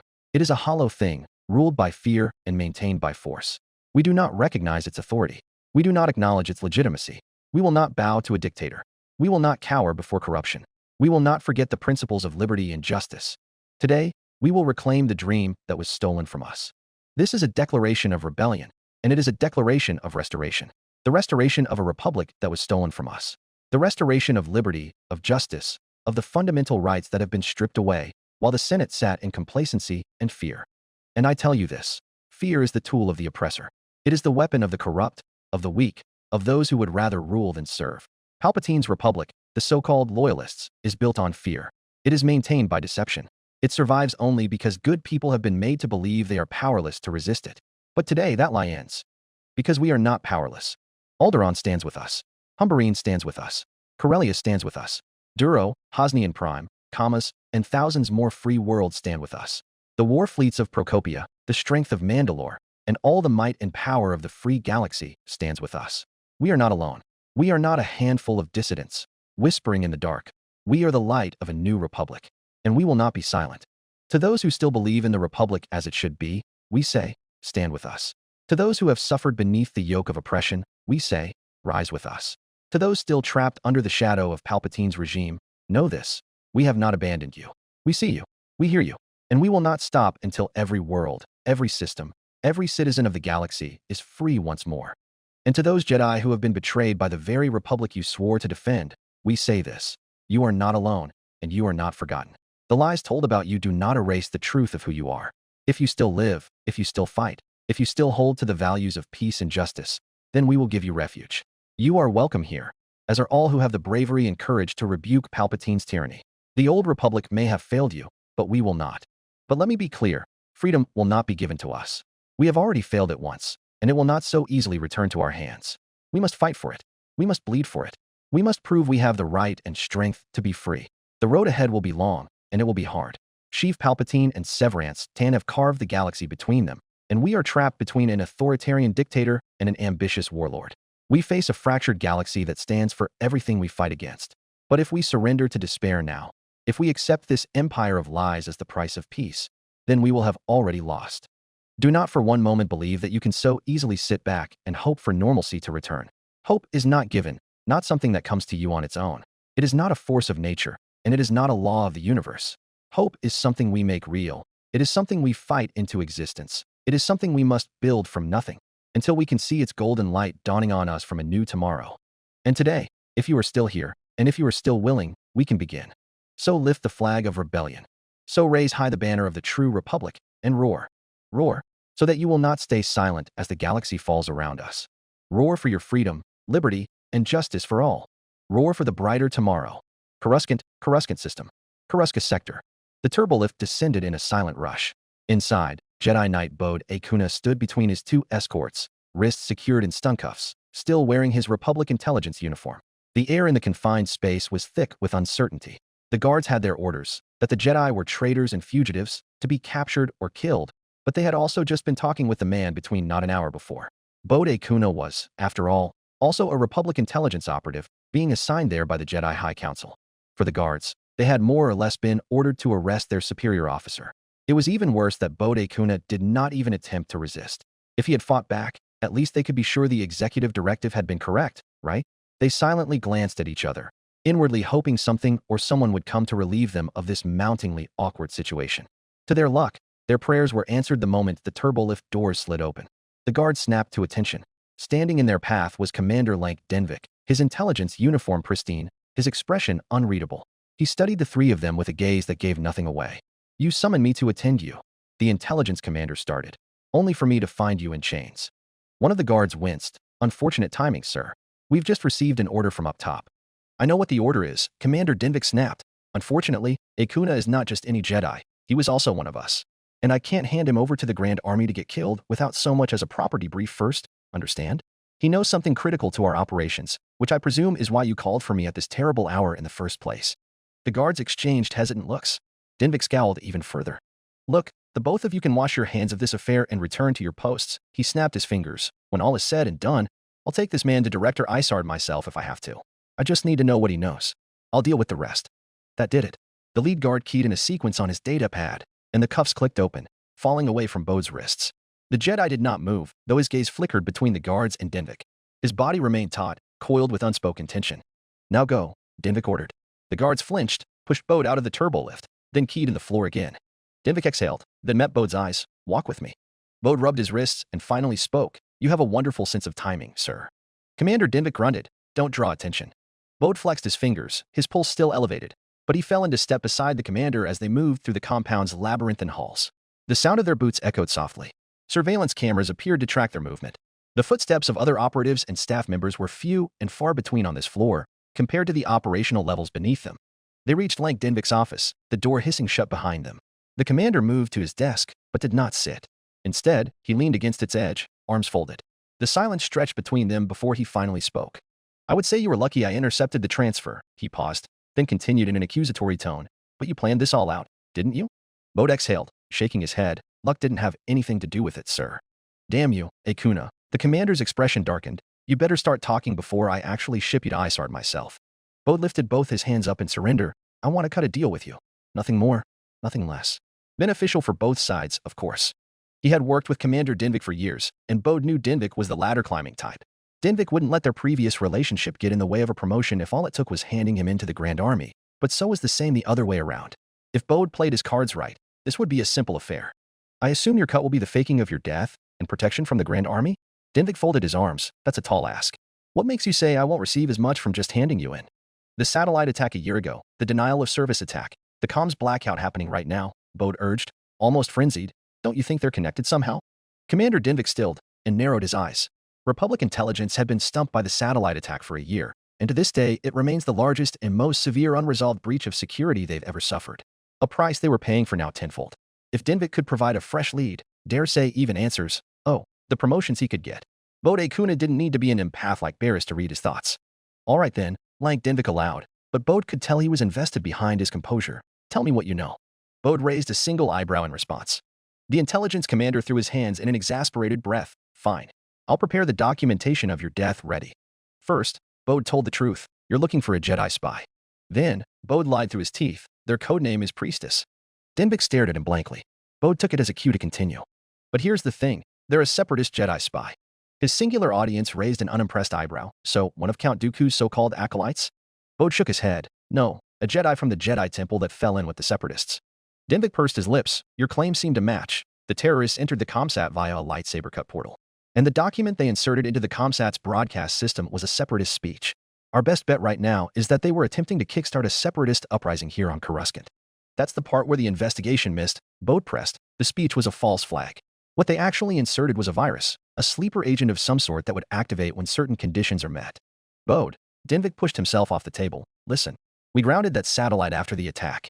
We scrubbed it down. We tore it down to the bolts and the bulkheads. You think we didn't consider a virus? We found no virus at all." "Well, then you clearly missed something," he shrugged. "Otherwise, Republic intelligence wouldn't be floundering right now." "All right, let's presume you were correct, and that there is a virus in our ComSat network." Lank Dinvik prodded his chest with a finger. "What is your source, exactly?" "That this is a virus, that the lead agent of the attack was a Jedi spy, that their codename is Priestess. When the spy infected the ComSat, they made a backdoor channel to communicate between the temple and separatist space," Bode told him. "I found that channel and partial fragments of the transcripts they weren't able to wipe." "Are you telling me you alone found what a year's worth of intelligence man-hours couldn't?" "You. Alone." "Well, I had a lead, sir." "Indeed. While I don't know Priestess' face or name, I do know they and I share a mutual friend, Jedi Master Adi Gallia. I presume you recognize the name." Commander Dinvik scowled. "Of course I do. I had to deal with that woman whenever we shared intel with the temple." She's the Jedi spy master and your liaison. Does Gallia also know about priestess separatist allegiances? I couldn't presume, sir. Krith, Gallia is a council member. You're telling me the Jedi could have actually had separatist connections? Only one way to find out, Dinvik. The commander's head snapped to him. There was a tightness in his jaw. Bode stared back unflinchingly. Our deal? Dinvik ground his teeth for a moment, then, help me hunt down this priestess, and continue working for me covertly, even if it means hunting down other Jedi. And I will keep you hidden from the Grand Army and whoever else in the Republic that might seek your death. Done. That was quick. I'm a decisive man.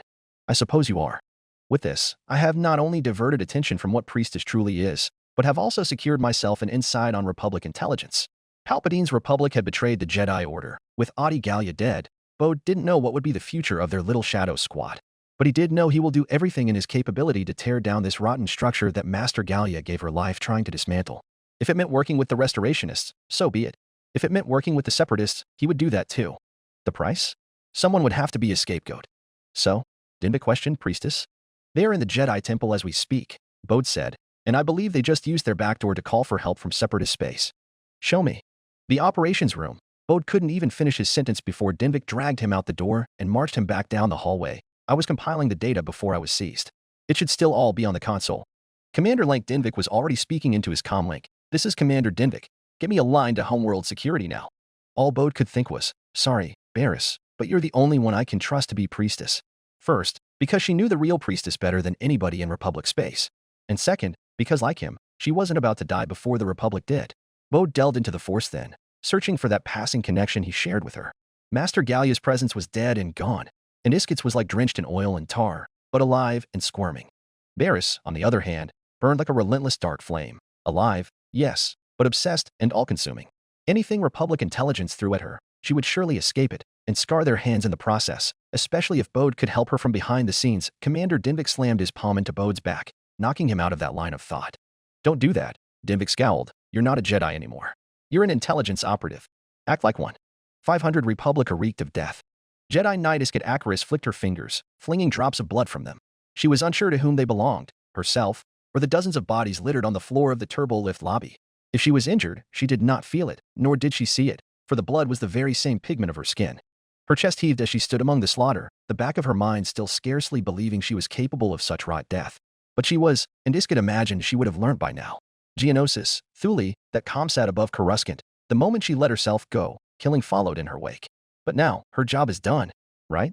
Master Yoda and Master Shakti should have cut down the Sith Lord by now. The continuous clashing of lightsabers coming from behind her bit differently. Iskit swore beneath her breath, swiveled on her heels, and dashed back into the blood-reeked apartment. The velvet carpet was muddy and soaked through, and it was there at the end of the drawing room that she skidded to a halt, breath burning in her throat, her boots slick with something, not all of it clone, not all of it Jedi. She watched it happen, watched Master Shakti's body sail through the shattered permaglass, red leaking from cuts in her skin, montrals whipping in the wind as she plummeted. A split second, their eyes met, and then she was gone. Just like that.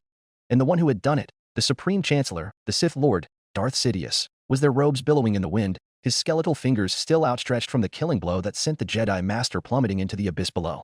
But he was already turning back, already in motion, faster than Iskit could blink, red blade hissing as it crashed against the blinding green of Master Yoda's, saving himself just in time from a lopped-off head.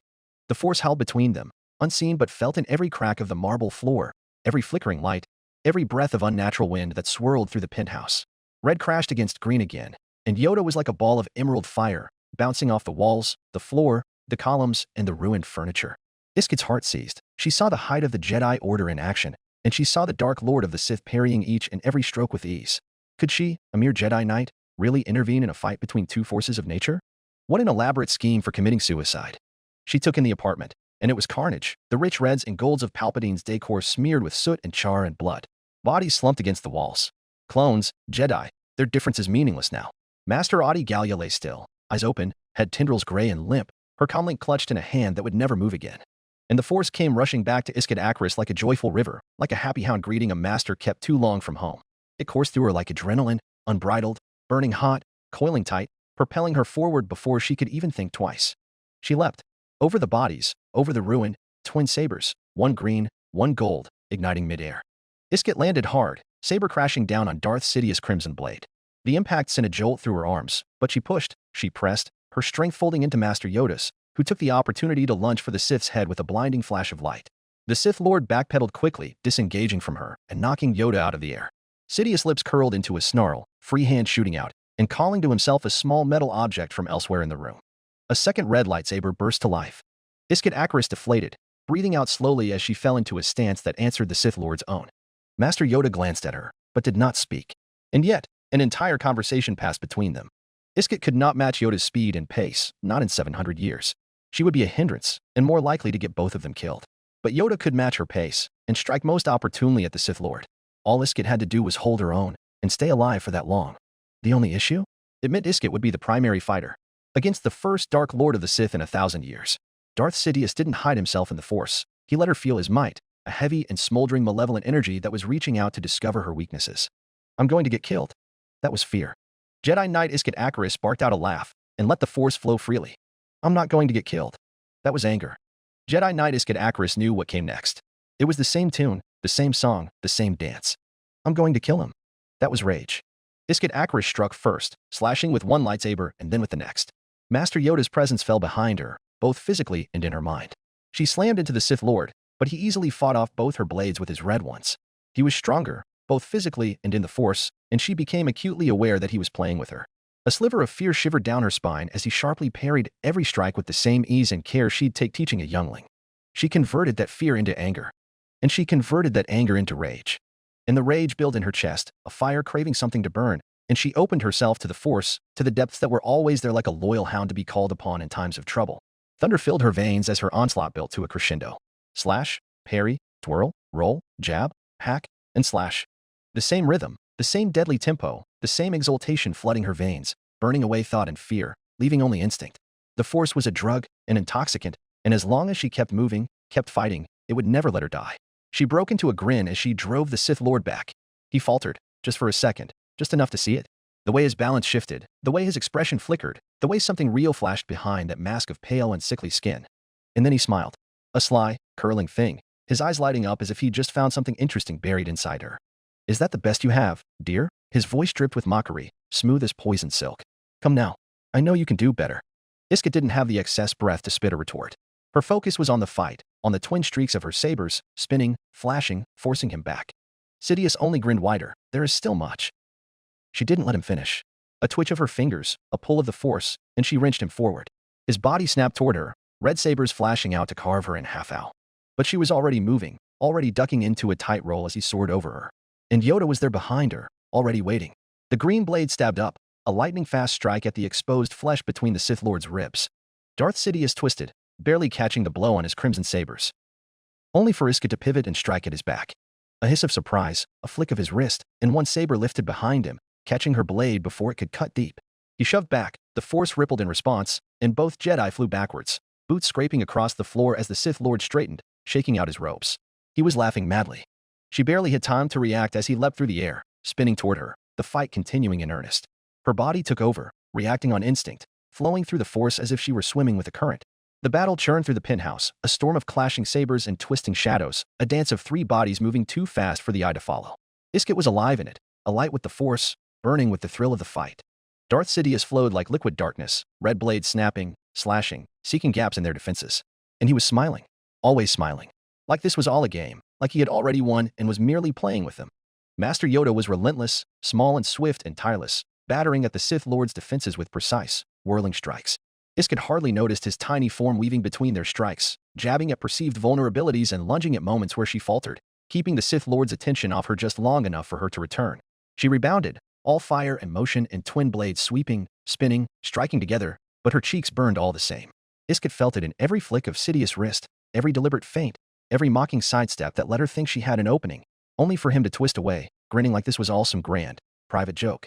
Darth Sidious was faster than her. Stronger. Worse. The Dark Lord of the Sith honed in on her, cackling, just like he did to Audi Gallia, just like he did to Shak Ti, aiming for the weakest between her and Master Yoda. He moved like a shadow, his blades carving red streaks through the smoke-thick air, each swing forcing Isket back, back, back, until she was too focused keeping herself alive to realize where her boots were carrying her. She slid on shattered glass. 100 emotions flew across her face. Anger at herself for such a foolish blunder. Shame for letting down Master Yoda again. Rage against the Sith Lord for putting her in this position. Fear at the sensation of onrushing death. Her stomach lurched as she realized where she had stepped, too close to the gaping hole where the window had been, the yawning abyss of Coruscant's skyline stretching out beneath her, the wind howling past her ears. Sidious saw it. She barely had time to snarl, to throw herself back into a guard stance, before an invisible hand slammed into her chest. The force blast hurled her backwards, feet leaving the ground, the edge of the window frame whipping past her vision, and suddenly, she was falling. Wind rushed past her face, a shriek of air and gravity and impending death, 1,000 stories of air yawning open to swallow her whole.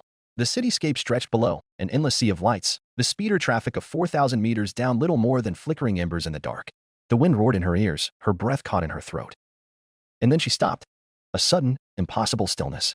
A pressure wrapped around her, unseen but solid, holding her midair. She was floating. Master Yoda! Iska gasped, her limbs flailing for purchase as the reality of it crashed in. Master Yoda stood at the edge of the broken window, one clawed hand outstretched, his small form braced, ears back, hand outstretched, holding her steady, keeping her from plummeting to her death. His other hand still held his lightsaber aloft, the green glow illuminating his face. Darth Sidious took one look at the sight, threw back his head and laughed a bone-deep, echoing cackle. "Oh, Master Jedi," he crooned, voice thick with venomous delight, "look at you, trying to save her. But can you? You couldn't save Audi Gallia, and you couldn't save Shak Ti, so what makes you think you can save her?" A snap of his fingers. And the air turned to fire. A crackling bolt of lightning exploded from his fingers, arcing through the air with a shriek of raw power. Yoda barely had time to shift his blade into position. The lightning crashed against the green plasma, sending blue-white energy scattering in wild, flickering strands. His face tightened in concentration, the force spinning around him as he struggled to maintain both the block and his hold on Isket. Isket could see it clearly, how his clawed hand keeping her aloft was shaking, shivering. Darth Sidious could see it too. "Let her go. Why don't you?" He cackled cheerfully, fingers still wreathed in writhing arcs of lightning. "You cannot fight and save her, can you? You must choose. Let her go. Let her die, and you can still stop what all I will do." The lightning surged, pressing harder against Yoda's blade, crackling tendrils lashing out to scorch the floor and ceiling. The Jedi Master gritted his teeth, straining to pull her back up. Their eyes met. Isket screamed at him. "What are you doing?" She shouted, as if she was not a mere knight and he was the Grand Master of the Jedi Order. "Let me go. You can still win. The Jedi way, that is not, young Acris," Master Yoda smiled sadly. Isket wanted to scream at the top of her lungs. Who cares about what is and what is not the Jedi way anymore? All that matters is that they win. Because if Sidious wins, then there won't be any Jedi left to care in the first place. But she no longer had the breath to do so. Master Yoda must have seen something on her face, because he shook his head. "What is a Jedi, young Acris, This isn't the time to preach to me, you old Jedi, am I not?" Yoda asked. "Jedi, are you not?" "Yes, a Jedi you are, not a sacrifice to be spent, not a piece to be moved and discarded. Mistakes, the Council have made. Mistakes, I have made. Yes, failed the Jedi, the Council has. But know this, the Jedi, the Council is not. The Jedi, the ugly pyramid of stone is not. The Jedi, meaningless words in a code recited without thought is not. The Jedi, you are. You, young Skywalker, young Afi, young Scout, and young Tano. Jedi, all of you are, Behind Yoda, Darth Sidious' laughter slithered through the air, a rasping, gleeful thing, barely audible above the shriek of raw energy. "Oh, how the mighty fall," he crooned, fingers still wreathed in writhing arcs of lightning. "So stubborn you are, Grandmaster. So blind. You clutch at your precious ideals even as they drag you into the abyss." He let loose another barrage, the sharp tendrils of power arcing wildly. The Jedi Master trembled under the strain, torn between lifting her back up and keeping the Sith at bay. Sweat splashed against her cheek, rolling down the curve of her jaw. Yoda's sweat. His effort. His refusal. Isket's fingers twitched. Her arms ached from trying to reach up, trying to find something, anything, to grasp. But there was nothing. Nothing except Yoda's will, holding her, keeping her from plummeting to Coruscant. "Master," she rasped, her throat raw. "Let go." No flicker of acknowledgement. His ears twitched, barely perceptible, but he did not answer. She could hear Sidious sneer. "Yes, Master Yoda, let her go. It is mercy, is it not? What is one more Jedi, when you have already lost them all?" Yoda did not turn, did not deign to respond. But Isket saw his expression shift as her looked her in the eye. "Greater than I, the Jedi is. Greater than you, it is. But only if we live. Only if we endure. What good is victory if the Jedi way is lost with it? If anger guides my blade, if desperation blinds my wisdom, then lost, I already am." The old Jedi Master clenched his teeth. "Let the Sith take my life, if he must. Let him stand among the ruins and declare his rule. But so long as one Jedi breathes, so long as one heart holds to the light, the Jedi are not gone. You are not gone. If you fall now, what remains? A master alone? No. No master. No student. No Jedi." He breathed out what felt like his entire life. "Think I am greater than you? Because of age? Because of rank? Pa. No, young Acris. No. The mistakes of my time, my kind to bear. The future of the Jedi, your kind to shape. A Jedi, I am. But a Jedi, you are too. And for that reason, live you must. Mistakes, I have already made. Mistakes, I hope you will not. Our failure, this may be.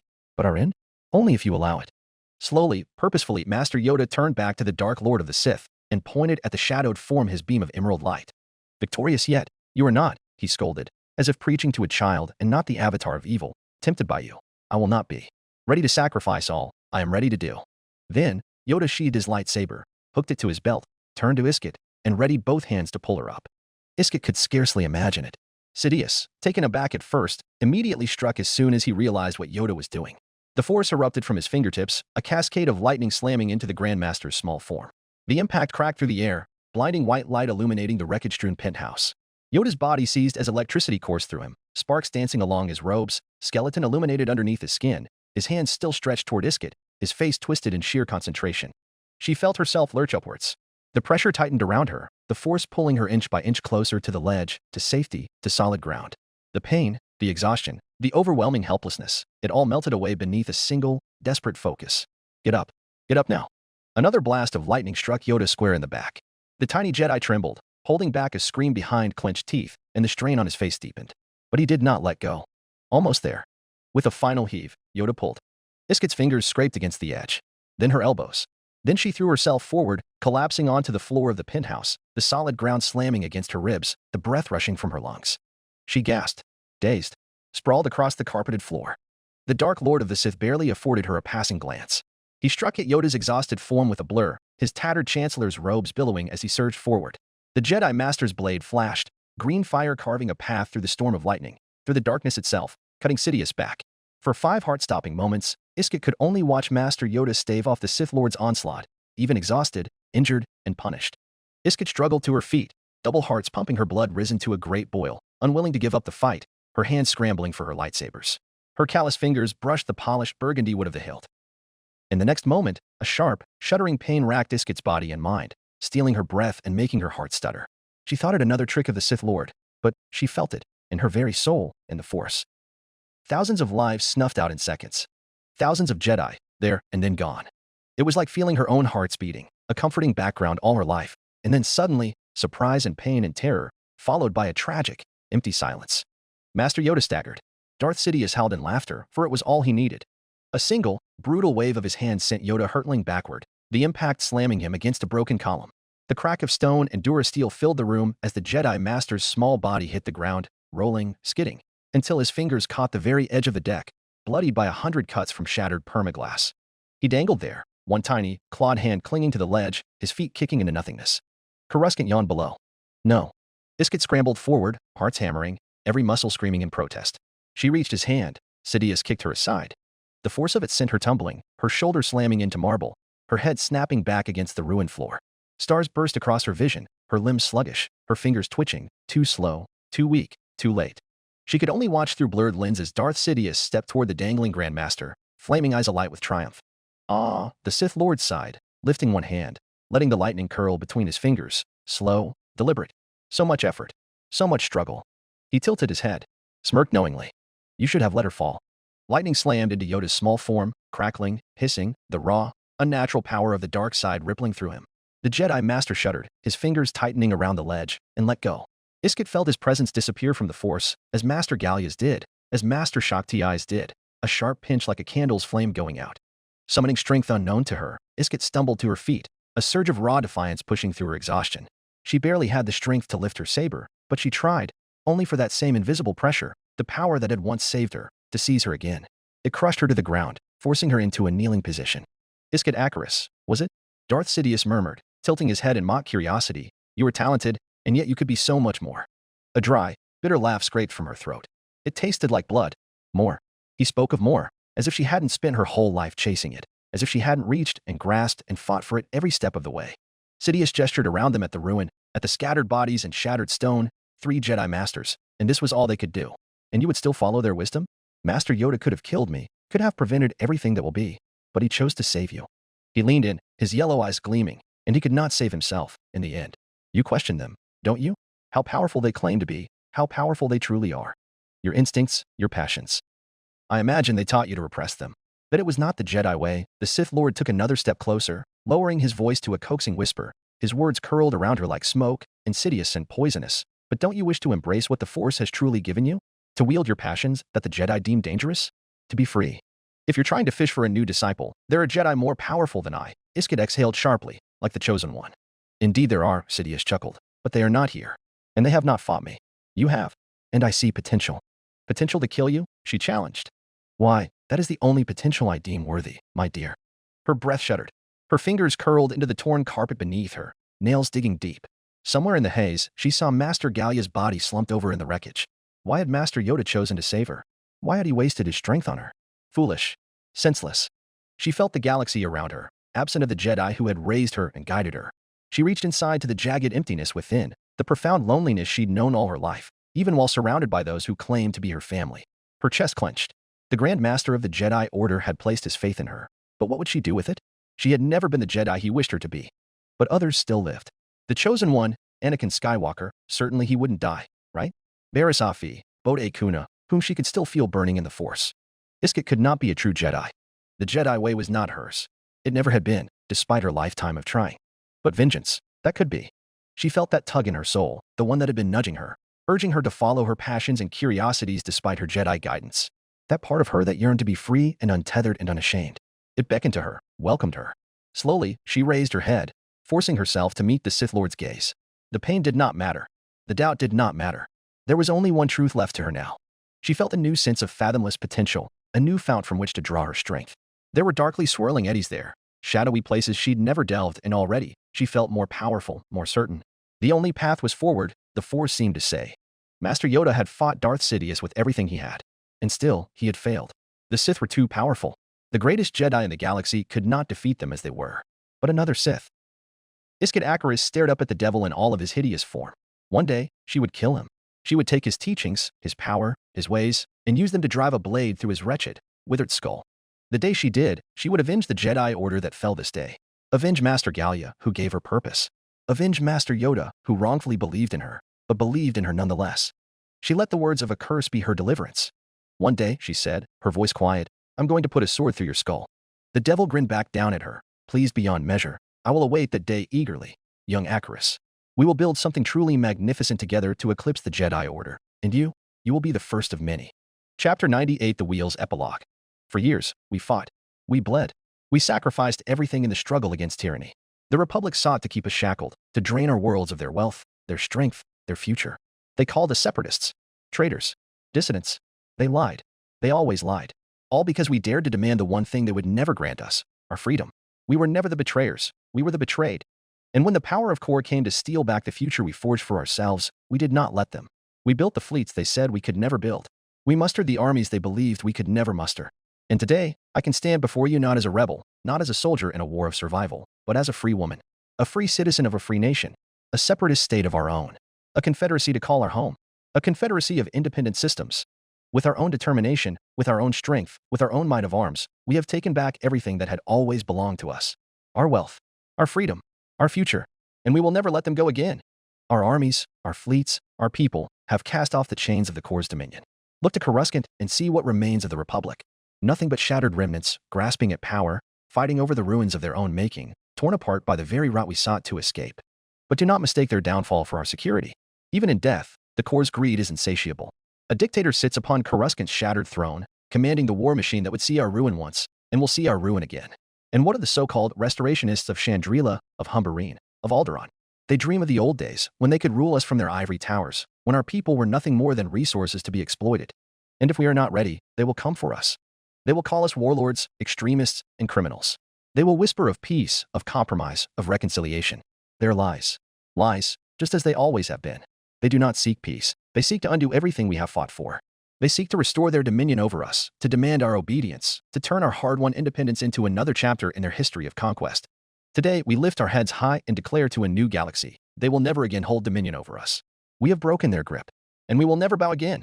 This hard-fought independence of ours was secured not by words, nor by treaties, but by strength, by the fleets we have built, the armies we have forged, and the unbreakable will of this confederacy. This victory proves a simple truth. The Outer Rim is not weak. The Outer Rim is not divided. The Outer Rim and all independent systems stand together, as one. We will not falter. We will not hesitate. We will not be complacent while our enemies sharpen their knives and gather their fleets. This victory does not mark the end of our struggle. It is only the beginning. Many of our brothers and sisters have given their lives so that we may stand here today free. Let us honor them not with grief, but with resolve. We will not squander their sacrifice. We have fought too hard to let our enemies divide us now. We will not rest until our borders are fortified, until our fleets are unmatched, until every separatist world is secured, until every citizen of our confederacy can walk freely beneath our banner without fear. We will not rest until our fleets stand as unchallenged guardians of our borders, until our armies ensure that no foreign power shall ever dictate our fates again. We will not rest until every voice that whispers of submission is drowned out by the great roar of a people who will never kneel again. Let the core bicker over their scraps. Let them waste their strength fighting over the ruins of their broken empire. We will build anew. We will grow stronger. Until every corner of the Outer Rim, from the south to the Tingel Arm, from the Tian Cluster to the 77 sectors, from the uncharted space lanes of the unknown regions to the lost worlds of wild space, can all boldly and proudly fly high the six-sided shield of the Separatist Alliance. Our enemies are many, and one day they will march upon us to take back what they lost. And we say to them, we will not let you. We have torn down one republic, and we will never allow another to rise in its place to subjugate us again. We stand united now, and we shall stand united forever. Our strength is found in each other. The fleets of the Rima, the foundries of the Perlemian, and the trade worlds of the Corellian run. Only together can we secure our independence. And to those who still waver, who still doubt, hear me now. The age of submission is over. The age of appeasement is over. It is a new day shining over the Outer Rim. We did not start this war, but we have won it. And we will not apologize for our victory. Our cause is righteous. Our purpose is clear. Our strength is undeniable. We are now masters of our own destiny and architects of our own fate. Our future is ours alone to take. We are all one people, we are all one state, and we all march towards one destiny. This is our future. And by our will, by our strength, by the blood and sacrifice of all who fought for our right to be free, our confederacy shall endure for 1,000 generations. Raxus Secundus, Raxus System. Calula Sector. Raxus Secundus, the beating heart of the Confederacy, pulsed with the thunder of marching legions. The great boulevards of the capital, lined with banners bearing the six-sided shield of the Separatist Alliance, were a flood of motion, a spectacle of martial glory assembled in triumphal procession. The streets were choked with bodies, a sea of raised fists and banners, the air filled with the ceaseless tramp of boots and the thunderous clatter of droid formations moving in perfect, mechanical sync. Leading them, organic soldiers, warriors of 100 species, dressed in the colors of their homeworlds, their banners rippling in the midday light. The soldiers of the Confederacy, flesh and metal alike, had come to claim their triumph. The parliamentary palace loomed above it all, a massive edifice of white stone and granite, its columns wrapped in banners of deep blue, each emblazoned with the Separatist hex. From its great terraces, Severanston stood before them, her voice carried by amplifiers, by holoscreens, by the sheer force of will that had brought her here. She spoke of war, of blood spilled in defiance of the Corps' dominion, of victory snatched from the Republic's dying grip. And when she was done, when her final words rang out over the capital, the world itself seemed to shake. One people, one state, one destiny. The chant took hold like fire in dry grass, spreading from the plaza to the boulevards, to the open-air balconies and high towers, roaring out from every throat. The sound of it dwarfed the rumble of repulsor tanks, rolling forward in slow formation, their armor gleaming beneath the midday sun and turrets raised in salute. Walkers tramped forward like iron giants, casting long shadows over the celebrating masses, their steps pounding into the stones of Raxelan streets like the drumbeat of war. Above them, the sky belonged to the pilots. Starfighters, bombers, and interceptors of every make streaked in formation, cutting across the sky in sweeping formations, banking in perfect sync in a grand, choreographed war dance. The cheers from the streets rose even higher in response, their voices nearly drowned by the deep rumble of heavy engines from the capital ships above them still. One people, one state, one destiny. The Confederate Second Fleet held position in parade formation just beyond the stratosphere, its massive warships silhouetted against the planet's upper atmosphere. They hung in orbit like victorious Valkyries, their vast hulls cast onto massive citywide holoscreens so that even those in the deepest alleys of Raxelan could look up and see them. The people roared at the sight of them, for they knew what those ships meant. They were the defiance that repulsed the Galactic Republic, they were the power by which they carved out their nation, and they were their security should war ever come them again. And it would come again. One people, one state, one destiny. It swelled like a rising tide, voices merging into a singular, rolling thunder through the streets and avenues, carried on the wind to every corner of the capital. Soldiers pounded their fists against their chests, battle droids raised their rifles in synchronized salute, banners were thrust skyward as thousands of hands reached up toward the terrace, as if in supplication to the warlord who had secured their independence. Beyond the terrace, within the cool shadows of the palace interior, Admiral Trench, Admiral Rainbontary, and 100 more military officers waited in silence. If there was ever a single image of proof that it was a military junta ruling the Confederacy, all one would need to do was take a picture of the room. The doors stood open behind them, letting in the noise, the light, the heat, in the sheer resounding pressure of the moment. Finally, after what felt like an eon basking in the jubilee of the crowds outside, the old spider sensed the Supreme Commander turning around to re-enter the parliamentary palace. The admiral of the Second Fleet Group took a good look at the room he had gathered, none of them sharing in the joy of celebration, but rather a grim determination between them, and nodded in satisfaction. He moved purposely, positioning himself to intercept her as she entered. Admiral Trench, Supreme Commander Severanston smiled thinly upon finding the older spider placing his great mass in her way. She glanced to the side and took in the gathered audience. If there was anything those gleaming red eyes of her caught, it was that every single one of them belonged to the Second Fleet. Is there an occasion? There was a long pause in the room, and for a moment the only sound was the continuing roar of the masses beyond the terrace. If I may have a moment of your time, Supreme Commander, the old spider rumbled. Severanston met his 6 eyes and wore a mask of blankness. You may. It is your fleet in orbit over Raxus Secundus, is it not? We wish to discuss the future of the Confederacy. Admiral Trench moved aside, allowing the Supreme Commander to step further into the room.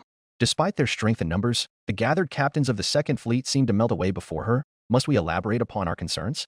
Her footfall slowed to a halt. The Confederacy's existence is not yet secured. And when will that be? Trench chittered violently. We have shattered the might of the Republic, and Corps can no longer rival our united front. Our war fleets reign triumphant over every front. The insurgents in the north are of no concern to our base of power, and Count Dooku is in our custody and at our disposal. The war is over, he pressed harder. You have confirmed that yourself when the order was issued to stand down the frontline fleets. It is obvious that we have come to an agreement with Coruscant. So what more, exactly, must we accomplish to ensure the Confederacy's longevity? So long as Count Dooku still lives, we must sleep with one eye open. The Supreme Commander of the Confederate Armed Forces whirled upon him, for there will always be those loyal to him and willing to do his bidding. He does not have the best interests of the state in his heart. We must remove him, and yet at every corner I find more and more obstacles between him and his execution. Rear Admiral Mirai suddenly could not hold his silence any longer, and the Mon Cala officer strode forth in obvious disbelief. With all due respect, sir, but you would hold our newfound nation hostage over your personal vendetta against Count Dooku? It was as if the noise drowned away, and a glacial frost enveloped the increasingly claustrophobic chamber. Trench remained impassive, the shifting of his mandibles the only sign of movement as he regarded the Mon Cala officer. Severanston, however, did not move at all. She had turned fully now, standing face to face with Mirai, her expression a glacial mask of unreadable scrutiny.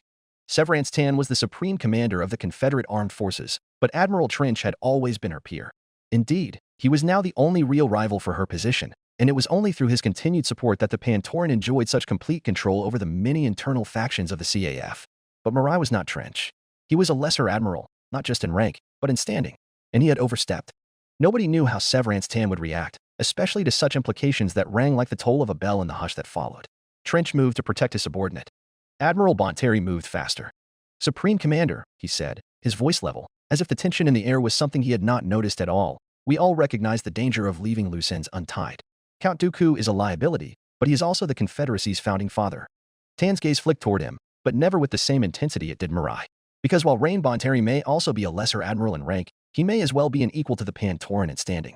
Being one of Severanston's first supporters notwithstanding, Rain Bonteri was the battle hydra, and the Confederate Second Fleet contained no shortage of Perlemian-born captains who respected if not revered him. A dead man he may be, but even still he has been remembered on all sides as one such admiral the Confederacy could have never done without. His crimes are real, Bonteri continued, inclining his head slightly. And you are correct, there are those who would die for him, even now. But there are also those not loyal to him, but to the dream he represented, before any of us did. He gestured, lightly, toward the great windows that overlooked the city. Below, the victory celebrations were still in full force, the Confederacy reveling in its newfound freedom. It is these people, Bonteri explained, whom we must consider first. Not our enemies, not the loyalists lurking in the shadows, but those who look upon our banners and see their own reflection. The workers, the soldiers, the statesmen, and the citizens who march for this dream. To them, Count Dooku is not merely a man, he is a symbol. His eyes darkened, and symbols do not die so easily.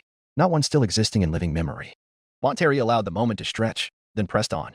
Even if we were to execute him, he said then, even if we were to strike his name from our records, the Confederacy will always be his in the eyes of history. His death as a criminal would cast a shadow over our future, a blot upon our legitimacy that would never fade. And what would you have me do? Severanston exhaled slowly through her nose. Let him live? Let him continue plotting from the shadows he so readily controls? Admiral Bonteri did not hesitate. The Parliament must decide, he said, not the military, not the Supreme Commander. If we are to be a nation, if we are to endure as something greater than a coalition of warlords, then our laws must carry weight and consequence. Let the Parliament choose his fate, and we will abide by it. This is the only way this state can achieve longevity. Parliament will never sentence him to death. And is that why you would not return the government to them? Trench began building a mental picture of the Supreme Commander's ends. She wanted Dooku dead, but the senators would never allow it. Therefore, she would not reinstate the parliament. Simultaneously, she could not execute Dooku, because it was Admiral Trench's second fleet that held him in custody, the same Admiral Trench that wanted the parliament reinstated in order to curb the Supreme Commander's authority, leaving them in a three-way political deadlock. We can, of course, negotiate with the parliament, he said, his mandibles clicking softly. A compromise, one that both sides find favorable. Indeed. Trench inclined his head slightly. Exile. Ten raised an eyebrow. You would sentence Dooku to exile? What's to say he will not return? It is a simple solution, Trench explained smoothly, clasping his hands behind his back. One that removes him from civilization while ensuring his followers have no martyr to rally behind. The location would be an uninhabited world on the edge of separatist space, isolated, forgotten, but monitored.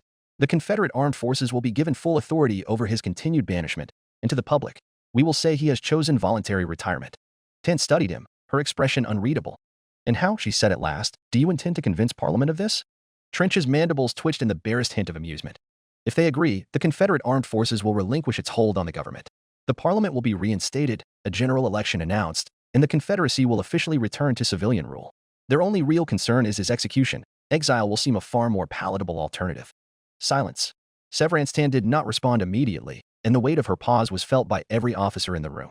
They first thought she had delved into one of those future-seeing trances she was known for, but the continued blinking of her red eyes eliminated that possibility. Of course, why would she make herself vulnerable at such a fragile moment?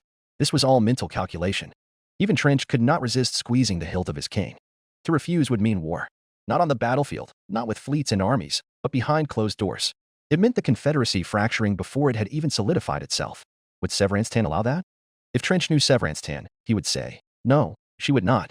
There will be no trial, the Supreme Commander decided. I will not give Dooku the liberty of speaking to a court, open or closed. I will not allow him to sway any of their minds. If you can convince Parliament of this, I guarantee Star Station independence will withdraw from Raxus Secundus, martial law will be lifted, and civilian rule will return to the Confederacy. Trench inclined his head slightly, his expression unreadable. Of course, the old spider murmured, sharing a knowing look with Admiral Bonteri. The agreement was struck, and with the past dealt with, the newfound nation took its first step into the future. OCHES 4140-02 System Transit. Ash Worlds. So? Asajj Ventress could hear Naradan Doolan question behind her. Is that our target?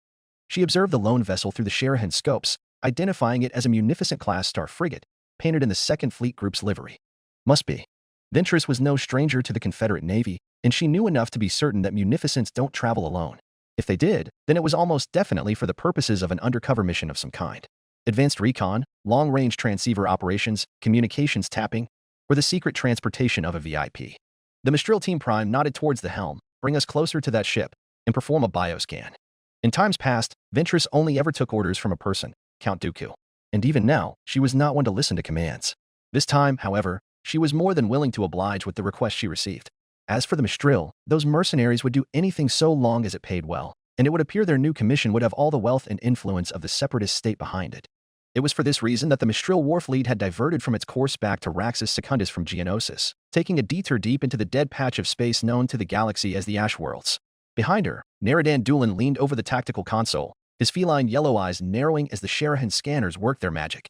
Bioscan complete, she suddenly reported, single organic signature detected. The rest of the vessel is read as non-organic crew. Droids only. This settles it. It's our quarry. Ventress's mechanical fingers flexed, curling against the armrest of her seat. Only one organism aboard. One. Alone. Vulnerable. She leaned forward, pressing a command into the console before her. The Mistral Warfleet could obliterate the frigate from here, reduce it to atoms if they wished. But no, that was not what she had come for. She came to find answers. My girls can fight through the clone crew, Naradan warned. But droids? We aren't trained for that. Our weapons won't be so effective. Ventress turned to her with a raised eyebrow. That crew is all droids for a reason. We have their codes. The master control codes from Geonosis, the Mistral murmured, but these are the colors of the 2nd Fleet. You think? His death would only be a benefit to everyone involved. A crackle of static. The Sherahan's comms officer nodded, transmitting the codes now. Asajj Ventress exhaled once, then spoke, Confederate frigate, this is the Sherahan. You are ordered to disengage your sublight drives and unlock your airlocks for boarding. There was a pause. A long pause. Then, as expected, the Munificent shuddered, its engine sputtering out, and the vessel only carrying forward on its own momentum. Sherry Hen matched its velocity to the much larger vessel, extending her boarding tube. Convenient. Naradan Doolan arched an eyebrow. Now then, let us collect our bounty. Ventress stood in one smooth motion, her twin lightsabers clinking softly against her belt as she strode toward the boarding bay. She felt the thrum of the docking clamps locking into place, sending a deep, resonating tremor through the hull of the sherry hen. The air around her vibrated with the muted hum of the ship's systems, the occasional static crackle of the comms. The ship's outer airlock lights blinked from red to green as the frigate accepted their docking request. She stood at the threshold, her body still, her mind anything but. She could not have expected this moment to arrive so soon. She had imagined 1,000 possibilities, turned it over in her mind like a blade on a whetstone, sharpening the thought into something fine as a sliding stiletto. Now that she was here, she could feel it all go, leaving behind a raw, burning heat behind her ribs. She felt it, filling in the empty void left by the absence of her one hand. A hiss of air cut through the silence as the boarding doors slid open. "Where to?" Ventress asked quietly. One of the mercenaries pulled up the schematics on her wrist display, scanning the glowing red outlines of the ship's layout. It was all familiar to Ventress. Too familiar. She had fought aboard Munificent-class warships countless times during the war, boarded them, defended them, sabotaged them. Everything and anything her former master had wished of her. Up until the moment he discarded her like the Jedi discarded Kai Narek. "The ship's hold," the mercenary answered. Her boots echoed off against the boarding ramp as it extended into the Munificent's docking bay, the outer hull still cold from vacuum exposure. Around her, the Mistral Shadow Guards moved into formation, their weapons held at the ready. The Mistral split off into their squads out of practice, fanning out through the corridors, sweeping every junction and passageway with all the facility of seasoned mercs. Not that they would encounter any resistance. A single foot over the airlock, and Ventress knew that. This wasn't a ship meant for war. This was a hearse. A slow transport to nowhere, carrying a ghost of a war that had already ended. The whir of servos filled the silence as her hands clenched at her sides. He was here. She could feel it. She didn't even need the schematics anymore. Ventress set off, all but mindlessly following the trail in the forest like a wolf seeking its kill. A red glow bathed the walls as emergency lighting flickered on, dim and intermittent, casting the hallways in eerie crimson. Ventress allowed her memory to carry her to the main access corridor leading to the internal hold, until she ran into the reinforced blast doors separating the two compartments. She took a breath, exhaled slowly. And then, with nothing more than a gesture of her hand, she reached out through the force, fingers curling invisibly around the mechanisms buried in the walls, twisting, unlocking, and overriding. The doors hissed apart. She stepped through. What had she expected? Many things. She did not expect this. Dominating the center of the vast hold, a single rectangular box, standing upright. It was alive, blinking with lights, beeping with noise, and hissing with mysterious gas, breathing in and out like a mechanical lung. She approached the monolith cautiously, a hand reaching for the lightsabers at her waist. "Would you look at that?" Naradan murmured. "Do you think the box has a kill switch?" Ventress hesitated. A part of her listened to the Mistral. Her fingers flexed. Her hands burned to reach for her lightsabers, to ignite them and carve through the box, to strike first, before he could weave his poison into her mind again. But she wanted more than just his death. She wanted answers. She wanted to know what everything, what all of it was for. Had his dream just been one long, elaborate lie? For what purpose had she knelt before him on Ratatak? For what purpose had she sworn herself to him, given everything, killed for him, bled for him? The box had a single viewport, a red-tinted window leveled directly at the eyes of the prisoner inside. And eyes, there were. Open, wide, and so utterly awake. For a long moment, Ventress did not move. The hum of the ship's systems was distant, muffled, as if the entire frigate had sunk into silence, waiting. The viewport of the sarcophagus glowed a deep, bloody red, casting its light against the dark steel of the chamber. And within it, within the narrow frame of that single rectangular box, was him. Count Dooku. His eyes were wide, unblinking, locked onto hers with an intensity that made her breath hitch despite herself. She had never seen him like this, not broken, not panicked, but contained, trapped in something not of his own design. The great Sith Lord, the master manipulator, the man who had ruled battlefields and senators alike with the flick of a hand, was now nothing more than a prisoner in a cage. And yet, the way he looked at her made her stomach twist. There was no fear in his eyes. She had expected fury, hatred, maybe even resignation, but there was none of it. Instead, Dooku studied her. Cool, unwavering, as if the circumstances of their last encounter had been inconsequential, as if their history had been rewritten and he was seeing her for the first time. How dare he? Her fingers clenched at her sides. Finally run out of people to betray, have you? She asked, her voice laced with venom. If he could hear her, he made no show of it. Behind her, Naradan Doolan shifted slightly among her mercenaries. He's awake. He is. I want to talk to him, Ventress finally decided. I don't need to tell you that that would be a mistake. Ventress toggled the latch anyway. The sarcophagus hissed, another burst of gas venting from the seals, and the cover yawned open, revealing the Sith Lord's bound figure inlaid into the steel like a grotesque embossment. Those who captured him certainly took no chances, for this was only a single step away from outright carbon freezing.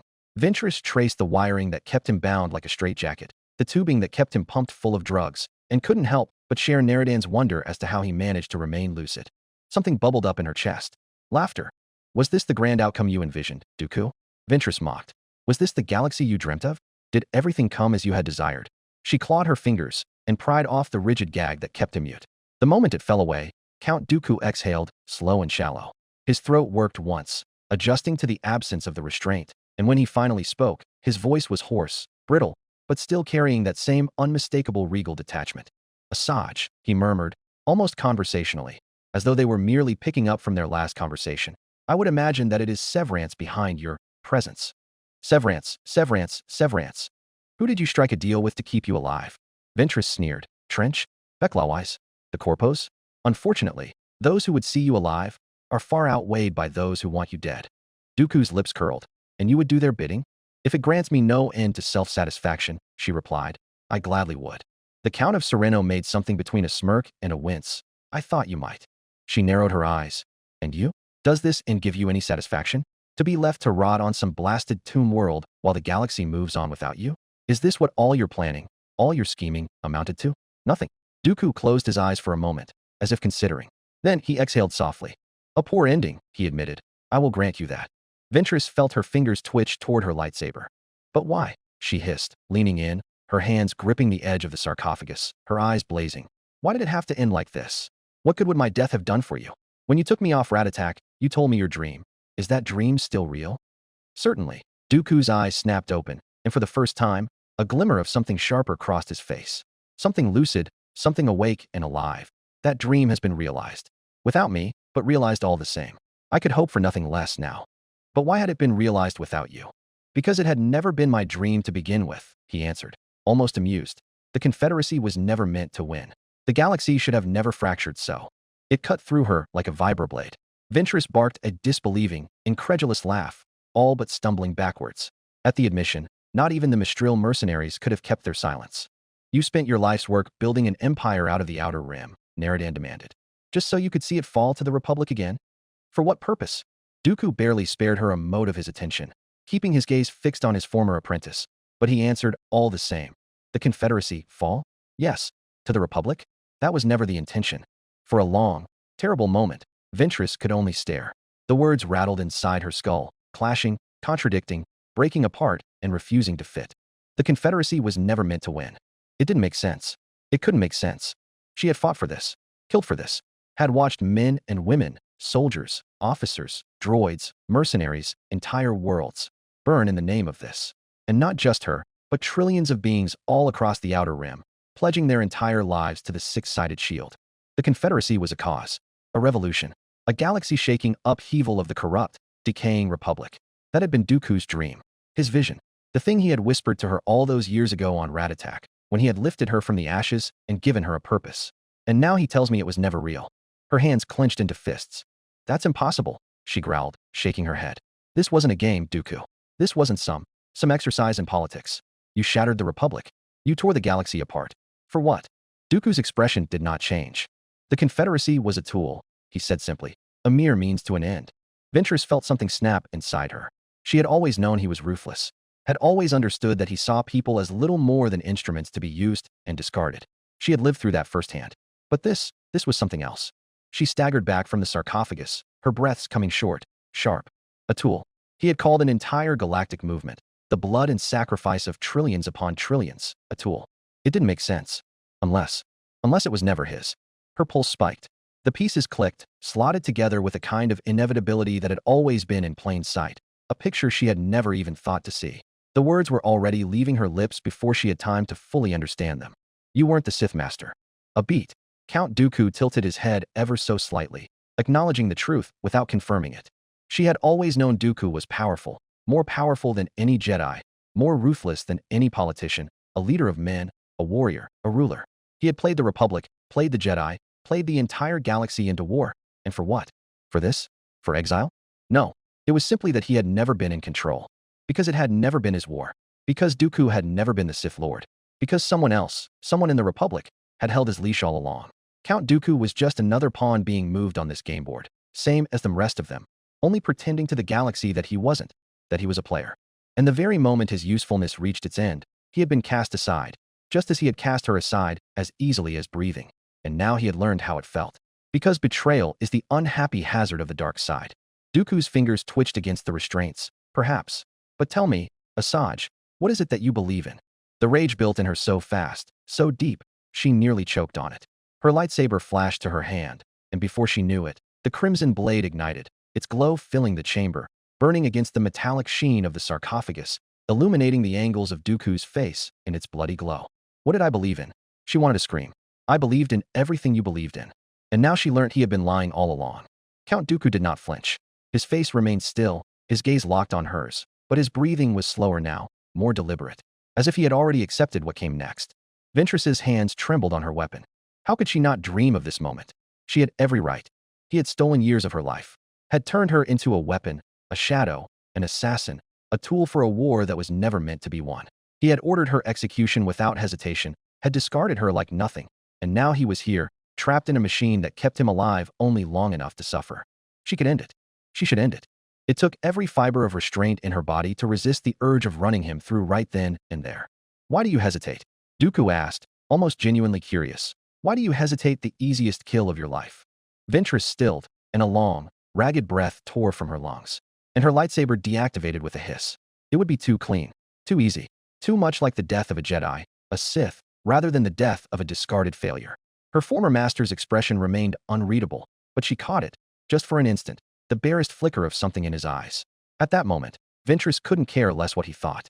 She took a step back, slammed the sarcophagus shut, and reached for the panel on the sarcophagus. A red light flashed on the console, a long beep was heard, and the silhouette behind the viewport violently convulsed. And when she peered through the viewport again, Count Dooku's eyes were closed. The founding father of the Confederacy would make it to his place of retirement, and he will never return again. What now? She could only utter. Now, Naradan Doolan mused. Now, I take my girls to Raxus Secundus and collect our bounty, then return back to Emberline as heroes. You, however, have your own road to take. Dooku had a point, I am afraid. What do you believe in? What do you want to do? For a long time, Ventress could not answer. All her life, she had only done the bidding of others, learning their teachings, following their orders, dreaming their dreams. What do you want to do? Well, to her, that question felt a little alien. She deflated. The Confederacy may not have been Count Dooku's real dream, but it had become one anyway. It had become real for her, for millions, for quadrillions across the outer rim who had fought and bled for it. He had used them, just as he had used her, but now he was gone, and the Confederacy remained. He was dead, but the war had been won. What did that mean for the people who still flew that six-sided shield? For the fleets that still stood on the edge of the core, bracing for the next war? For the soldiers who had never questioned whether their cause was real, because they had made it real through the price of their own blood? Was it still a lie if they had willed it into truth? Ventress had never cared for the ideals of a state, not truly, and never looked beyond the blade of her lightsaber and the next battle, the next hand that would use her until she was of no further worth. She had spent her entire life fighting in other people's wars, believing them to be her own.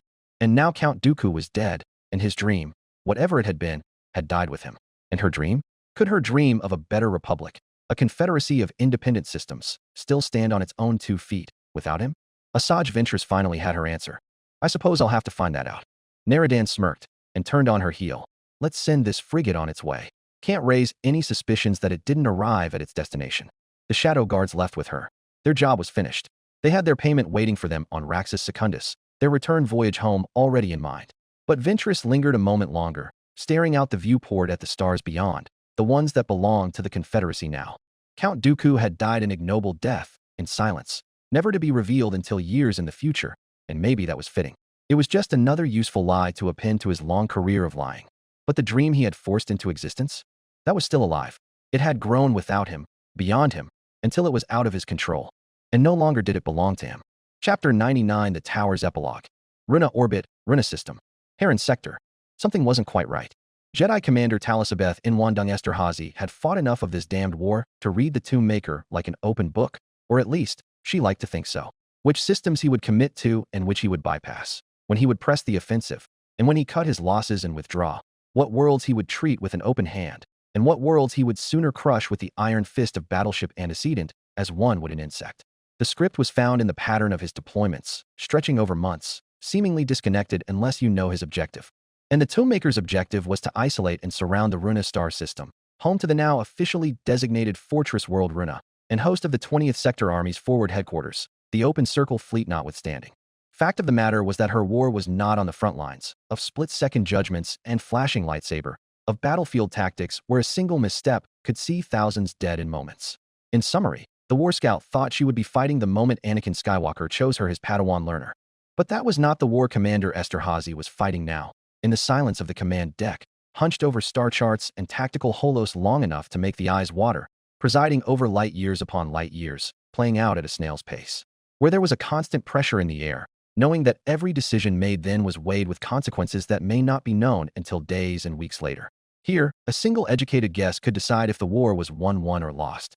If Scout was to compare it to the battlefields of Operation Trident, where the blistering offensive saw one thunderous battle after the next, the defense in depth against the Pantorans' Operation Storm Door was marked by long periods of apparent inaction, as if staring down a barreling conveyex transport just long enough to decide which way to jump in order to avoid it. It was not difficult to imagine, then, that when the conveyex starts sliding off its rails, all sorts of alarm bells ring off in the mind. Scout leaned over the hollow projection table, tracking the vector updates as closely a cat would a mouse. For all she had grown into her role as a strategist, she was still a Jedi, and the senses that earned her the nickname were flaring.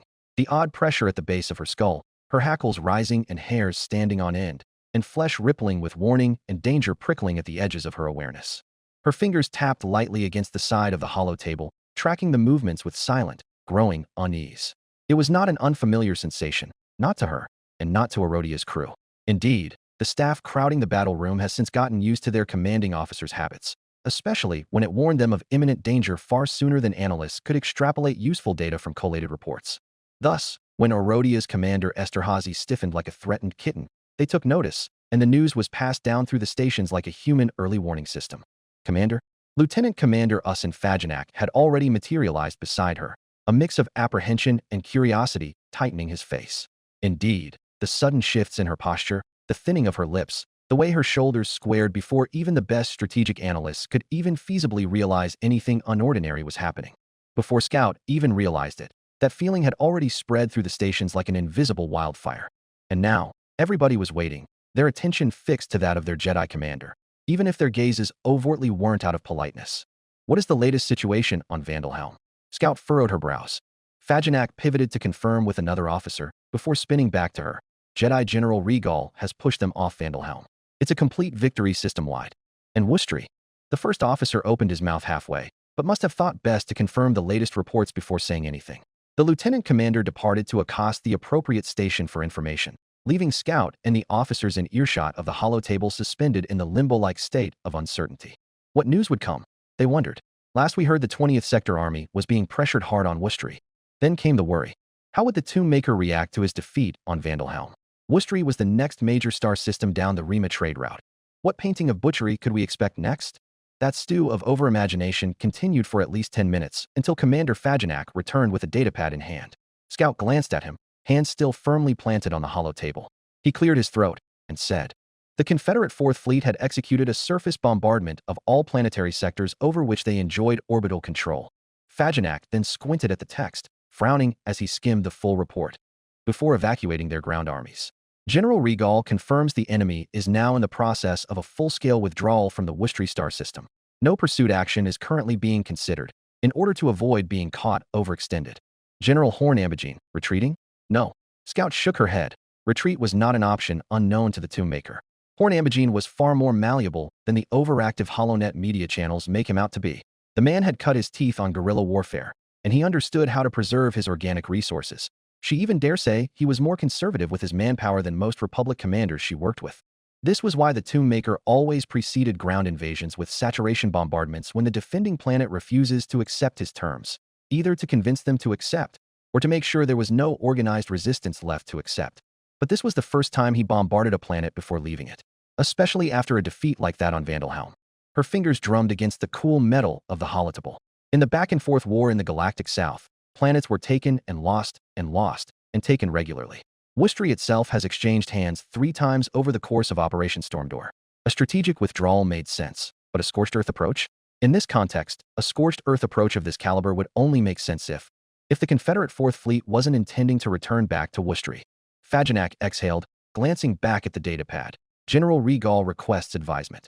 No. General Regal is wise to consolidate his position on Wustry, Commander Esterhazy murmured, but request that he deploys forward scouts to track the enemy's fleet actions. She lifted her head then, her voice rising, sharp and clear through the command deck. The enemy is pivoting again. I want to find out where they will attack next, and when. Move it. Orodia's command center erupted into motion. It seemed as if the manpower in the compartment had suddenly doubled, as officers crowded around holodoubles, datapads exchanged hands at blistering speed, voices rising and overlapping as the pulsing heart of the Republic's southern theater came alive with activity. Orodia's comm relays pulsed with incoming transmissions, flickering with priority alerts as messages from frontline commanders flooded in. Stobar HQ, Separatist fleet withdrawing from orbit. No indication of counteroffensive. Please advise. Ord VUG HQ, enemy ground forces evacuating after scorched earth tactics. Sustained damage to civilian centers, requesting engineering and medical teams. EPSI HQ, all Separatist forces along hyperlane withdrawing. Confirmed movement to consolidate defensive positions. It was organized chaos, the kind that always followed an unexpected shift in enemy behavior. Officers leaned over their stations, barking reports to the tactical analysts, who worked at breakneck speed to consolidate the flood of data into something actionable. At the center of it all, Commander Esterhazy stood motionless, her eyes darting across the hollow projected map of the galactic south, absorbing each update as it was relayed. Her mind raced to fit the jigsaw puzzles together as they came in, the collected data forming a picture, but it wasn't the picture she had expected. Faginak leaned in beside her, voice low and urgent. It's all withdrawals. Every front. Scout's fingers tightened against the steel edge of the table. Horn Ambigine was an aggressive commander, a fluid tactician, always pushing forward, always dictating the flow of battle. Whenever he relented in one front, he redoubled his efforts in another, constantly prodding for the path of least resistance. His last major offensive had been up the Heron trade route, a move that forced them into a costly defense-in-depth response. Last they heard, General Anakin Skywalker had been fighting a prolonged defense on Lohopa II, one proving far more bloody than anybody could have expected. But now, there were no offensives, no rapid movements, no new attacks, only withdrawals. Every report, every incoming message confirmed the same pattern: scorched earth, then entrenchment. Forward scouts were finding newly erected ground-to-orbit batteries on Daemon, brand new deflector shields on Jerzyn, bunkers and field fortifications on Kat Kristak. They're digging in. Faginak said aloud what Scout had been turning over and over in her mind. Wherever they still hold ground, they're fortifying instead of pressing the attack. Scout felt it too, the shape of something just beneath the surface. Because the Two-Maker didn't fight like this, she could only imagine two possibilities. Somebody had replaced Horn Ambigine at the head of the Confederate Fourth Fleet, or Horn Ambigine was now obeying new orders from Raxus Secundus. Her gaze flicked to the star systems further down the Rima trade route, deeper into Separatist-controlled space. Entrenchments along the defensive lines. Fleet consolidation over industrial worlds. Reinforcements streaming inward rather than outward. Commander Esterhazy had a stark feeling it was a case of the latter, rather than the former. We can assume the Separatist High Command has ordered Ambigine to adopt a defensive posture, she announced, just loud enough for everyone to hear here. We can only speculate as to the reason, but right now we should be seeking advice from General Octavian Grant. We will begin drafting possible attack plans based on the incoming information of Separatist fortifications, but we will not act on them until the 20th Sector Army explicitly authorizes a full-scale counteroffensive. Contact General Grant and relay all intelligence to the Emerald Banner Command, she then ordered, despite the knot tightening in her gut. I want confirmation from the Governor General himself on the strategic response. Understood, Commander Faginak responded, already turning to the comms officers. Establishing a priority line with 20th Sector Army HQ now. She hardly heard him. The knot in her gut tightened. Something was wrong. Very, very wrong. It wasn't the same feeling as before when the Tomb-Maker made his strategic redeployments, the fear of a new stage in the campaign. It wasn't anything she could see. The holodoubles still displayed the same pattern of Separatist withdrawals, the same entrenchment lines along the Rima and Heron, the same logistical repositioning of the enemy fleets. Her officers still moved about the battle room with the same urgency, their voices sharp, their focus undistracted. Nothing had changed. Nothing, except for the sudden chill that pierced Scout's bones. The tightness in her chest had begun as a whisper, a flicker of unease curling at the edges of her mind. Now, it was spreading, slow and insidious, like a shadow creeping into her thoughts. She looked at the hollow table again. Nothing had changed. Nothing, except for the goosebumps rippling across Scout's flesh. She instinctively knew the feeling.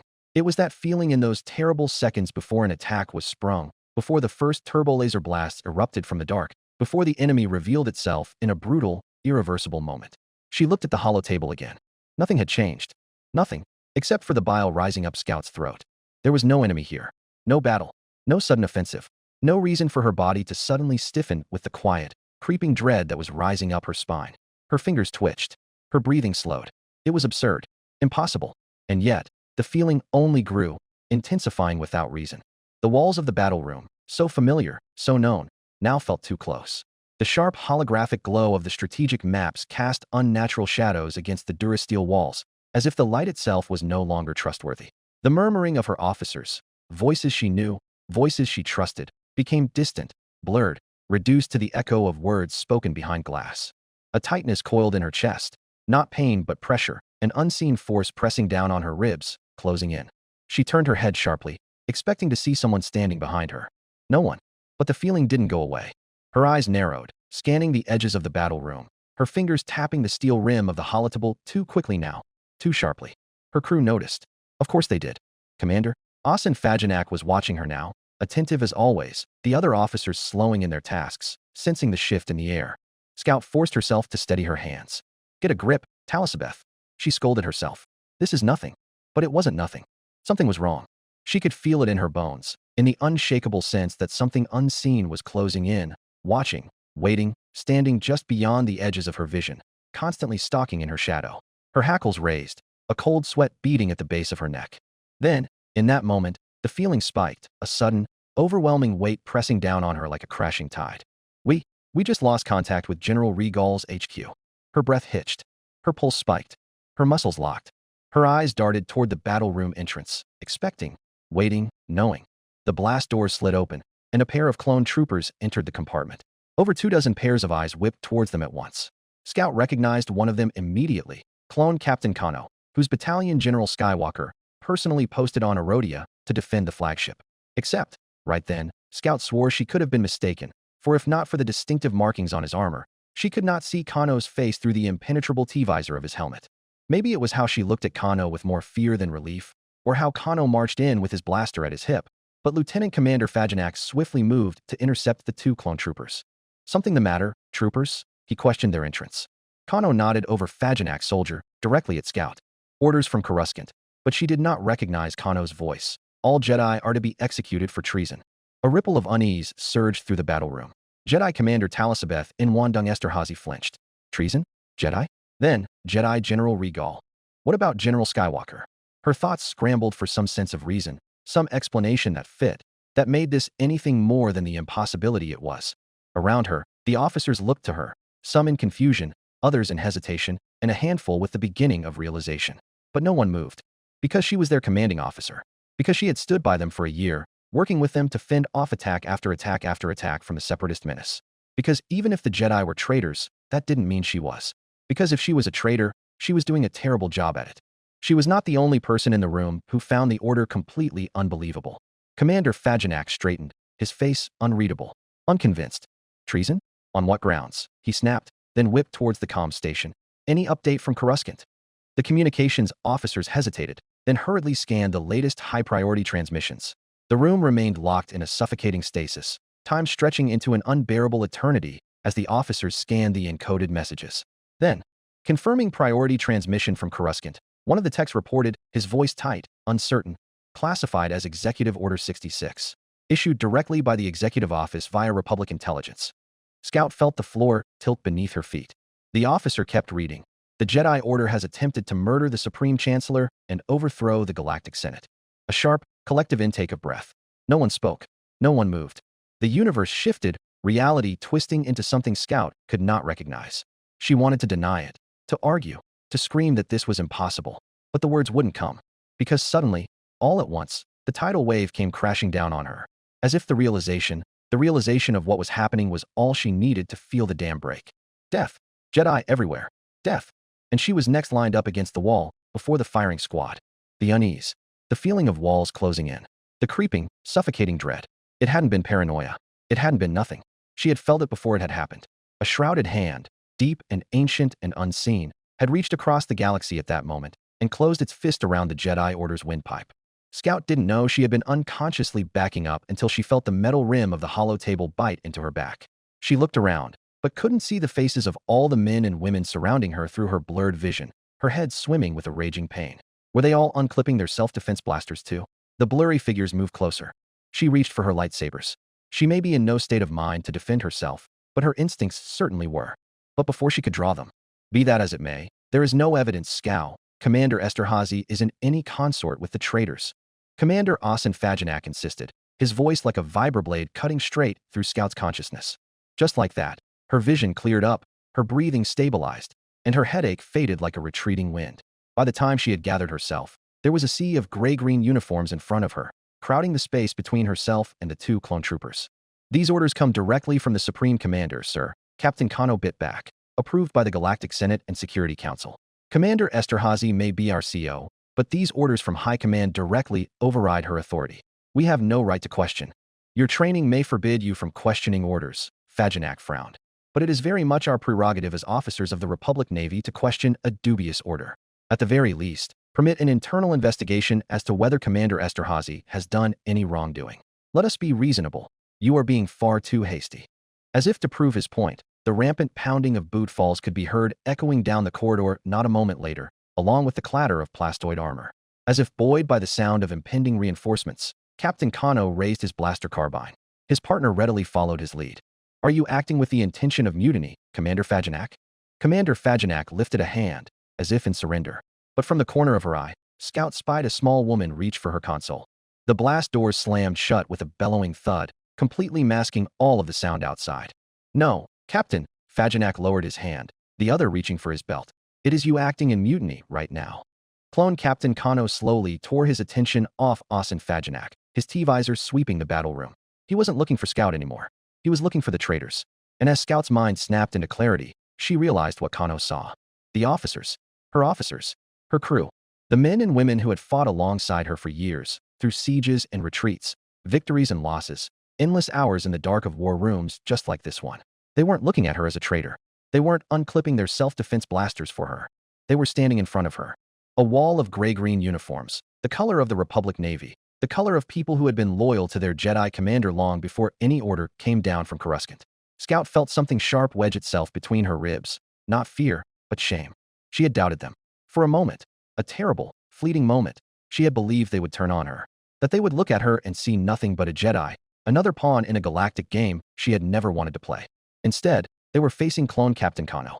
She felt gratitude, raw and painful, clawing at the inside of her throat. Kano saw it too, and in that moment, he knew. His shoulders tensed beneath the plastoid armor, his blaster snapping upwards. He wasn't going to argue. He saw there was no point to it. He was just going to execute the order, even if it was the last thing he would ever do. Scout's instinct screamed at her to move. She reached for her lightsabers, her muscles tensing, her stance shifting. Too slow. The first shot never left Kano's blaster. A thunderclap of blaster fire erupted in the battle room, a dozen bolts slamming into Kano's chest and gut before he could even squeeze the trigger. His body spasmed, armor plates burning through in bright red holes, his carbine tumbling from his hand. He hit the ground with a dull, final thud. Scout barely had time to register his death before she saw the second clone trooper move. Her mind screamed another warning. And then a blur of movement behind the clone's shoulder, a glint of a vibro knife. The second clone trooper jerked forward as the vibrating, serrated blade sank into the exposed gap between helmet and chest plate. The officer behind him twisted the knife once, then ripped it free, letting the body crumple. A sharp, wet gasp. The clone fell forward, lifeless. Silence.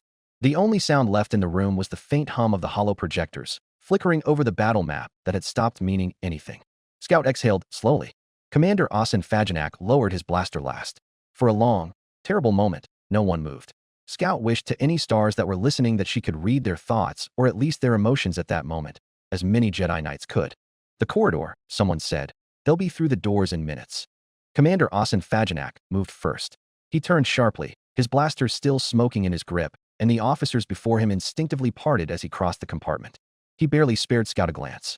Instead, his focus was fixed on the comms center at the far side of the battle room. Bootsteps clipped against the floor, his pace brisk, almost casual, as if he had not just ordered for the deaths of 2 clone troopers a moment before. But Scout knew Asen Fajanak. She had seen him angry before, at the Republic's higher command for its sluggish responses, at the bureaucracy that slowed their every action, at Scout's own indecisiveness and naivety at times, at the Toonmaker's stubborn advances, at the sheer waste of resources and lives that this campaign had become. It was just like this silent, fuming rage, because loud and explosive anger wouldn't do any good in the battle room, and only serve as an unneeded distraction from the mission at hand. He reached the comms panel and slammed the override key, locking down access to the ship's internal channels. The screen flickered once, confirming his command clearance, and then the entire ship would hear his voice. Attention all personnel aboard the Aurodia. This is your first officer speaking, Lieutenant Commander Asen Fajanak. The battle room was dead silent. There is a mutiny in progress aboard this vessel. Scout felt her breath hitch. The traitors are primarily among the clone troopers assigned to this vessel. They are attempting to execute our commanding officer under highly suspect orders. A flicker of static, an acknowledgement ping from multiple decks. Fajanak's grip on the panel tightened. All officers and enlisted crew of the Republic Navy are to treat any armed mutineer with extreme caution. If they do not surrender their weapons immediately, they are to be met with lethal intent. Scout clenched her hands into fists. A death in the Force was not like seeing it with one's own eyes. It was not the violent brightness of an explosion, not the sharp crack of blaster fire tearing through armor, not even the agonized cries of the wounded. It was a light winking out. Softly. Suddenly. Absolutely. Scout felt the first death within minutes. A cold void where a presence had been. Then another. And another. She squeezed her eyes shut, but it did nothing to stop the fading echoes of life from cutting through her senses like blades. If she was too weak in the Force to feel the Jedi dying out across the galaxy, she was certainly not too weak to feel the men being gunned down beneath her feet. The Aurodia was at war with herself. The clone troopers had fought in war zones across the galaxy, had stood in the trenches, had stormed strongholds with precision and discipline unmatched by any military force in history. But they were not aboard a warship built for them. This was not a troopship. It was a command vessel. There were not more than 600 clones aboard, against 7,000 spacers. The first shots were fired near the Barak quarters, as the clones attempted to seize weapons and regroup. Naval officers fought with whatever they had, sidearms, hydrospanners, even their bare hands. Some failed, but most did not. The clones also attempted to reach engineering, to take control of the ship's reactor. They never made it. And in the corridors, spacers hunted down isolated clone squads where they could find them, demanding their surrender to no avail, and ultimately gunning them down. The men of the 501st Legion were still clone troopers, born, bred, and trained on Kamino, but all their skill and discipline could not deny the sheer numbers against them. And any spacer who sympathized with them, who would rather obey the orders from Coruscant, was widely dissuaded by the fact that doing so would be a death sentence. And soon enough, the footfalls and pounding beyond the blast doors to the battle room was replaced by shouts and advancing blaster fire. Scout gripped the edge of the hollow table, her knuckles white. The storm of death in the Force had begun to slow. The fighting was dying down. That blast door would open, to reveal friendly faces on the other side, rather than masked and anonymous ones. Lieutenant Commander Asen Fajanak exhaled, holstering his blaster as the last updates flickered across the internal comms. The mutiny is contained, he confirmed, turning toward Scout. We have control of the ship. Scout swallowed, her throat tight. The air still felt heavy, thick with something darker than smoke, heavier than silence. Why? She could only ask. Commander Fajanak paused, sharing a look with a number of officers in the compartment. To be honest, sir, I'm not sure what to think of the Jedi Order on Coruscant, he told her flatly. But even if the Jedi have decided to launch a coup against the Senate, I doubt you or General Skywalker is involved. Unless, of course, you have anything to admit. And no, she denied vehemently. Of course not. I wouldn't even know what's happening on Coruscant. Not since coming here. I imagined so, Fajanak nodded. You have performed admirably thus far, to the best of your ability, and I, nor anybody in this room, doubts your allegiance to our republic. Besides that, I'm not going to be in the business of murdering any children. A detail on the plotting board suddenly caught Scout's attention. Thank you for your trust, all of you. Really, but we may have a harder time convincing them. She pointed at the boards, where the drive cones of multiple warships were converging on Aurodia's location. Warships of Task Force Aurodia. The officers in the battle room followed Scout's gaze, their eyes flicking to the hollow projection of the sector. The drive cones of multiple warships in orbit of Runa were firing their sublight drives. The comm station was already blowing up with multiple incoming transmissions. What are your orders, Commander? Fajanak suddenly asked. Scout's mind blanked. Orders? What are your intentions now? He clarified. I may be able to convince these men, but I will need to know for what reason. Will we continue fighting against the Tomb-Maker?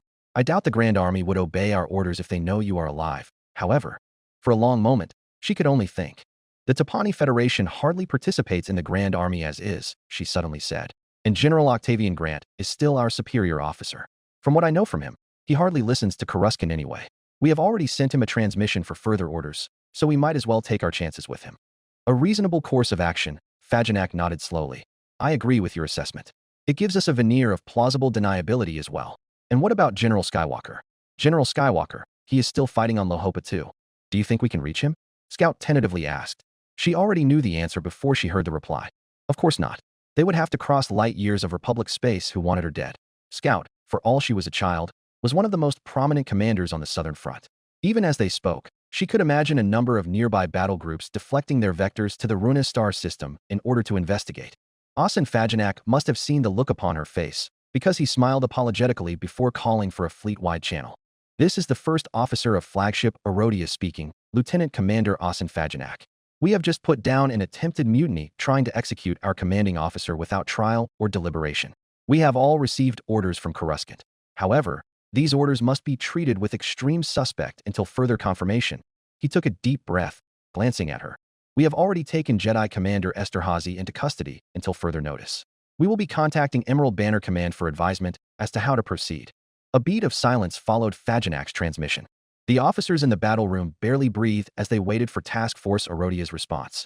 After what felt like a short eternity, their drives cut out, and at last, acknowledged Arodia. A flood of confirmations poured in. Scout and the gathered battle room breathed a collective sigh of relief. Another flickering signal confirmed the fleet's new heading, Procopia, the capital world of the Tapani Federation. A world that still held loyalty to the Republic, but one that had always kept its distance from Coruscant's central authority. The CEO of Emerald Banner Command and the 20th Sector Army, Octavian Grant, was a friend, or as close to friend as they could get. He had never failed to support them with ships before and shared their woes with Coruscant. It was the best chance they had.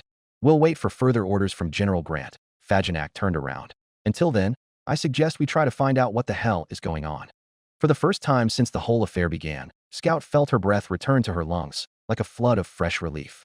Except, even as Task Force Arodia altered course, even as the ship's officers turned back to their stations, her mind was already moving elsewhere. Lohopa 2. Anakin Skywalker.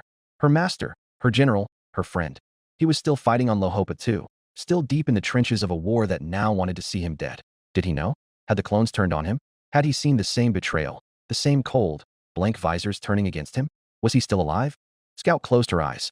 She wasn't strong in the Force. She had always known that. She couldn't do the things Skywalker could do, couldn't see across the stars, couldn't reach through hyperspace itself to touch another mind. But she tried. She reached out, searching, straining, pushing past the darkness, searching for that familiar presence, that burning, brilliant light that had always been there. She found nothing. Just a void. A blackness so vast, so suffocating, so utterly absent that for a terrible moment, she feared. She bit her lip, hard, forcing herself to breathe. No, not him, she muttered to herself. He wouldn't die so easily. What was that, sir? An officer nearby turned to her. She cleared her throat. I was just thinking it would be wise to send a transmission to General Skywalker to inform him of the events that had transpired here and our next course of action, in case we ever decide to rendezvous. The officer stared at her for a long moment, unreadable, but finally nodded and saluted. Scout shook her head and exhaled violently, shoving the doubt away. Anakin Skywalker was still alive. He had to be. He was the chosen one. And if she couldn't sense him, it was only because she was weak. She cursed herself for it. Lohopa 2, Lohopa System. Boya Sector. Lohopa 2 was a prosperous mining colony in the expansion region, straddling the bustling Heron trade corridor and positively bustling with off-world trade. Her vast extraction fields once fueled the Republic's expansion into the Outer Rim, whilst providing the core's manufacturing industries with raw materials. She was rich and wealthy, not just from her exports, but from being a lucrative trade hub connecting the trailing sectors and western reaches of the galaxy. Jedi General Anakin Skywalker surveyed the progress of his ongoing defensive campaign through the holo projection, courtesy of Harbinger's planetary scanners. Lohopa 2 may once have been a thriving world of 8 billion souls, but Anakin could no longer see it as anything but a blasted wasteland. What had once been sprawling mining complexes were now blackened, cratered husks choked with the wreckage of shattered war machines. The prosperous or foundries that had once fueled the Republic's shipyards now stood gutted. Their refinery towers collapsed into scrap heaps, their conveyor lines buried beneath collapsed ferrocrete and smoldering slag. And the cities, all shelled into oblivion. No more streets, no more structures, only the charred skeletons of buildings, some half submerged in the endless sludge that had once been roadways, now melted into a poisonous mire by months of orbital bombardment. No more people too. Those not already shipped off-world had been shipped to the front line. The front line. Anakin Skywalker's lips thinned, his gaze drawn away from cratered ruins to the lands where loyalist and separatist armies met in combat.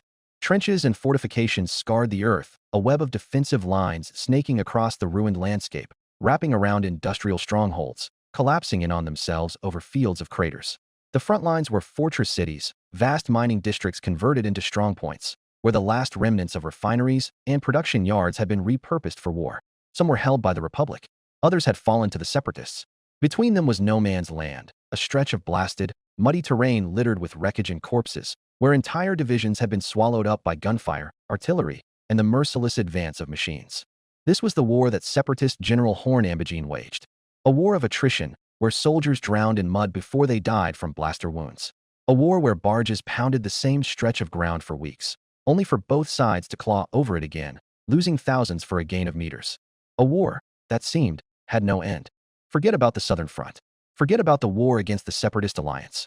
All those grand campaigns and awesome strategic maneuvers spanning across light years and light years. On Lohopa, too, you didn't have the luxury of the thought of greater things. Every single day was already consumed with the single lasting desire to see the next hazy sunrise. This was not the Chosen One's storied and legendary battlefield, but Anakin Skywalker was still here nonetheless.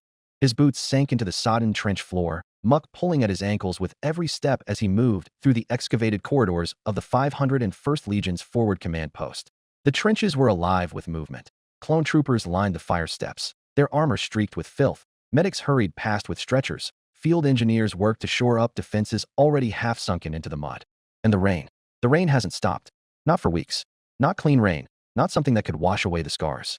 It was thick, oily, reeking of metal and chemicals, the runoff from decades of industrial pollution and the war. Toxic, acidic, seeping into faulty armor seals, corroding equipment. The trench sumps were flooded with stagnant, blackened water, a chemical soup that clung to skin like a film of filth and ate through flesh like rot if left unchecked. Everywhere he looked, he saw exhaustion. Troopers hunched over portable comm stations, officers poring over tactical displays, medics working over the wounded beneath flickering field lamps.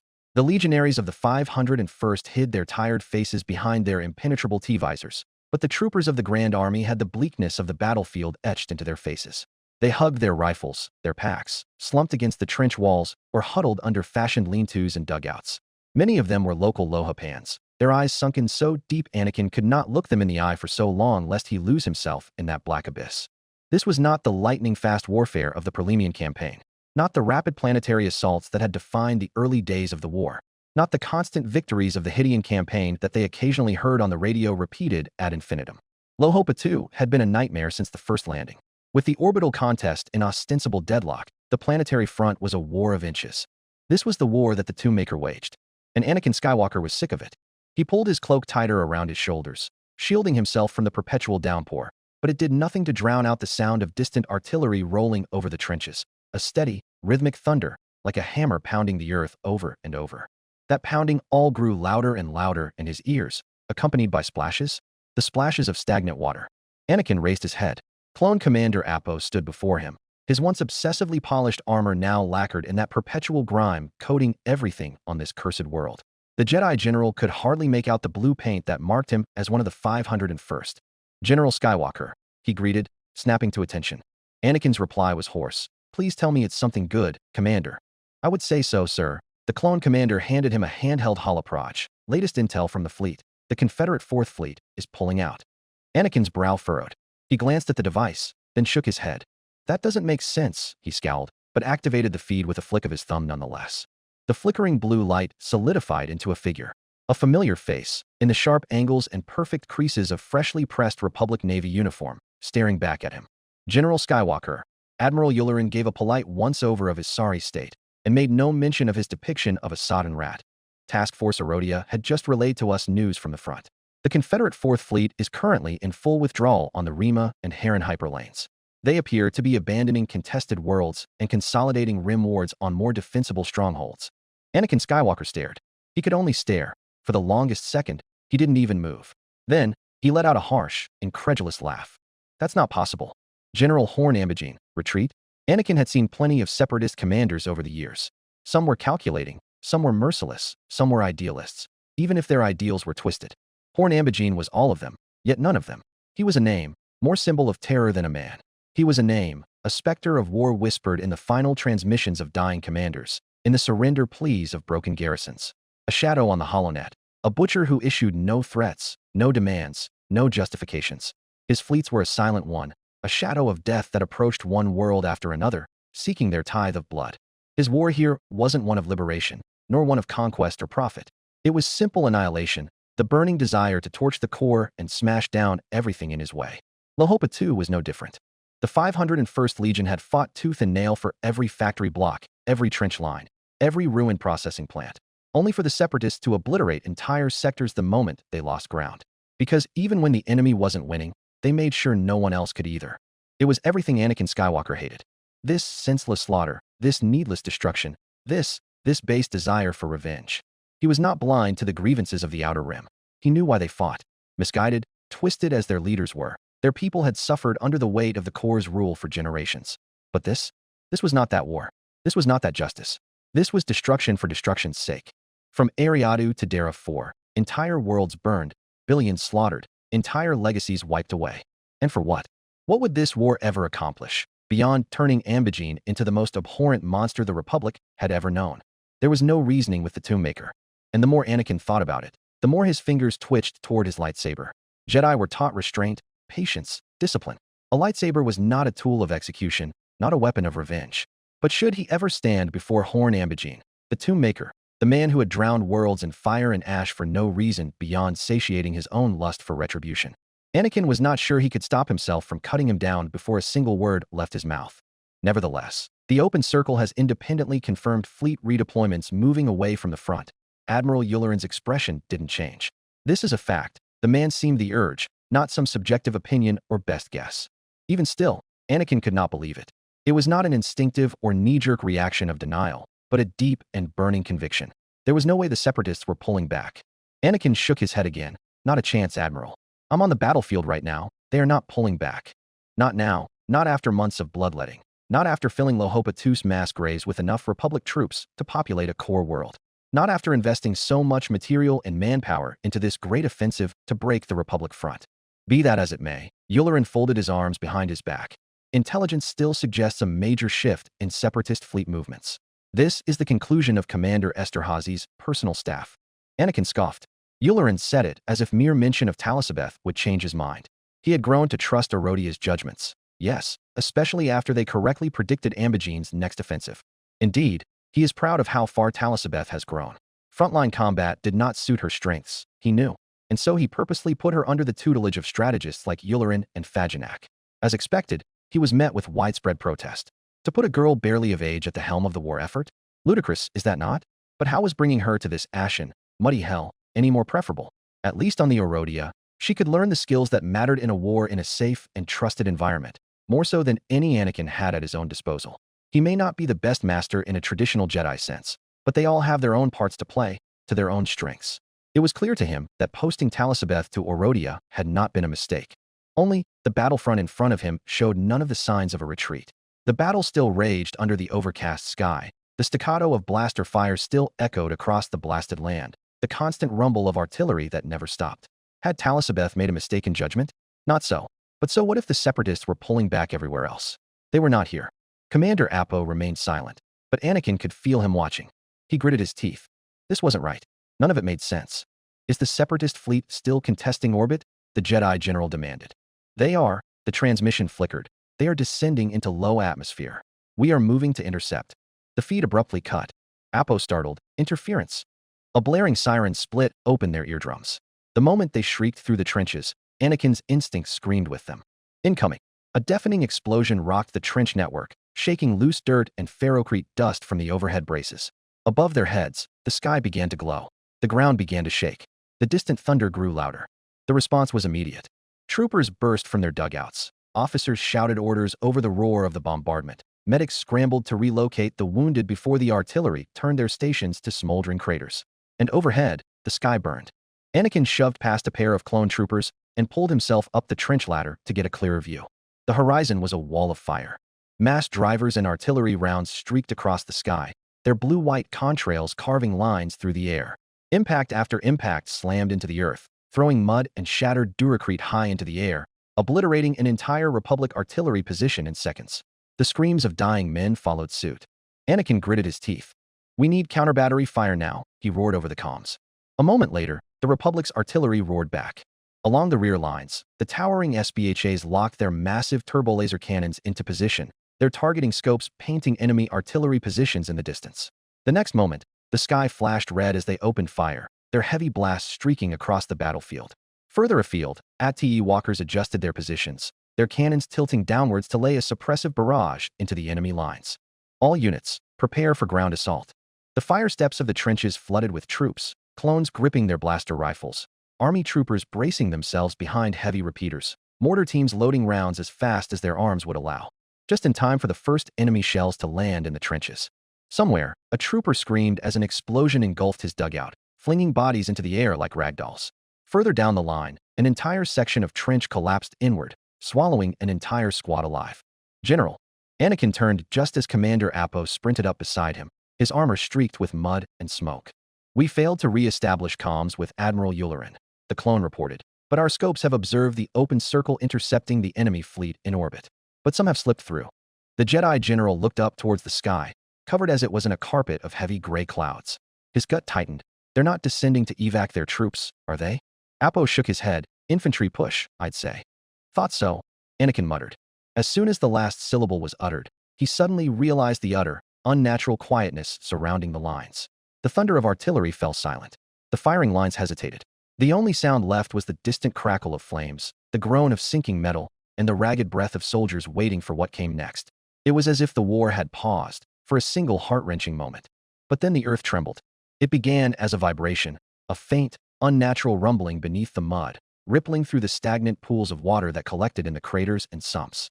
The vibration spread, growing stronger, shaking the reinforced walls, causing stray pieces of debris and spent munitions to jitter across the ground. Somewhere in the trench, a trooper muttered, "Oh, sweet Karaya's soul."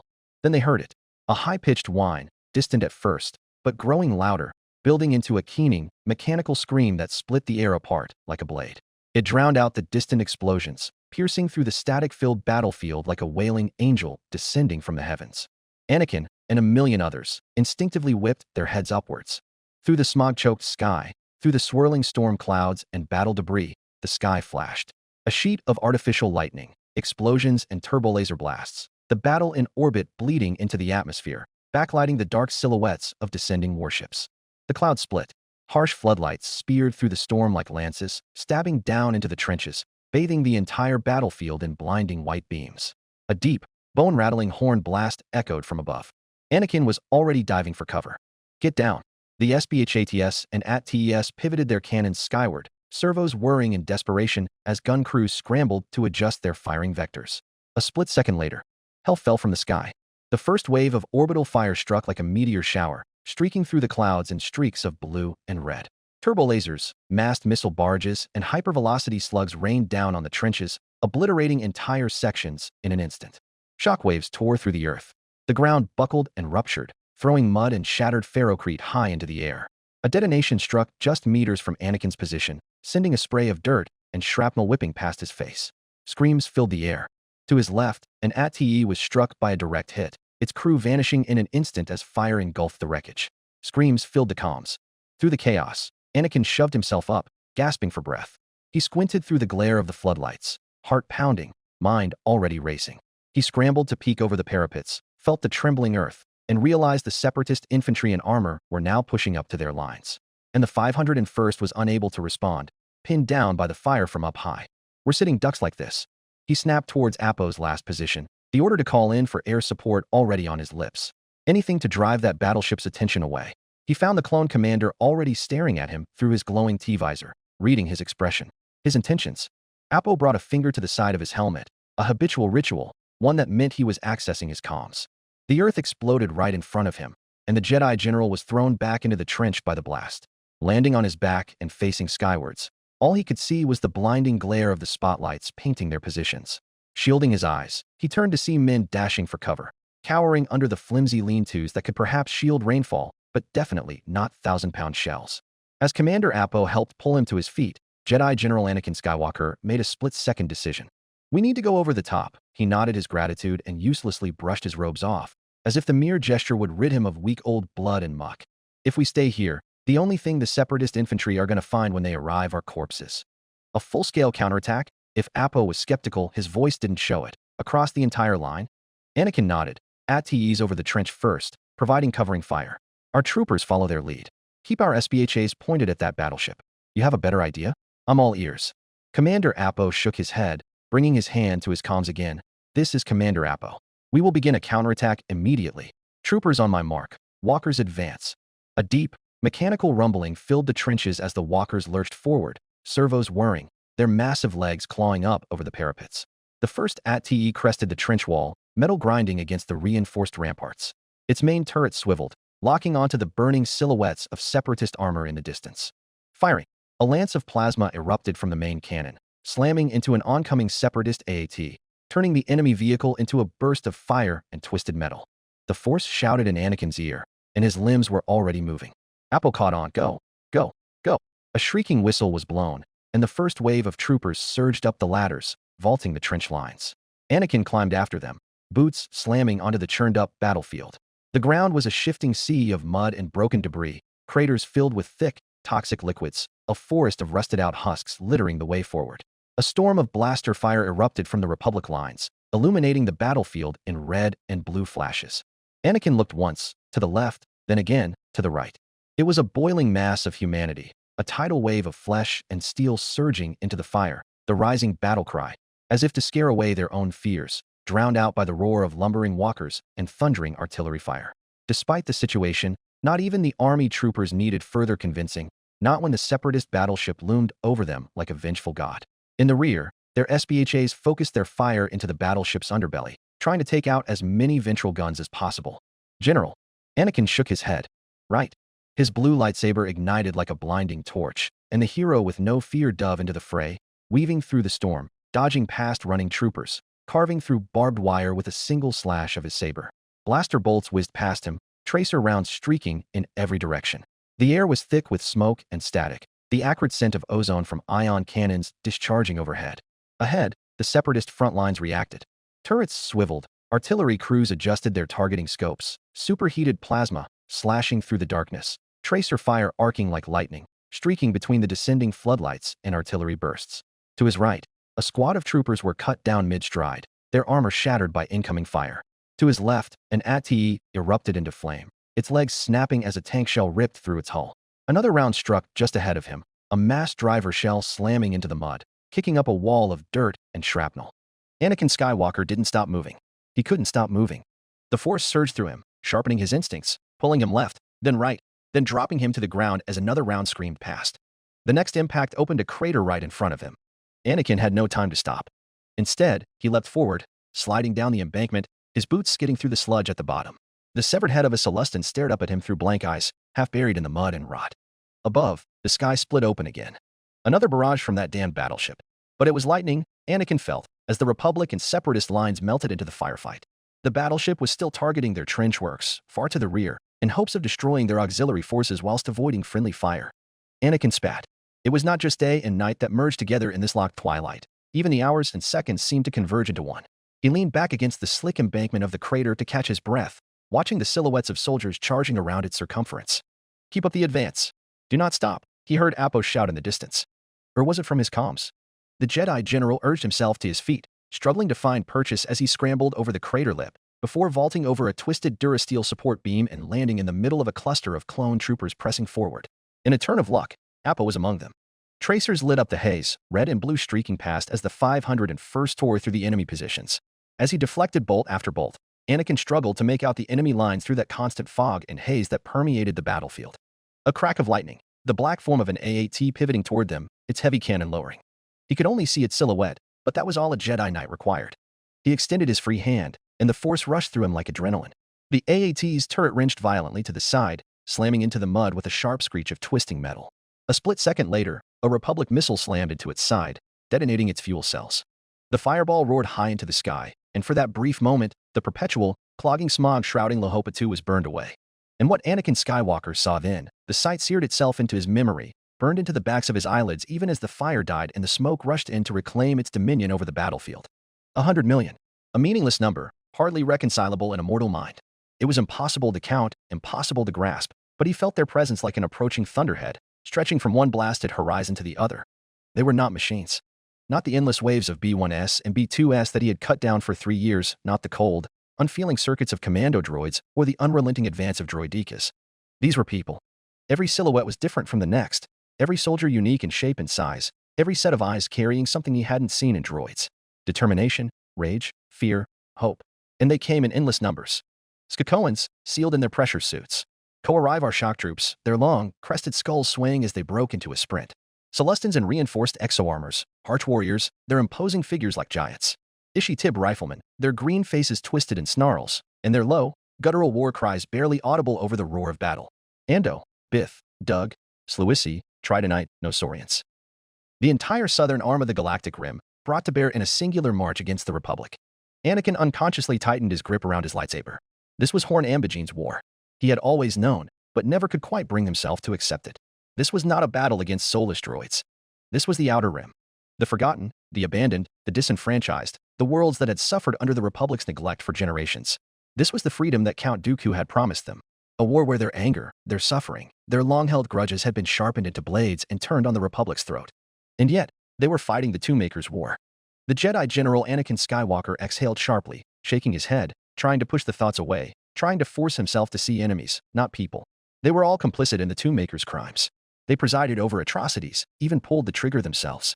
They watched from up high as Ariata burned, for 48 hours, day and night, and did not bat an eye. Anakin Skywalker was a soldier, and the Separatists were his enemies. So why did he hesitate? The Jedi Knight Anakin Skywalker squeezed his eyes shut and opened them again. He saw the flashes of color among the ranks, the hastily drawn insignias of homeworlds on their armor, the battle standards lifted high above their lines. These men and women may be fighting under Ambigene's command, but they were not fighting for him. They were fighting for their homes, for those scrappy symbols they raised overhead, for their families, for their people, for their futures. Anakin Skywalker was a Jedi, and the citizens of this galaxy were not his enemies. General, Appo's attention wasn't even on him. The clone commander was still firing into the teeming mass of sentient life assaulting their lines. But he could see straight through Anakin nevertheless. His tone pierced the Chosen One's heart, almost saying this is no time for a crisis of conscience. Just then, another clone Rooper rushed up to Appo, the bulky comm booster pack on his back giving away his identity. We've got new orders, Commander. Appo didn't budge 1 inch from Yularen or Esterhazy. From Coruscant. That drew the attention of everyone in earshot, Anakin included. Even as he deflected bolt after bolt, he couldn't help but listen in. Send it to my feed. Right away, sir. Appo ducked behind the wreckage of a fallen AT-RT and holstered his carbine, bringing a finger to his helmet. Good news. Anakin grunted as he caught an incoming grenade with force and threw it back the way it came. I hope. At first, it was as if nothing had changed, but at that moment, Anakin need not be a Jedi to sense Appo's lips draw into a thin line behind his helmet. The clone command slowly lowered his hand, as if to buy time, and turned to face him. Say, sir, Appo suddenly snatched his carbine. Right now, with Republic at your back and the Separatists ahead of you, do you fancy yourself a soldier or a Jedi? We've been over this, Commander. To say Anakin was puzzled would have been an understatement, and this is hardly the right time or place. From the corner of his eye, he spotted more clones converging on their position, almost forming a protective circle around him. If you wouldn't mind, sir. Am I a soldier or a Jedi? Anakin didn't feel like much of either. But if he had to admit, standing there, fighting there right then, he was more a soldier than he could ever be a Jedi. Not many chances to be Jedi-like on the front lines. Who am I?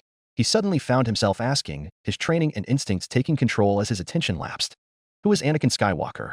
Anakin Skywalker was a phenomenal pilot, a genius mechanic, and an effective frontline leader. Anakin Skywalker was the hero with no fear, general of the 501st Legion, and a soldier of the Galactic Republic. Then why exactly, he wondered, are my reflected shots not hitting anyone? Indeed, it was common practice for Jedi who practiced deflecting blaster bolts to reflect them back into the shooter. In most cases, it was an efficient form to defend and attack in a single motion. When Anakin fought droids, that motion came naturally. Yet here, he found his deflected bolts throwing up plumes of vaporized mud more often than not. And isn't that because Anakin Skywalker was also the son of Shmi Skywalker, pupil of Qui-Gon Jinn, brother and friend of Obi-Wan Kenobi, and mentor of Talisabeth and Wandung Esterhazy? Because Anakin Skywalker was the chosen one, and knight of the Jedi Order. The war wanted him to be one or the other, to choose between two realities. But Anakin Skywalker couldn't. He wasn't one of the old masters, who've been a Jedi far longer than they've been a soldier. Nor was he one of the young Padawans, whose only experience as a Jedi was one of a soldier's. He was many things. Sometimes, he felt like he was any one of them. Many times, he felt like none of them at all. Anakin Skywalker was just Anakin Skywalker. I'm a Jedi General, Commander, Anakin Skywalker finally replied. I'm your Jedi General. There was a long pause in the men surrounding him. Finally, Appo exhaled sharply. Understood, General. For the briefest moment, there was something almost regretful in his voice. Sorry, sir, but orders are orders. Then, he lifted his blaster carbine. The world tilted. Anakin felt it in the Force before he saw it, a sudden, sharp tear. a rippling wave of murderous intent rolling through the battlefield like a shockwave. His first instinct was defense, to turn, to pivot, to let his blade catch the bolts and send them spiraling away. But they were everywhere. His own men, the 501st, his brothers in arms, their rifles raised, their visors blank, their shots ever precise and without hesitation. As if it was only natural that he was their enemy and not the separatist just over the hill. Anakin staggered back, deflecting as fast as he could, but the bolts kept coming. A shot grazed his shoulder, burning through his cloak. Another seared past his ribs, heat licking at his skin beneath his armor. His body moved on instinct, but his mind lagged behind, trying to comprehend, trying to make sense of the impossible. Orders are orders. What order is this? To execute their commanding officer, or to kill me, and only me, in particular? On whose orders? Anakin's breath came fast and ragged, his mind a whirlwind of disbelief and fury. He wanted to reach out, to Regal, to Talisabeth, to anyone, but he had hardly the luxury to. And all he could do is silently scream and wonder. How? Why? Why now? Why them? Apo, he shouted, even as he turned, sidestepped, carved through an incoming bolt before it could hit his knee. Apo, stand down. What the criff are you doing? I'm sorry, sir, he simply repeated, his blaster unloading bolt after bolt after bolt at his own general in such quick succession the barrel glowed with heat. His voice seemed just as impassive as ever, but Anakin could swear he heard it. That fraction of hesitation, buried deep beneath the rigid adherence to orders, the flicker of something human. Not that it stopped him from pulling the trigger. Anakin twisted, the force flaring through him, driving him into motion. Defense was not his strong suit, so as soon as he found the chance, he surged into the attack. He burst forth in a blur, weaving between the bolts, his saber a wall of blue light. His footwork was instinctive, automatic, his mind shutting out everything but the next step, the next attack, the next survival move. His saber sliced low, cutting a rifle in half, sending it sparking to the ground. His boot came up, kicking a trooper back into two of his brothers. But they kept coming. Anakin lost all sense of time. Minutes blurred into seconds, seconds into nothingness. Struggling in the fight for his life, Anakin could hardly recognize the adverse effects of the breakdown in command. After all, their countercharge was in response to the separatist push, and now, in the middle of their offensive, the army's high command was suddenly seized by infighting. It was no surprise that, with command breaking down across the front, and clone Ruppers behaving erratically, the army regulars would begin flagging. Anakin spun, saber flashing, cutting down a trooper lunging with a vibroblade. He ducked under a barrage of fire, let the force pull him forward, wrenched a rifle from a clone's grip with a sharp tug, sending him sprawling into the mud. Somewhere in the haze, he saw Lohapan and Grand Army units breaking formation. It began as a loss of momentum as the two armies met in no man's land, then a steady withdrawal on the Republic's side, then a retreat, and finally, a full-blown rout. Even as Anakin knocked out one clone after another, his battlefield senses could feel the situation unraveling at the seams. With the 501st Legion in disarray, the Republic lines were collapsing inwards, allowing separatist armor to smash through. How long did he fight? It could have been hours, or mere minutes. All he knew was that it then stopped. Suddenly, there were no more blaster bolts streaking through the air. Anakin's chest heaved, his body aching, burning, trembling with exhaustion. His saber was still raised, but there was no one left to fight. He looked to his feet.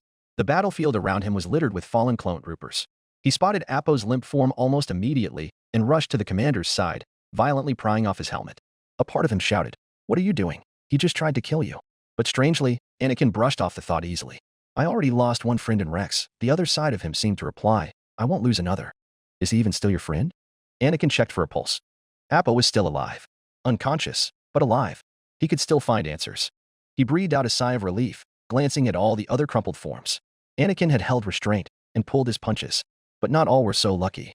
Some were hit by stray deflected bolts, others shot in the back by approaching separatist troopers. The universe seemed to have gone mute.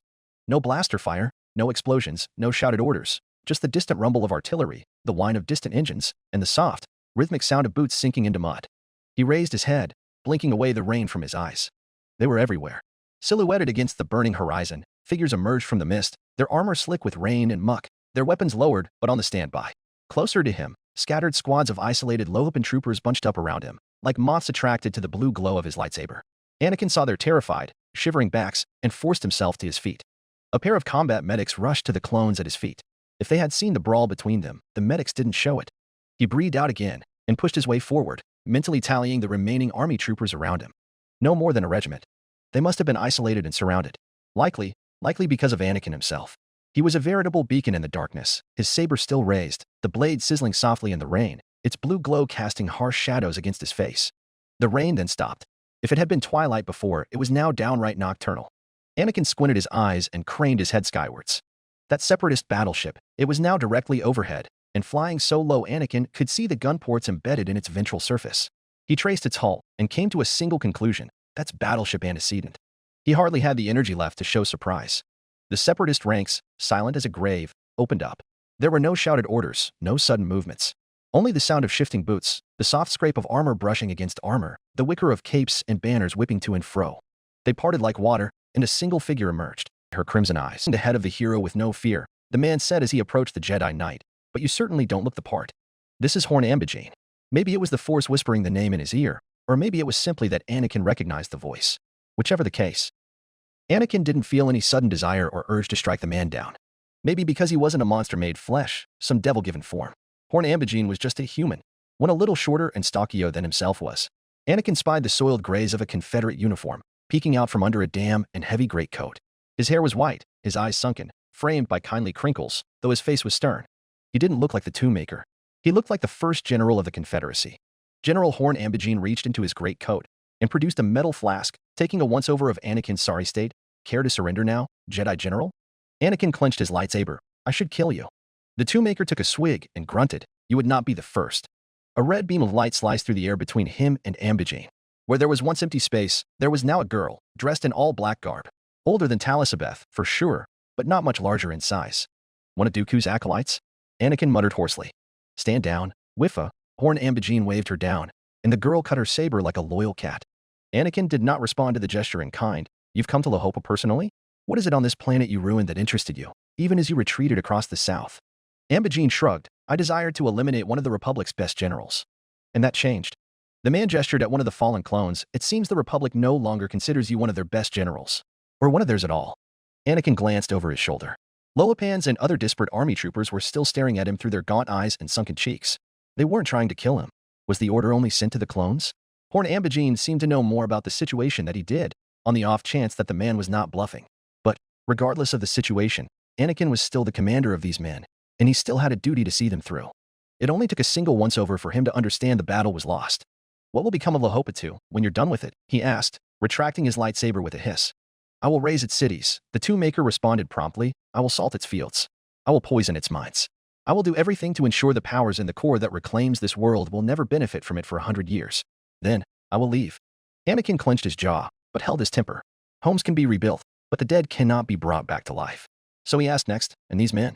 "Surrender, and we will take all of you into custody," he replied simply, "and we will negotiate your release to the nearest willing authority." "You take prisoners?" Anakin challenged, some part of him, his pride, forcing his defiance against the enemy. "I only target active combatants." "Is that what you call the civilians of Ariadu? Dara?" He scorned the audacity. "Active combatants? Does that help you close your eyes at night?" The Tomb-Maker met his eyes blankly. "Does it look like I catch any sleep, Jedi? Do you think this war is horror? My trade has been war since you were but an egg in your mother's womb." Once again, he resisted the urge to leap forth and cut down the man right then there. He spotted the black-garbed girl observing him closely, with suspicion, and scoffed. He turned around to the soldiers and asked, "Who's the ranking officer here?" A Loapan trooper in broken armor limped forward. "Do you accept the Separatist terms?" the Jedi Knight asked. "You will lose your homes, but you will live." The Loapan glanced around at his fellow soldiers, then dumbly nodded. There was not a light behind his eyes. All Anakin felt in the Force was the forlorn desire to live. Nothing more. He turned back to the Tomb-Maker and the fleet. "Order your admiral to withdraw, and we will consider the matter settled." Anakin's mind wandered back to the mysterious kill order. Did Yularen receive it too? How did he respond? He might not listen. Then he will forfeit your lives. Let me contact him. Horn Ambijane dipped his chin and waved a massive Harch trooper forward. In one of the great creature's 6 arms was the limp body of a clone Rooper with a comm booster pack. Anakin's stomach dropped when he spotted a clean hole slagged straight through Ince's helmet. The Harch unceremoniously dropped Ince's corpse on the ground before Anakin, prompting him to kneel down and activate the comms pack. After a long moment of fiddling around with the knobs and keying in Harbinger's address, the comm pack finally extended its antenna. "Hello." Anakin leaned back onto his bottom, feeling the cold mud seep into his robes. "This is General Anakin Skywalker, contacting the Harbinger." "Skywalker." Yularen's voice burst forth. There was no image, no hollow, but Ambijane seemed content with the audio, so Anakin continued. "Yularen," he greeted. "It's good to hear you." "General Skywalker, we just received an order." "I know," he cut in. "Apo just tried to kill me." Silence. "It doesn't matter anyway," he continued slowly. "The battle's lost. I've decided to surrender, to save everyone that's left. I don't know anything about the order. I don't know what you or the fleet think of it, but if my opinion still matters, I advise that you withdraw from the star system. Don't let the open circle fall into enemy hands. Silence. I see, Admiral Yullerin said. I will take your word for it. Shall I arrange an evac? I've already been captured. So this is part of the terms, Yullerin sighed, catching on quickly. Very well, sir. Good luck, and should fortune permit it, may we meet again.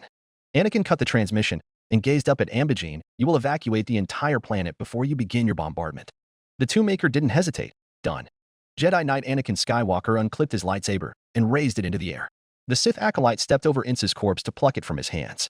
And just like that, the clatter of equipment filled the air and thousands of Lolopans pried off their helmets and dropped their arms. The cleanup operations began almost immediately. The Separatist army dispersed, some to take in the prisoners of war, others to confirm the dead, others to search for survivors, the rest to set up field facilities right in the middle of no man's land. The dead were loaded onto carts, the unconscious onto hover racks and stretchers. Anakin impassively watched as Appo was carried off by a pair of Quarren soldiers. He slumped backwards, his two hands sinking into the mud, and still at his feet, years of fight bleeding out of him all at once. The ache seeped into his bones, and right then, he felt as if he was Ambigene's age. A glint of burnished silver caught his eye. Horn Ambigene was standing over him, offering his flask. If he minded Anakin's mud-caked fingers smearing his flask, he didn't show it. The Jedi Knight downed the drink in a swig, feeling the warm liquid slide down his throat. He felt his limbs were revived by a fuzzy, comfortable warmth he hadn't felt in months. It reminded him of. I miss Padme, he mumbled beneath his breath. I didn't know Jedi were allowed to keep women, Ambigene remarked, somehow overhearing him. The Sith acolyte was staring at him, not with any suspicion this time, but with wide and surprised eyes. Ah. Anakin mused. She must have been one of the defectors from the temple. He smiled blandly at her. She's my wife, he told them. You're supposed to be the chosen one. The girl, Wiffa, was it? Blurted out. I am, he agreed. But you have a wife. I do, he agreed. Family keeps a man grounded. Horn Ambigene nodded in apparent approval. That's a necessary thing. It was a strange sight, the three of them in the middle of a blasted wasteland. A Jedi Knight, a Sith acolyte, and a Separatist general, sharing a warm drink under the hull of battleship antecedent. The situation was absurd enough to elicit a laugh from Anakin, wondering if they were about to share a heart-to-heart. The atmosphere certainly seemed ripe for one. You have a family, Two-Maker? Anakin asked suddenly. If he had any thoughts about killing the man before, they seemed to have faded away with the pouring rain. None, the Separatist took back his drink, but I am considering taking in a child after this is all over. Something to keep me occupied in my retirement. Anakin couldn't even begin to imagine what retirement for a war criminal would begin to look like. Nor could he imagine a child who would consider the greatest mass murderer in the galaxy's living memory a father. I fear for that child, Wiffa remarked dryly, crossing her arms. You speak as if the war will end soon, Anakin murmured softly. The two of them stared at him as if he had grown a second head. Anakin stared back at them, his eyes widening. Wait, seriously? The war is ending? An odd feeling began rising in his gut, lifting into his chest and warming his heart. Why do you suppose I retracted my fleets? Ambigene asked him, if not because the war is at its end? At this very moment, I would hazard the Pantoran is treating with Republic delegates on Mimban. Anakin's breath quickened. The war is over? Wiffa slapped the Two-Maker's back lightheartedly. You'll be going back to Tydain after this, old man? Rebuild your home. If the Confederacy no longer has any requirement of me, the ghost of Tydain tucked his arms into his great coat for warmth. I do not know how many more years of fight I have left in me. The Pantoran will always have use for you, Wiffa retorted. You're the first Separatist. If you want to retire, better get a leg up on it. Said first Separatist, grunted non-committally. And you? Anakin jabbed his chin at Wiffa. What do you plan to do? Continue serving Count Dooku. I left Dooku's side a long time ago. The girl pursed her lips. I want to see Severant's work succeed. I think I'll continue serving in the 4th Fleet. Make myself a home somewhere in the Southern Arm somewhere that isn't that damn Jedi temple. Surely you think so too, chosen one? You've got a wife. She must be waiting for you. She said those words as if she still couldn't reconcile the chosen one having such an attachment. Maybe it would have incensed him once, but now it only served to fuel Anakin's amusement. I don't think you can return to the Jedi temple anymore. Anyway, Wiffa rubbed her hands together, not with Palpatine having his way. Palpatine? The Chancellor? Anakin Skywalker had been fighting on Lohopatu for so long he has lost track of time, much less the progress of the greater war effort. Coruscant had never called him or the Open Circle fleet back, marking their defense against the Two-Maker as of the utmost importance. I wonder what's Palpatine's hand in all of this. You've got a home, Jedi? Ambigene questioned gruffly. Home? Anakin echoed. What for? Somewhere we can deliver you to. Oh, he replied, rather dumbly. He never thought much about it. Where's my home? Anakin Skywalker had been a slave, shipped from one world to the next, and that did not change when he became a Jedi. Because of his upbringing, Anakin Skywalker's home had never been a planet, a world, a house on a hill. His home had never been that hut on Tatooine, the grandiose halls of the Jedi Temple. His home had been his mother's love and care. His home had been Obi-Wan's teachings, and the place at his side. Anakin Skywalker's home had always been the people he cared about, the people he kept close to his heart. But his mother was dead, and Obi-Wan was no longer his teacher. So where was his home now? Only one person came to mind. Padme Amidala. Padme's arms, her tender embrace, her soothing words that never failed to ease his mind, her kind smile that always melted his anxieties away. How was she now? Was she all right? Was she worried about him? 100 questions rushed through his mind, and he only knew one way to answer all of them. Naboo. The war was over, wasn't it? The Hell's Cape had no longer any place for him now. So might as well. I might as well. Yes, Anakin Skywalker, just Anakin Skywalker, whispered, I think I want to go home. Chapter 100 The World's Epilogue. Raxus Secundus, Raxus System. Calula Sector. You won't be able to do any strenuous activity for the rest of your life, Dr. Kratala diagnosed coolly, but considering your kind have your asses planted to the chair most of the time, I think you will do just fine. But I can still walk? The Arcanian doctor stood up and brushed down her white coat. You've been walking thus far, am I correct? I slowly leaned back into the consultation chair, just being conscientious. You were lucky, Kratala said. A vac suit puncture as you were describing can be fatal in no less than 2 minutes. Either you misremembered, and the leak wasn't that severe, or you were picked up and treated in less time than you remembered. I recounted the events at Rendili. I had been vented out of Chimeractica before being plucked out of space by the Crown Prince. How much time had passed between those two events? I could hardly remember. I don't even remember being vented in the first place, only that I woke up in the middle of a raging melee with only a leaking vacuum suit between me and the nearest shrieking proton torpedo. If you want to be really sure, the Arcanian turned her milky eyes towards me, peeling off her gloves, you could let me. I'll pass. I raised a hand immediately. If the injury is not that bad, I'll pass on the cybernetics. The doctor raised her one natural eyebrow. I'm sure the buckets already checked you over.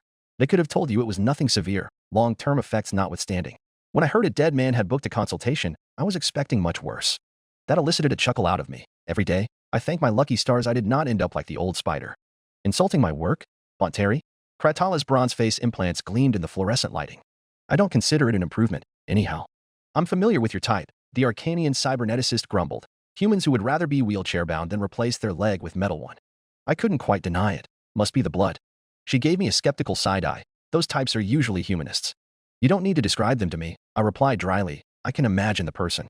Dr. Kratala blew a strand of wispy white hair from her face, turning around and leaning back first against a case card. Why have you come, then, Bonteri?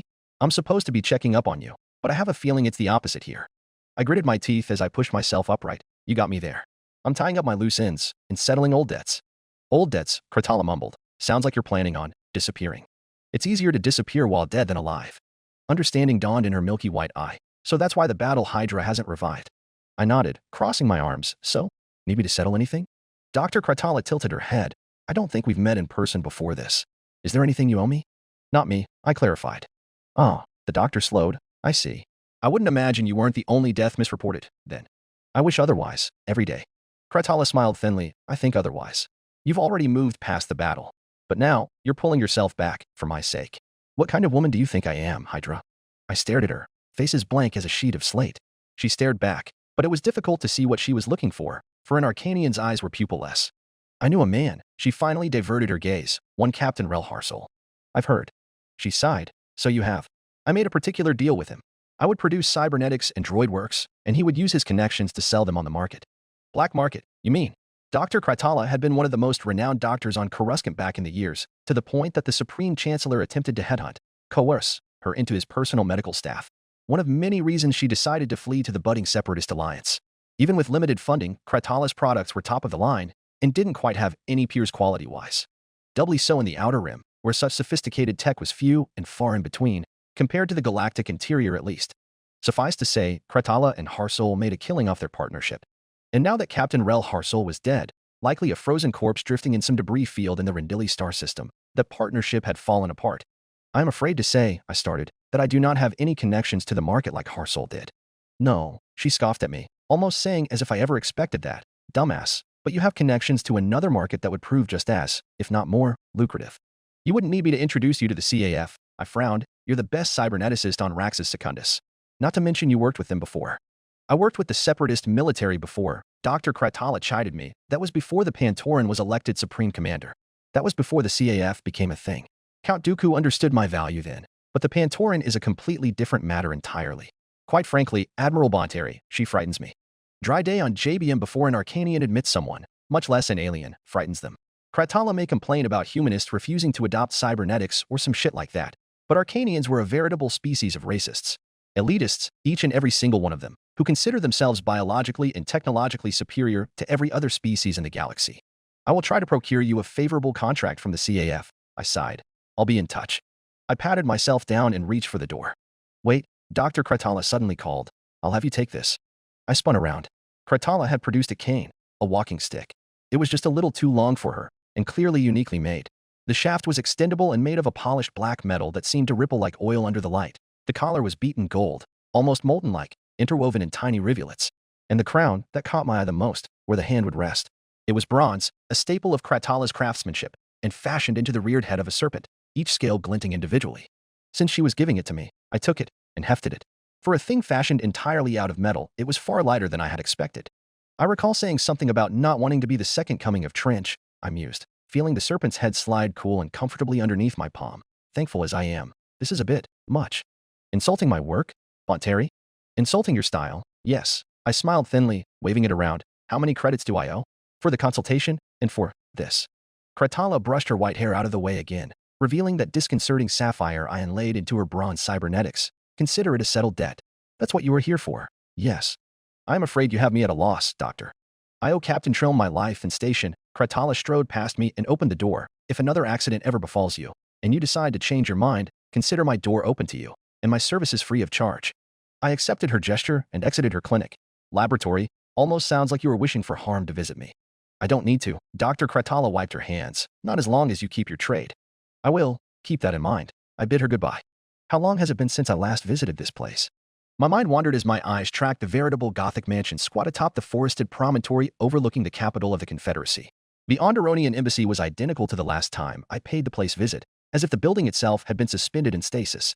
The only signs of the passage of time were the glistening emerald leaves swaying from the forest framing the house. For the last time I was here, it had been autumn on Raxus Secundus. Hare gently set down the shuttle on the vacant landing pad and lowered the boarding ramp. Exiting the shuttle was a breath of fresh air. Literally. How long has it been since I last set foot on solid ground, with a crust and mantle beneath my feet? A planet as idyllic as Raxus Secundus, no less, at the doorstep of a building so isolated it may as well be playing the role of the haunted house in one of those cheap horror holoflicks? Years. I began climbing up the long staircase leading up the front door, and it was more of an ordeal than I would have liked to admit. Maybe the doctor had a point about my lack of exercise. I had not expected to use the cane she gifted me so soon, but by the time I made it to the top, I could only be grateful she did. Hare helped me open the door using her key pass, and when I crossed the threshold, I was struck by a sudden somberness. The ornate windows around the common lounge were fastened shut and almost seemed immovable. There used to be a constant breeze through the building, but now the air was heavy and stagnant. I caught a glimpse of the pavilion and surrounding garden outside. Despite the springtime, I couldn't hear the insects. I brushed my fingers over a couch, maybe expecting dust. There wasn't any. So the place isn't abandoned. Was nobody home, then? Even without the Bonteri family, this place was an embassy and should always be staffed. Was it a public holiday on Raxus Secundus then? I couldn't imagine overlooking something like that. Rain. I spun around. There, standing halfway up the stairwell to the second floor, was one Mina Bonteri. It was as if she had aged a decade in 3 years, with hair now more gray than brown. Mina Bonteri had never been a woman to be described as youthful before, but she certainly was not now. Ah, I moved back to take a good look at her. I'm back. Mina's face was chalk white, as she slowly descended the rest of the stairs, hands gripping the banister. I was told you were killed in action over Rendili.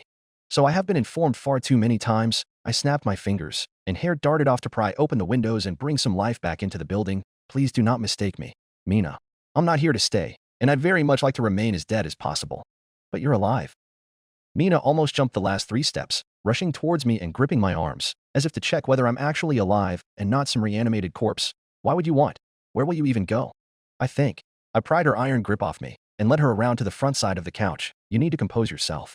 Mina wiped her face and slowly lowered herself into the cushions. Yes, you're right. My apologies. I imagine you're just here to give me some closure. Thank you. Out of politeness, I waited until the senator from Onderon had gathered herself back to an acceptable level before taking a seat opposing her. I understand that my name is plastered all over every other propaganda reel on the HoloNet. I told her, if it gets out that I'm alive, I will no doubt be made very busy outside my will.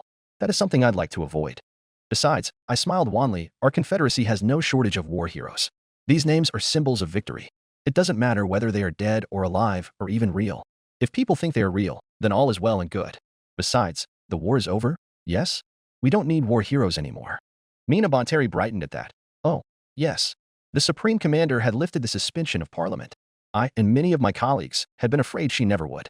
Shame. I say, shame on us for that. She sighed deeply. But yes, you are right. You always seem to be. The war is over. And you are alive. That's all that matters.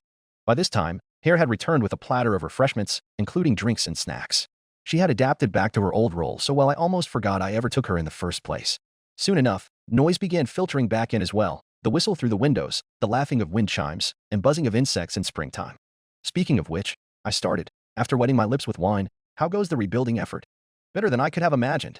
Mina laughed, the tension visibly lifting from her shoulders. It is a shame Dooku had to be exiled, but I understand it had been a necessity for compromise between the Parliament and CAF.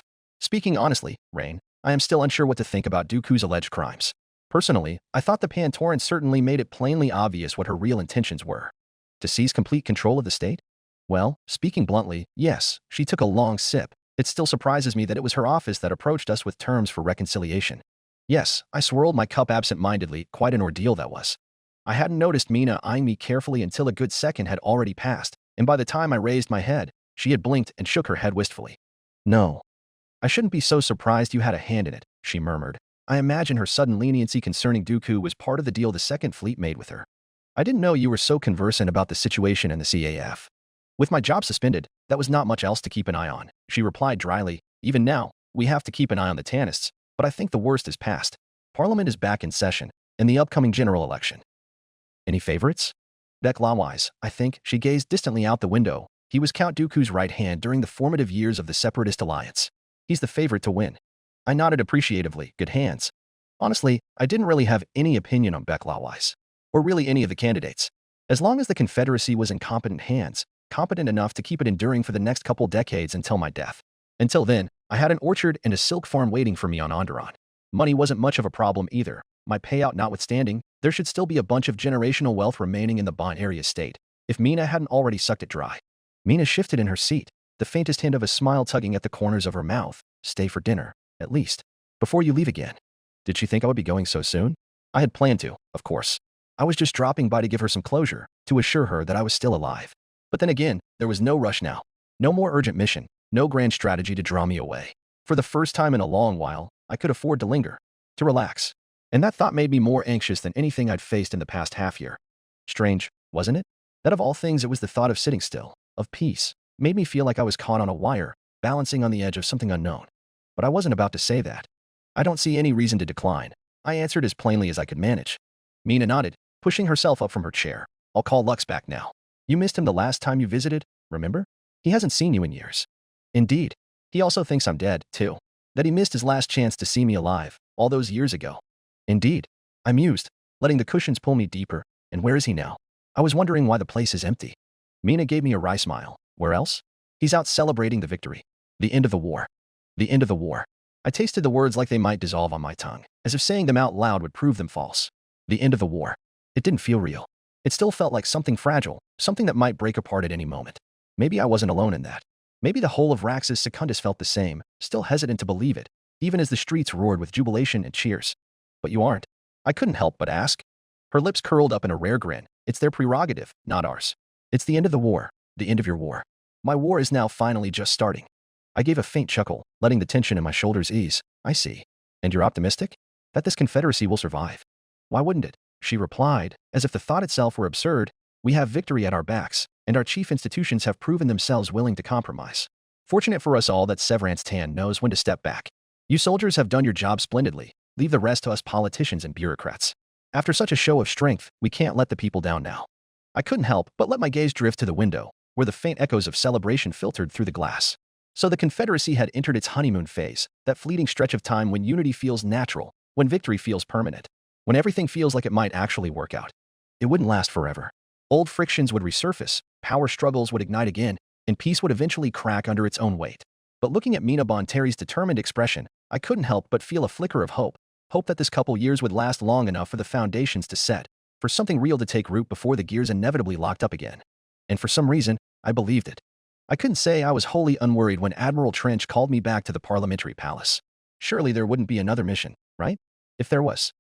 I was fully prepared to hand in my resignation letter then and there. I'd already done too much, accomplished too much, lost too much to keep throwing myself back into the fire.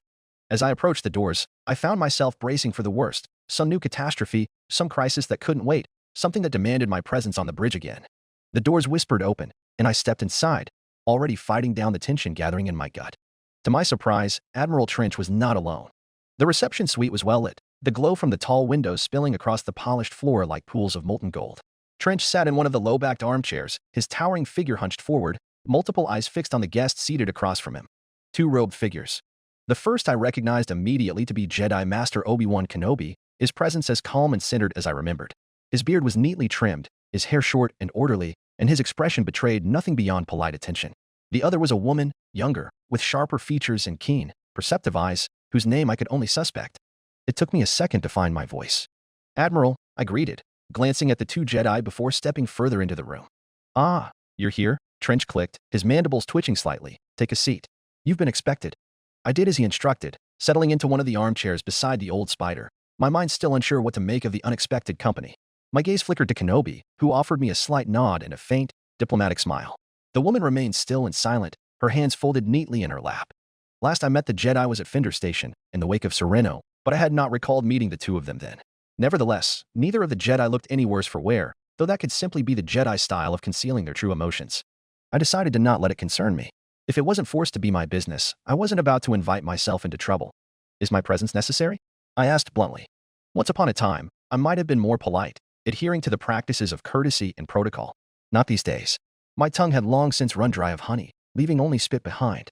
The only reason I was still on Raxus Secundus was to wash my hands of any lingering commitments before I fucked off to the ass end of nowhere.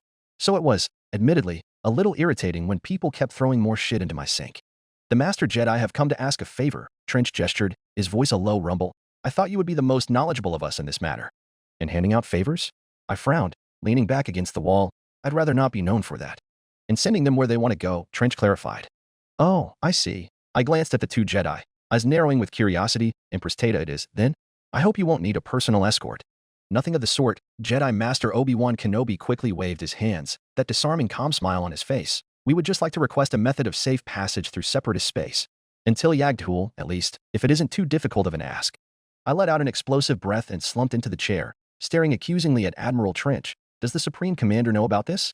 "I will handle her," Trench replied, his mandibles clicking softly, "and I am determined she will accept what I say." "If you say so, sir." I shrugged, then turned back to the Jedi, giving them a once-over. "So, all of you have decided to depart for Empress Tata?" That was quicker than I had expected.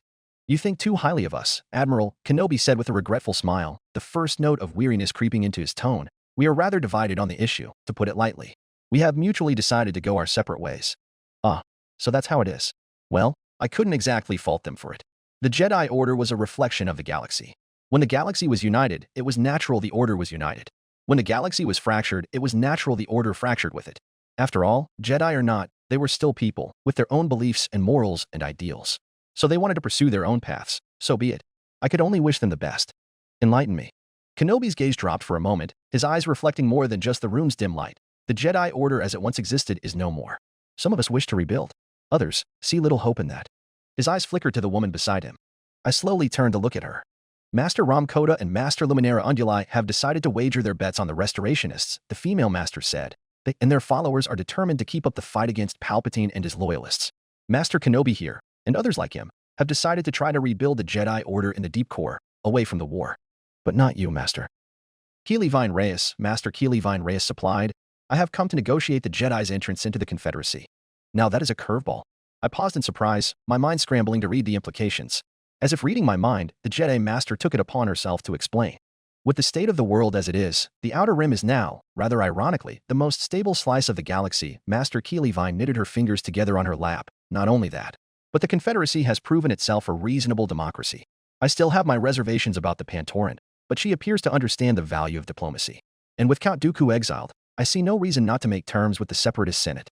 I suppose with the Parliament back in session, Master Keely Vine's faction of the Jedi could directly negotiate with them, rather than be forced to accept Severance Tan's demands. I know for a fact the Separatist Senate would be more than willing to give up some concessions to host a new Jedi splinter faction. Whether such concessions would be popular with the military, or the voting population at that, would be a different matter entirely. Either way, not really my problem. Sure, I decided not to think too hard about it. Why not? Right, Sorry about that, I said, producing the device from my coat once more, dialing in the address. I can get you to Yagtul. There's just one problem. Kenobi raised an eyebrow, a familiar spark of curiosity in his eyes. And that is, it will have to be done in secrecy, I explained, tossing the circular projector onto the table between us, which means you won't be able to bring any of your ships. Just yourselves, and whatever you can carry. That can be arranged, Obi-Wan replied, though I could see his mind already calculating the logistics. Finally, the blue light spat from the hollow projector, and the hairless form of Asajj Ventress materialized, shimmering faintly in the dimly lit room. The two Jedi went as still as statues at the sight of her. Monteri, Ventress rasped, unable to see any of them, her tone as sharp as ever. What can I do for you? I have another mission for the Storm Fleet, I told her. Ventress' eyes widened, a hint of annoyance creeping into her expression. Am I your lackey now, Monteri? I shrugged, keeping my tone cool and measured. I'd hate to pry your legitimate salvage away from you. That said, I don't need you personally, just the Storm Fleet. If you're willing to part ways with it once you arrive at Raxus, consider the matter settled. If not, we can discuss terms of the contract. Ventress narrowed her eyes at me, a familiar glint found in them, cargo you don't want anyone knowing about. Huh? Let's say I could use the credits. Of course she did. She no longer had an employer.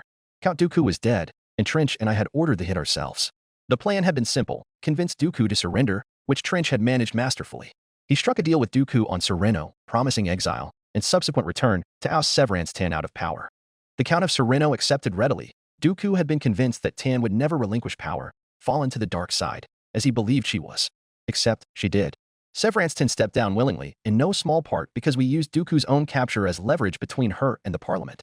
Because if there was one trait present in the mind of the commander of the largest military force in the galaxy, a trait that may or may not exist in a Sith, it was pragmatism. And just like that, once Dooku's role had been fulfilled, he became just another loose end. A target to be silently erased. If the hit was discovered, it would be chalked up as a pirate attack. If it wasn't, then Dooku had peacefully died of old age in exile on Kofragen V. It was clean, tidy, and simple. Perfect. I clapped my hands together once. Let me know when you arrive. I reached out, snatched back the hollow projector, and shut it off. When I turned back to the two Jedi, Kenobi's expression was unreadable. There. Matter settled. Let me know when you're ready to leave. Wait, Kenobi's hand snapped out, stopping me in my tracks. Asajj Ventress? Really?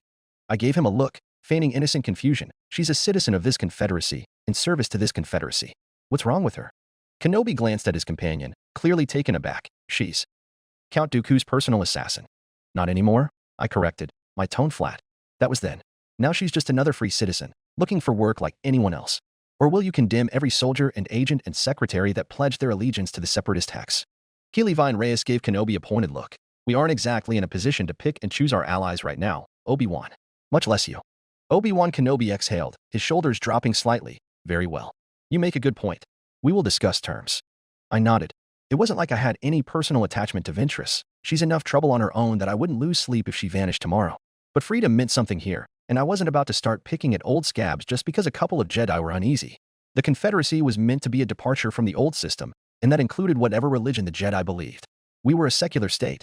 If Ventress was to be condemned, it won't be because she's a Darksider, but because she committed a crime. Or more accurately, a crime not sanctioned by the government.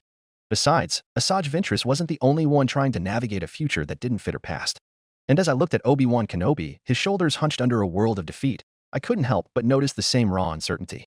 The same struggle to adapt to a galaxy that had changed around him. Too fast for him to adapt. He was a Jedi without an order, clinging to old ideals while the galaxy had shifted beneath his feet. I almost felt pity for him. Almost. But I didn't dwell on it. I stood, stretching the tension out of my shoulders, already thinking about the next step. It was strange how much the end of the war didn't feel like peace. How the hollow victories and compromised alliances felt like stitched cracks just waiting to reopen. But for now, I had a job to finish and a supreme commander to speak to. I wasn't naive enough to think that laying down arms would mean laying down suspicions.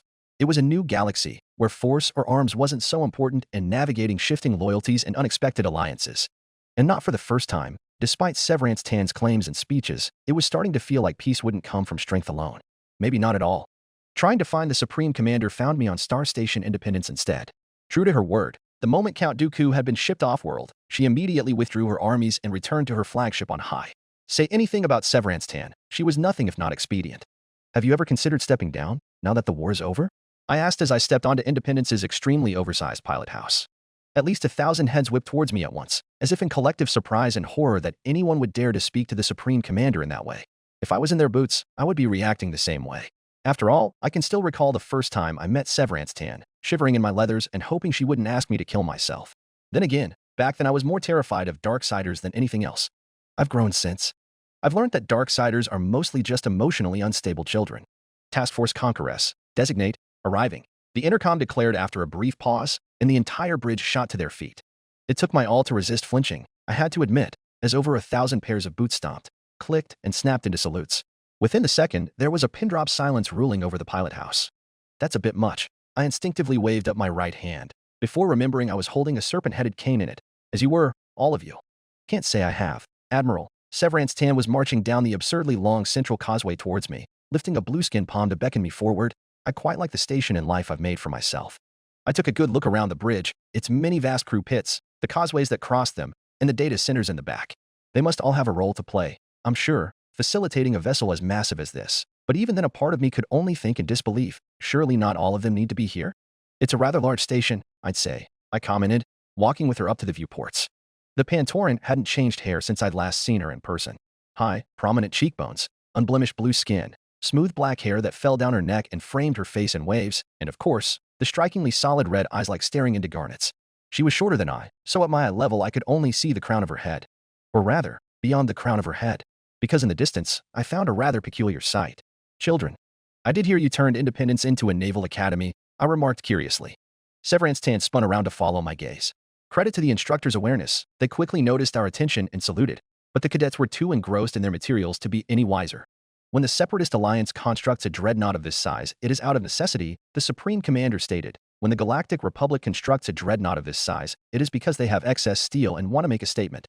There is no other reason to field a vessel as unwieldy as this. I bobbed my head in agreement. The only vessels the Confederacy fielded that could rival the Independence in size were the Subjugator class of dreadnoughts. Their size was due to the unique energy profile and infrastructure necessary to power their superweapon ion cannons. And even then they were only 5 kilometers long. The next superweapon the Confederate Navy built was the Aggressor class of battleships, which were more conservatively sized. The Mandator class of Star Dreadnoughts built by the Republic, however, these were 8-kilometer-long conventional warships with no superweapons or strategic purpose for being this excessively big. The Quat Drive Yards simply wanted to make a point about their engineering prowess and make a killing selling them off as trophy flagships for wealthy core worlds. I'd say turning the Independence, formerly Mandator class pride of the Corps, into a naval academy was just about as prudent an idea as one could conceive concerning this useless hunk of dunium. Independence will act as the CAF's mobile headquarters henceforth, Severance Tan continued, and no longer an active warship. That is why she is categorized as a star station rather than a warship in our registries. This, of course, means there will be disused compartments of the vessel. That could be converted for practical training, I'd imagine. I found myself naturally agreeing with her. Engine and machinery compartments for engineering cadets. Artillery decks for gunnery cadets. Pilot houses for officer cadets.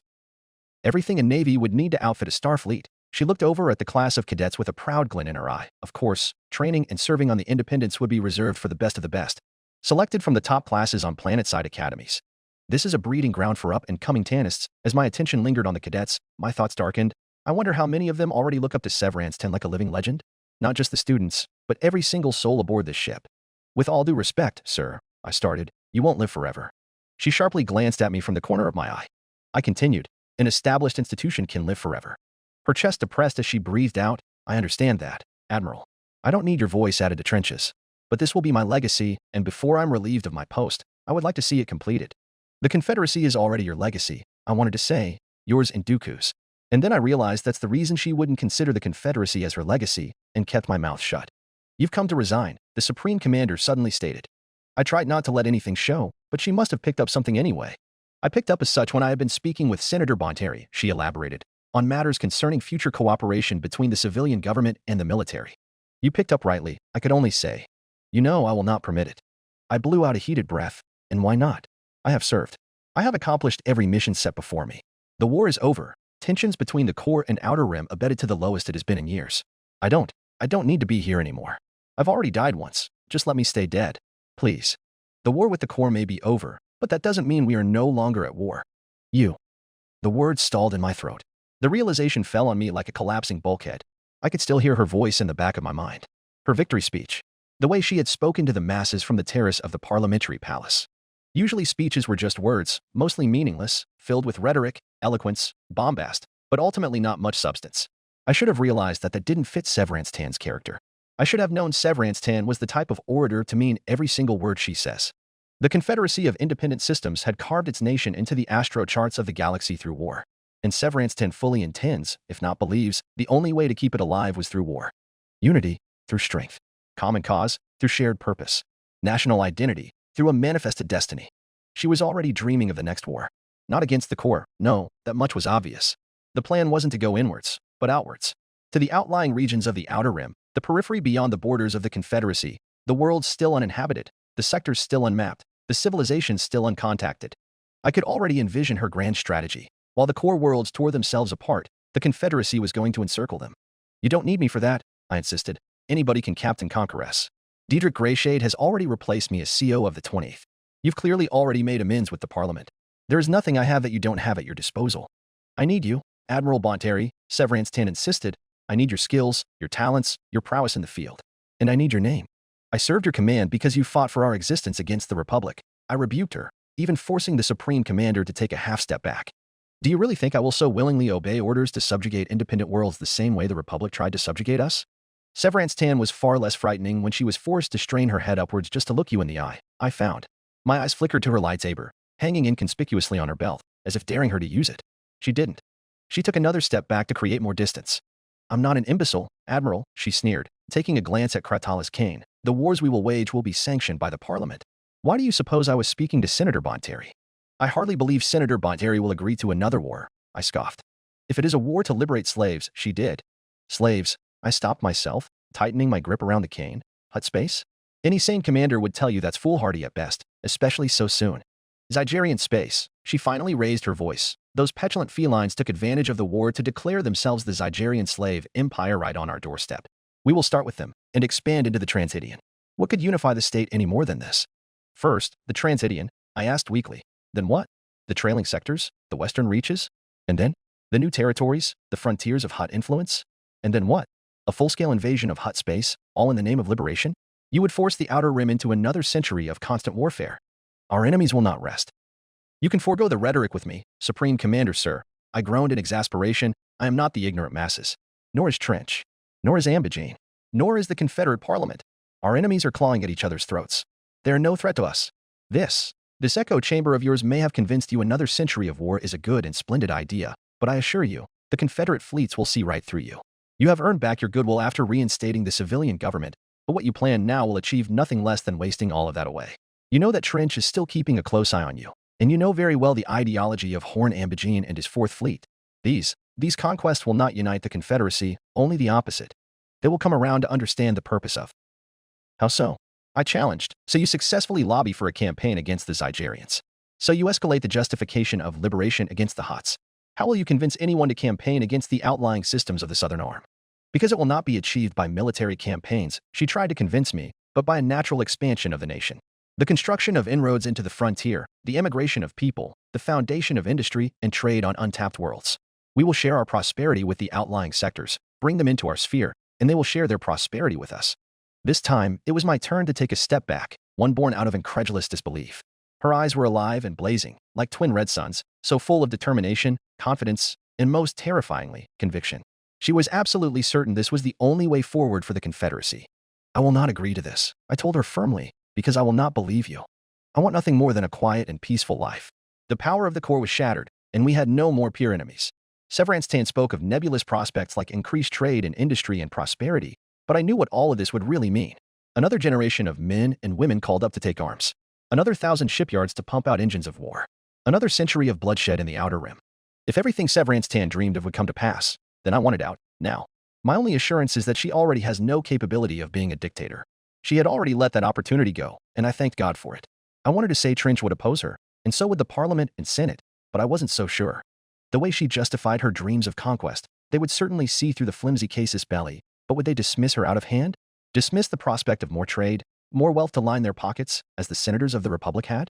Even with the nationalization of industries and diminished corporate power, many megacorps still held great sway in the Confederacy, namely, those who sided with the Raxus government in the separatist schism, the Techno-Union, the Hypercommunications Cartel, the Corporate Alliance, of which Admiral Trench was a major shareholder. If everything she Severance 10 dreamed of would come to pass, I would be trapped serving the CAF for the rest of my life. So I wanted out. Now, I had been determined before, but now I was downright certain this was the last chance I would get. Better live well and die well before the next major war with the core breaks out, aren't I right? I decisively spun on my heel and began marching back down the aisle. You will find my resignation letter on your desk later this week. I spoke to Obi-Wan Kenobi. I froze. I turned around. So you have. What of it? He requested I relay his thanks to you. While we were discussing the Jedi's future relationship with us, she informed me slowly. One Jedi Master, Luminara Unduli, told you the Jedi Order had taken prisoners of war from the Battle of Rendili and shipped them to an undisclosed location. I stared at her, not quite sure I'd heard right. My thoughts slammed to a halt, and for a long, terrible moment, I distinctly realized what she was trying to do. She also told you only a master of the Jedi High Council would know that location. Severance Tan pressed forth. I believe Obi-Wan Kenobi is one of those council members. I recall clearly, I told her, my fist clenching. But if you think I'm going to chase after such an obvious bait, one that's nothing more than a flimsy lead at best, you're gravely mistaken. There is no evidence that any of them, that she is alive. So you were going to let that possibility go? Severance Tan demanded. Dr. Kratala mentioned to me that you were running around settling old debts. Are you going to let this debt go unsettled? Manipulation doesn't suit you, sir. I learned from the best, if only for a brief time. I chuckled mockingly. So you have. I steeled myself and turned around again. You've already done enough for me, Rain Bonteri. She called at me one last time, and this time I did not stop myself, so I will accept whatever letter comes to my desk. However, if you do decide to change your mind, I already have one last mission for you. I didn't look back at her. Didn't give her the satisfaction of seeing the turmoil her words had stirred up. I just kept walking, forcing my legs to move one step at a time, each stride harder than the last. The doors hissed open before me, and I passed through them without glancing over my shoulder. One last mission. I could laugh at myself. If she was here, she would be scolding me for even considering taking the offer. After all, this is just one poor, thinly veiled attempt to emotionally coerce me into continuing my service to her. Unfortunately for Severance Tan, while she may have learned from the best, she still hasn't learned everything. If you want someone to do your bidding, you had to damn well make sure you were the only option they had. Otherwise, they'll just pull the rug right out from under you. Hair, do you read me? I put my comlink to my lips, give me a line to Asajj Ventress, and tell her I wish to speak to Obi-Wan Kenobi. One of us will be using the other, Supreme Commander, and I suspect you're mistaken as to who. Ringo Vinda Orbit, Ringo Vinda System. User Sector. It took the better part of 2 months for my plans to finally materialize. During that time, I played exactly the part the Supreme Commander wanted me to play. And now, the orbital ring of Ringo Vinda finally stretched out before me like a vast, glittering spine against the blackness of space. Its industrial sectors were interspersed with docking bays and dry docks, massive skeletons of ships suspended like the bones of interstellar leviathans, slowly taking shape under the flickering sparks of thousands of welding torches. Isquictors moved with the casual gait of a man who had spent his entire life breathing recycled air and navigating the endless corridors of the shipyards. Been a while since you showed your face around here, Bonteri, he rasped at me. I would say, I agreed, but it looks like the yards haven't slowed down one bit. He gave a gruff laugh, his mouth tendrils twitching. Never do. Confederacy needs ships, and we're never out of contracts. Though it's not just Providences and Munificence anymore. We've got a whole slew of new designs coming in. I've noticed, was all I could say. We passed a massive dry dock, where a Victory-class Star Destroyer hung suspended like some colossal spearhead, its armored hull being plated with fresh composites. Farther down the line, a Bulwark-class battleship was bristling with turbo-laser turrets, its broad, slab-sided silhouette like a solid wall of firepower. It seems Rendili's Star Drive was already being put to work. All of this is for you, you know? Tor said, glancing sidelong at me, his tendrils twitching, commissioned by the office of the general itself. It's been in the works ever since Admiral Ningo returned to Tyan, the backbone of your new Prelimian armada. I remained quiet, and Tor's just grunted at my lack of response. He led me further down the piers, the sound of hydraulic presses and arc welders filling the silence between us. We rounded the corner to one of the priority docks, and the sight that greeted me made me pause mid-stride. There she is, the Quarren engineer nodded his head at it, your new flagship. A Bulwark-class battleship, but nothing like the ones I'd seen before. The hull gleamed with freshly minted armor plating, and the massive primary turrets were mounted in staggered formations along the spine, allowing for maximum firing arcs. The bridge module was recessed deep into the superstructure, protected by layered armor and shield generators, thus not visible from outside. The citadel had been heavily reinforced, and additional point defense clusters lined the flanks like a porcupine's quills. And on the side of the bow, embossed in neat Orbesh, was her name. Petrichor. I couldn't help but let out a slow, appreciative breath. Brand new ship-of-the-line design, improved upon the original Bulwark class. We call them the Bulwark II. Isquictors informed me proudly, 2 clicks long, composite armor plating, solar ionization drives, enough turbo lasers to rival a destroyer squadron, and ion weaponry for that extra kick. We didn't skimp on interception clusters, either. Give her enough space, and no torpedo will be getting through her iron dome. Put her up against any Venator, Victory, Protector, and Petrichor will make them star scrap in a heartbeat. 10 starfighter squadrons, for troop regiments, and atmospheric capability, he continued, and just for you. Every command and control suite you could dream of. Whether you want to be in front or behind, in deep space or in orbit, she's got everything. No expense spared, huh? Your new Prelemian Armada is a special formation, I've heard. The Quarren shrugged, and after what you've been through, figured you might need a ship that can take a punch and give one back twice as hard. Well, I mustered up what enthusiasm I could. You have my gratitude. She's a beauty. Tors just grunted, the sound low and satisfied. Glad to hear it. You've got a few days before the final shakedown, but she's yours to take out anytime. Your crew's already all aboard. Let me know if you need any personal touches. I boarded my new flagship thereafter, the docking umbilical humming faintly underfoot. At the end of the long tube, at the far end of the tube, just beyond the bulkhead hatch, stood Kavia Slyn, having just returned from her sojourn on Geonosis. She was leaning against a support strut, her wiry frame barely filling out the clean coverall she now wore. Hare, who had arrived in advance to sort out my logistics, had been found hefted in Kavia's arms, the rabbit droid waving at me as I approached. Isn't she heavy? I wondered, a small smile involuntarily breaking out. Hare's photoreceptor swiveled to track me, and she let out an offended series of chirps that sounded like a mechanical growl. Kavia only gave me a lopsided grin in response. Well, look who's finally come to claim his new toy, she drawled, shifting Hare to one arm so she could give me a mock salute. Your lady's all ready and raring to go, boss. Had to knock down some of the text from overtuning the reactor. Told, you didn't want to blow half the ship up just getting her to run. Hare, still suspended in Kavia's arms, suddenly buzzed. I have taken the liberty of importing all your system preferences to your new command, Master Rain. Thank you, girl. I stepped past them, reaching out to give Hare a quick pat on her dome-shaped head. She made a soft whirring noise, clearly pleased to see me. Isquick Tors gave me the rundown, but told me we have to remain a couple of days to check off the last few boxes. What do you think? Is Petrichor space-worthy? Kavia's grin widened. Never been more, boss. We ran her through a couple trials the last week. Engine hums just right, and the new power conduits are holding steady without strain, even with all systems overbaked. She's got enough juice to fry a cruiser and dance through an asteroid field right after. Good to hear. I looked down the corridor, where two junior officers snapped to attention, Onderonians, both of them, clearing the way for me to enter, and the fleet. Information and waiting for your word, her head tracked me as I passed her. Is this when we show the mothership what for? I passed her my authentication key, order Petrichor undocked, along with every other berth ship assigned to my command. Very good, boss. Kavia set Hare on the deck, and the little droid gave a curious beep and trundled ahead, as if eager to inspect the corridors himself. I gave Kavia a nod and continued forward, moving deeper into the battleship's interior. Petrichor had been built differently from any of my previous flagships. Unlike the standard droid-like utilitarianism of the Confederacy's warships, there was a sense of thoughtful design present that couldn't be found in older designs. I could see the fingerprints of Rendili Star Drive all over the layout. The corridors were wide and reinforced, with hardened conduits running the length of the ship, protected behind armored casings. The lighting was set low and warm, giving the interior a sense of calm rather than the harsh glare of most combat vessels. Crew members, droid and spacers alike, moved about with a hasty pace, acknowledging my presence with quick salutes and nods as I passed. They were all aware of the plan, partially or otherwise, having been picked by Hare and I to fill out my personal flagship. As such, there wasn't any purpose in a grand welcome party, that rather replaced with an undercurrent of preparation and participation. I reached the command bridge, stepping through the armored doors and into the vast dome-shaped chamber. It was unlike any bridge I'd stood on before, as it was not a pilot house. Instead of the traditional Republic-style crew pits or Separatist-style raised decks, the bridge was dominated by data islands, elevated consoles arranged in clusters, each surrounded by a hollow interface that projected tactical readouts and status reports into the air. A central command platform rose slightly above the rest, complete with a holomap projector and a console with sweeping control interfaces. Right in the center was the captain's chair.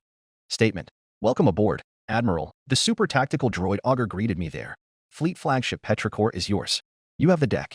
I have the deck, I agreed, just in time for a deep rumbling to shudder through the hull, followed by a certain sense of weightlessness, bring us out of our berth, and rendezvous with the fleet. Affirmative. I made my way to the command console, and with a quick motion, flipped the activation switch.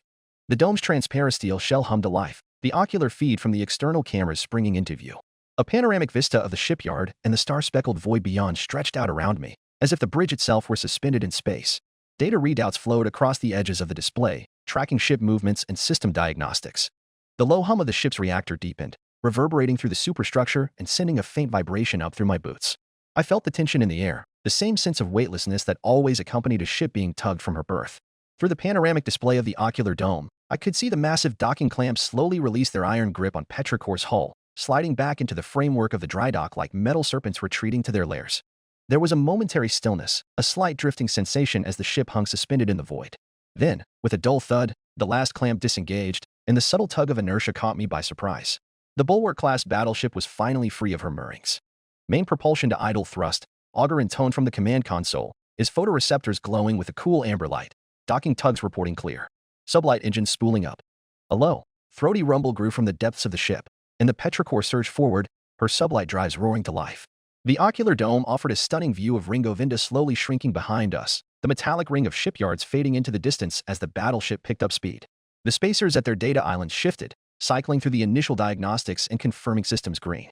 Contacts picked up behind us, as more and more warships ran free their moorings and followed us into the void, everything from the smallest corvette to the largest battleships, from Providences to bulwarks to victories. Ahead of us, contacts were picked up at the incoming fleet staging grounds, identified by square boxes overlaid on the dome. Blips representing the rest of the fleet were marked in faint blue, indicating their positions as they moved into formation. Communications, I prompted, signal the fleet. Transmitting now, sir, the comms officer replied, his hands deftly working the console. The holo emitters at the foot of the command deck then projected 6 individuals, each of them with their own unique stance and presence. First Recon Division, designate, reporting, came the soft, polished voice of Lady Lex, a graceful figure with the refined lines of a BD 3000 luxury droid, her elegant silhouette outlined in shimmering blue. The fleet is yours, Admiral. At her back, upon the ocular dome, her true form was highlighted. Recusant-class Star Destroyer Lexington, right alongside her sister ship Saratoga, as she always was. They were the invisible spearhead of the fleet, and I was glad for their return. 3rd Battle Division, designate, reporting, followed Diedrich Greyshade, his relaxed and confident, hands clasped behind his back. The fleet is yours, Admiral. Looming in the background of his transmission, the mirror-polished hull of Taiwanese battlecruiser Kronprinz gleamed in the rays of the distant star, her solar sails lazily flexing on their trusses. She was the backbone of the fleet's fast battleship line, always at the head of the attack yet rather unexplainably never worse for wear. 4th Battle Division, designate, reporting. Next was Vinnick, fresh from his campaign in the Deep Core. The fleet is yours, Admiral. The massive, brutal form of Providence-class battlecruiser Crying Sun hovered in the background, her scarred hull bristling with ranks upon ranks of turbo lasers and torpedo launchers. Interspersing the formation she headed, I spied the towering, Gothic superstructures of Teton warships. 6th Auxiliary Division, designate, reporting, chimed in Jorm, a thin and wiry man with a utilitarian air around him. Everything has been fully accounted for the mission. The fleet is yours, Admiral. His mobile mothership Aurora II loomed behind him, surrounded by support vessels in neat formations, so large it may as well have backdropped the entire fleet. The massive auxiliary was a supply hub, manufacturing plant, and repair dock in one, and so were the rest of the large warships in her formation. One of them had even been refitted for industrial-scale hydroponics, perfect for protracted missions with little hope for regular resupply. For a time afterwards, a brief silence fell between the 5 of us. In the numbered division, 2 names were conspicuously absent, the 2nd Strike Division and the 5th Support Division. Both had been lost at the Battle of Rendili, with their respective commanding officers, Horgo, Shive, and Kret. It had been agreed between the remaining of us that those 2 divisions would never be reinstated. Instead, their replacements stepped forth to report. Task Force Scepter, designate, reporting, that was Iliad. The given dedition attached to the fleet, his unsettling, skeletal visage etched with a faint sense of solemnness. The fleet is yours, Admiral. Task Force Conqueress, designate, reporting. Lastly, there was Nifmak Demura. My flag having been removed from Conqueress, he was once more the commanding officer of the superweapon. The fleet is yours, Admiral. I nodded in satisfaction. Sync navicomputers with the scepter and spool your hyperdrives. We will insert when the target vector has been finalized. The fleet collectively pivoted, subformations disintegrating and rematerializing as vessel after vessel confirmed the order and promptly aligned themselves on the exit vector. From Ringo Vinda's point of view, it must have looked like a great array of shining torchlights beaming right down their scopes as thousands of individual sublight drives roared together as one. Warning: the fleet is not permitted to exit the Ringo Vinda star system without the Supreme Commander's sanction. Augur reminded, the lights of his faceplate flashing with alarm. Assessment: am I correct to assume we will be henceforth disobeying orders? You would be correct, I agreed. To the collective humor of the gathered captaincies, we will henceforth be going rogue. Clarification: in this case, would I be correct to presume we will no longer be operating under the designate of 28th Mobile Fleet? You would, my droid, Diedrich Greyshade beamed. The 20th and 19th have been merged. There is no more reason to differentiate between us.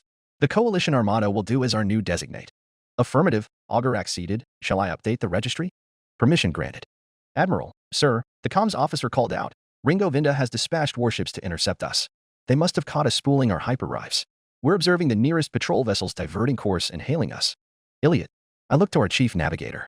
The Given stared at me blankly through his soulless eyes for a moment, then answered, a futile attempt. They will not reach us in time for our departure. My gaze snapped towards the comms island. Ignore the hails. Another chime caught my attention, a buzzing in my coat pocket. I holstered my cane on the chair's armrest and fished out the hollow projector, spying the Supreme Commander's address on its receiver. Well, I did feel a little bad about stealing her pet superweapon right from under her nose. Nevertheless, Severance Tan had been right about one thing. I wasn't about to fold my uniform for good with debts left unsettled and promises left unfulfilled. What she had been grievously mistaken about, however, was that I needed her in any capacity. What did I need? A set of coordinates, which I could procure from Obi-Wan Kenobi himself, and a fleet to escort me, one which I fooled Severance Tan into giving back to me. I did not need the Supreme Commander any longer, nor the Star Station Independence, the CAF, or the Confederacy of Independent Systems. All I needed was a set of coordinates and a loyal fleet ready to go where I go. Everything I needed, I had right here with me, right there and then. I declined the incoming transmission and powered down the device. Fleet sync at 91%, the navigation island called out, standby for insertion. So what if everybody could already be dead, and this would be all for naught? So what if the chances of survival were slim, that we were chasing after a distant and forlorn star of hope? So what if with this act, we would abandon all that we have accomplished in pursuit of the impossible?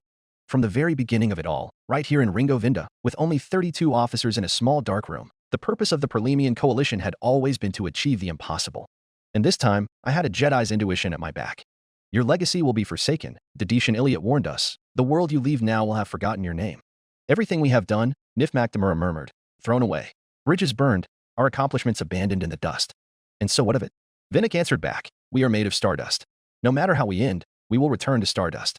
May we leave the galaxy we know behind us, Jorm agreed, and find a universe of stars ahead of us.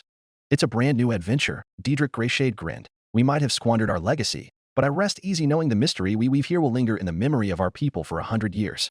Fleet navigation sync locked. All hyperdrive spools confirmed. Lady Lex flashed her running lights cheerfully. Our first stop, Oatilla Star System.